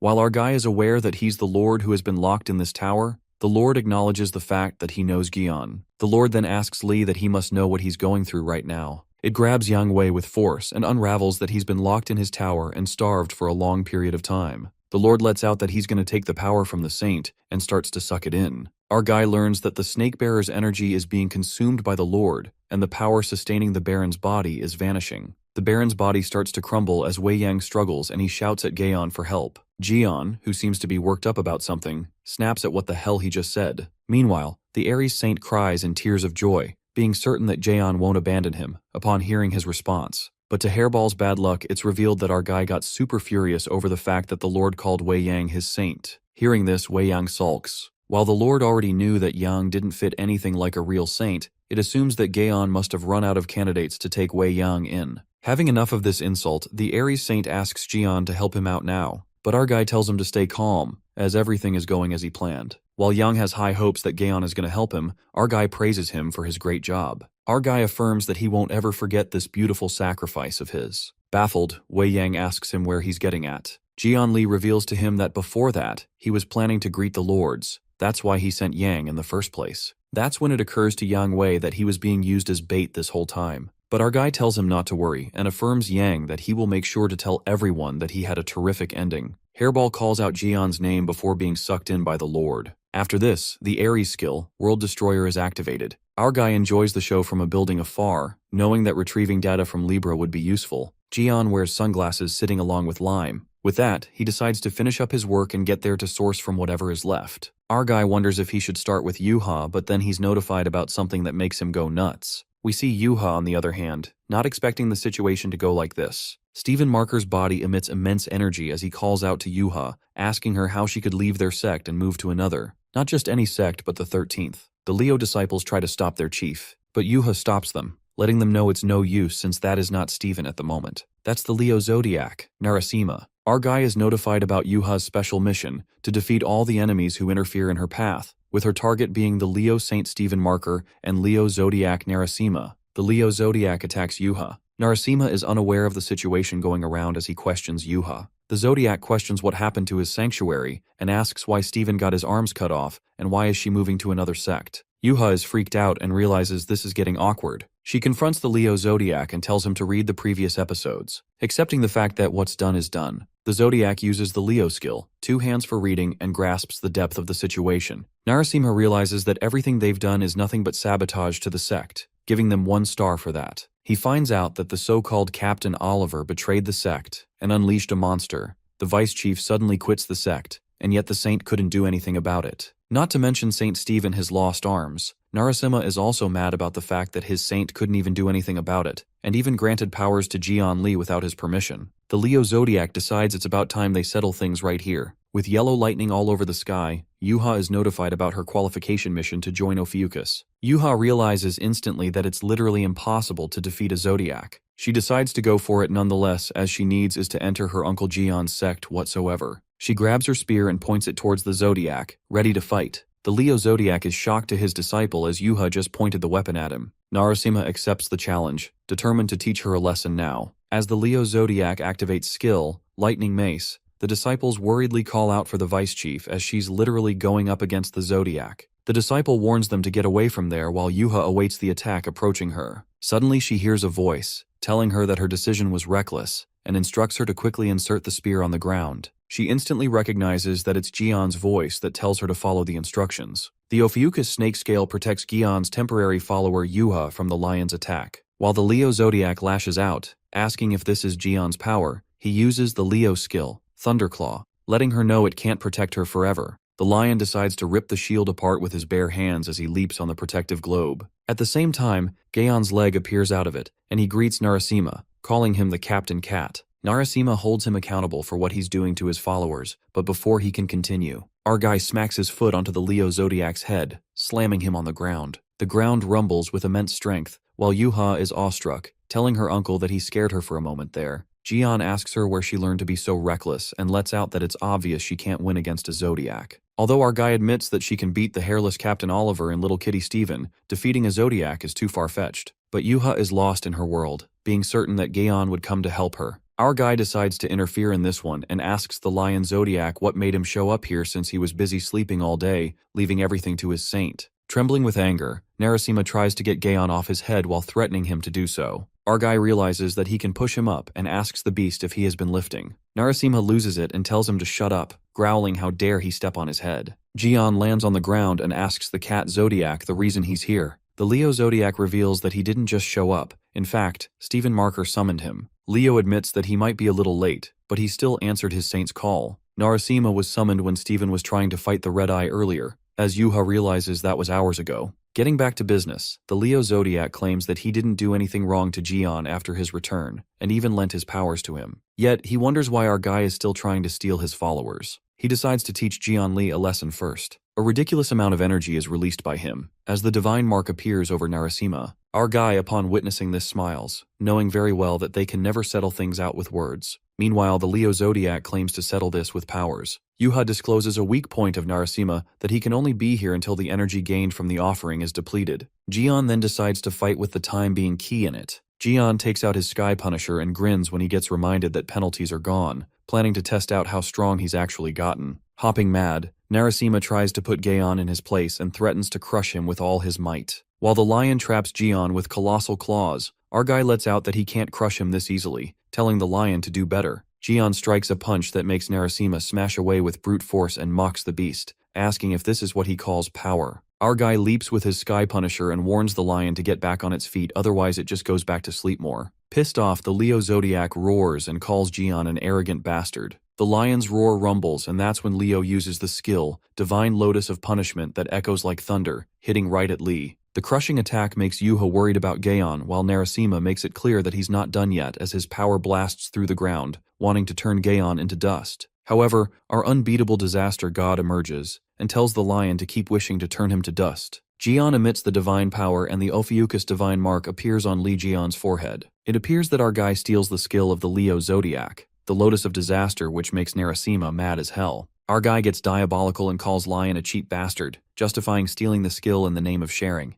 Gion, with the power of the serpent being too overwhelming, his Sky Punisher struggles to withstand its master's power. The Serpent Master's power rattles the city to its bone, making it crumble. It turns out that the combined power of the two divine gods, Leo and Ophiuchus, gets too overwhelming for the environment to sustain, and it warns Lee to either control his power or withdraw before the planet's integrity is completely compromised. Narasimha suggests our Serpent Master back down, as he surely doesn't want to see this planet destroyed. While Yuha and the others are enveloped in the Ophiuchuk's shield, Leo's Zodiac asks Gion if he would be sent back first, or the planet will get destroyed. But our guy doesn't have any plans to back down, as controlling his power is a cinch. That's when Gion suppresses his power and Narasimha freaks out when he witnesses his power getting sucked in. At that moment, the lion realizes what skill our Serpent Master is using, and he asks Gion if he's out of his fucking mind. It appears to be the Monarch Baron's axe that our guy uses, while Narasimha asks Lee how a god can wield a weapon of the other side. Our guy suggests to the Leo Zodiac that they should share the skills and thinks the monarch's weapon was perfect to neutralize the power of God. Jian gets curious and asks Narasimha how much energy he's left to maintain himself, when shortly, Leo gets the warning that the resources of his constellation are being depleted. As the beast gets distracted by the warning, our guy leaps towards Narasimha with the Baron's axe. At that moment, Gaon strikes the lion and manages to slash through one of Narasimha's fangs. While the lion lets out a thunderous roar, Gaon eventually obtains Narasimha's fangs, leather, and hair. Being the true disaster god, our guy beats the crap out of the cat Zodiac as he relentlessly keeps slashing the axe across the lion's body. Narasimha calls Gaon a literal disaster who uses weapons from the other side. Just then, Leo uses his divine skill, the battleground for a victor, that lights up the horizon. Narasimha chains up Gaon with his lighting power. Our guy calls the lion a moron and concludes that he's just like this slave, Steven. As Lee asks the lion what made him enable his skills, Narasimha doesn't realizes that he's fucked up as the resources and experience points of his constellation get fully depleted. Narasimha gets screwed up big time since he can no longer maintain himself in the realm, and is freaking out as he almost had Gion for fuck's sake. Our guy shows him the middle finger and gives Leo a reality check that he could defeat him in his dreams maybe, while Narasimha challenges Lee for a rematch, saying that he's gonna end him for good. Just like that, the Leo Zodiac returns to the divine realm, and the Leo disciples are astounded that Gion defeated their Zodiac. Our guy then informs Yuha that the matter has been resolved, suggesting that they should finish up the business. On the other hand, poor Steven finally regains consciousness and asks himself if he lost his mind again. As Steven is unable to process the situation, Yuha grabs the saint's attention by saying that he's finally awake. Yuha reveals that the Leo Zodiac himself came by and assures Steven that he doesn't need to worry. Yuha pulls her spear out and gets to her mission to defeat the Leo Saint to join Ophiuchus, which scares the shit out of the armless Steven. As it seems like Yuha is about to hit Steven, unexpectedly, she bows to Steven and apologizes to him. Yuha expresses her gratitude for everything the saint has done for her and explains the reason why she's joining his uncle's sect. She knows how Marker feels about this. She assures Steven that she won't forget about what he's done for him and hopes he would understand her. She then asks Steven for his permission to join Ophiuchus, pleading to let her go. The Leo Saint without a thought allows Yuha to change the sect, while the Leo disciples freak out and ask if he's really letting her go. The Leo Saint states that Yuha has already made her choice, so there's no point in stopping her. Steven believes that he may have kept her in his sect due to his guilty conscience, and concludes that he can't hold her back because of his past. He tells Yuha to leave and encourages her to get stronger as much as she wants, because that's the spirit of a true Leo. Steven tells her to take care while Yuha calls him out.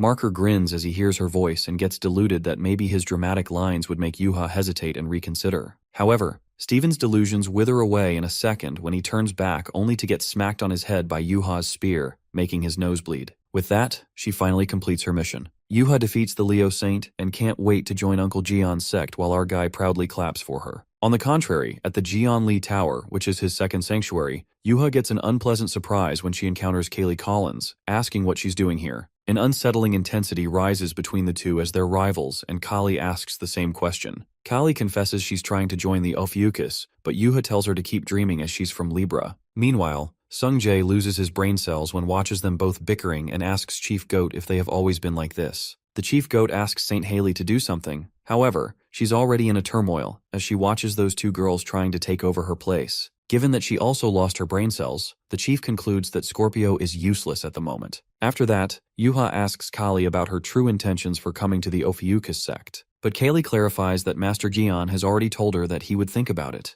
That's when Kali teases Yuha and assumes that she's afraid that she might take her sweet spot next to Gion. Upon hearing this, Sung Jae and the Chief Goat freak out, and Yuha gets furious as she clenches her fists and challenges Kali for a fight. Kali looks forward to seeing her try. Sung Jae thinks that it's his time to shine, but doesn't know that he'll regret interfering in a girl's fight. Kali tells Sung Jae to read the room, and so does Yuha, while poor Sung clarifies that he's going to be the one standing right next to Lee Gion. Saint Haley thinks it'll be fun and decides to be a judge while the chief begs Haley not to encourage them. Watching television, Kevin asks Taeksu if they should stop the kids as the atmosphere's getting hot, but Taeksu is certain that they won't listen, and is reassured that Haley would stop them if things heat up too much. Archer frustratingly asks Kevin why the hell is this meatloaf doing here, referring to Steven Marker. Poor Steven tells them not to blame him and justifies that he was here when he woke up. Taeksu asks Gion why he brought the meatloaf over here and tells the big guy that he's taking up too much of the space. While Kevin and Taeksu push the meatloaf into the corner, Steven gets bullied as he has no arms to fight back and thinks how cruel these guys are to treat an armless guy like shit.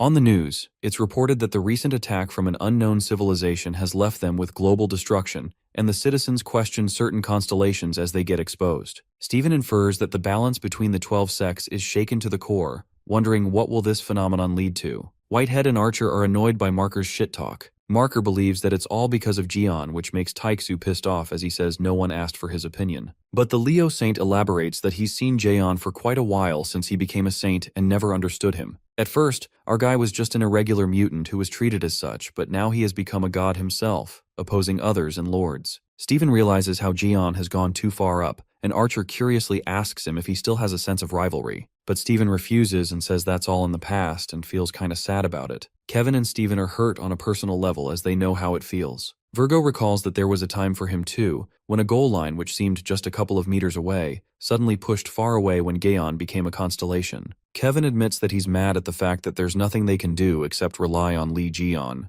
Although it has nothing to do with pride or ego, Kevin feels the urge to become as strong as Lee, because if he's no longer able to be with them, then what they possibly could do. In the workshop, our guy is making prosthetic arms for Steven and Kevin. After this emotional conversation, Steven cracks a joke and suggests to Kevin to become Jian's slave number 2, just like Hugo. While Hugo justifies that he was tricked, Kevin lets out that he'd rather lose 1,000,000 flights to Jian than become his slave, because he knows how brutal it is. The three of them let out a deep sigh, knowing that they could never suppress Lee Jian. Kevin gets worried about how they're gonna fight Zodiacs or Lords, and Steven confesses that he can't even handle his own Zodiac. While Taeksu anticipates that they have a rough path ahead of them, Steven states that they'll figure it out eventually, and tells him to do whatever they can in their power. Taeksu asks what exactly they should do, and that's when Steven reveals that he's going to hold a press conference to tell the truth of the day 20 years ago. Steven decides to tell the world that it was Lee Jian who killed the Crimson Eyes, not them, and come clean in front of the entire world. The next scene then switches to Reliqueen, who informs Jian that Taeksu, Kevin, and Steven left somewhere as they asked her to open a portal, saying it's urgent. Our guy worked his ass off crafting prosthetic arms for them, and when it was time to surprise them, those sluggish guys acted so quickly to act only at times like this. Suddenly they're interrupted by the rumbling and Jian learns that it's just Kaylee and Yuha having a duel. Kali compliments her opponent that she's got better than before, guessing she learned a few moves from her recent battles. Meanwhile, Yuha hates that condescending tone of hers, the main reason she hates Kaylee. The fight gets intense when Yuha strikes her hard, but Kaylee evades the blow as she bounces off the building wall to counterattack, admitting that she has that over-the-top personality because she's stronger. While Jian can't believe the two are fighting over being closer to him, Haley is just surprised that the three of them are pretty serious about it. As our boy admires the girl's energy, he realizes that the third one is Sung Jae, who got knocked out by the girls as he was trying to intervene, fighting for Jian's love. Looking at his nephew getting beaten by girls, our guy presumes that he needs more development compared to those two. A matter of fact is that Kaylee is an SS class from Libra, Yuha got close to SS class after the last fight, and Sung Jae advanced to S class from A through various incidents. Jian decides to do something with Sung Jae to encourage a fair fight. Just then, our guy requests Scorpio to bring Kali and Yuha to him, and Haley gladly accepts. The girls don't realize that a rope is tossed towards them, and in a split second, Haley's rope tangles them together. They bicker even more now that they are tied together, and that's when Lee Jian tells them to stop, adding that he has a thing for them. Our guy gives Yuha and Kali the very first mission as a disciple of Ophiuchus. On the contrary, Sung Jae finally awakes and finds himself riding on the dragon. Jian cuts to the chase and lets out that he heard how Sung Jae got knocked out in a blink. Sung nods and despondently admits that he was never a match for them. Jian uplifts him and tells him not to be disappointed as it means he simply can get a lot stronger. Our guy then asks Sung if he wants to get stronger, and he excitedly responds that he'd do whatever it takes to be stronger. Jian likes his high spirits, and Sung Jae, without rethinking, agrees to do anything. Sung Jae asks him where they are headed, and our guy reveals that they're going to the tower. A silence falls over, and that's when Lee jumps from the dragon, reminding Sung Jae that he said himself that he'll do whatever it takes. Regretting his life decisions, poor Sung holds on to his dare life as Gaon aims to plummet directly into the demon tower, concluding that training is the only way he'd get stronger. The raid begins. The scene then takes us to the destructive Leo Sanctuary, where the Leo Saint holds a conference, and the crowd wonder what the press conference is about. The scene then takes us to Steven's flashback, where he decides to hold the conference while Archer asks him if he'll be able to handle it, as Leo might get blamed for everything, including what he hasn't done. But Steven doesn't care as he saw this coming one day, while Virgo can't even imagine the aftermath. Just then, Kevin and Hugo get ready to go along with Steven. Steven assures them they don't have to do that for him, but Kevin and Taeksu refuse to leave him alone in that state, given that he has lost both of his arms. Taixu dwells upon the possibility that Marker might be attacked by the rest of the Libra. Archer suggests Steven to avoid the nonsense and just organize things he has to say at the conference, assuring him that he'll take care of the rest. Meanwhile, Steven gets teary-eyed after the act of kindness he receives, and sadly he's not even able to wipe his tears. Deep down, he's full of gratitude for Taixu and Kevin. Fast forward to the present, Steven Marker gets straight to the point, reminding the journalists about the press conference Sophie Marty held. He divulges that Sophie revealed the truth behind the red eyes that occurred 20 years ago at the Demon's Tower. However, due to the sudden intrusion of the Dark Cancer Saint and the numerous incidents that followed,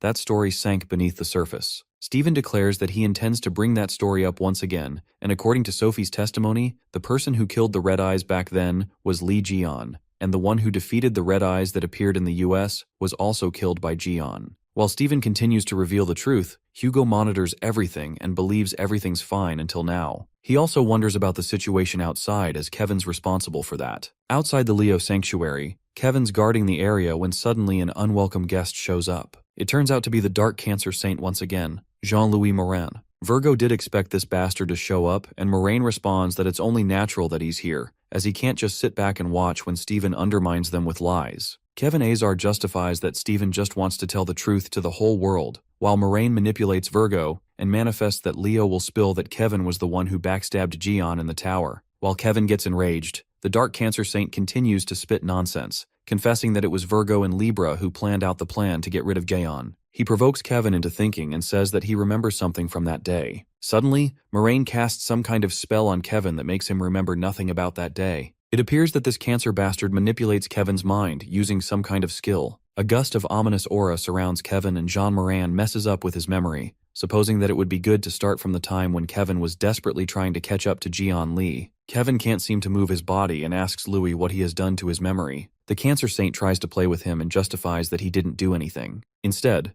Virgo himself was the one who manipulated his memory because he felt guilt for stabbing him. Kevin shrieks and asks him to stop this bullshit, but that cancer bastard convinces himself to believe that he's telling the truth. Jean-Louis thinks this could turn out good after all, saying he was in a difficult situation since he lost all his partners. Moraine grins and thinks it's not a bad idea to recruit an old partner again this time, referring to Virgo. That's when Louis inserts that key into Kevin's forehead and makes it look like he's reviving Virgos that have sunk into the abyss. At that moment, Kevin's memories get sealed, only remembering the lies Jean whispered to him. On the contrary, inside the conference, the journalists are shackled by the news as they get to know that Li Jian was the one who laid his hands on the Crimson Eyes, and on top of that, Jian was betrayed by one of the saints in the tower. Steven Marker confirms that it's true, and as they raise questions, suddenly someone comes rushing into the conference. While the Leo Saint continues to speak, abruptly, Kevin Azar, not his true self, bangs the door open. Kevin's attitude changes completely as his smirk reeks of malice. Virgo decides to fill the gap in the story to reveal the person who stabbed Gaon in the tower. The air thickens with suspense when everybody is perplexed what Kevin is about to say next. The Virgo Saint admits that Jian Li was incredible, and he never backed down against the formidable beast, the Crimson Eyes. Trudging up the stairs, Kevin calls it a brutal fight and exhausting even when just watching it.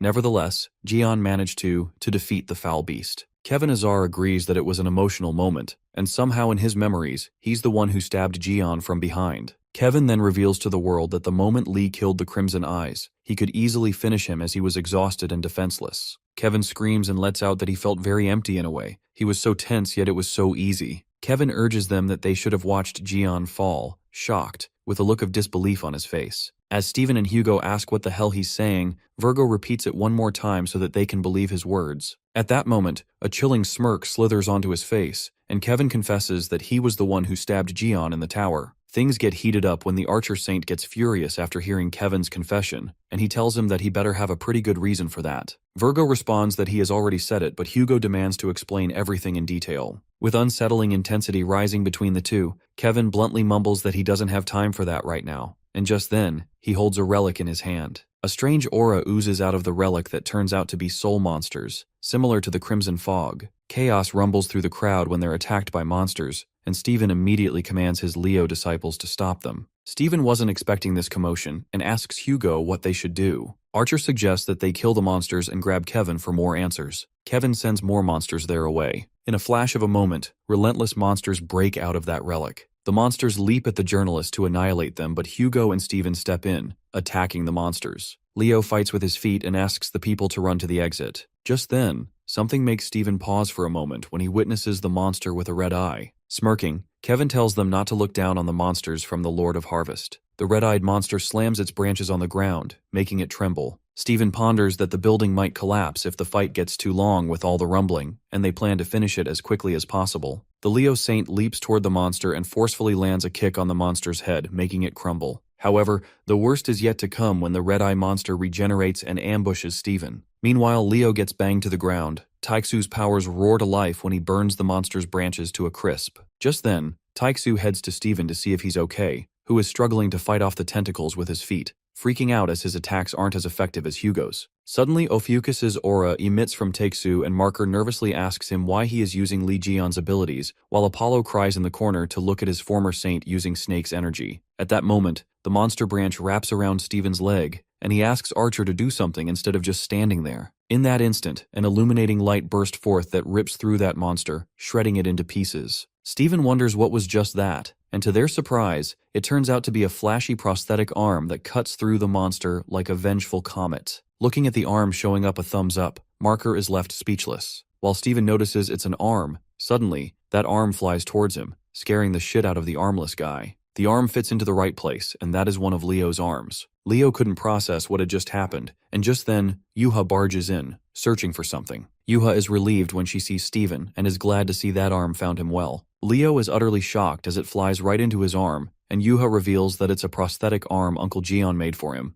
A custom-made arm made for Steven Marker by Jian Li. Upon hearing these words, immense energy explodes through the lion, given that Jian made an arm for him, custom-made at that. Virgo is left slack-jawed. Leo couldn't control his happiness to see Jian finally acknowledge his true power and made this for him while Yuha thinks he's such a drama queen. Steven's dramatic ass thinks he's the boss and gives an entry monologue which says the main character always shows up when they are about to be forgotten. Well, Leo flips all the metaphorical tables. Archer couldn't be happier for Steven and asks how he feels, and with wild energy surging through him, Steven says he's invincible now. While Taixu envies Leo for how simple-minded he is, Yuha decides not to break Steven's heart and plays along with him just for today. The trio gets ready and Leo declares that from this moment on, the legend of Steven Marker begins, which scares Virgo. The scene then switches to Jian, who loses his brain cells and lets out that there's no such thing, suggesting him not to waste his energy. While it seems like our guy is talking about Steven, he's actually saying that to Sung Jae, letting him know that there are no monsters left here in the tower.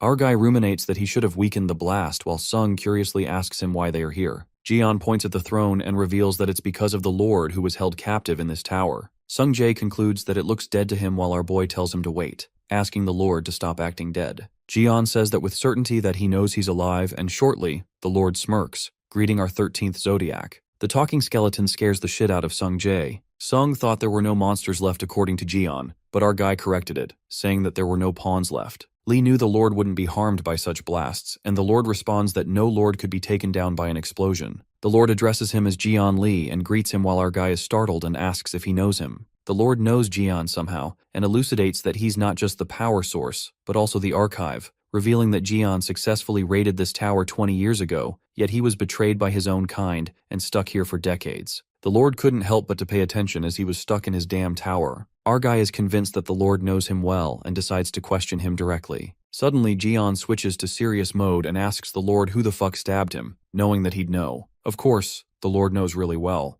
but he makes it clear that it'll cost him. Our guy clarifies that he isn't here for some kind of stupid negotiations and furiously summons his weapon to beat the fuck out of the Lord. The Lord suggests Jian that they help each other since he has nothing to lose and puts up a rather tempting offer to show him everything that happened in the tower, and in return, Lee has to free the Lord from here. Our guy is gripped as it's quite the offer and asks what's the catch. The skeleton reminisces when he was once a lord but now he's stuck like this, drained of his strength. The desperation is visible when Lord claims that he doesn't care who he teams up with or what price he has to pay once he gets out of this place. He clearly unveils that he wants to escape the damn tower and take revenge on those who did this to him, and he provokes Jian, saying that he out of all people would understand exactly how that feels, to be betrayed. Those words hit Jian hard and he calls the Lord son of a bitch, uttering that he still has some doubts, but those last words were a real knocker. Our boy slams his Sky Punisher on the ground, making it crumble, and decides to pretend that he got fooled for this once. However, Jian demands to see the memory first, and the Lord is happy with the deal. Just then, our guy tells Sung Jae to stay outside, assuring him that he'll be back soon. The Lord tells Jian to stand there and relax while he points the figure at him to synchronize his memories with our boy. That's how Lee will be able to view whatever records he wants. Our guy finally gets to witness all the records. Jian sees all these records bring back memories, but he snaps out of it as there's no time to get lost in the sentiment. He then asks to show the record right after he defeated the Red Eyes in the tower. At that moment, the record plays when our boy finally defeats the Red Eyes, and in the next moment, he gets stabbed. Our boy finally gets to know who backstabbed him, the Dark Cancer Saint, Jean-Louis. The scene then switches to the Dark Cancer Saint who confronts Kevin Azar. Moraine blames Virgo for not accepting his offer when he could, and assumes that the press must be a chaos right now, as the whole world now believes that it was Kevin who stabbed Jian in the tower. Being diabolical, that cancer bastard dumps everything on Virgo, who finally comes to his senses. Moraine congratulates Kevin for becoming the betrayer of humanity, who will go down in history. The scene then takes us to the moment just before the press conference in DC, where Kaylee and Yuha are bouncing in the air as if they're competing. Callie is super excited for her first mission as Ophiuchus and thinks that she needs to be perfect. It appears that Jian had assigned them both a job, which is simply to deliver these prosthetic arms to Kevin and Steven. He instructs the girls to make sure they deliver properly, since it's their first mission. Callie dashes at light speed and is determined not to disappoint Master Jian. Moments later, Kaylee spots Kevin while Yuha freaks out as she's way too fast. On the other hand, Virgo is being manipulated by the Cancer Saint, who inserts a key in Kevin's forehead. The Cancer Saint reminds Kevin how he was so obsessed back then that he crossed the line. Twisting his memories, Moraine replays wrong events in Kevin's head and convinces that it's the reason why Virgo wanted to kill the Capricorn Saint Jian Li and even took the Sky Punisher as a trophy. Jean makes him believe that Kevin was tormented by guilt and asks him to lock away his memories. He convinces Virgo that they were on the same boat 20 years ago. Moraine understands that Virgo still wants to overcome Jian Li and decides to help him with that. He even lures Kevin to give him powers he could not imagine. While Moraine is spitting bullshit, someone lands an unintentional dropkick on Cancer Saint that makes the guy's mouth bleed. That's what he deserved after all. It turns out to be Kaylee Collins, and she finally finds Kevin to complete her mission. Callie excitedly gives Kevin the prosthetic arm that Master Gaon ordered her to hand to him to Virgo. She assures Kevin that he can once again wield his sword with the right arm.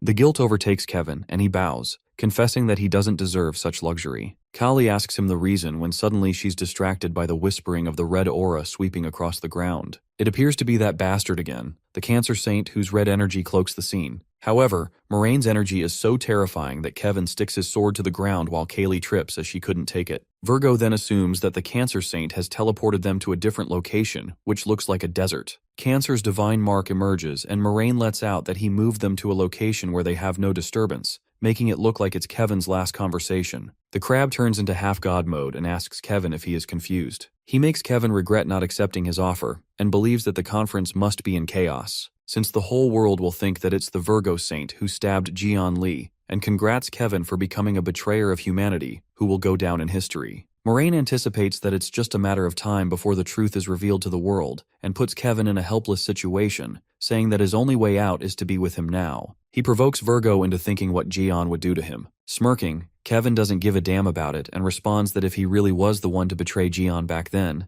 he just needs to accept the consequences and face the punishment. Wielding his sword, Kevin Azar makes it very clear that he has no intentions of siding with Moraine. Suddenly, a chilling grin spreads across Jean's face and he tells Kevin to suit himself. That's when something shocking happens and Kevin gets stabbed from behind. Looking back, Virgo is left disoriented when he witnesses Kaylee was the one who stabbed him, thinking that she betrayed Jian. However, Kaylee's vision begins to glitch, and it appears to be Moraine's clones to make fools out of everyone. That's when Kevin realizes that it's a skill combination of division and transformation. Just then, Moraine's tentacles stab through Virgo. On the contrary, Kaylee is left off track after the strange occurrence, and she's protected from a possible threat by Ophiuchus' skill. Saved by the shield, she hopes that Kevin is okay. However, Virgo is on the brink of death when multiple sharp-edged tentacles pierce through his body, leaving him lifeless. The crab Jean-Louis thinks how futile it is that once the second-ranked saint like Kevin has fallen just like that. Moraine mumbles that he may have failed at persuasion, but he thinks killing Kevin is almost like cutting off one of Jian Li's arms. I mean, this cancer dude is high on something to think something so stupid. Moments later, Moraine is interrupted when gets a message from his pawn Sylvia, who informs the Cancer Saint that Kaylee has just left the conference area. Moraine orders Sylvia to proceed as planned.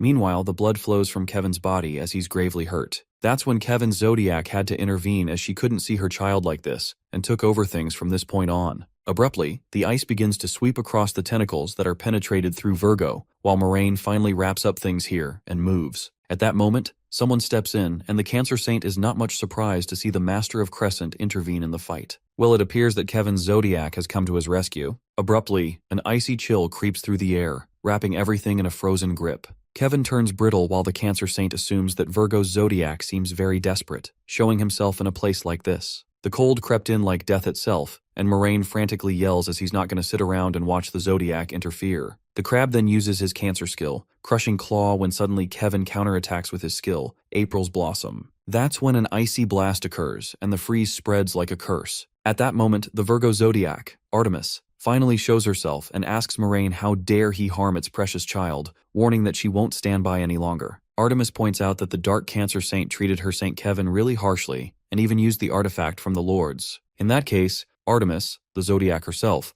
concludes that there's no need to spare from her side either. With that, Artemis swishes her hand and a single gust blasts through the air, striking Moraine with brute force. However, the Cancer Saint is rather unaffected as he activates his shield, while the Virgo Zodiac increases the intensity of power that is about to break through the Cancer's skill. The Crab Dude uses the Dark Cancer Divine skill, Dark Star Abyss, and lets the Zodiac know that he's in the demigod state, confessing that he has no intention of going down easily. Artemis rhetorically asks him if he thinks that would be enough to face her. Virgo Zodiac finds it quite arrogant, and with all her might, she strikes the relentless ice spikes that crush through Cancer's shield. The Cancer Dude decides to use the last card rolled up his sleeves, and with all the resources available, he summons his Zodiac. Just then, the Zodiac is summoned, and Artemis passes some colorful remarks that he still looks disgusting. Karkanos, the Cancer Zodiac, eventually appears. Karkanos roars and warns the Virgo Zodiac not to interfere with the path his servant walks, while Artemis justifies that his servant was the one who harmed her child first. With that,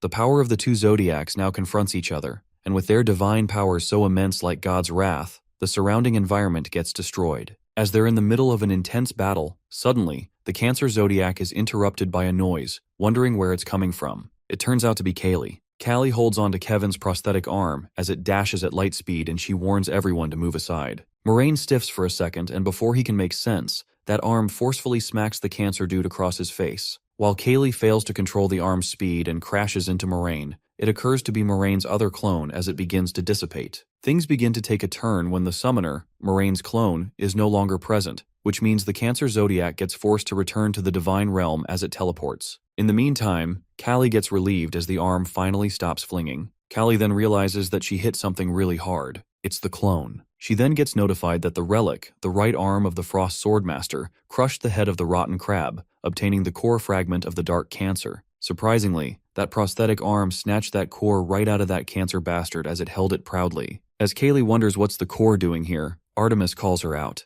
However, she doesn't recognize the Virgo Zodiac and asks who she is. Artemis understands that Kaylee is not familiar with this form of hers, and transforms it into a form that's familiar to her. Callie is delighted to see Master Kevin and realizes that it is him. But then Kaylee notices that there's something wrong with Kevin as he gives off a bit feminine vibe. Callie has her suspicions as she asks Artemis if it's really Master Kevin. Artemis transforms herself into Kevin, and she reveals that it used to be his body. Not at the moment, though. Being in a goddess's form, Kevin turns into a beautiful girl, a stunning paradox. On the contrary, Steven frantically slashes through the monsters with his new arm, while Yuha and Teksu assist him. Kevin is still here, and a strike of terror runs through him when the monsters he summoned are getting ripped apart. While it might be confusing that Kevin is present on two sides, he immediately hides behind the wall and sweats profusely. He couldn't believe that the monsters were too easy to handle, not to mention that they were created from the relics of the Lords. Kevin freaks out as he wonders why these monsters are losing when each one of them is class black. Just then, Taksu steps in and tells Kevin that he can't defeat them with just these monsters, urging him to use skills from his constellation if he wishes to fight them. Well, it appears that Hugo had some other motive when he said that. Archer asks Kevin if something is bothering him, and Yuha forces him to use his constellation powers because if he's not going to start, she will. With that, Yuha dashes towards Kevin, and using her rapid step skill, she chases Kevin at crazy speed. Suddenly, a monster bumps in Kevin, making the relic slip out of Kevin's hand. Steven blocks Kevin's way, asking where he's going. The holy relic falls near Hugo, and that's when there comes a plot twist when Kevin starts to glitch, and it turns out to be someone else who used the Aquarius skill, Metamorphosis, which finally deactivates and exposes the truth. That person mutters about her streak of bad luck. In an inexplicable scenario, that person happens to be Sylvia again, Pisces SS class. Now that she's caught again doing bad stuff, Sylvia is feeling jealous and asks where they got those new powers. Stephen Marker gets to see Sylvia again, who once disguised as Commander Oliver with the same skill, and asks her what's the deal between her and Leo's constellation. In the meantime, Taiksu grabs the relic and seems certain that Kevin would never use such an item to summon monsters. He's just too proud of himself. While Taiksu pulls Sylvia's leg lying, she is screaming inside as her relic also gets caught. Yuha scares Sylvia and utters not to dare get out of this mess in one piece. Looking at 3 enraged faces, Sylvia realizes that she's so fucked big time. But that bitch Sylvia continuously keeps contacting the saint, Jean-Louis, using telepathy who's not answering. On the contrary, the Cancer Saint Moraine's clone is dropped dead, and the Virgo Saint transforms into her saint to let Kaylee recognize her. Armidas lets out that she borrowed Kevin's body for now, who's in her body rental form. Saint Kevin, who's freaking out like a maniac, pleads with his zodiac to get out of his body. Kevin's soul gets out of his body as tries to make Artemis understand not to change his gender as she pleases. The zodiac grabs Kevin's soul and she's kinda disappointed, reminding Kevin to thank her first for saving his life. Poor Kevin fumes with anger and thanks Aremptis for saving his life perfectly, but he begs her to get out. While he screams to stop wasting the resources, Armidas wonders where Kevin plans to use all these resources anyway,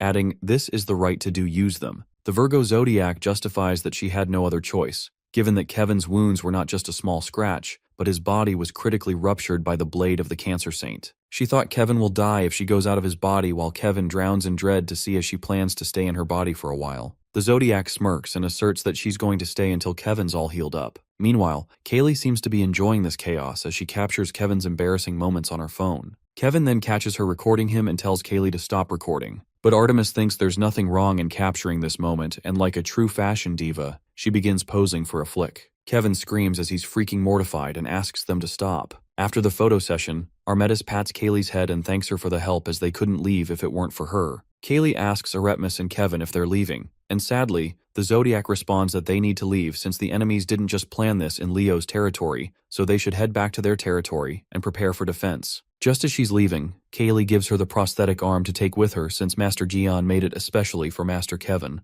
but Artemis refuses to take it, ascertaining that Kevin doesn't want to have this arm as he says that it'll break the bond between them if she accepts it. Kali insists on revealing the reason, and Artemis promises to explain Gian later. Just like that, they return to the sanctuary. Armidas tells Kaylee to give her regards to Gian as he took care of her child. Kali is left behind along with the arm, and it's not good, since she basically failed in the first mission that Gian assigned her. She couldn't accept the fact that she failed as she needed to enter the Ophiuchus sect, wondering what she should say to Master Gian. On the contrary, our boy is still watching the memory when the Lord interrupts him, asking if he has watched everything he wished for. Gian responds that he has not had enough of it because the Lord's memory is limited to just inside the tower. Our guy then desires to watch his own memory as the Lord as he needs more information about the other Lords as well. But the Lord thinks it's difficult, and the fact that he already kept his promise to show Lee who stabbed him is complete. Calling it bullshit, Gian asks the Lord if he thinks he's stupid, which catches the Lord off guard. Our fella elaborates that the Lord synchronized his memories with Gian, which simply means he's able to see his memories as well. The Lord is impressed to see how keen our boy is as he almost fooled him, but Gian got him instead. He then asks Gian why he didn't say it from the beginning, and our guy responds that he needs tons of information from him, adding that it would only be fair to share his knowledge with the Lord to have a fair deal. Our guy states that the Lord better put everything he's got on the table before he bets on anything if the old hag desires to leave the tower. The Lord doesn't mind sharing his memory with Gian, however, on one condition. He offers Gian to become one of them. As ridiculous as it sounds, the Lord gives our guy a chance to become a devil and devour this world, urging him to become the Lord. Sungjae, who is waiting on Gian, wonders if he's alright since it's been a long time. His attention is diverted when he hears someone talking while entering the tower through the gate. He overhears them and gets to know that some knights were sent here by the monarch since the tower collapsed. Realizing the door is opening, Sungjae turns around only to be caught by them. The monarch's minions take Sung as an intruder who's a human, asking him who the hell is he. They wonder how a human entered this place and thinks he's the one who destroyed the tower. As Sungjae tries to confront them, they find out that the tower system is being used. The minions try to stop Gian as one of the monarch's subordinates attacks him, but his first disciple Sungjae defends him. The boy makes sure they won't lay a finger on his uncle, however. The other minion comes forward. The knight kicks Sungjae, but he's protected by the Ophiuchus snake scale shield. Sungjae feels relieved as if it wasn't for his uncle he would have died by now. Although the boy is clueless where these monarch minions came from, he knows they're very strong to deal with. Sung knows that Uncle Gian is completely defenseless right now since he's reading the memory of the monarch. Therefore, he decides to stop them until Gian comes back. One of the underlings suggests that he will deal with the human and orders the other minion to deal with Gion, who's using the system. Sungjai interrupts them yet again, telling them he won't let them do that. The subordinate thinks he's very brave for a human, as he positions himself to attack him while Sungjai punches him. The underling is impressed by the boy's spirit and makes fun of him, asking if that's all he has got to fight. The monarch minions thought Sungjai would be fun to fight with, but his powers disappoint them. Sungjai trembles as he ponders about how much this guy talks and desperately wants to defeat him by himself. He then looks for an Ophiuchus skill and he finally finds one, being sure it would help him. On the contrary, in Washington, Leo's divine cadre headquarters, we see Sylvia, who's captured by Hugo's team. Archer interrogates Sylvia, who reveals everything, and Hugo confirms the details with her. Archer sums it up that the Cancer Saint Moraine kidnapped the real Kevin, and Sylvia transformed into Kevin in his absence to fool the world. Sylvia agrees, and Hugo asks her where the weird-looking cube came from, which was summoning monsters earlier. The Pisces disciple then unveils that Moraine gave it to her, other than that she doesn't know anything else about it. Stephen urges to find the location of Kevin and the Cancer Saint at the moment. As Hugo asks about the whereabouts of Kevin and Jean-Louis, Sylvia bursts into laughter, making it clear that their efforts to find them are worthless. Even if she failed to carry out this mission, this doesn't mean their plan flopped. Sylvia manifests that Moraine must have killed Kevin by now and started invading the Virgo sanctuary. She evilly declares that their plans have been accomplished. As Sylvia laughs, the door bangs open when an angry Kali enters the room. Kali leaves everyone confused while Yuha asks her if her task is completed. Upon this, Kali gets more angry, telling her to figure it out already. Just then, Yuha notices the prosthetic arm that's still in her hands and gets to know that she couldn't deliver it to Kevin. Kali bursts into tears and tells her to stop talking about it since that's making her mad now. She calls out Sylvia and that traitor seems to be scared of Kaylee, wondering what's wrong.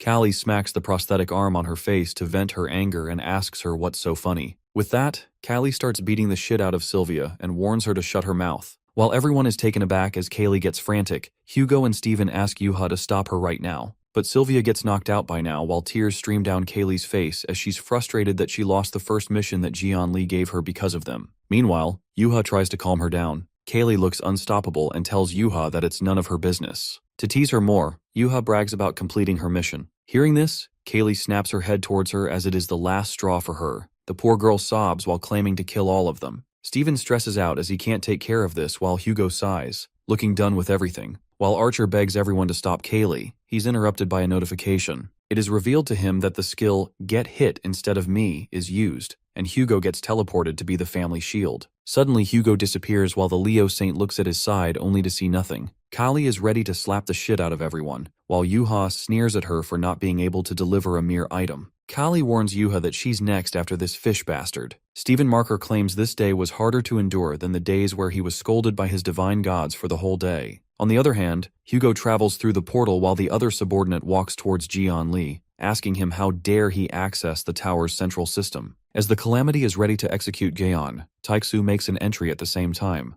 The subordinate is confused as to what's happening, but Sung Jae is glad his trick worked. Sung protected his divine god as an Ophiuchus disciple, therefore his divine cadre contribution increases. The poor archer saint unintentionally protected his divine god, being the temporary Ophiuchus's saint. Archer Dude has no clue that he defeated the Calamity's attack with a tough defense. Upon hearing the Lord's offer about Jian Li becoming a lord, our guy laughs, wondering what kind of bullshit is that. But the Lord seems to be persistent about convincing him into this. The Lord then claims that he saw the possibility through his memory that he is ascribed to become a disaster god. He continues by saying that he's not destined to end just as a zodiac, therefore he offers him yet again to accept him. The Lord assures our guy that this won't be a loss for him, and he's about to finish the sentence. They're interrupted by the monarch's underlings. Jian is confused as to who they are, and the Lord opens up that they're generals under the Lord of Times. As Jian ponders about the Lord of Times, it is revealed that he's the owner of the tower and the one who put our guy in the tower. Moreover, the Monarch of Time was the one who set up the plan to backstab Jian with those who wanted him dead. This makes our guy's nerves pop, but he tries to suppress his anger while the Lord waits for his answer about their deal. In order to get his response quickly, the Lord reminds him that since the generals are here, he doesn't have much time to think. The Lord manipulates Jian and offers him to take their revenge together, implying they should crush the Zodiacs and lords who backstabbed them. The Lord believes that if they unify and our boy becomes a lord, they will stand on top of the world. However, Jian, being the savage guy he is, straight up refuses the offer. While the Lord asks him to justify, our guy asks the Lord if the revenge he's mentioning is a thing he couldn't even attempt without him. The Lord stutters, asking him what he means, but our guy bluntly exposes the Lord as he sniffs the Lord is playing to lure him in as a tool for his revenge. But sadly, it's now exposed. Our guy reminds the Lord that if it weren't for him, he must have still been in his seat. That means if Jian had to team up with someone like the Lord, he wouldn't have started in the first place. It appears that the Lord wanted to devour his powers. Jian grabs one of the Lord's branches and assures him that he will take his revenge. Just like that, our hero uses the Ophiuchus skill, gluttony, and asks the Lord if there's a better way to become one if he just gets digested in his stomach. The Lord attempts to halt him, but that doesn't happen. Instead, they catch the general's attention. The general questions what the human is doing, and Sung Jae wishes he could answer that, since he himself doesn't know what's happening here. One of the subordinates leaps onto them while Hugo gets ready to defend. Sung, who's clueless about this whole thing, plans not to let anyone go near Jian. The subordinate threatens to kill the red-haired boy as he's blocking them. As they are about to attack, Archer uses his skills and burns them away. While Sung Jae grabs one of them, he wonders how dare he lay a finger on him. Sung tries to save himself but fails. Eventually, Taek-soo comes to his son's rescue and uses a powerful attack on the enemy. The generals find Hugo's strength unexpectedly strong,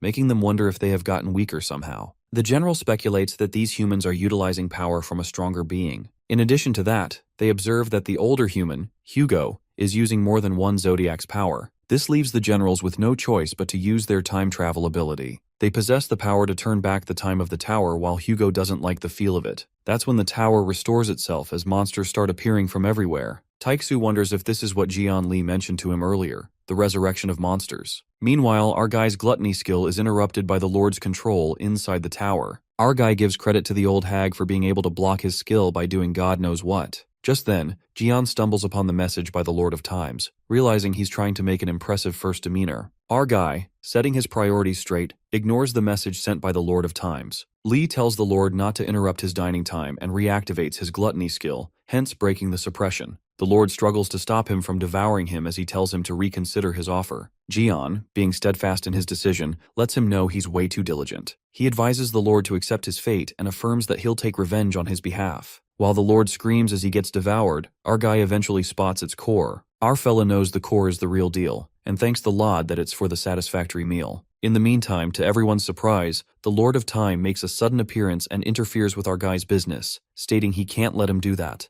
Jian received a warning about the mighty power of the Lord being overpowering from everywhere. The Lord, while being devoured, growls, harshly questioning the arrival of the Lord of Times. As our guy finds out that it's the Lord of Times, he gets furious, ready to attack him. Claiming that it's good to finally meet him in person, Jian Lee lets him know that he's aware of the Lord of Times being responsible for him getting backstabbed. He also just interrupted our hero's dining time, adding a cherry on top. The Lord of Times, on the other hand, seems to be pretty calm, letting Jaeon know that he can't just let him devour the Lord. Although he's competent and useless, he's still a good energy source for the tower. Telling him to shut up, our guy attacks him but couldn't really do anything to him. The Lord reveals to him that he is no match to the Lord of Times. In fact, it will only be absorbed by him. Hearing this, the Lord of Times mocks the Lord, telling him to worry about himself rather than the others. With that, he reveals that his generals have turned back the time of the tower. That means that the Lord will vanish completely. The Lord reminds him that he needs him to maintain the tower, but the Lord of Time reveals his true intent, that he didn't come here to save the tower, but to end the Lord for good.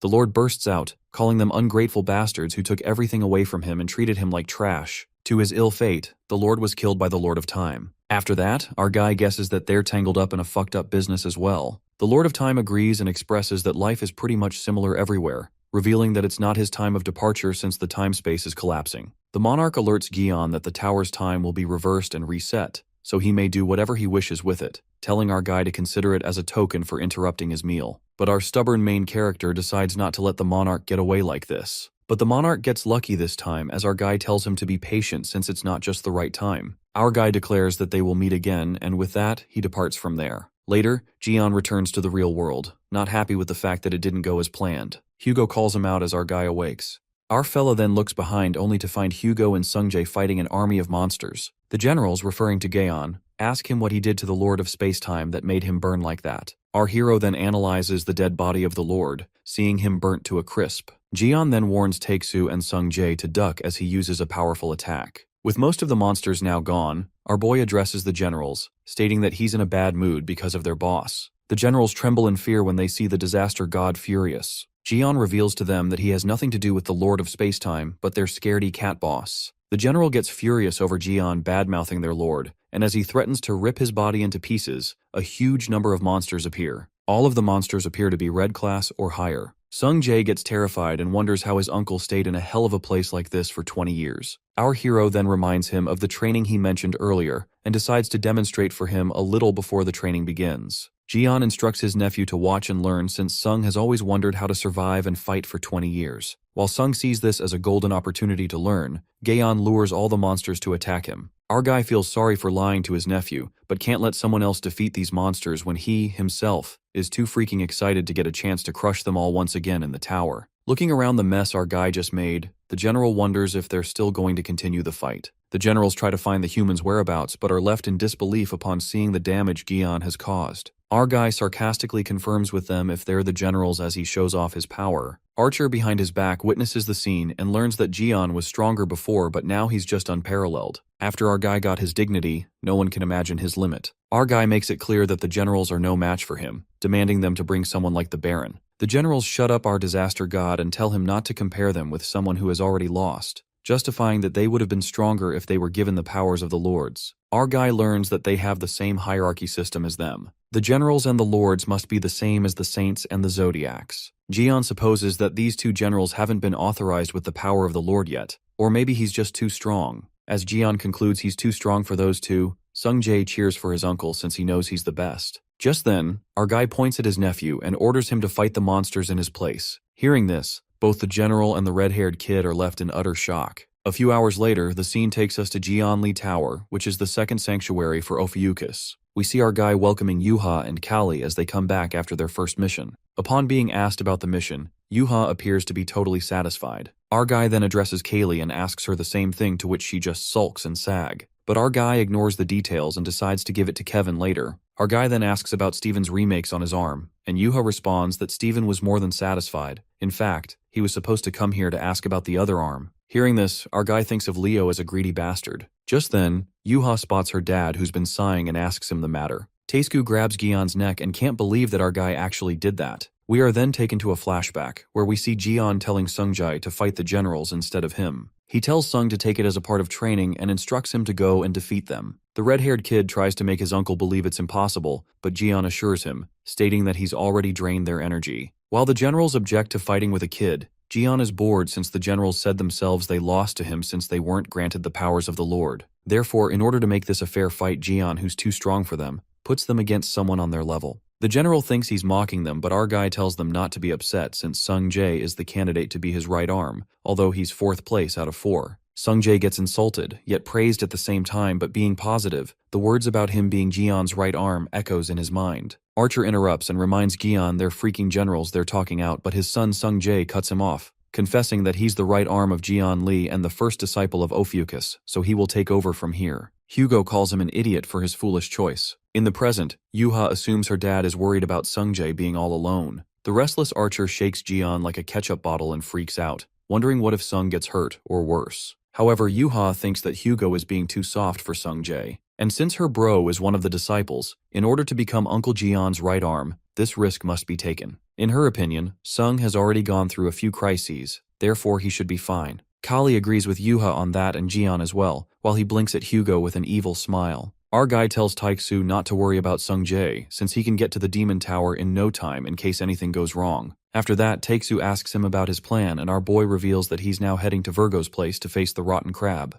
With that, our guy gets determined to end the Rotten Crab for good, as he's done playing hide-and-seek with him for this long. The scene then takes us to the Yule Palace, Virgo Sanctuary in Europe, where we see the Cancer Saint walking in a mellow manner. He informs his people about the Virgo sect who have moved their line to the back. Therefore, the crab instructs his people to push forward, since they have an advantage if it turns into a war. Calling out his allies, Moraine commands the Taurus to deploy the encirclement forward, Aquarius to heal the wounded, and assigns Capricorn and Aries to replace the depleted relics with new ones. They march towards the Virgo Sanctuary, looking forward to its fall. Meanwhile, the Virgo army struggles to defend themselves and decides to fall back in order to prevent them from getting into the throne room. As they struggle to stop the Cancer army from coming any closer, the Virgo Zodiac steps in her human form, assuring her people know that their Zodiac has come to their rescue. Artemis encourages her disciples to fight the enemy, commanding them to march forward. The Taurus army realizes that Virgo's Zodiac has stepped in and knows that they can't beat a Zodiac. While some of them wonder if the Virgo saint was a woman,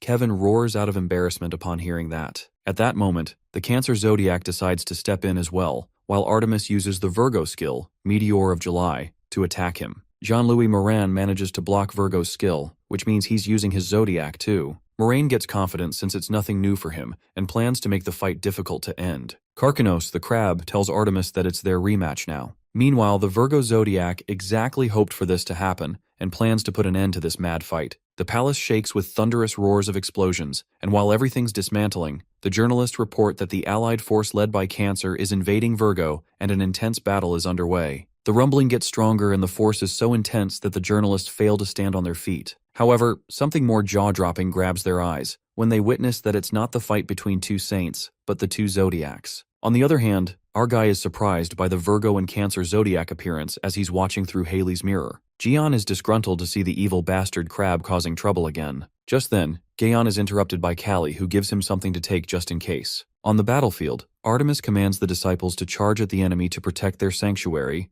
and the Cancer disciple attacks them from the front. The intensity rises when Moraine declares that the true war of attrition begins now, and commands his army to induce the consumption of Virgo's resources, just like what Li Jian did at Leo. Artemis realizes that the Cancer Saint is using the tactics Jian Li used to fight off Narasima, but the Virgo Zodiac rhetorically questions them if they think they have endless resources, reminding the enemy that they're the second biggest constellation. Jean-Louis divulges that they are not just one sect, but a group of sects that lost their saints. Not to mention these sects have funneled all the resources from each constellation to them. The Cancer dude confidently claims they would never lack resources to maintain the Zodiac before Virgo. Well, Artemis isn't happy to hear this, and therefore she decides to end things quickly before they run out of resources. With that, she braces her sword and suddenly there's a whirl of ice. All the people from the sects are thrown into a state of panic when they realize that it's a divine skill. As that power covers the horizon, it's as if the sky is being frozen by the intensity of that divine skill of Virgo. While the disciples back away as they are scared by Virgo's divine skill, the Cancer Zodiac calls it a cute trick. Using the Virgo divine skill, Frosty Sky, Artemis wields her sword, and as soon as she slams the sword, endless frost spikes pierce through them. However, those deadly ice spikes fail to penetrate through something, and it even leaves the Virgo Zodiac in shambles when she witnesses those getting sucked into the abyss. The Cancer Zodiac brings out the big guns when he reveals his dark skill can still be used like this. It's an abyss that engulfs everything. As crazy as it sounds, the abyss blocked Virgo's divine skill like it was nothing. Strangely, the Virgo disciples also begin to get sucked into the abyss, while Artemis seems helpless at the moment since her sword is stuck in the ice rock. At that moment, the red aura lingers around Artemis as she trembles in pain, while Moraine declares that it's about time things end. The Cancer Saint has another card up his sleeves when he says that it took quite a while to penetrate the mind of a saint when the Zodiac is being descended, asking Artemis how she feels to be affected by the skill of Lord in the flesh. Eretmus learns that the binding skill Jean used on Kevin back then is still in effect. Meanwhile, Jean's allies from the other sects notify their master that the binding skill is effective against them as well. The Cancer Saint discerns that it's not a precise skill to distinguish between allies and enemies, telling them to hang on until it's over soon. Now that everything falls into place, Jean-Louis thinks that it's a shame he can't enjoy seeing Artemis suffer much longer, and using the skill, the Carapace Grave, that traps the Virgo Zodiac. Kevin's soul inside screams and asks his Zodiac Artemis to end the descent quickly and go back to her divine realm. White Hair lashes out at his Zodiac and suggests his Zodiac to call it quits as she can't die here. But Artemis, being the Zodiac, can't abandon her Saint Kevin and leave him alone, saying that she has her pride as a divine being so she can't do such a thing. However, Kevin begs her to let him die as a man at least, which makes Artemis lose her patience as Kevin is worried about dying as a woman. That's when the things begin to take a 360-degree turn and someone breaks through that frosty sky. It turns out to be none other than our boy Li Jian, who makes an iconic entry with his Sky Punisher. Our guy plummets and slams his weapon on the ground, triggering something inside the Cancer dude as asks Jian what he's doing here. Jian responds to Moraine that he's here to make him pay back for what he did to him back in the tower. Suddenly, goosebumps shiver down Moraine's spine, and a strike of terror runs through him while our guy gives him a menacing stare and asks him if he has anything to say. The scene takes us to Jian's flashback, where he got to see who stabbed him in the tower with the help of the Lord. The Lord appears and asks him if he's seen what he wanted to, which our boy replies that he's satisfied for now. It is then finally revealed to us, the person who stabbed Jian in the back. It was the Dark Cancer Saint, Jean-Louis after all. Coming to the present, Jian confronts the Cancer Saint since he was the culprit. Jian's eyes flash a deadly stare that would shred one to pieces. The Cancer Saint denies whatever our boy has just said and says that he got the wrong person to save his ass, not knowing that Jian has seen the dark past with his own eyes. Our guy asks him if he's gonna play dumb now, and seeing that it's one way to play, this makes our boy more eager to crush Moraine. The disaster's god grin is enough to scare the shit out of the Cancer dude since Jian's energy is burning the black swamp. The disciples of the other sex witness Master Louis in danger, and as they are about to jump in to help him, a blazing fire bursts forth, melting the land beneath its wrath. The disciples are knocked breathless by the terrifying sight. While it seems like the inferno released its anger, suddenly a black dragon emerges that spits fire, annihilating all that dares stand before it. Jin's allies take that dragon as the Red Eyes, while Li Jian smashes those disciples on the ground like bugs, showing the consequences for the one who dares to intervene. Our guy gets back to business with Moraine while the poor Cancer dude knows that he's been fucked up. Moraine curses our disaster god and knows it really well that he stands no chance against Jian if his skill swamp has no effect on him. The Cancer dude panics as it occurs to him that Jian knows the truth, not to mention that his eyes have completely gone wild. Just as Moraine attempts to escape, our guy immediately goes after him when abruptly a big claw clashes against Jian's Sky Punisher. It appears to the Cancer Zodiac Karkanos, who intervenes and gets furious at mutant Jian for stepping on him. While the Zodiac threatens to crush him, our guy thinks the big guy is overreacting a bit too much over just being stepped on once. Our fella purposely provokes Karkanos when he asks the Zodiac if he happened to be stepped on by someone in the past.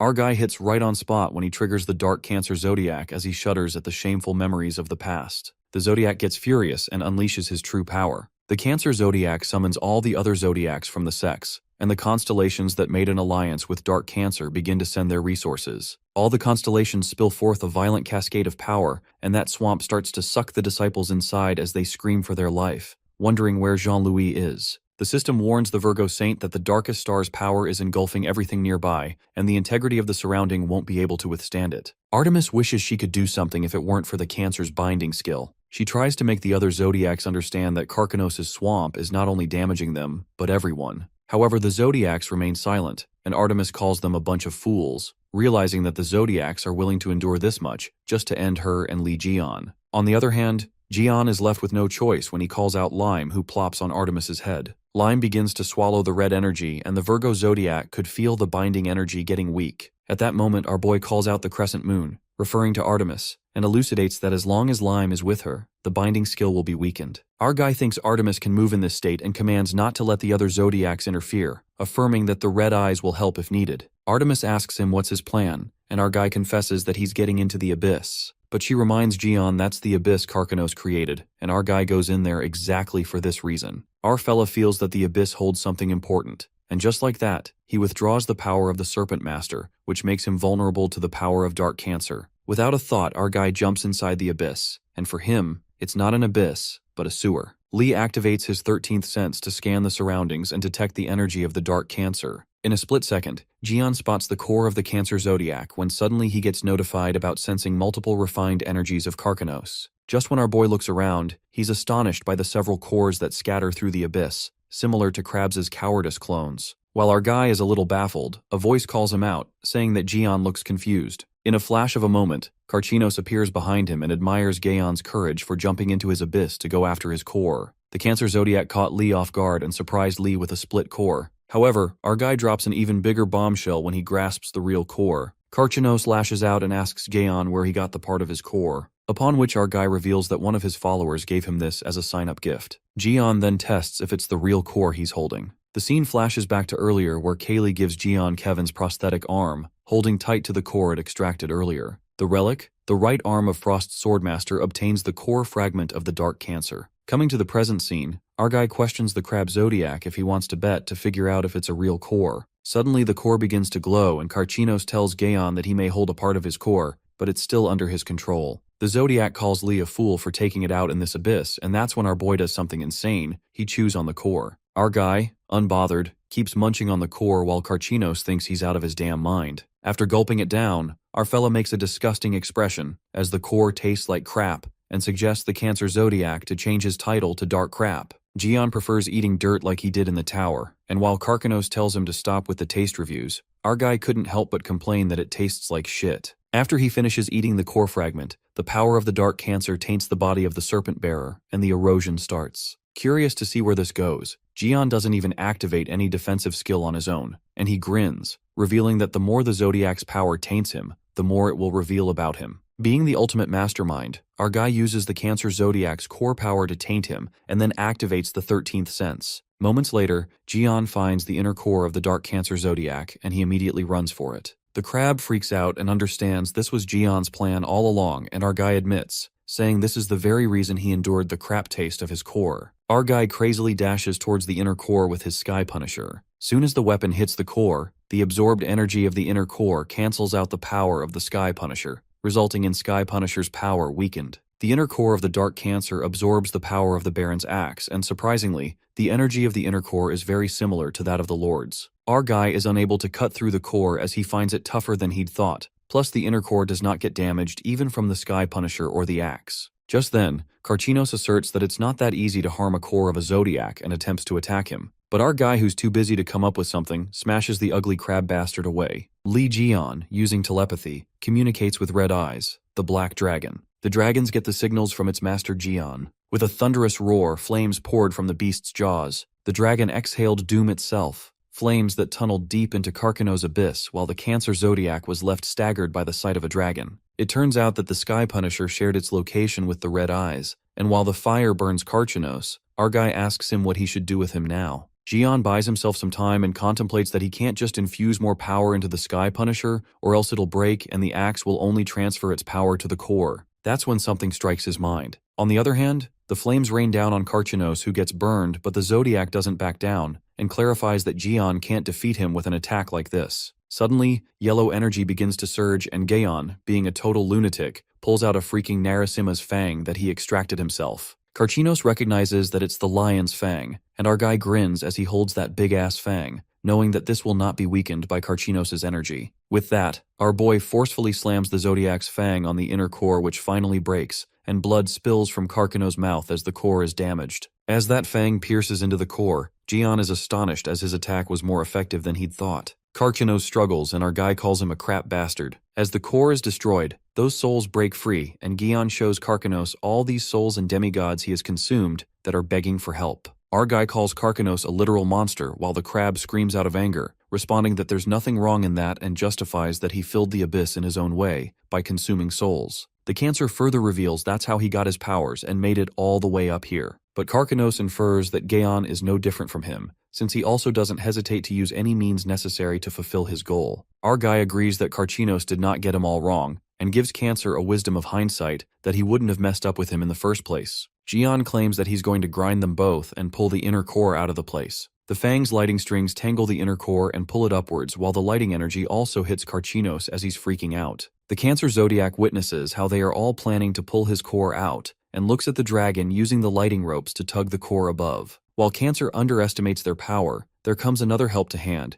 and it's Artemis in her true Zodiac form who descends and helps the Black Dragon in yanking that core upwards. The scene crackles with intensity when the core is pulled by the crab's claw from one side in the abyss, and yanked by the Black Dragon and the Virgo Zodiac from the other side. At that moment, Li Jian makes an announcement, stating that all the personnel are released, and assures them that they won't get sucked in the abyss anymore. While Carchinos screams as loud as he can, Gaon grins and thinks that it's for liberation. With a single snap, our guy uses the skill Lotus of Disaster that shatters the core into pieces. Just like that, Li Jian destroys the Dark Cancer's core, and all the souls are retrieved. And the good news is our guy Kevin takes over his manly body. Finally, Carchinos screams in agony as he's breaking away piece by piece, and the body begins to collapse rapidly. The dark latent energy leaks out of Carchinos' body while the swamp dries up and all the people make it out alive. Jian isn't much surprised to see that even a Zodiac is all that special or invulnerable, given the despairing state of the Cancer Zodiac. Our guy deduces that whether it's a Lord or a Zodiac, all they need is a good whack on the head to learn their lesson. Abruptly, there's a drastic increase in Jian's popularity as he helped the people who gained freedom as they were trapped within the Dark Cancer's inner core, showing gratitude towards him.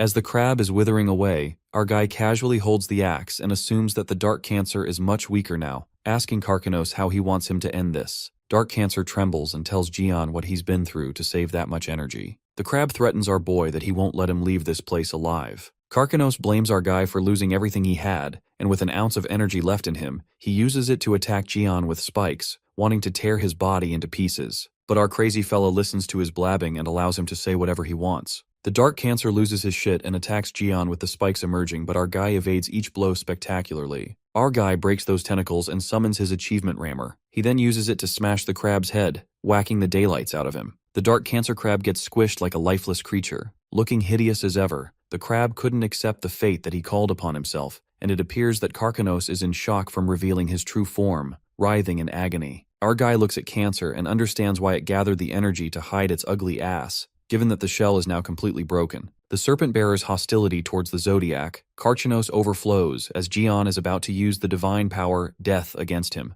The serpent speaks through Gian. Our guy uses the divine power of Death and plans to fucking grinding the crab to dust. The Dark Cancer Zodiac is in an extremely vulnerable state, and the system assures Jian that he can crush him with the power of Death. With that, the death energy exerts and Karkanos cries in pain as he's being annihilated. Still, that ugly crab apprises Jian of the imminent trouble and makes him ponder why the other Zodiacs, despite being hostile towards each other, avoid going to the extreme. Karkanos states that Li Jian will become the enemy of each one of the Zodiacs, but our guy doesn't give a shut about it since he's the disastrous god himself, and responds that he doesn't just intend to end this with the Dark Cancer Zodiac, but his friends as well. Just like that, the power of Jian's divine skill, Death, targets the resources being transmitted, and the allied Zodiacs immediately cut off the transmission of resources all at once as they're scared to death. All the Zodiacs save their asses and escape the disaster, sever ties with the Dark Cancer Zodiac, and all the resources of the Cancer constellation gets depleted. Karkanos roars in tortured despair as he gets betrayed by the other Zodiacs and calls them traitors who've been using him up until now. The divine power of the Serpent Bearer crushes the crab to death,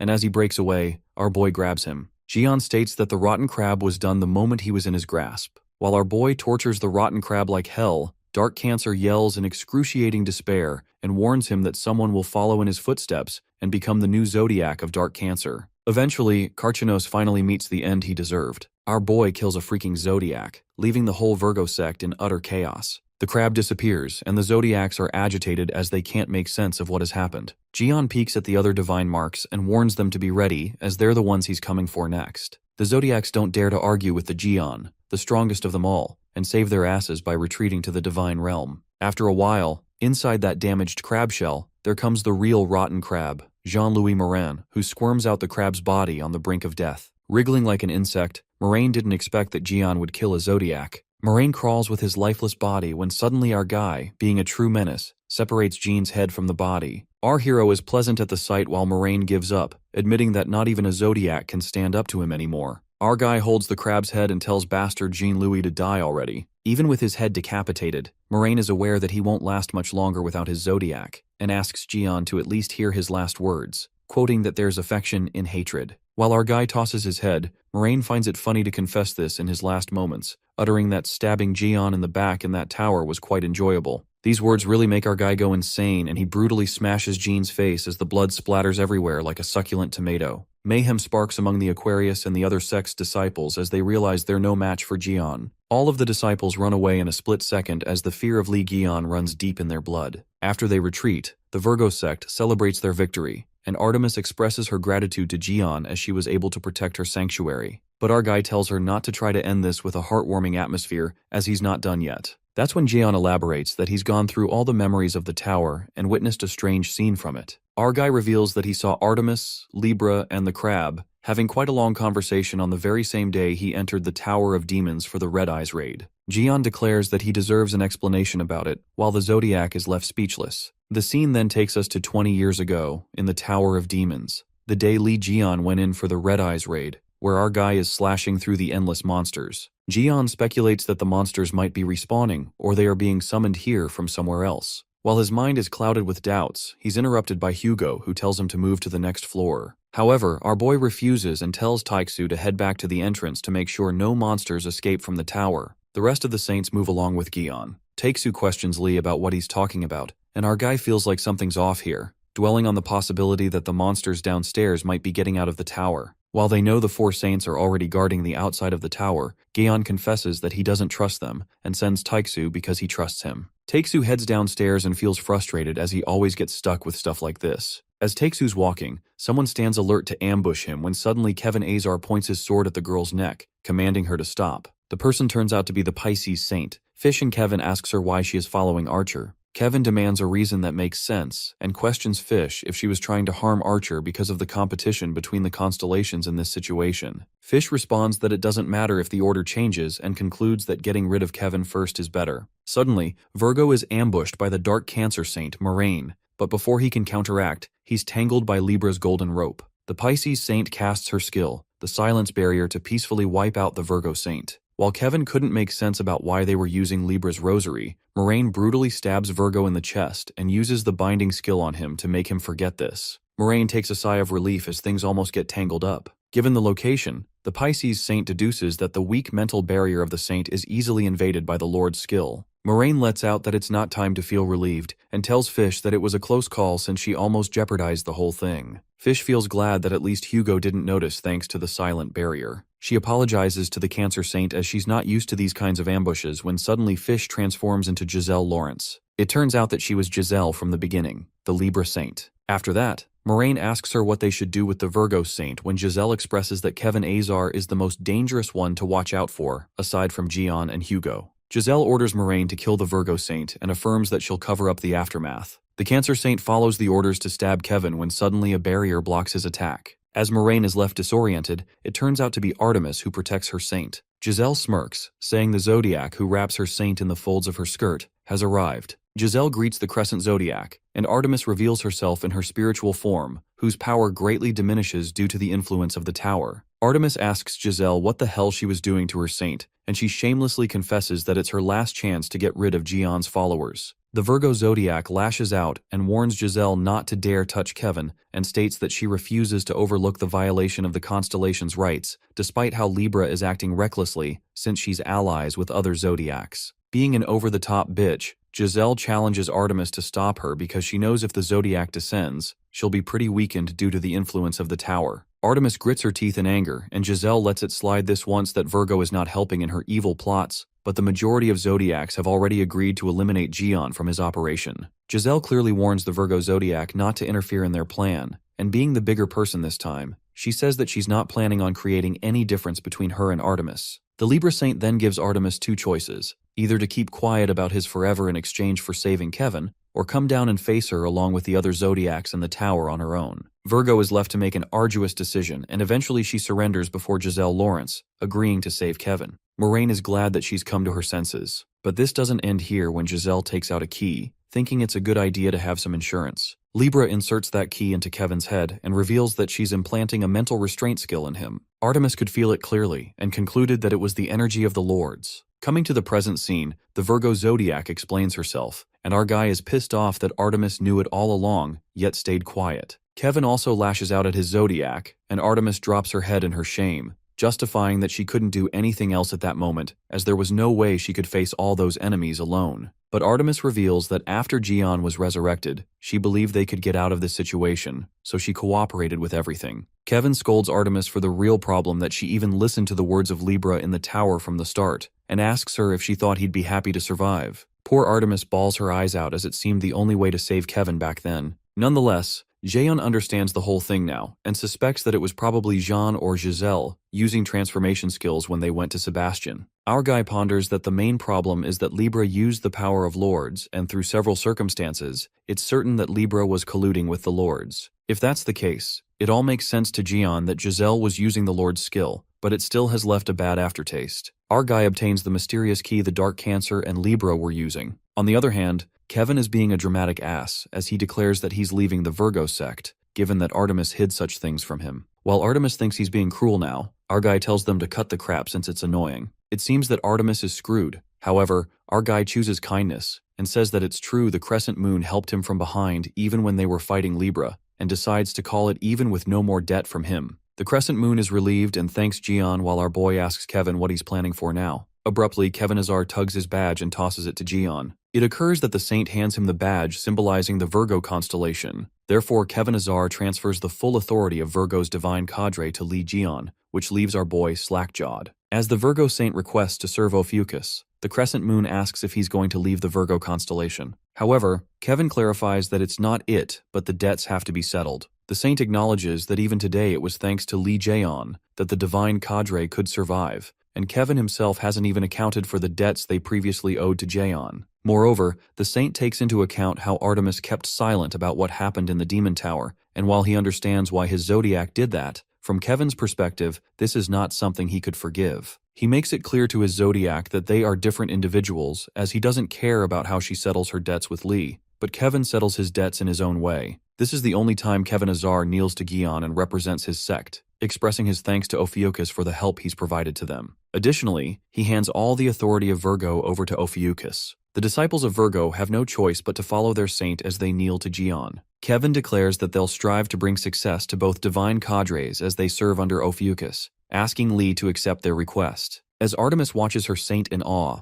our guy lets out that it's a no-brainer for him, and gladly accepts Virgo's request. Our guy assumes that the crescent moon would object to her servant's decision, but Artemis surrenders to her saint's decision as everything Kevin said is true. The Zodiac also bets her constellation's future on Lee Gion and entrusts everything in his hands. With that, Virgo becomes a subordinate of the Ophiuchus constellation, and all of their resources now belong to the Serpent Bearer. A great piece of history has been recorded in the Ophiuchus Bible. After that, Gion sits on his tower's roof and glances at the Virgo constellation badge. Suddenly, our guy gets reminded that he has a lot of family members to take care of now that Virgo is in his hands, and thinks it'll be a lot of work. Gion supposes that he has one more divine cadre that he can make this subordinate when suddenly his cunning plans are disrupted, as Yuha calls him out. Our guy decides to get done with the piled-up tasks and begins with Yuha's baptism. On the other hand, Taeksu is cursing Gion and is sitting right in front of the Demon Tower. Taeksu calls Gion a bastard for locking up the Demon Tower so that he couldn't go in, but he still asked Archer to come here.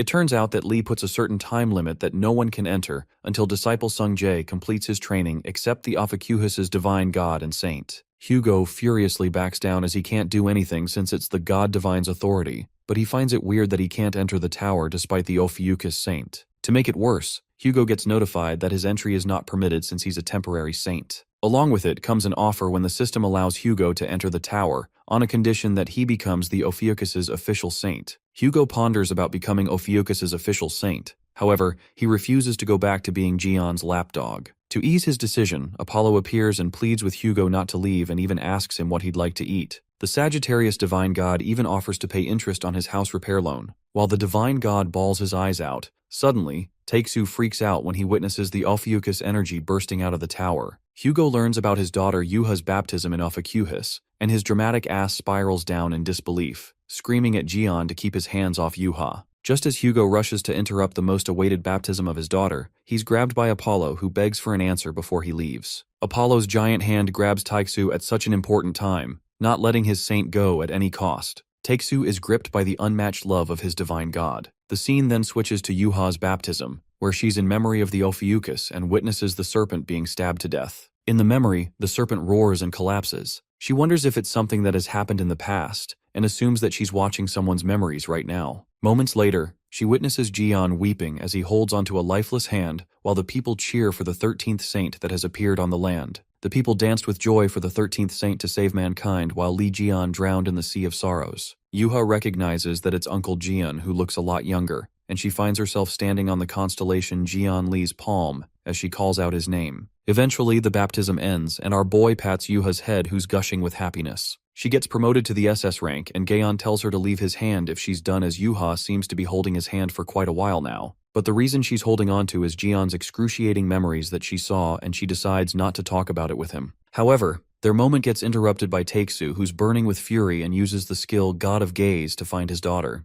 It appears that Archer is late as the baptism has been done, and Yuha looks mad as she was having a moment with Uncle Lee. Poor Taeksu breaks down into tears, muttering that Gion stole his daughter from him right in front of his eyes, while our guy is creeped out thinking someone might have misunderstood. Nonetheless, our guy straight up tells Taeksu to stop acting stupid and make his decision. While Hugo quits the drama, Gion asks him if he's going to keep being Ophiuchus' temporary saint. Hugo confesses that his heart isn't prepared enough to make a decision yet, and our guy gets mad, asking if this is how he wants to play. Gion goes crazy as he uses magic scissors, telling Taeksu that he'd had enough and threatens him with the scissors, asking him to put his head in front of him. This scares the shit out of Taeksu, and our guy makes up his mind to have a clean cut using Fate Sever so that there's no going back to his sect. Just as our guy is about to make Taeksu forever a slave, the divine god Apollo comes to the rescue, followed by an erupting lava. Our guy is kinda disappointed as he was seconds away from enslaving Taeksu and greets the Sagittarius god after literally attempting to steal his saint. Apollo is infuriated at the fact that Li Jian made him descend in person as he appears in his saint body-possessed state. Apollo then concludes that Jian's really a horrible disaster god.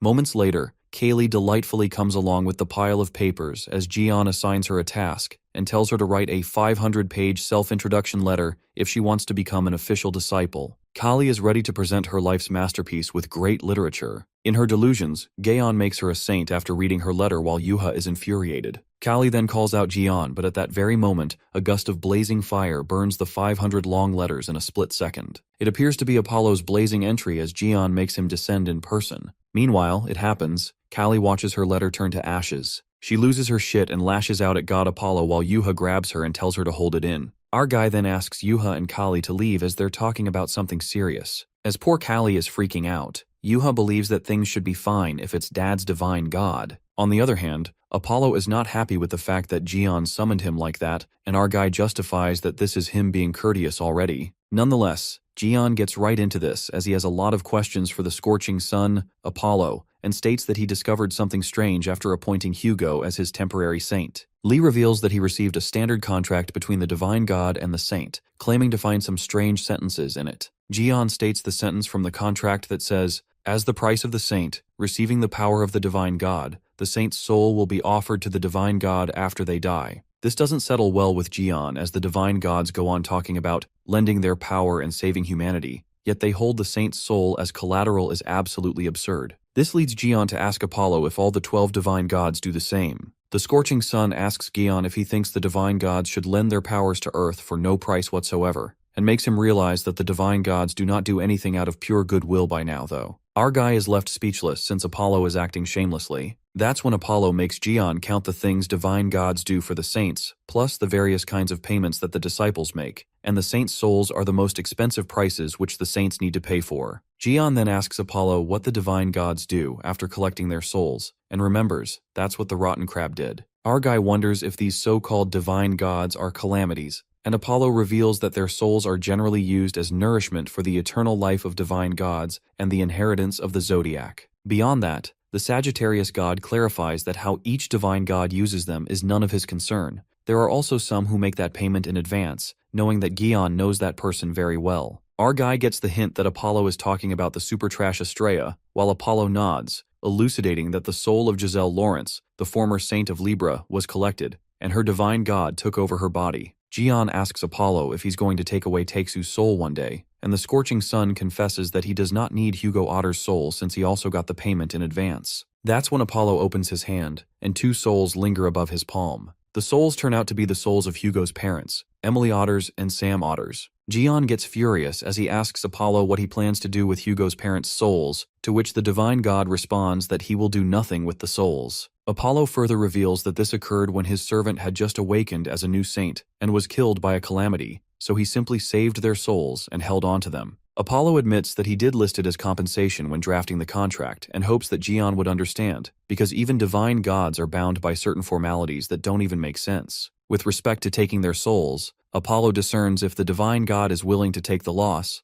then there's no need for them to put the clause in, and asks Lee if he didn't bind Hugo's soul to the contract. While our guy remains silent, the scorching sun makes it clear that he doesn't intend to use these souls either, and hands them to Jian, concluding that for the soul-related authority, it's better for them to be under Jian than him. Now the souls of Emily and Sam Otters are handed to the Ophiuchus divine god, Li Jian. However, Jian feels suspicious since Apollo is being too nonchalant about it, and asks the Zodiac to tell what he wants, so that he doesn't grumble about this being an unfair transaction later on. Well, Apollo does have something he wants and frantically asks Jian to return his servant, Taeksu. Apollo believes Hugo, that asshole, is being too much and is having a mental breakdown at the fact that a Sagittarius saint has more faith in Ophiuchus than in Sagittarius. That's straight up betrayal. Hugo's faith keeps wavering as a consequence of continuous requests from the Ophiuchus to define divine cadres, and his faith in Ophiuchus is 400%. That's just freaking high. Our guy confidently confesses that it's because of his great personality, while Apollo freaks out at such a lie and is glad that Jian brought that up. The scorching sun stresses out and tells Jian to take Hugo if he wants, but first, he asks him to consider the help he's given to Ophiuchus this whole time. Jian couldn't remember what help he's talking about and asks Apollo to make him recall. Sagittarius begins spilling the endless list of the prerogatives he's given to Gion,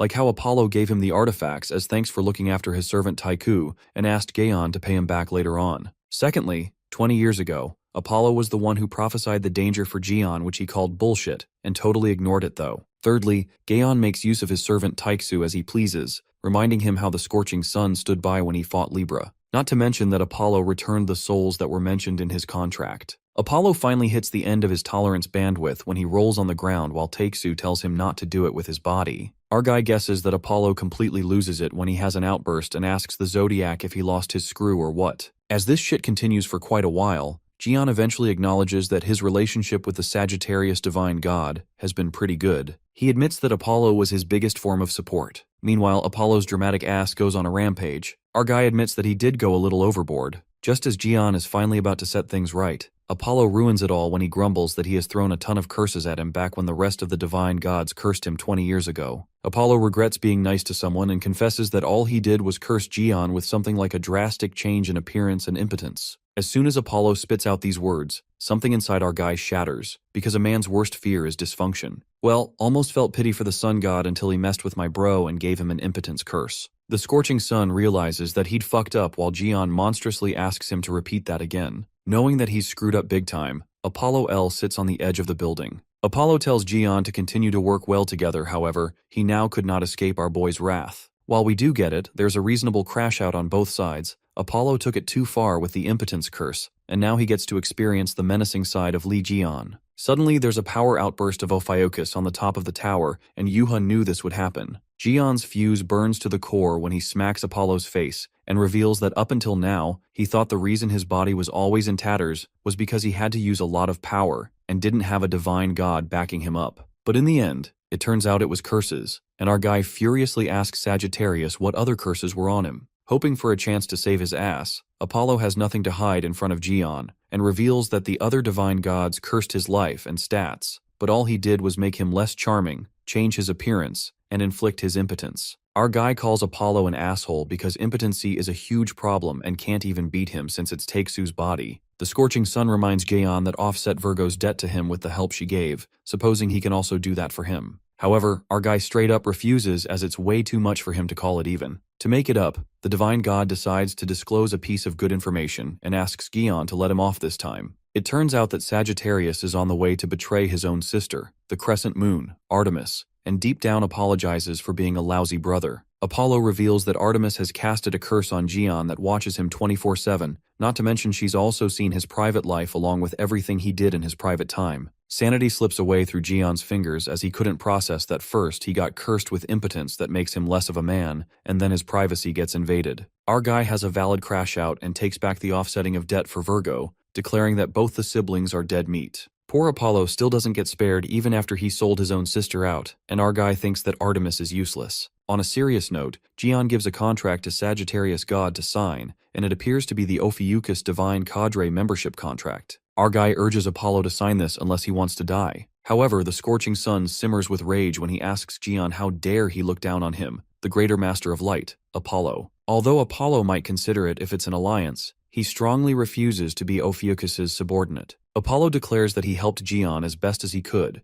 but he had a hard time going against everything that the hardliner divine gods were doing. Apollo thinks that Gion wants his sect to serve under his constellation just because of a minor curse of impotency. That's when Sagittarius fucks it up again, calling impotency a mere curse, and gets smacked by our guy again. In the end, our guy forcibly makes Apollo sign the contract, and that's how the Sagittarius joins under the Ophiuchus constellation. Well, it's the lightest punishment Apollo could ever get after cursing our main character with the worst of the curses in men. Apollo narrates that the 13th god's throne, Ophiuchus, is known to be the head seat of the 13 seats, capable of erasing not only gods, but even the god realm itself. That's the destructive power the Ophiuchus holds, and yet from the perspective of the other zodiac thrones, it's a throne that should never exist. Apollo concludes that this is the reason why most holy gods are wary of Gion. They're terrified by the power he possesses. Our guy was aware of the skills and abilities related to life and death, but failed to realize that its power reached such a level. The Sagittarius zodiac warns about his power being that powerful, reminding Gion that he used this power to annihilate Karkanos. He then narrates about the zodiac thrones being the highest of the thrones converted by countless gods. Therefore, if one of those seats is left vacant, then a storm is bound to follow.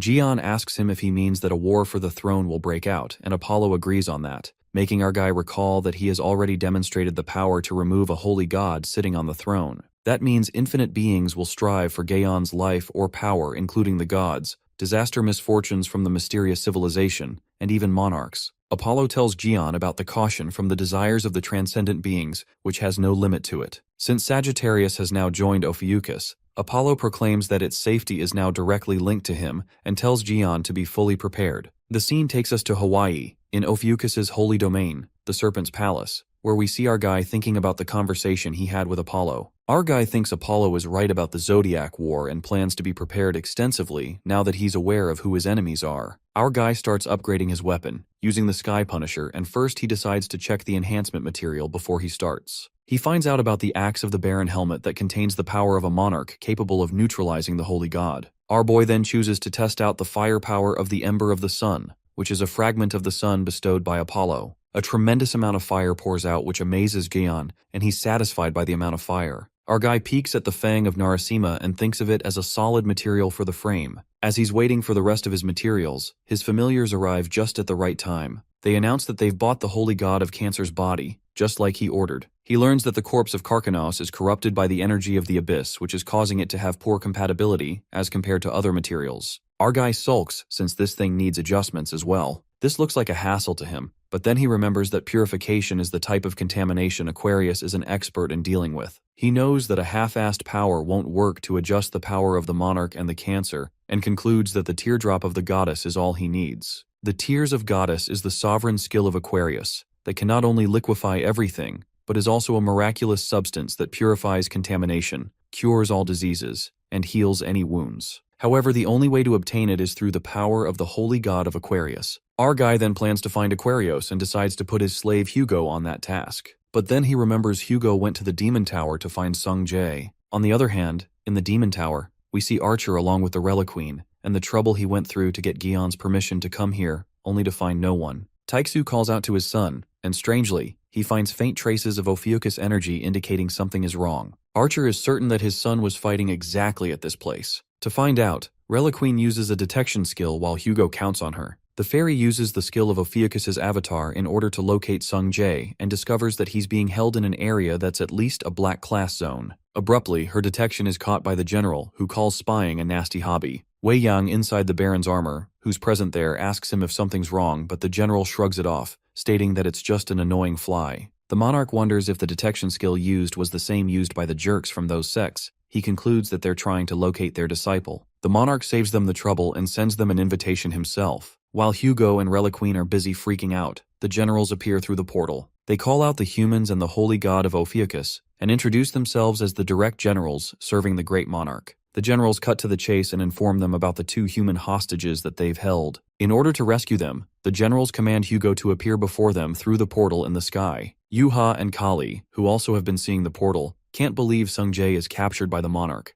Kali sarcastically says to Yuha that her brother is something else, as he was blabbing about some special training in the Demon Tower, but ended up getting caught by disaster misfortunes instead. Yuha doesn't think it's the time to joke around, not when her brother is screwed. Suddenly, Kaylee finds the person tied up next to Sung Jae to be familiar. On the other hand, Taeksu peeks at the person next to Sung Jae through the screen and finds her familiar no matter how much he looks at her. The person next to Sung turns out to be Sophie Marty, the Aquarius saint who cries out for help, calling Hugo to help her. Sung Jae finds it strange and explains to Yang that he was busy fighting in the Demon Tower with the generals, just as his uncle instructed him. But he couldn't remember how he ended up in the monarch's realm. Shortly, the boy recalls when he was fighting the generals, and he became totally different from what he was just now. The generals are shocked and wonder if the kid grew strong in a short time when they suddenly disappear. Sung, whose mind is only filled with Jian Li's right arm, goes on a full-blown rampage as he decides to keep up the momentum and defeat them. Due to their sudden disappearance, he looks around only to witness someone coming from the front. It occurs to be the Duke of Space who questions his 2 generals, Apex and Iron Fist, if they're having trouble defeating a mere human.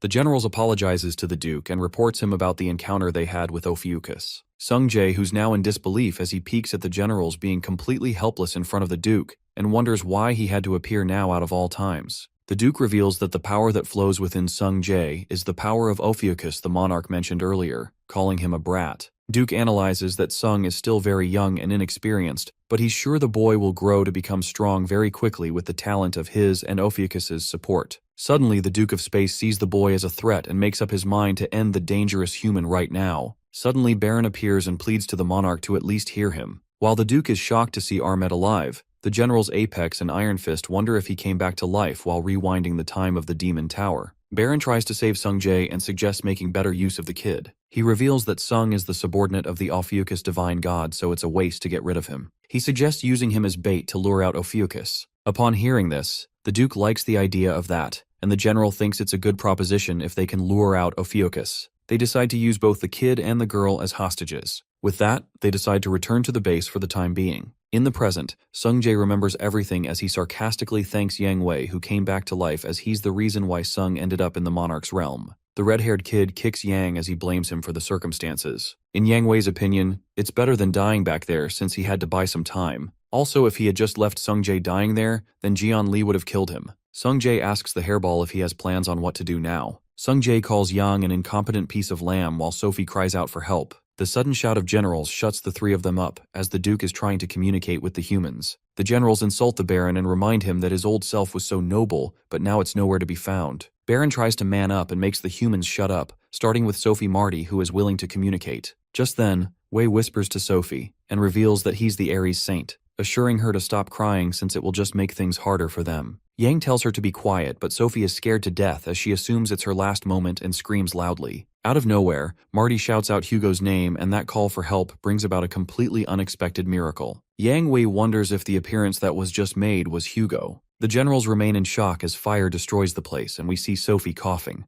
But then the world stops when she hears Hugo's voice. Archer looks out for his son while the Aquarius Saint is jolted by his appearance. Sophie leaps onto Hugo and gives him an affectionate hug as she cries the tears of joy. Takesu makes a weird-ass face as he wonders what the hell is happening. Poor Archer asks the Aquarius Saint what the hell is she doing, and he immediately tells her to let him go. Meanwhile, Sophie Marty is in her bubble of fantasy, fantasizing that Hugo came to save her. Sophie states that those who are fated to be together will be together at the end of the day, while clinging onto Taeksu, not to mention that he's a married man. At that moment, Wei Yang questions the Archer Saint about his grand entrance. The traumatized Archer Saint begs Ares to do something about Aquarius, believing that she went mad after she went through a lot. That's when the truth gets revealed, and Wei Yang confesses that Sophie likes Hugo for a long time now. In those shocking terms of events, this confession was not only heard by Hugo, but Yang Wei's voice echoed through the sea, the space, to everyone through the portal who are watching it, even the disaster misfortunes who wonder if it's a confession, or if these two are dating. The generals and the Duke enjoy this dramatic rom-com with popcorn and glasses, and lastly, Jian Li, who smiles demonically. Since the portal opened by the Duke appeared everywhere in the sky,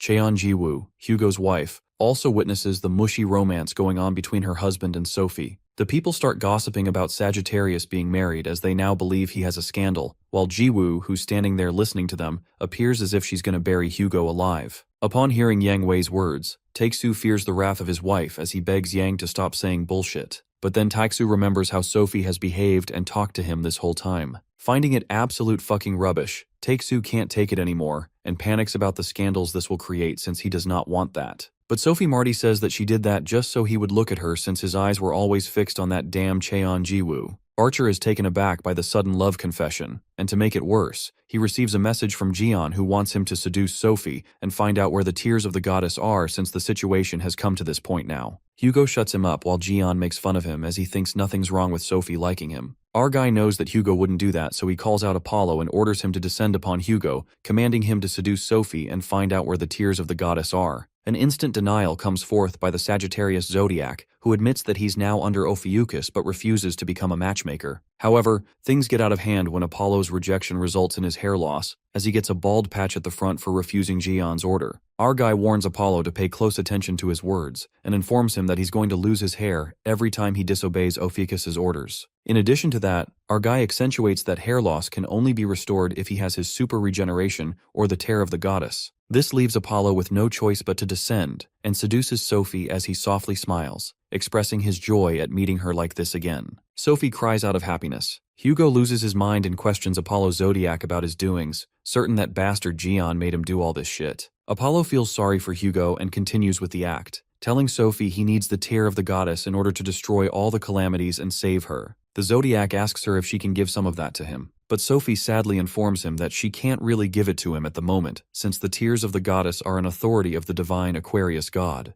Plus, they are present in a black zone, so Sophie justifies that she can't really get in contact with her Zodiac, but she promises to hand the goddess of tears to Hugo if she gets in contact with her Zodiac. After knowing the location, Jian appears in front of her instead of Hugo, and he smiles diabolically, ruining her romantic moments. Sung Jae is glad to see Uncle Gian, while the Baron, the generals, and the Duke are in shock to see the sudden appearance of Ophiuchus. Sophie Marty freaks out upon seeing Jian, the person she despises the most, as she faints to the ground in shock. Meanwhile, poor Taiksu switches places with Gian and finds himself standing in front of his wife, who seems ready to beat the shit out of him. Terrified by the upcoming smacking, this all happens because of the skill, "Get hit in my place," being used by his buddy, resulting in his position being switched. On the other hand, the Duke is pleased to see the famous Ophiuchus divine god. Duke expresses his curiosity to meet the person capable of destroying the Demon Tower, killing the Crimson Eye, getting rid of the tower's administrator, killing the fallen monarch, and cancer. With that, Duke reveals that he's the direct general who serves the monarch of time, but he's interrupted when Jian raises his hand. The generals panic, confused if he's about to use a skill or something else,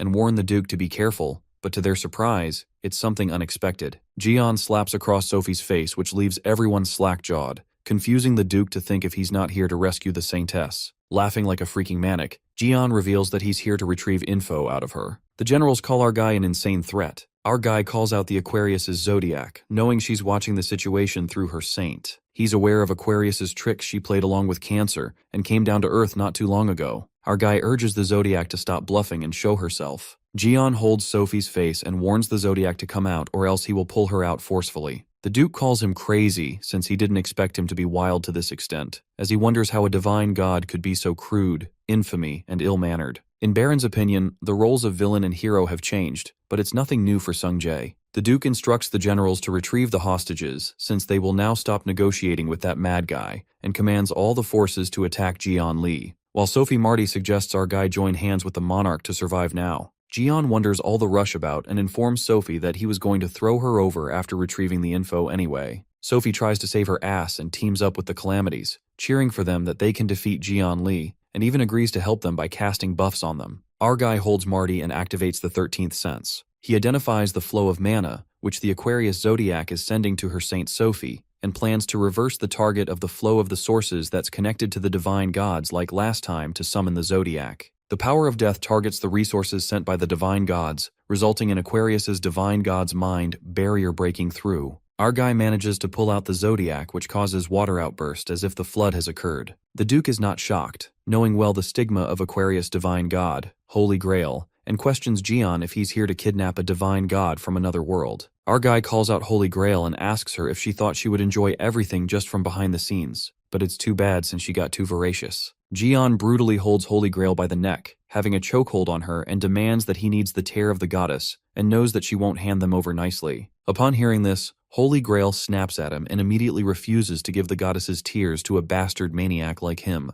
Our guy turns his attention to the Duke and tells him to come back later since he needs to talk to her for a while. The Duke gets angry and tells him not to be ridiculous as he gets ready to attack him. Our guy then advises the Duke not to push back today and go all out since he will make sure to raise hell this time. The presence of Aquarius brings a tremendous amount of water that floods all over the place. General Apex struggles to maintain his composure as he calls out for Iron Fist and Baron, asking them if they're alive. We see Sungjai along with the Baron clinged on a tree to save themselves from getting swayed away by the water. Baron, being busy saving himself, wonders why General Apex is calling him for help. Apex questions Armet why he's stuck on a tree, but Baron, instead of answering, fires back another question, asking if he can't see he's avoiding the water. General Apex bursts out of anger to know how useless fuck Baron is. Since he's not the real Baron but Yang Wei, he makes the general understand this is the best he can do. The general calls him a piece of trash while he swirls away with the waves. Sungjae freaks out by the pressure of water, seeing how Apex swirled away like a fly in the toilet. The Baron hopes that they will be fine as long as they're holding onto the tree, while he wonders if things on the other side are okay. The red-haired kid calls him a fat ass, realizing that Yang Wei still doesn't trust Gaon. On the other side,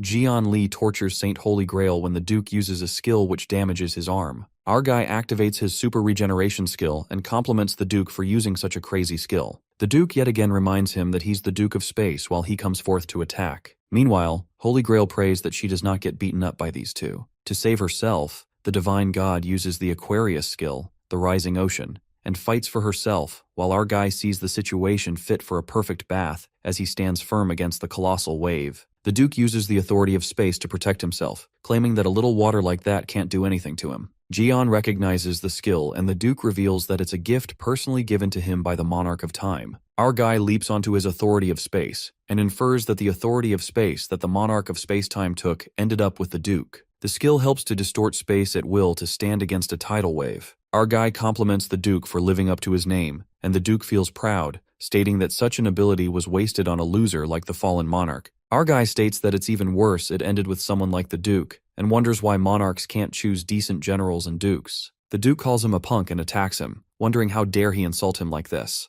Jian swims away into the water as his arm is injured, and the Duke yells at Holy Grail to get out of the way as his prey is swimming away. Losing her nerves, the divine god is amused to see a mere calamity raising its voice against her and finds it absurd. She lets it slide for now and worries about the bigger problem that is to get rid of the disaster god in front of them first. Aquaria's divine god allows Jian to be as much goddess of tears as he wants. Holy Grail acts smart and activates the royal skill to test if our guy is capable of even receiving it. The goddess's tears liquefy Jian Li, but his body adapts to abnormal physical conditions and activates super regeneration skill. Holy Grail claims to melt him into water and scatter him into the sea, thinking she actually did it. The Zodiac is too immersed, thinking she defeated Jian when suddenly she is ambushed by the Duke of Space. Holy Grail realizes that she got reckless while the Duke addresses it as a pathetic sight of seeing a divine god getting hit by a spear. The Duke finds it ridiculous for these freaks to be called divine gods of the Zodiacs, who are supposedly fighting against them. Just as the Aquarius Zodiac attempts to attack the Duke, her efforts are pitiful as the Duke intercepts it. Aquarius decides to return back and report everything to the Monarch of Time since she has now killed Jian Li while the Duke gets ready to depart. The Duke, in order to rise to the rank of the Monarch, decides to bluff to the Monarch of Time about taking down Gion, the disaster god, and capturing the Aquarius divine god. That's when the tables flip and our guy appears out of nowhere, asking them who thought he was dead.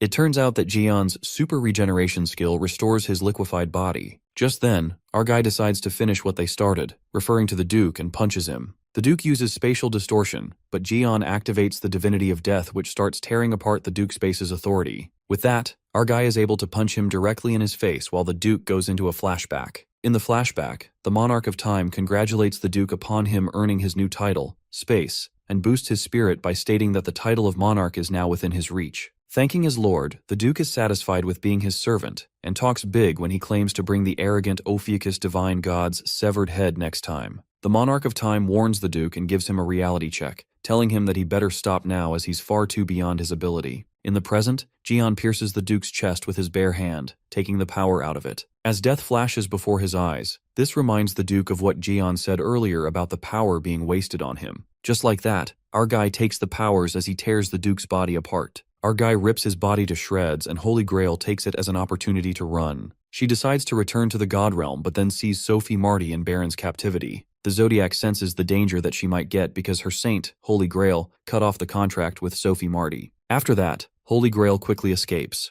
believing if she crosses over to the God Realm, she will be safe. Upon reaching the God Realm, Aquarius Sanctuary, the divine god makes an alarmed entrance, telling everyone to get out of the way. The Aquarius disciples guarding the sanctuary seem to be concerned to see their divine god in such a frantic state as they question her about being in a rush. Holy Grail frantically commands them to block the entrance as she finally eases down. She takes a sigh of relief and believes that not even Jian Li can do anything to her now. But she's just making a fool out of herself to think that. She breathes heavily as if she just ran a marathon and asks for something to drink as she's thirsty. Aquarius is glad of how quick the service was, but her happiness shatters when she witnesses the guy who handed her the water turns out to be Jian Li, who freaking broke the wall of her sanctuary. The Zodiac screams in terror and finds it impossible for him to get here since it's the god's realm, and she even broke her contract with Sophie. That's when it hits the Aquarius that our guy absorbed the power of the Duke Space, which is the reason how he got here. Everyone defending the sanctuary aims their weapons at Li Jian, knowing that the disaster god is here.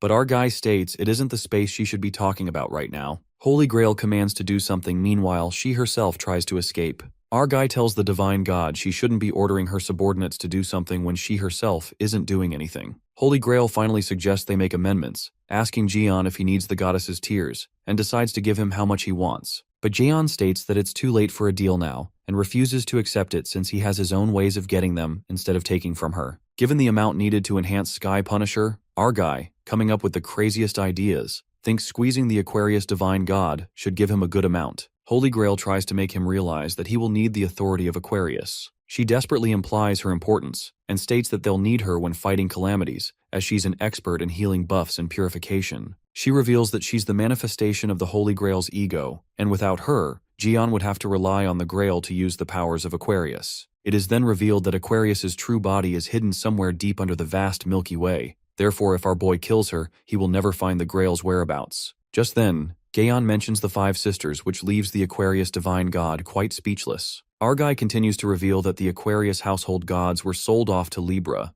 Jian reveals that those 5 sisters who were sold to Libra told him everything after seeing how the Aquarius abandoned them like rubbish, including the details about the Grail and how to use it. Our boy gives her wisdom of hindsight and says she should have taken better care of her people, referring to the 5 daughters of Asclepius, who are now prisoners of Ophiuchus. Jian Li uses the skill ruler of space by combining the authorities of death and space, and compresses the Aquarius celestial spirit to the limit. The system warns the divine god about not being able to withstand the further power strain. With that, Aquarius's divine god gets compressed and converted into the core of the Grail Master, and our guy obtains the goddess's tears. Aquarius's divine god has been annihilated. Jian then addresses one of the 5 daughters of Asclepius, Iaso, and isn't certain if they are really going to be able to persuade the other Aquarius household gods not to go crook. But Iaso assures him that these sisters are top-class household gods. Therefore, if they give them clear directions during this messy situation, they will obey them. With the divine god being no more, public opinion will spread quickly at the slightest trigger. Iaso expresses that's what the Elysian told them, while Jian wonders if the old guy is bored now that he's not training Sung Jae anymore. Strangely, Iaso looks sad when she looks at the goddess's tears, and how the Holy Grail meets her ill-fated end. Our guy asks Iaso if she doesn't like the outcome, and Iaso reveals that she feels a bit sour since Holy Grail was her master once. Jian tells her to quit the sentimentality and reminds her that they're still in the god realm, on the home turf of divine gods. And soon others will notice the disappearance of the divine god of Aquarius and come swarming in like bugs. Jian suggests they recover the Grail's main body and return to the human realm. Iaso then reveals the location where the Grail is hidden and guarded by the water sentinels, creations of the divine gods of Aquarius. Our guy lets her know that it's not his first time dealing with them. Disinfectant reveals that it's on an island in the Pacific, once a black zone in the human world. Later, Sophie Marty wakes up only to find not a single fragment of power in her body, plus she's now cut off from Zodiac, wondering what happened to her. Yang Wei gladly reveals to her that she was abandoned by her divine god, just like him in the past. Sophie breaks down into tears and shuts him up since he's getting on her nerves. Sung Jae, on the other hand, looks exhausted as he just wishes to go home. Suddenly, Hugo, alongside Jiwoo, appears out of a portal, and the Archer Saint, looking concerned for his son, rushes towards him. Sung runs towards the direction of his dad, happy to go back while Hugo is relieved to see that he's safe. The red-haired kid suddenly gets curious as to how his dad managed to survive his mom's temper. Taeksu doesn't want to answer that, but eventually reveals that it was the worst crisis of his life. Taeksu then asks Sung about Jian's whereabouts, but the kid speculates that our guy followed the Aquarius divine god when she tried to escape earlier. Sung believes that Lee might have followed her all the way to God's realm, but isn't certain about it, while Sophie freaks out upon hearing that. Yang Wei sniffs and assumes that Sophie is hiding something from Jian. The hairball gives her a piece of advice to reveal anything that might get her into trouble before it's too late. Otherwise, Yang warns her to be prepared for the consequences to receive 100 flicks on the forehead and 50 slaps on the cheek. However, Sophie can't bring herself to say it since she's afraid, because she is aware that after she confesses, it won't be just flicks or slaps, but she might actually be killed. Moments later, we see Yu Ha and a yawning Kali appear out of the portal as well, and they witness Sophie having a breakdown on why her life is such a mess. In God's realm, Aquarius jurisdiction, Milky Way Jian confirms with Disinfectant if that's what she warned him about, referring to the army of monsters. Our guy activates the god's gaze and realizes the reason why Aquarius has been hanging out with that trash cancer lately. Aquarius used the data from the Demon Tower to make these creatures. It is revealed that replica water sentinels of Jian and an Aquarius skill, Mirror of Duplication, along with the data of Jian Li obtained from the Demon Tower, were used to make these replica soldiers that they were about to encounter. After witnessing the clones of himself, our guy admits that the crab and the pest did put some effort into making that, but the fact is that it's just a cheap imitation. Nonetheless, there's no way these water clones can stop Jian, and with a single dropkick, he beats the life out of them for daring to come in his way. With that, all the water clones are taken care of, and our guy asks the nun where the Holy Grail is. Iaso then guides him to the Holy Grail, and when Jian finally gets to see it, he concludes that it's truly sacred. While he confirms with Iaso that this Holy Grail is the core of the Aquarius, His eyes land on a box and finds the chance for another looting, the one thing he's best at. Our fella activates the god's gaze, and in a surprising turn of events, he discovers his DNA extraction samples. He finds the rock fragment stained with his blood from the demon tower, and his hair and severed toes. Jian is not surprised to see they gathered it all to make those clone guards who were guarding the Holy Grail, but the nun reveals something shocking, divulging that the water guard clones from him were just byproducts. The moment crackles with intensity when Yaso unravels that the Libra Divine God and the Holy Grail were not actually just trying to make some clone guards. In fact, they were trying to clone Li Gion. It seems that they believed combining their divine powers with Jian's data would make it possible. Our guy then asks the nun if they succeeded, and she responds that they failed to clone Jian. As far as she knows, all they managed to create were the water guards he just fought. The nun infers that if the Libra Divine God and the others continued the project in any form afterward, they might run into the result they created somewhere else. The scene then switches to Kaylee, who's frowning at Sophie. Creeped out, Sophie asks her why she's staring at her like that, and Kaylee leans closer to Aquarius, asking the same question. While Sophie tries to hide the fact that she wasn't doing that, Kaylee straight up calls Marty a weird old lady who kept peeking at her. After that, Kaylee looks up at the sky and wishes that Gion comes back soon from the divine realm. The scene then takes us to the God Realm, the secret sanctuary of Aquarius under the Milky Way, where Jian successfully secures the Holy Grail and breaks the damn box that had his DNA samples. Our guy is done with the business in the divine realm, and Yaso apprehensively notifies Jian that the other gods have noticed that the Holy Grail's gone, as she gets told by her sister. Our guy wonders if the other gods can come into the Aquarius sanctuary, and the nun responds that it's impossible, but the divine god missing, they could force their way in. Jian ponders on the problem that with no sanctuary owner present, they might forcefully come in. Just then, our guy comes up with a simple solution, concluding that all they need is a new divine god, master of the sanctuary. Suddenly the ground begins to tremble and becomes a void surrounded by a violent red energy. It turns out to be a warning that arrives from the dimensional overseer, and there's a notice of forced expulsion execution for illegal intrusion in the god realm. Our guy is tangled and tied up with ropes that emerge from another dimension, and there comes the dimensional overseer who kinda looks like Jean-Louis, and calls out Li Jian for intruding into the god realm in an unauthorized manner. He then states that Jian is subject to expulsion procedures from the God Realm, and tells him to refer to the notice for more notice that our guy miserably ignores. While Yaso is panicked now that the Overseer is involved, the guy informs Jian that the moment he reads the warning, the forced dimensional expulsion will begin. As the guy continues to blab nonsense, our guy nicely sums it up that the dimensional Overseer is basically kicking him out of the Divine Realm. The Overseer begins with the expulsion right away, but our guy seems to have some objections, justifying that he's bigger than he looks, not to mention that he's got quite a lot of luggage to bring with him. Smirking, Jian rhetorically questions if this tiny dimensional rift is enough to let him through. As he was planning to leave anyway, our guy does something crazy. He opens an exit for himself. As frantic as sounds, Li Jian literally tears apart the divine realm as the crack splinters the realm. Like a freaking insane disaster god, Jian effortlessly makes the realm split open, leaving their jaw dropped. Our boy mocks the Overseer about how nice and big the exit is, easy to come and go through it. The dimensional Overseer concludes that Jian invades the divine realm by doing that, and before he can do something else, our boy grabs his face to tell him that he's correct. But it doesn't hear when Jian reveals that the dimensional Overseer has won a prize for correctly guessing. Well, it seems our guy has acquired another slave. Jian instructs the Overseer that he'll have to keep the exit open so that our guy can leave when he wants. Just then, Jian calls out the disinfectant, Yaso, and tosses the Holy Grail owner's core badge towards her. On the contrary, in the God Realm, at the Aquarius Sanctuary entrance, the Aquarius Zodiac's disciples are thrown into turmoil as they sense the Holy Grail's presence fading. While the other divine gods are making a fuss about the damn disaster god who's now causing chaos in the divine realm,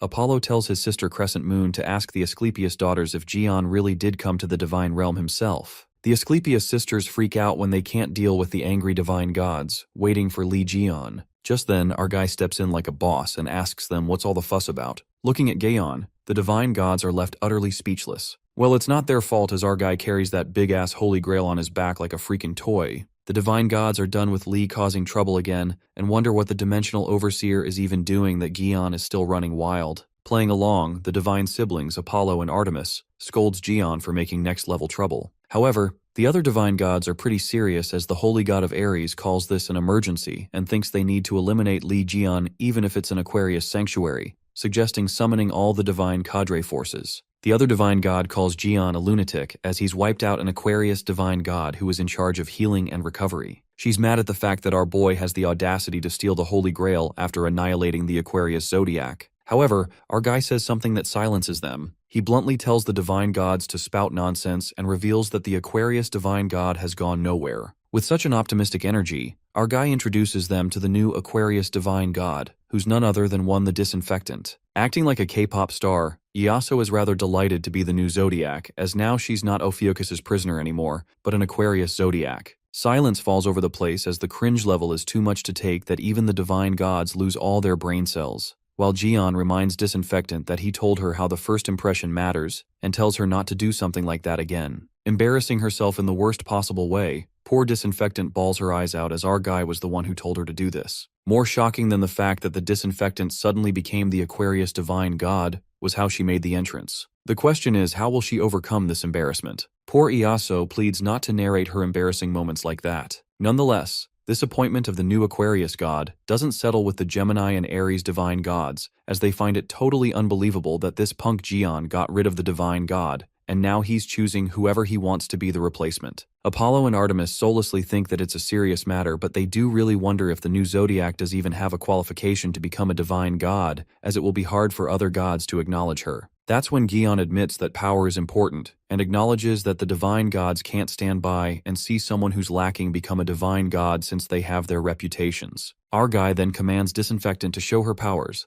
and at that moment, she breathtakingly controls the water power. The power so strong that it even makes the relic gushes with holy water as it swirls to a height. While the divine gods are left slack-jawed to the holy water, which is the goddess's tears, they couldn't believe that someone besides the Holy Grail could use their power. On the other hand, the sun, Apollo, is awestruck when he witnesses Disinfectant spectacularly using the powers, which later turns into a devilish grin. Well, no wonder, because Apollo grows back his hair with the goddess teardrops. Gion proudly looks at Iaso as he presumes that it paid off to give her the Holy Grail's core. Given that her original abilities were amazing, our guy infers that now that she's inherited the Holy Grail's authority, she's extraordinary. The scene then takes us to the flashback, where Li Jian tosses the Holy Grail's core to Iaso and tells her to swallow it, adding that if she does this, she'll be the Aquarius divine god. Iaso refuses to do it, but our guy convinces her to swallow it and tells her to absorb the power that comes with the core. Jian suggests that Iaso should become the divine god instead of there being internal chaos because there's no Aquarius. While she does get convinced to do it,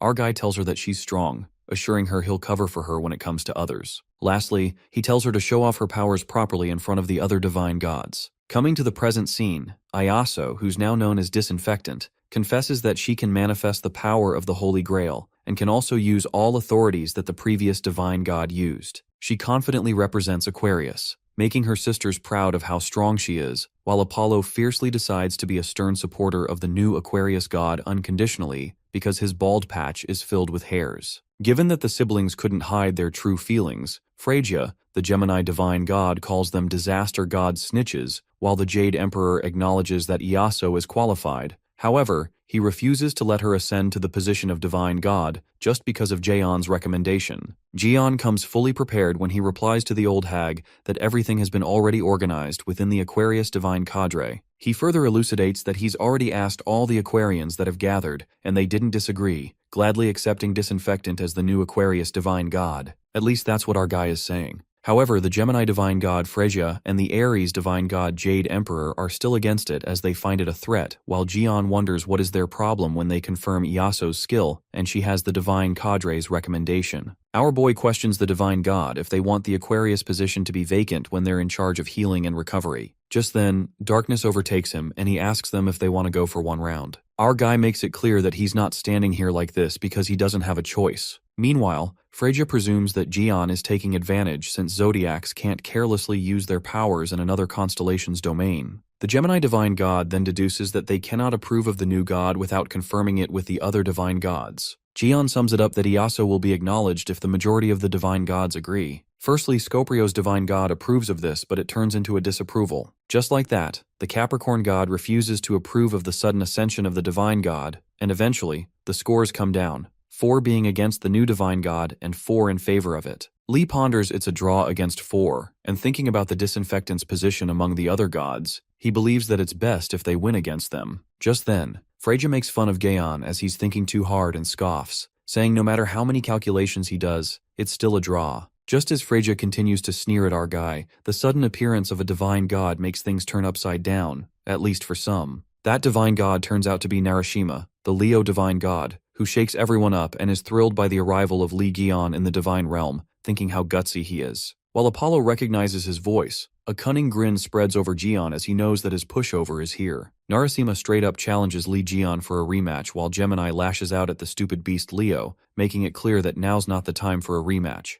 Jade Emperor lets Leo know that they're a new Aquarius divine god, but Narasima doesn't give a fuck about it as he's fully focused on having a fateful match against our fella. While Freyja calls him a beast bastard, Gaon steps in and uses his wild card when he agrees to fight with Narasima on the condition that he votes yes for the new divine god. Our guy even offers the beast a complimentary sports drink made of the Aquarius holy water, while Narasima roars with a broken fang and votes yes. The deafening lion's roar shakes everyone while Freyja, covering her ears, thinks how senseless and idiotic of a beast he is. Gemini immediately tries to make 23rd attempts to contact the Pisces divine god, however, there's no reply. With that, the vote closes, and with one divine god being dead, one being absent, and one missing, 5 votes are in favor, and 4 are against it. Now with the support of the 4 divine cadres excluding Ophiuchus, Disinfectant, a god from Ophiuchus will ascend as the new divine god of Aquarius. Disinfectant celebrates it with her sisters while Apollo is sternly happy about it, as if he's constipated, and his sister Artemis tells him to smile. After Narasima's vote, the divine gods come at the beast and call him an idiotic bastard for adding oil to the fire at the last minute, asking him how he's gonna clean this mess. The beast Leo is blinded by the rematch as he removes his fellow divine gods out of his way to confront Gion. Determined, Narasima asks him to fulfill his promise, and of course, our boy doesn't back off. Just as the lion is about to get payback on him for what he did last time, our guy, being an absolute crackhead, uses the Dimensional Overseer to give him a warning of forced expulsion for illegally entering the realm. Like the ultimate smartass he is, Gaon slips away as he successfully gets expelled from the divine realm, leaving the poor beast low-spirited. Narasima's fighting spirit turns out to be a waste of time, and at that moment, the Dimensional Overseer appears, who's been used by Gaon. As the Overseer himself loses his sanity, the beast loses his shit when he begins to throw his claws, making everyone run for their lives. The scene then flips to the human realm, an island in the Pacific Ocean which is in the Black Zone, where Taeksu is waiting for Gaon to come as he's worried about him. But Sungjae assures his dad that nothing big would have happened, but Taeksu is actually worried about what Gaon is going around and doing, which is more problematic. Inside the sleeping bag, Sophie Marty prays that Gaon doesn't come back. She puts all the blame on Lee Gion for what the hell she's been through, and he always pisses her off by saying that she's a saint. At that moment, a realization hits her that she's not a saint anymore. With her powers gone, Marty is not saint anymore and decides to live as an ordinary person. Sophie concludes that Gion can't bother now.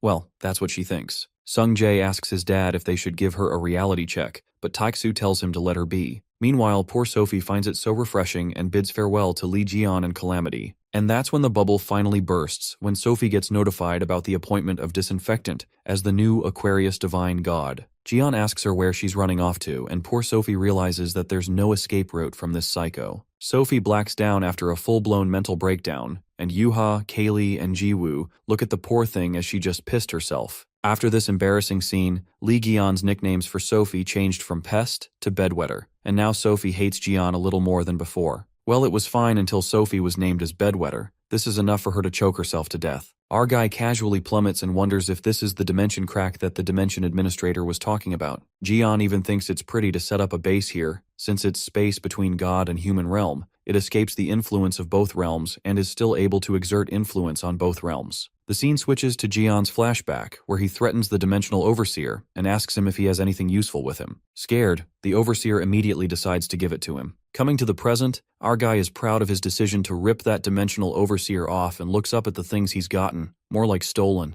As the Aquarius Divine Cadre now serves Ophiuchus, our guy obtains the goddess's tears, not to mention that he stole the coordinates of the sub-god realm and the god realm entry permit from the Dimensional Overseer. Gion believes that he can go in through the front doors of the god realm since he has the entry card. It is then narrated by our guy that he was called the Disaster God by the other saints, and just as Apollo told him, all gods and the god realm fear the Ophiuchus, the forbidden 13th sign of the zodiac. That is because the power of Ophiuchus could influence not just zodiacs, but all gods, and this is the sole reason that led the zodiac gods, Libra and Cancer, to attempt to eliminate Gion in the Demon Tower. Lee Gaon was given a choice to either come under Libra and be reborn as a being at the top of this world, or fall and be erased as just another insignificant constellation. However, when things didn't go their way, they tried to win over Gion instead, even trapping those who were once friendly toward him. Since they kept resorting to such underhanded tactics, Gion couldn't sit back and wait for them to attack. Our guy decides to prepare thoroughly this time and then storm through the gates of the God Realm like a boss. Lee for the very first time thinks that he's not prepared yet, but he's taken down 3 divine gods so far. Gion infers that Libra's trash, Astrea, fled to the monarch's side, and soon he decides to check whether there's something worth salvaging from the remnants of Libra. Cancer's rotten crab, Karkanos, who our guy completely obliterated, deduces that there's no value in absorbing his divine seed anymore since he used his corpse as materials.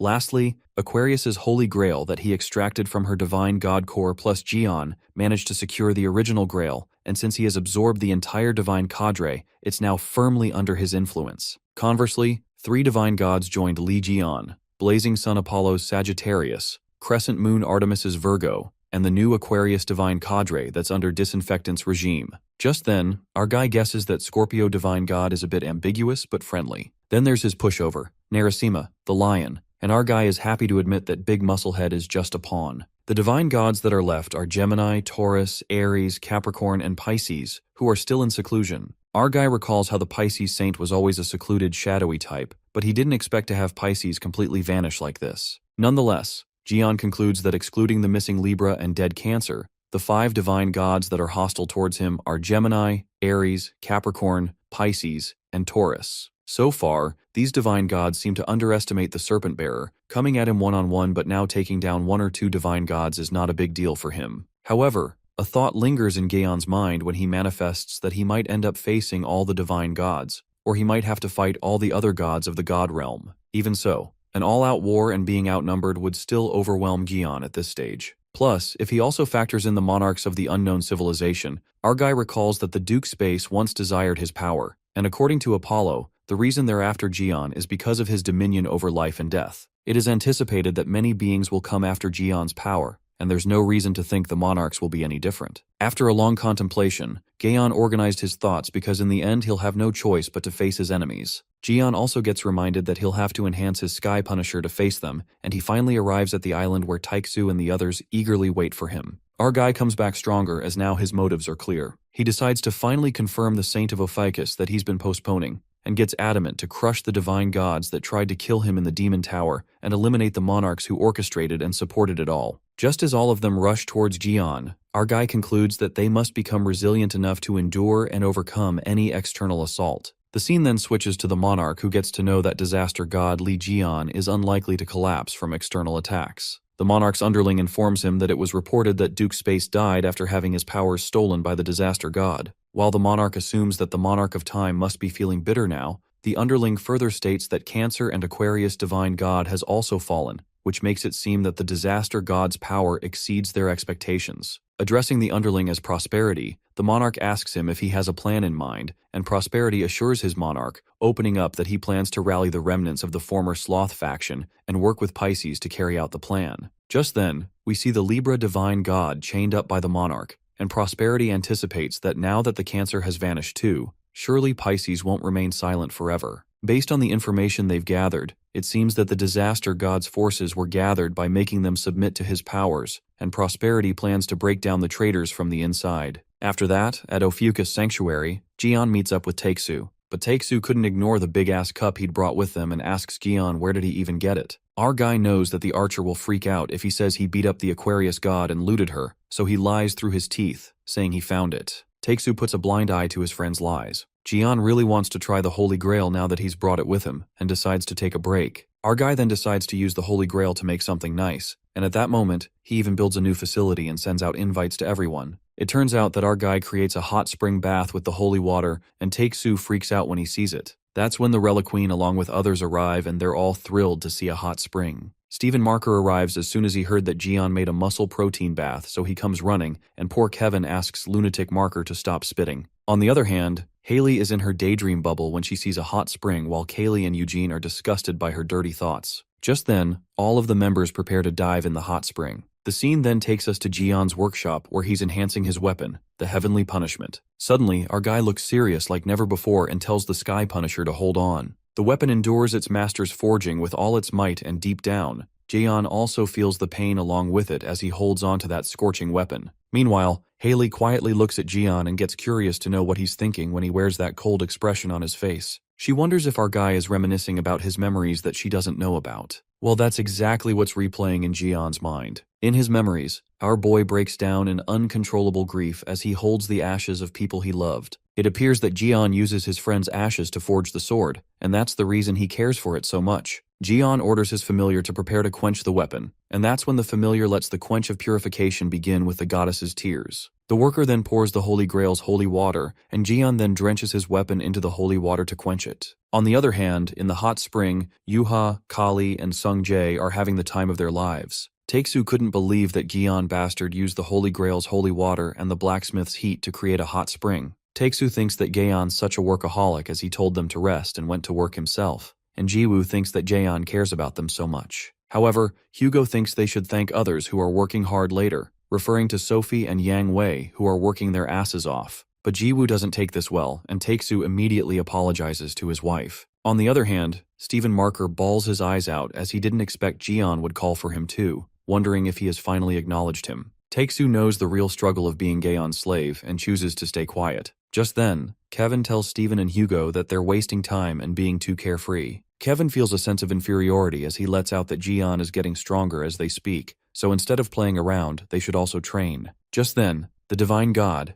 Artemis, takes over Kevin's body, saying that she'll descend and play instead of him, so he can go away. Artemis then asks Eugene to prepare his swimming costume while Kevin's soul freaks out as he refuses to wear the girl's costume that's going to damage his manhood. Poor Eugene is stuck as he questions if he should listen to Kevin or Artemis. Just then, they all divert their attention to a cruise that is cruising toward the Ophiuchus sanctuary. Just then, they all get down there and get to know that it's a broadcasting station interview from the LGB broadcasting station. The journalist wishes to interview all the heroic saints who saved this world from the calamity, and Kevin wonders how'd they even find them, not to mention it's their day off. But Taeksu thinks they should do the interview as Jaeon is working, so Archer feels bad if they rest. Plus, they can't tell them that Jaeon can't come while he's working, so they should handle this themselves. Just as they decide to do the interview, the girl journalist is a devil in disguise as it turns out to be the general of the Monarch of Abundance, Marquis Prosperity, along with his minions. Marquis presumes that it was a good idea to get the transformation skill from the Pisces and thinks it would have been easier if the disaster god didn't interfere. The general of the Monarch plans to break the bonds between Lee Jaeon and the Saints by using the interview as a disguise. He is about to ask questions that will cause bad blood between them. Well, at least that's what Marquis plans to do. He then decides to target the one who looks the easiest, and suddenly, the camera pans towards the Leo Saint, Stephen Marker. Even the camera knows that Stephen is a stupid dumbass. Marquis then takes the first interview from Marker, and after he mentions how Leo has gone through the unfortunate events, the journalist purposely asks him about his arms. Stephen reveals that it's a minor injury that was caused by a mistake and lost both of his arms, but he got one replaced with a prosthetic that Jaeon made for him. Marquis provokes Stephen into thinking why Jaeon replaced one arm when he's capable of replacing both arms. On top of that, Marquis accentuates that Jaeon could bring back his arms instead of giving him uncomfortable prosthetics. At that moment, Leo pauses and confesses that the prosthetic arm Jaeon gave him is better than his own arms, which leaves the reporter in utter disbelief. The first shit stirs, and the reporter tries to provoke Kevin Azar, who's the next to interview, telling him whatever Stephen said. Calling Stephen a simpleton, Kevin knows that it's a weapon made by Jaeon. Stephen drools over it and gets pissed at the thought.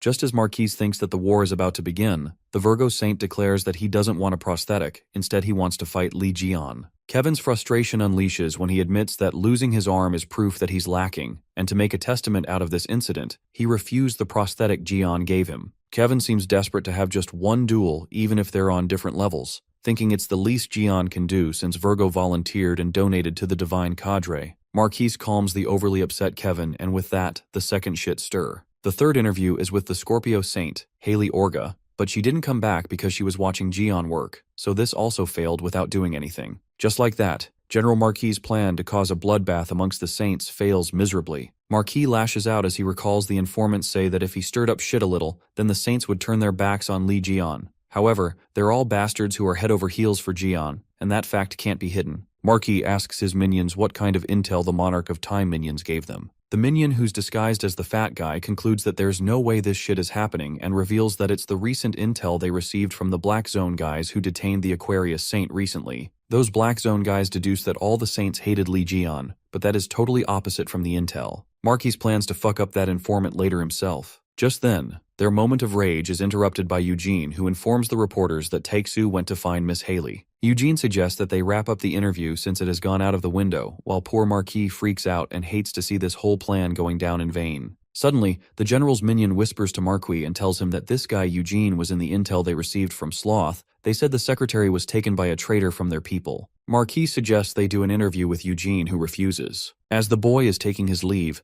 the general tells Eugene it would have been better if he said yes, addressing him as secretary. Eugene is left baffled as to how the reporter knows he's the secretary, and the reporter reveals his true form when Marquis transforms back. The general of the monarch, Marquis Prosperity, shows himself and unravels something about Eugene's previous master, Haley, the Scorpio saint who's the daughter of the Red Monarch. The general concludes that he's got something to say about that lady. While Eugene tries to hide the truth, Marquis tells the secretary that there's no need to feign ignorance. The general further unravels that they received information about him, and the fact that his previous master was the Scorpio saint, the daughter of the Red Monarch that had been provided to them by the Sloth Monarch. For better clarity, Marquis opens up that the Sloth Monarch he's referring to is the Libra Saint. Marquis lets out that when he heard from the Sloth who the Scorpio Saint really was, he couldn't help but laugh to think one of their own would pose as a Scorpio Saint. Eugene makes it clear that bringing up Miss Haley's past now won't change anything, stating that Haley was recognized by both the Scorpio Divine God and the Divine Cadre long ago. Marquis asks the boy if he's sure about that, and states that the other divine gods may not care because of the overwhelming threat that is Li Jian right now. The general infers that the divine gods won't turn a blind eye even after Jian is eliminated, and anticipates that what's more likely to happen is the god will seek unity by purging the daughter of the Red Monarch. Eugene frantically reveals that Lady Haley has already formed an alliance with Li Jian, and Marquis tries his best to use this kid as his last chance to make the Saints go against Jian. The general calls Eugene a fool for believing that and asks him if he truly believes that Li Jian, who hates their kind so deeply, sincerely accepted his master. Raising suspicions in the boy's mind, Marquis Prosperity conjectures that Jian is using Haley as a pawn, only to discard her once he reaches his goal. The monarch general questions Eugene if Haley would ever be welcomed back into their ranks. While Eugene is devastated to hear all this, Marquis accentuates that Haley will be branded a traitor and condemned by both monarchs and divine gods alike. The general assures him that the monarch of abundance is generous and merciful, so depending on his next move, he may take responsibility and offer protection. Marquis further tries to change Eugene's mind and presses on his pain points, saying that he can already imagine the hardships he's been through. Well, these words make Eugene remember how he works his ass off as Jian's slave, and deep down admits that he did go through a lot. The general offers Eugene to join them as it's better than staying with the reckless leader, and affirms that he'll be the one to protect the Scorpio Saint this time, who once saved him. The scene then switches to Taeksu, who's helping Gaon in the workshop with his firepower and gets complimented by the familiars. Archer is more than happy to hear the compliments and leaves to get some water. Just as he steps outside, he encounters Eugene, who hides something behind that smile. Taeksu asks him if he sent the broadcasting crew away properly, and apologizes to Eugene for being busy. The boy then activates the secretary's Bible management skill and selects the Gospel of Taeksu. The verse is about Li Jian being the best, and Eugene chooses this one as it's short and easy to read. It turns out that Eugene is provoked by General Marquis, who tells him to use his ability as a scribe to make one of Li Jian's closest aides betray him. So for this task, he chooses Taeksu. Eugene changes the verse in Taeksu's gospel and makes it all about hating Li Jian. As soon as it happens, a weird feeling hits Taeksu, and suddenly there's a drastic drop in his faith in Ophiuchus, which decreases by 150 points. Due to the change in Taeksu's gospel, a sudden gush of hatred runs through him. While Taeksu despises Gaon more than ever, our guy gives smiles and thanks Taeksu for all his help, adding that once the reinforcement is done, they should grab chicken and beer. In one moment, Hugo is about to crack open Jian's head. However, when he hears about chicken and beer, Archer is delighted by that sound of food, wondering if they should invite others. Eugene is left slack-jawed as even after changing Taeksu's gospel, he couldn't bring him to hate his bestie, Jian. The boy couldn't believe that even though Taeksu's faith dropped by so much, chicken and beer fixed everything. A realization hits Eugene as he almost forgot that Hugo is interim Ophiuchus Saint as it again rapidly recovers, increasing by 250 points. The little boy was mistaken because he forgot that Taeksu is still the biggest, most fanatical Li Jian supporter in this entire faction. Suddenly something comes flinging towards Eugene and nearly pierces through his neck. The boy realizes that it's the crazy fountain pen, and it appears to be the wooden fountain pen that Can't Write Lies has sought from its contractor. The pen interrogates the contractor, demanding why it hasn't been used. At that moment, Li Jian appears and calls out Park Gwisun, Eugene. Our guy asks the young boy if he thought he wouldn't notice him editing the Bible just because he assigned it to him. Jian wanted to see how far Park would go, but he seemed to have crossed a line. Our guy seriously demands for a satisfactory explanation for his actions, which scares the shit out of Eugene. As Park is fucked up real bad, suddenly there's an outburst of energy in the workshop, and Jian assumes that the heavenly punishment has awakened. But it turns out that a violent cascade of energy breaks through the sanctuary's wall. The General Monarch and his minion outside are wonderstruck by the incredible power, believing it's the power of the disaster god. Suddenly, that blinding flash heads towards Marquis as it takes a surprising turn, and that deadly power strikes the land and creates a ripple in the water. The powerful external force has destroyed the Pisces stigma, which makes the transformation of the monarch undone, revealing who he truly is.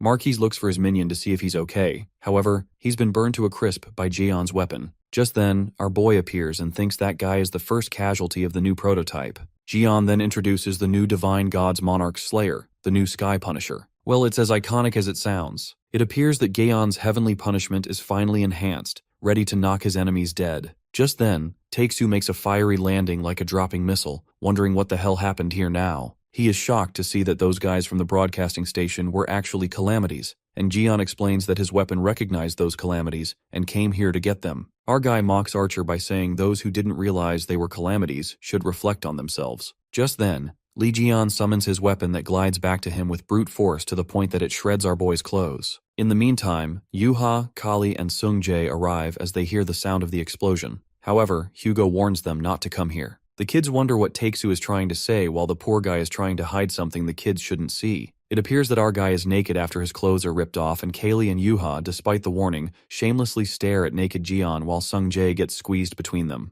Marquis Prosperity takes the chance to attack and activates the authority of abundance, multiplying the calamities. The several calamities dash towards them, and while Takesu is held by one of them, he shouts at Jian to be careful as he's running naked, chasing the calamities. Inside the Onsen Tower, the Ophiuchus Sanctuary, Steven is disturbed by the commotion and suggests to Kevin they should take a look at who's causing the ruckus. Enjoying the hot spring bath that just hit the spot, Kevin is sure that Jian made something strange again. Suddenly, Stephen Marker witnesses something crazy when he sees the calamity gliding in the sky who's asking the naked bastard to stop following him. What's even crazier is that Jian chases Marquis while Takesu clings to him, begging Jian to at least wear his underwear. Leo tells Kevin that Jian's naked with Hugo hanging onto him and they're chasing after a four-legged calamity, but Virgo doesn't give a damn. The scene then switches to the god realm of Sagittarius Sanctuary, where the Serenity falls over the place with Apollo playing some music. The Sagittarius household god, the black market shop's crow, compliments Master Apollo as he's become more handsome after his hair grew thicker. Apollo commands his household god, the crow, to visit Aquarius as he needs to order more goddess teardrops. Just when the crow is about to go, the saint of Sagittarius, Taeksu, summons the crow urgently. The crow asks Saint Taeksu why he suddenly summoned him. It turns out that Taeksu calls the crow for a traumatizing purpose when it covers Jian's exposed body part. The poor crow feels something unpleasant all over it and asks what on earth has he done to him.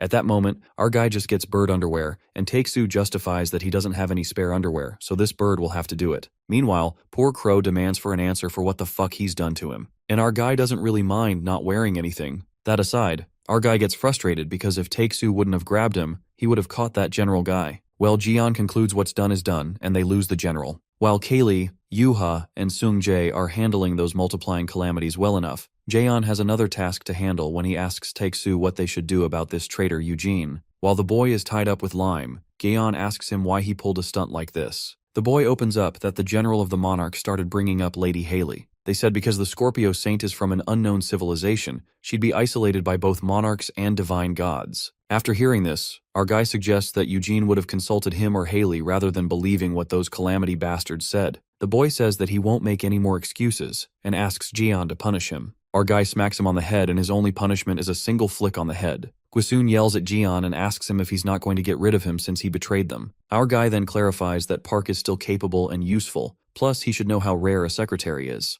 Jian adds he only cares when someone is his enemy. Whether they're a calamity or divine god doesn't matter to him. He states that Haley meets both conditions. She's both friendly towards him and highly capable, so he'd only be stupid if he cast her aside. Our guy then tells Park to repay the remaining price of his wrongdoings by working as he's got a pile of work to do, so he won't let him off this easily. But Park can't take Jian's kindness and says that he won't follow him with all his heart just because of this. While the young boy asks why he is even keeping him alive, Taeksu assumes that Park didn't pick up on Jeon's intentions. Taeksu explains to Eugene that Jeon is not letting him off the hook because Park, in his own way, tried to stay loyal to Haley, even after betraying them. From the looks of it, Jeon considers this matter closed, and Taeksu advises the boy to apologize to Haley first if he starts feeling guilty, because she'd be very disappointed if she finds out what he did. The fact that Jeon tried to stop Haley from coming here so that she won't be hurt to see all this. The guilt overtakes Park as he trembles and presumes that he can't let it end like this. The scene then flips to the US territory in Guam, and it appears to be Libra's branch closed office. Finally, Marquis, the monarch general, barely makes it out alive as he hides in the abandoned territory. The general is furious at that naked bastard Jeon for infuriating him, planning to execute him. Marquis decides not to forget this, calling Jeon a freaky, weird, grotesque disaster god. Suddenly, Park arrives at that Libra territory and finds it a good thing they coordinate the meeting point in advance. Marquis is shocked to see that the boy made it out safely. Eugene suggests that they can brainstorm their next plan,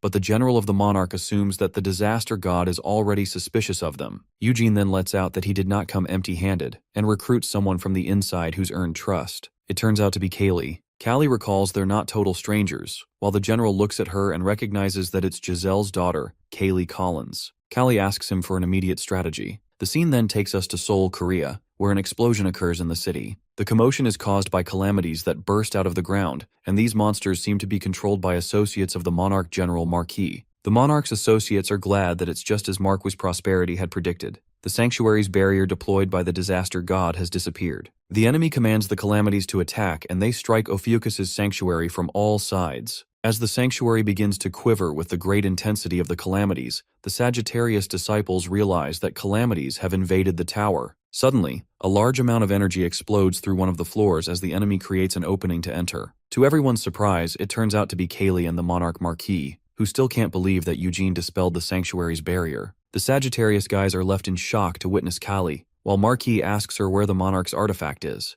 Callie reveals to the monarch that it's on the top floor, and Lee Jeon's weapons are in the workshop storage. The daughter of Libra asks Marquis what they should do about the Sagittarius disciples, and he orders her to eliminate them all. Preparing her weapon, Kaylee does what the monarch commands. In the meantime, Chief Goat and Secretary Yeren run to see what all the chaos is about, and witness their fellow disciples lying dead on the ground. Chief Goat couldn't process this and asks Kaylee why she's with the calamities, demanding an answer as to why she betrayed them. Callie's betrayal is written all over her face, while Marquis tells her to eliminate the rest of them as well. The monarch expresses that he still doesn't trust her, so he asks Kaylee to prove her sincerity if she wants to see her mother. The daughter of Libra zooms at crazy speed with her weapon to attack Chief Goat, who shoots an arrow at her. However, in that split second, Callie takes a direct hit and still remains unscathed, while poor Chief is done for. It occurs that Kaylee is protected by Ophiuchus's shield as she's saved by the blazing arrow and knocks Chief out. The skill, Snake Scale Shield, protects Kaylee Collins, and being surprised that she's still getting skills as a temporary disciple, she finds it easier to eliminate them. Shortly, Yeren sneaks up on Callie with an arrow directed at her.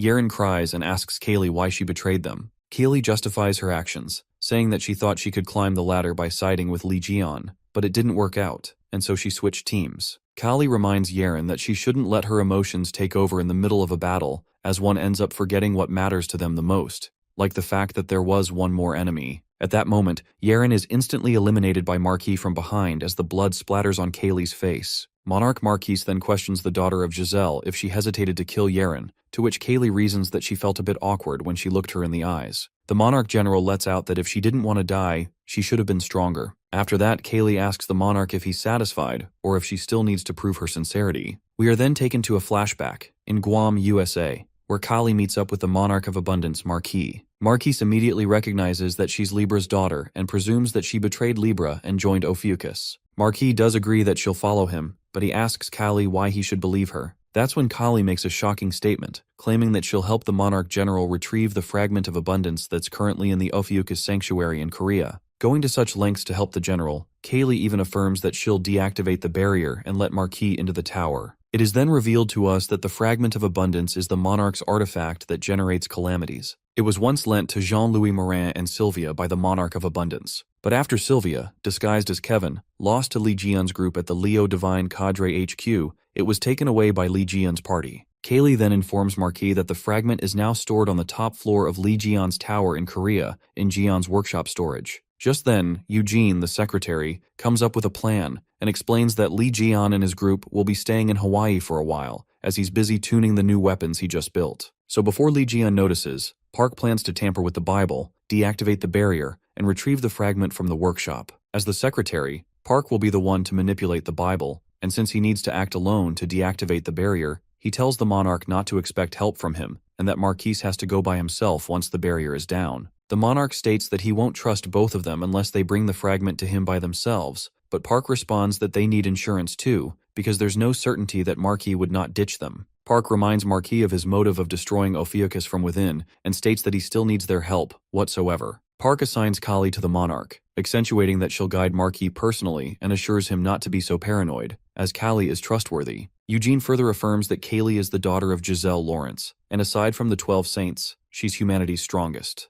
After getting a bit convinced, the monarch asks Kaylee what she would ask in return for joining him. Kali shares that her mom, Giselle, and the Libra sect had fallen, so she had no choice but to side with Ophiuchus, but things didn't go well. She assumes it's discrimination because she's from Libra. Anyway, Kali plans on going back and rebuilding Libra's sanctuary and taking over a decent position in Libra. She requests him to let her meet Giselle, and she promises to cooperate. Coming to the present scene, the Monarch General of Abundance finally acknowledges Kaylee's sincerity toward him and hopes everything continues smoothly. Marquis then asks how they are going to get to the upper levels, and Kaylee tells him that they'll be using the elevator. The monarch asks Kaylee if there are any other threats, and she assures Marquis they're already inside the sanctuary, so it's already a done deal. At that very moment, Haley, the Scorpio Saint, controls the lift with her skills and compliments Kaylee for her good acting skills. Well, it appears it was a drama after all, because there's no way Kaylee is betraying her daddy, Jian. Kaylee and Marquis arrive at the floor where Jian's workshop is, and while the monarch doesn't realize that he's about to get fucked, Kaylee suggests that they should take other items as well as the Fragment of Abundance. Marquis commands her to open the door and feels sorry for doubting them. Marquis says that he didn't expect Kaylee to be this good at getting things done, for a traitor that is,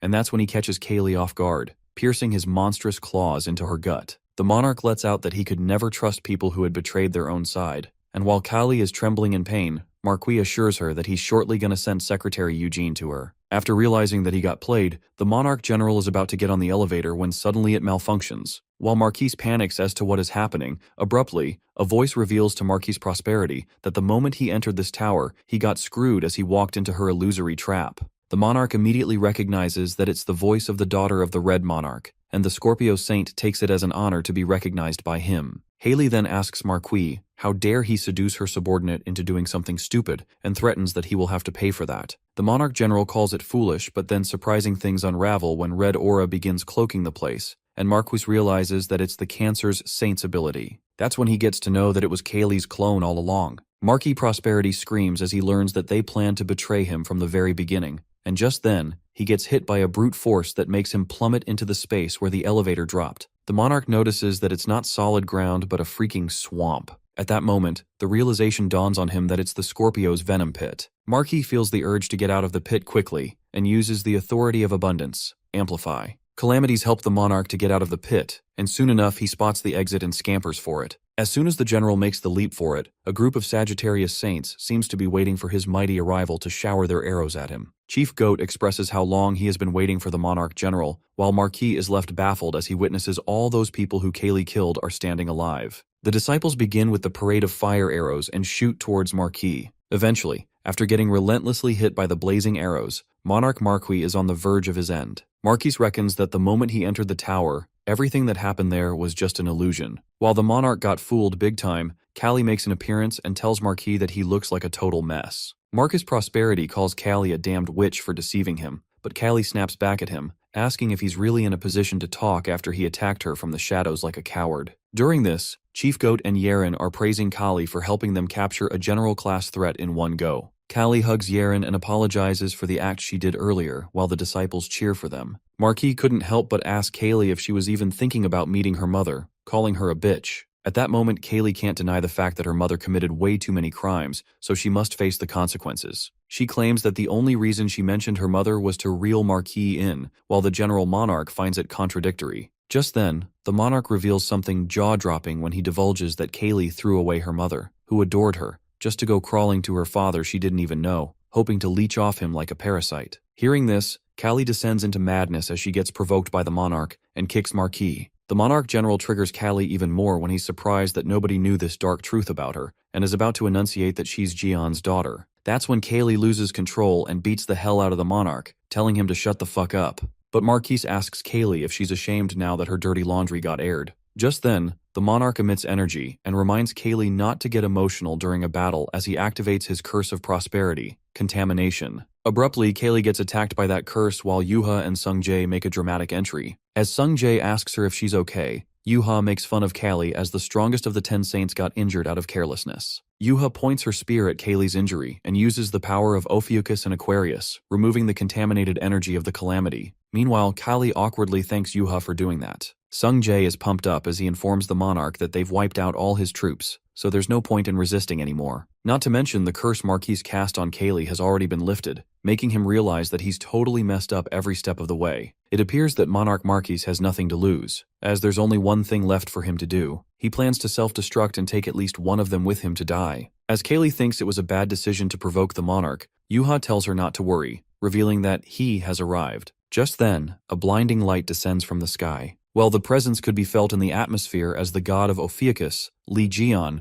makes an iconic appearance. We are then taken to a flashback where Jian, with his naked body, was chasing the monarchs, and after he gets to know that Eugene, Park Guisu, was working with a monarch, he tells him to repay the price for his wrongdoings by completing all the piled-up assignments. But Eugene wonders why Jian is letting him off so easily. Just then, Taiksu walks up to him and explains Gaon's true intentions. Taiksu then tells him to apologize to Haley if he feels guilty. This makes Eugene guilty as hell, and he decides not to end it like this. After that, Eugene apologizes to Haley and Lee Jian for being short-sighted, begging them to give him a chance to right his wrongs. While Haley feels bad for Eugene, our boy orders the boy to edit the Bible overnight as he was tasked. Jian also tells Eugene that he can stab his own stomach or cut an arm off if he wants. Eugene gets emotional as he takes out a knife to stab his own stomach, and our guy freaks out, telling him to stop already. As Eugene bawls his eyes out, Haley suggests that he should at least hear out what Eugene has to say. Our guy then agrees to hear what exactly he has to propose, and Eugene explains that the monarch and his minions still think that he betrayed Ophiuchus, so he plans to use this against them. In the meantime, Callie appears, and she insists to be part of this plan too, as she's from Libra, and she knows Monarch Prosperity in the group, so she can lure them out easily. Just then, our guy supposes that idea doesn't sound so bad, and if needed, he and Haley assure them to help. Jian then allows them to do it and commands Callie and Eugene to continue with their plan because if it works, they could take down one of the general's factions with minimal effort. Coming to the present scene, that's how they all caught the General Monarch of Abundance, Marquis Prosperity, who's now chained and disfigured. Eugene tampers with Marquis using the Bible. Marquis understands that he'd been dancing in the palm of her hand all along, while Saint Haley commands Eugene to keep analyzing the monarch. Scorpio Saint anticipates that they might be able to uncover Marquis' commandment. Marquis, being completely doomed, calls Haley a traitor of their kind and warns her not to touch his commandment. On the contrary, as Sungjae and Yuha could hear the sound of Marquis getting tortured, thinking one of his lungs might just explode at this rate, Yuha asks Sung about Callie's side, to which he responds that she's been quiet and not even answering his texts. This makes Yuha wonder if Callie has been holed up in her room ever since she came back. Just as the siblings are passing by, they overhear the conversation of some of the archers talking about Marquis's remarks about Callie, and taking the context into account, they think that implies that Jian is her father. The disciples blab bullshit, supposing that the last fight between Giselle and Jian was about romance. Upon hearing such gossip, Sungjae is left slack-jawed, while Yuha gets enraged when she nicely tells those guys not to chat in a place where everyone can hear them talking. The archers run away like cowards, making up excuses. While Yuha is boiling with anger, Sungjae suggests that they should just check up on Callie, which makes Yuha lash out on her brother, as she knows that he's curious about Callie too, just like the others. Yuha acknowledges that Callie must have had her own reasons for hiding such truth, giving her time to think. Sung snickers as Yuha is worried about Callie, even though they bicker all the time.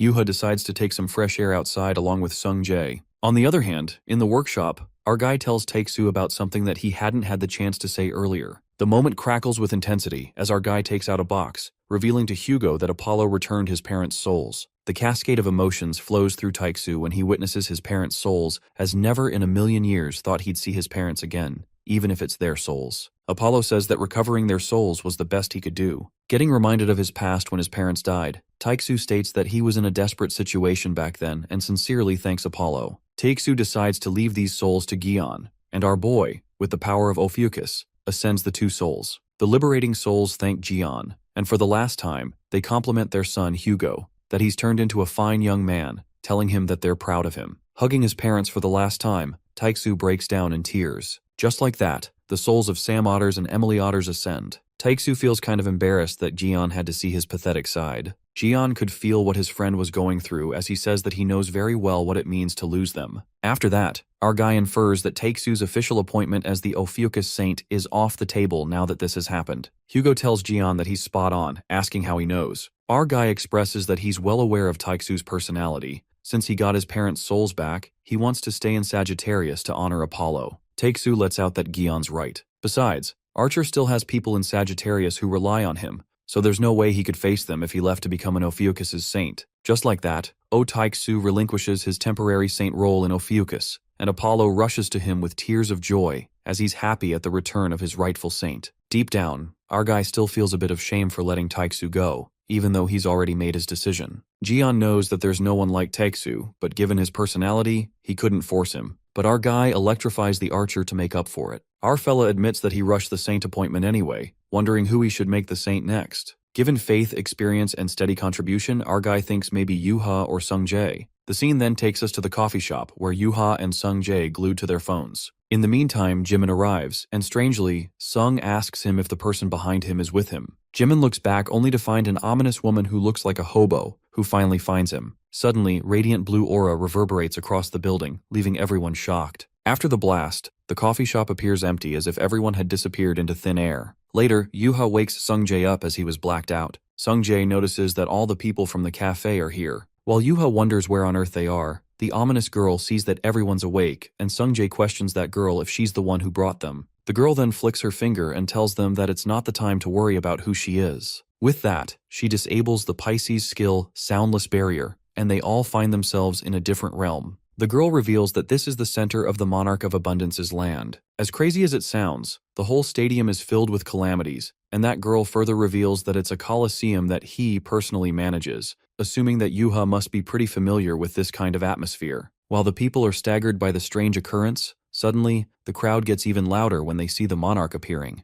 Yuha reckons that it's one of the monarchs, beings akin to divine gods in the unknown civilization, and when she looks at the monarch from up close, it instantly occurs to her that it's the monarch of abundance. The monarch announces that right now, they've captured the servants of the disaster god in this coliseum, and all of them are humans who serve Li Jian. On top of that, the monarch unravels that they're the ones who captured Marquis Prosperity, their commander, and tortured him in all sorts of ways. The monarch of abundance declares death for all the humans who serve disaster god, and the calamities cheer joyfully. He accentuates to bestow a painful death unto the vile and petty humans, commanding to execute them all. Upon hearing this, all the humans are thrown into turmoil, and Sung Jae realizes they're in serious trouble. Shortly, Yuha recognizes that girl to be Ribu Rich, the Pisces saint. Meanwhile, Ribu is surprised that she knows her. Yuha explains that Pisces is the only one who can freely travel in and out of Black Zone, and the fact that with this many people using skills aside from the Gemini saint says it all. That's when Ribu Rich grins and Yuha questions her why a saint like her is openly aiding a monarch. Ribu bluntly mentions that Libra did it too, and she's just doing the same. Sung Jae then tells his sister not to argue with Rich as she's not the person they can reason with. Sung Jae assumes that they're doing this to avenge Marquis Prosperity. In that case, he pleads to let the others go and take him and his sister Yuha. But Ribu Rich declares that it's already too late, and there's no way she could sneak these people out. The calamities are screaming as they demand to execute them all. Looking at those high-spirited calamities, Ribu Rich lets out that they want human blood and tells the humans to just think of it as bad luck. Sung Jae lashes out at the Pisces saint for being an asshole, while Ribu makes it clear that getting mad at her won't help him. At that very moment, a giant calamity emerges from the shadows, and Rich suggests that they should think how to survive them.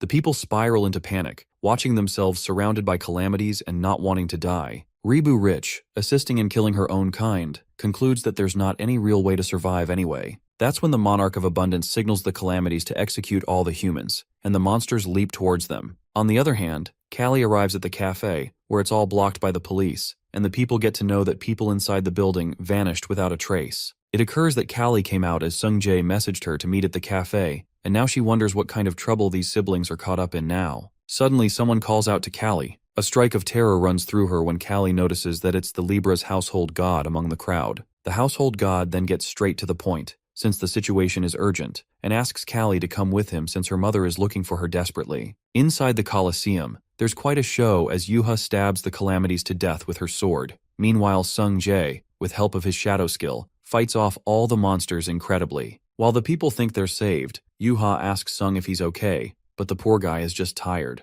Listening to the calamities jeering, Sung Jae feels those calamities aren't in a good mood, while the Monarch of Abundance is convinced that they really are the disaster god's generals. The monarch thinks of trying what Sloth told him, and roars that reverberates through the stadium, echoing the authority of abundance. Suddenly the people start to choke, and the worst thing happens. The Monarch of Abundance absorbs all of the human souls through his harvest authority. As horrifying as it sounds, Sung Jae is left staggered as he presumes that there's a skill that sucks human souls. At that moment, a memory about that red toad crosses his mind, and Sung gets hella mad when he mindlessly leaps towards the monarch, screaming that he was the master of that wretched toad after all. The boy doesn't realize that he's going against a ridiculously strong monarch and strikes a punch enveloped with the power of Ophiuchus. The Monarch of Abundance breaks through that and grabs Sung by the neck. With a twisted smile, the monarch is satisfied since everything happened just as Sloth anticipated, and it's just like he said, mess with the civilians instead of the fighters, and the bastards will lose all rationality. Sung Jae asks that bastard monarch to let him go, and Monarch decides to release him when he drops Sung Jae from the top, and he falls to death. Yuha is left traumatized as her eyes widen, and Sung Jae appears to be on the brink of death, as blood oozes out of him as he lies on the ground lifelessly.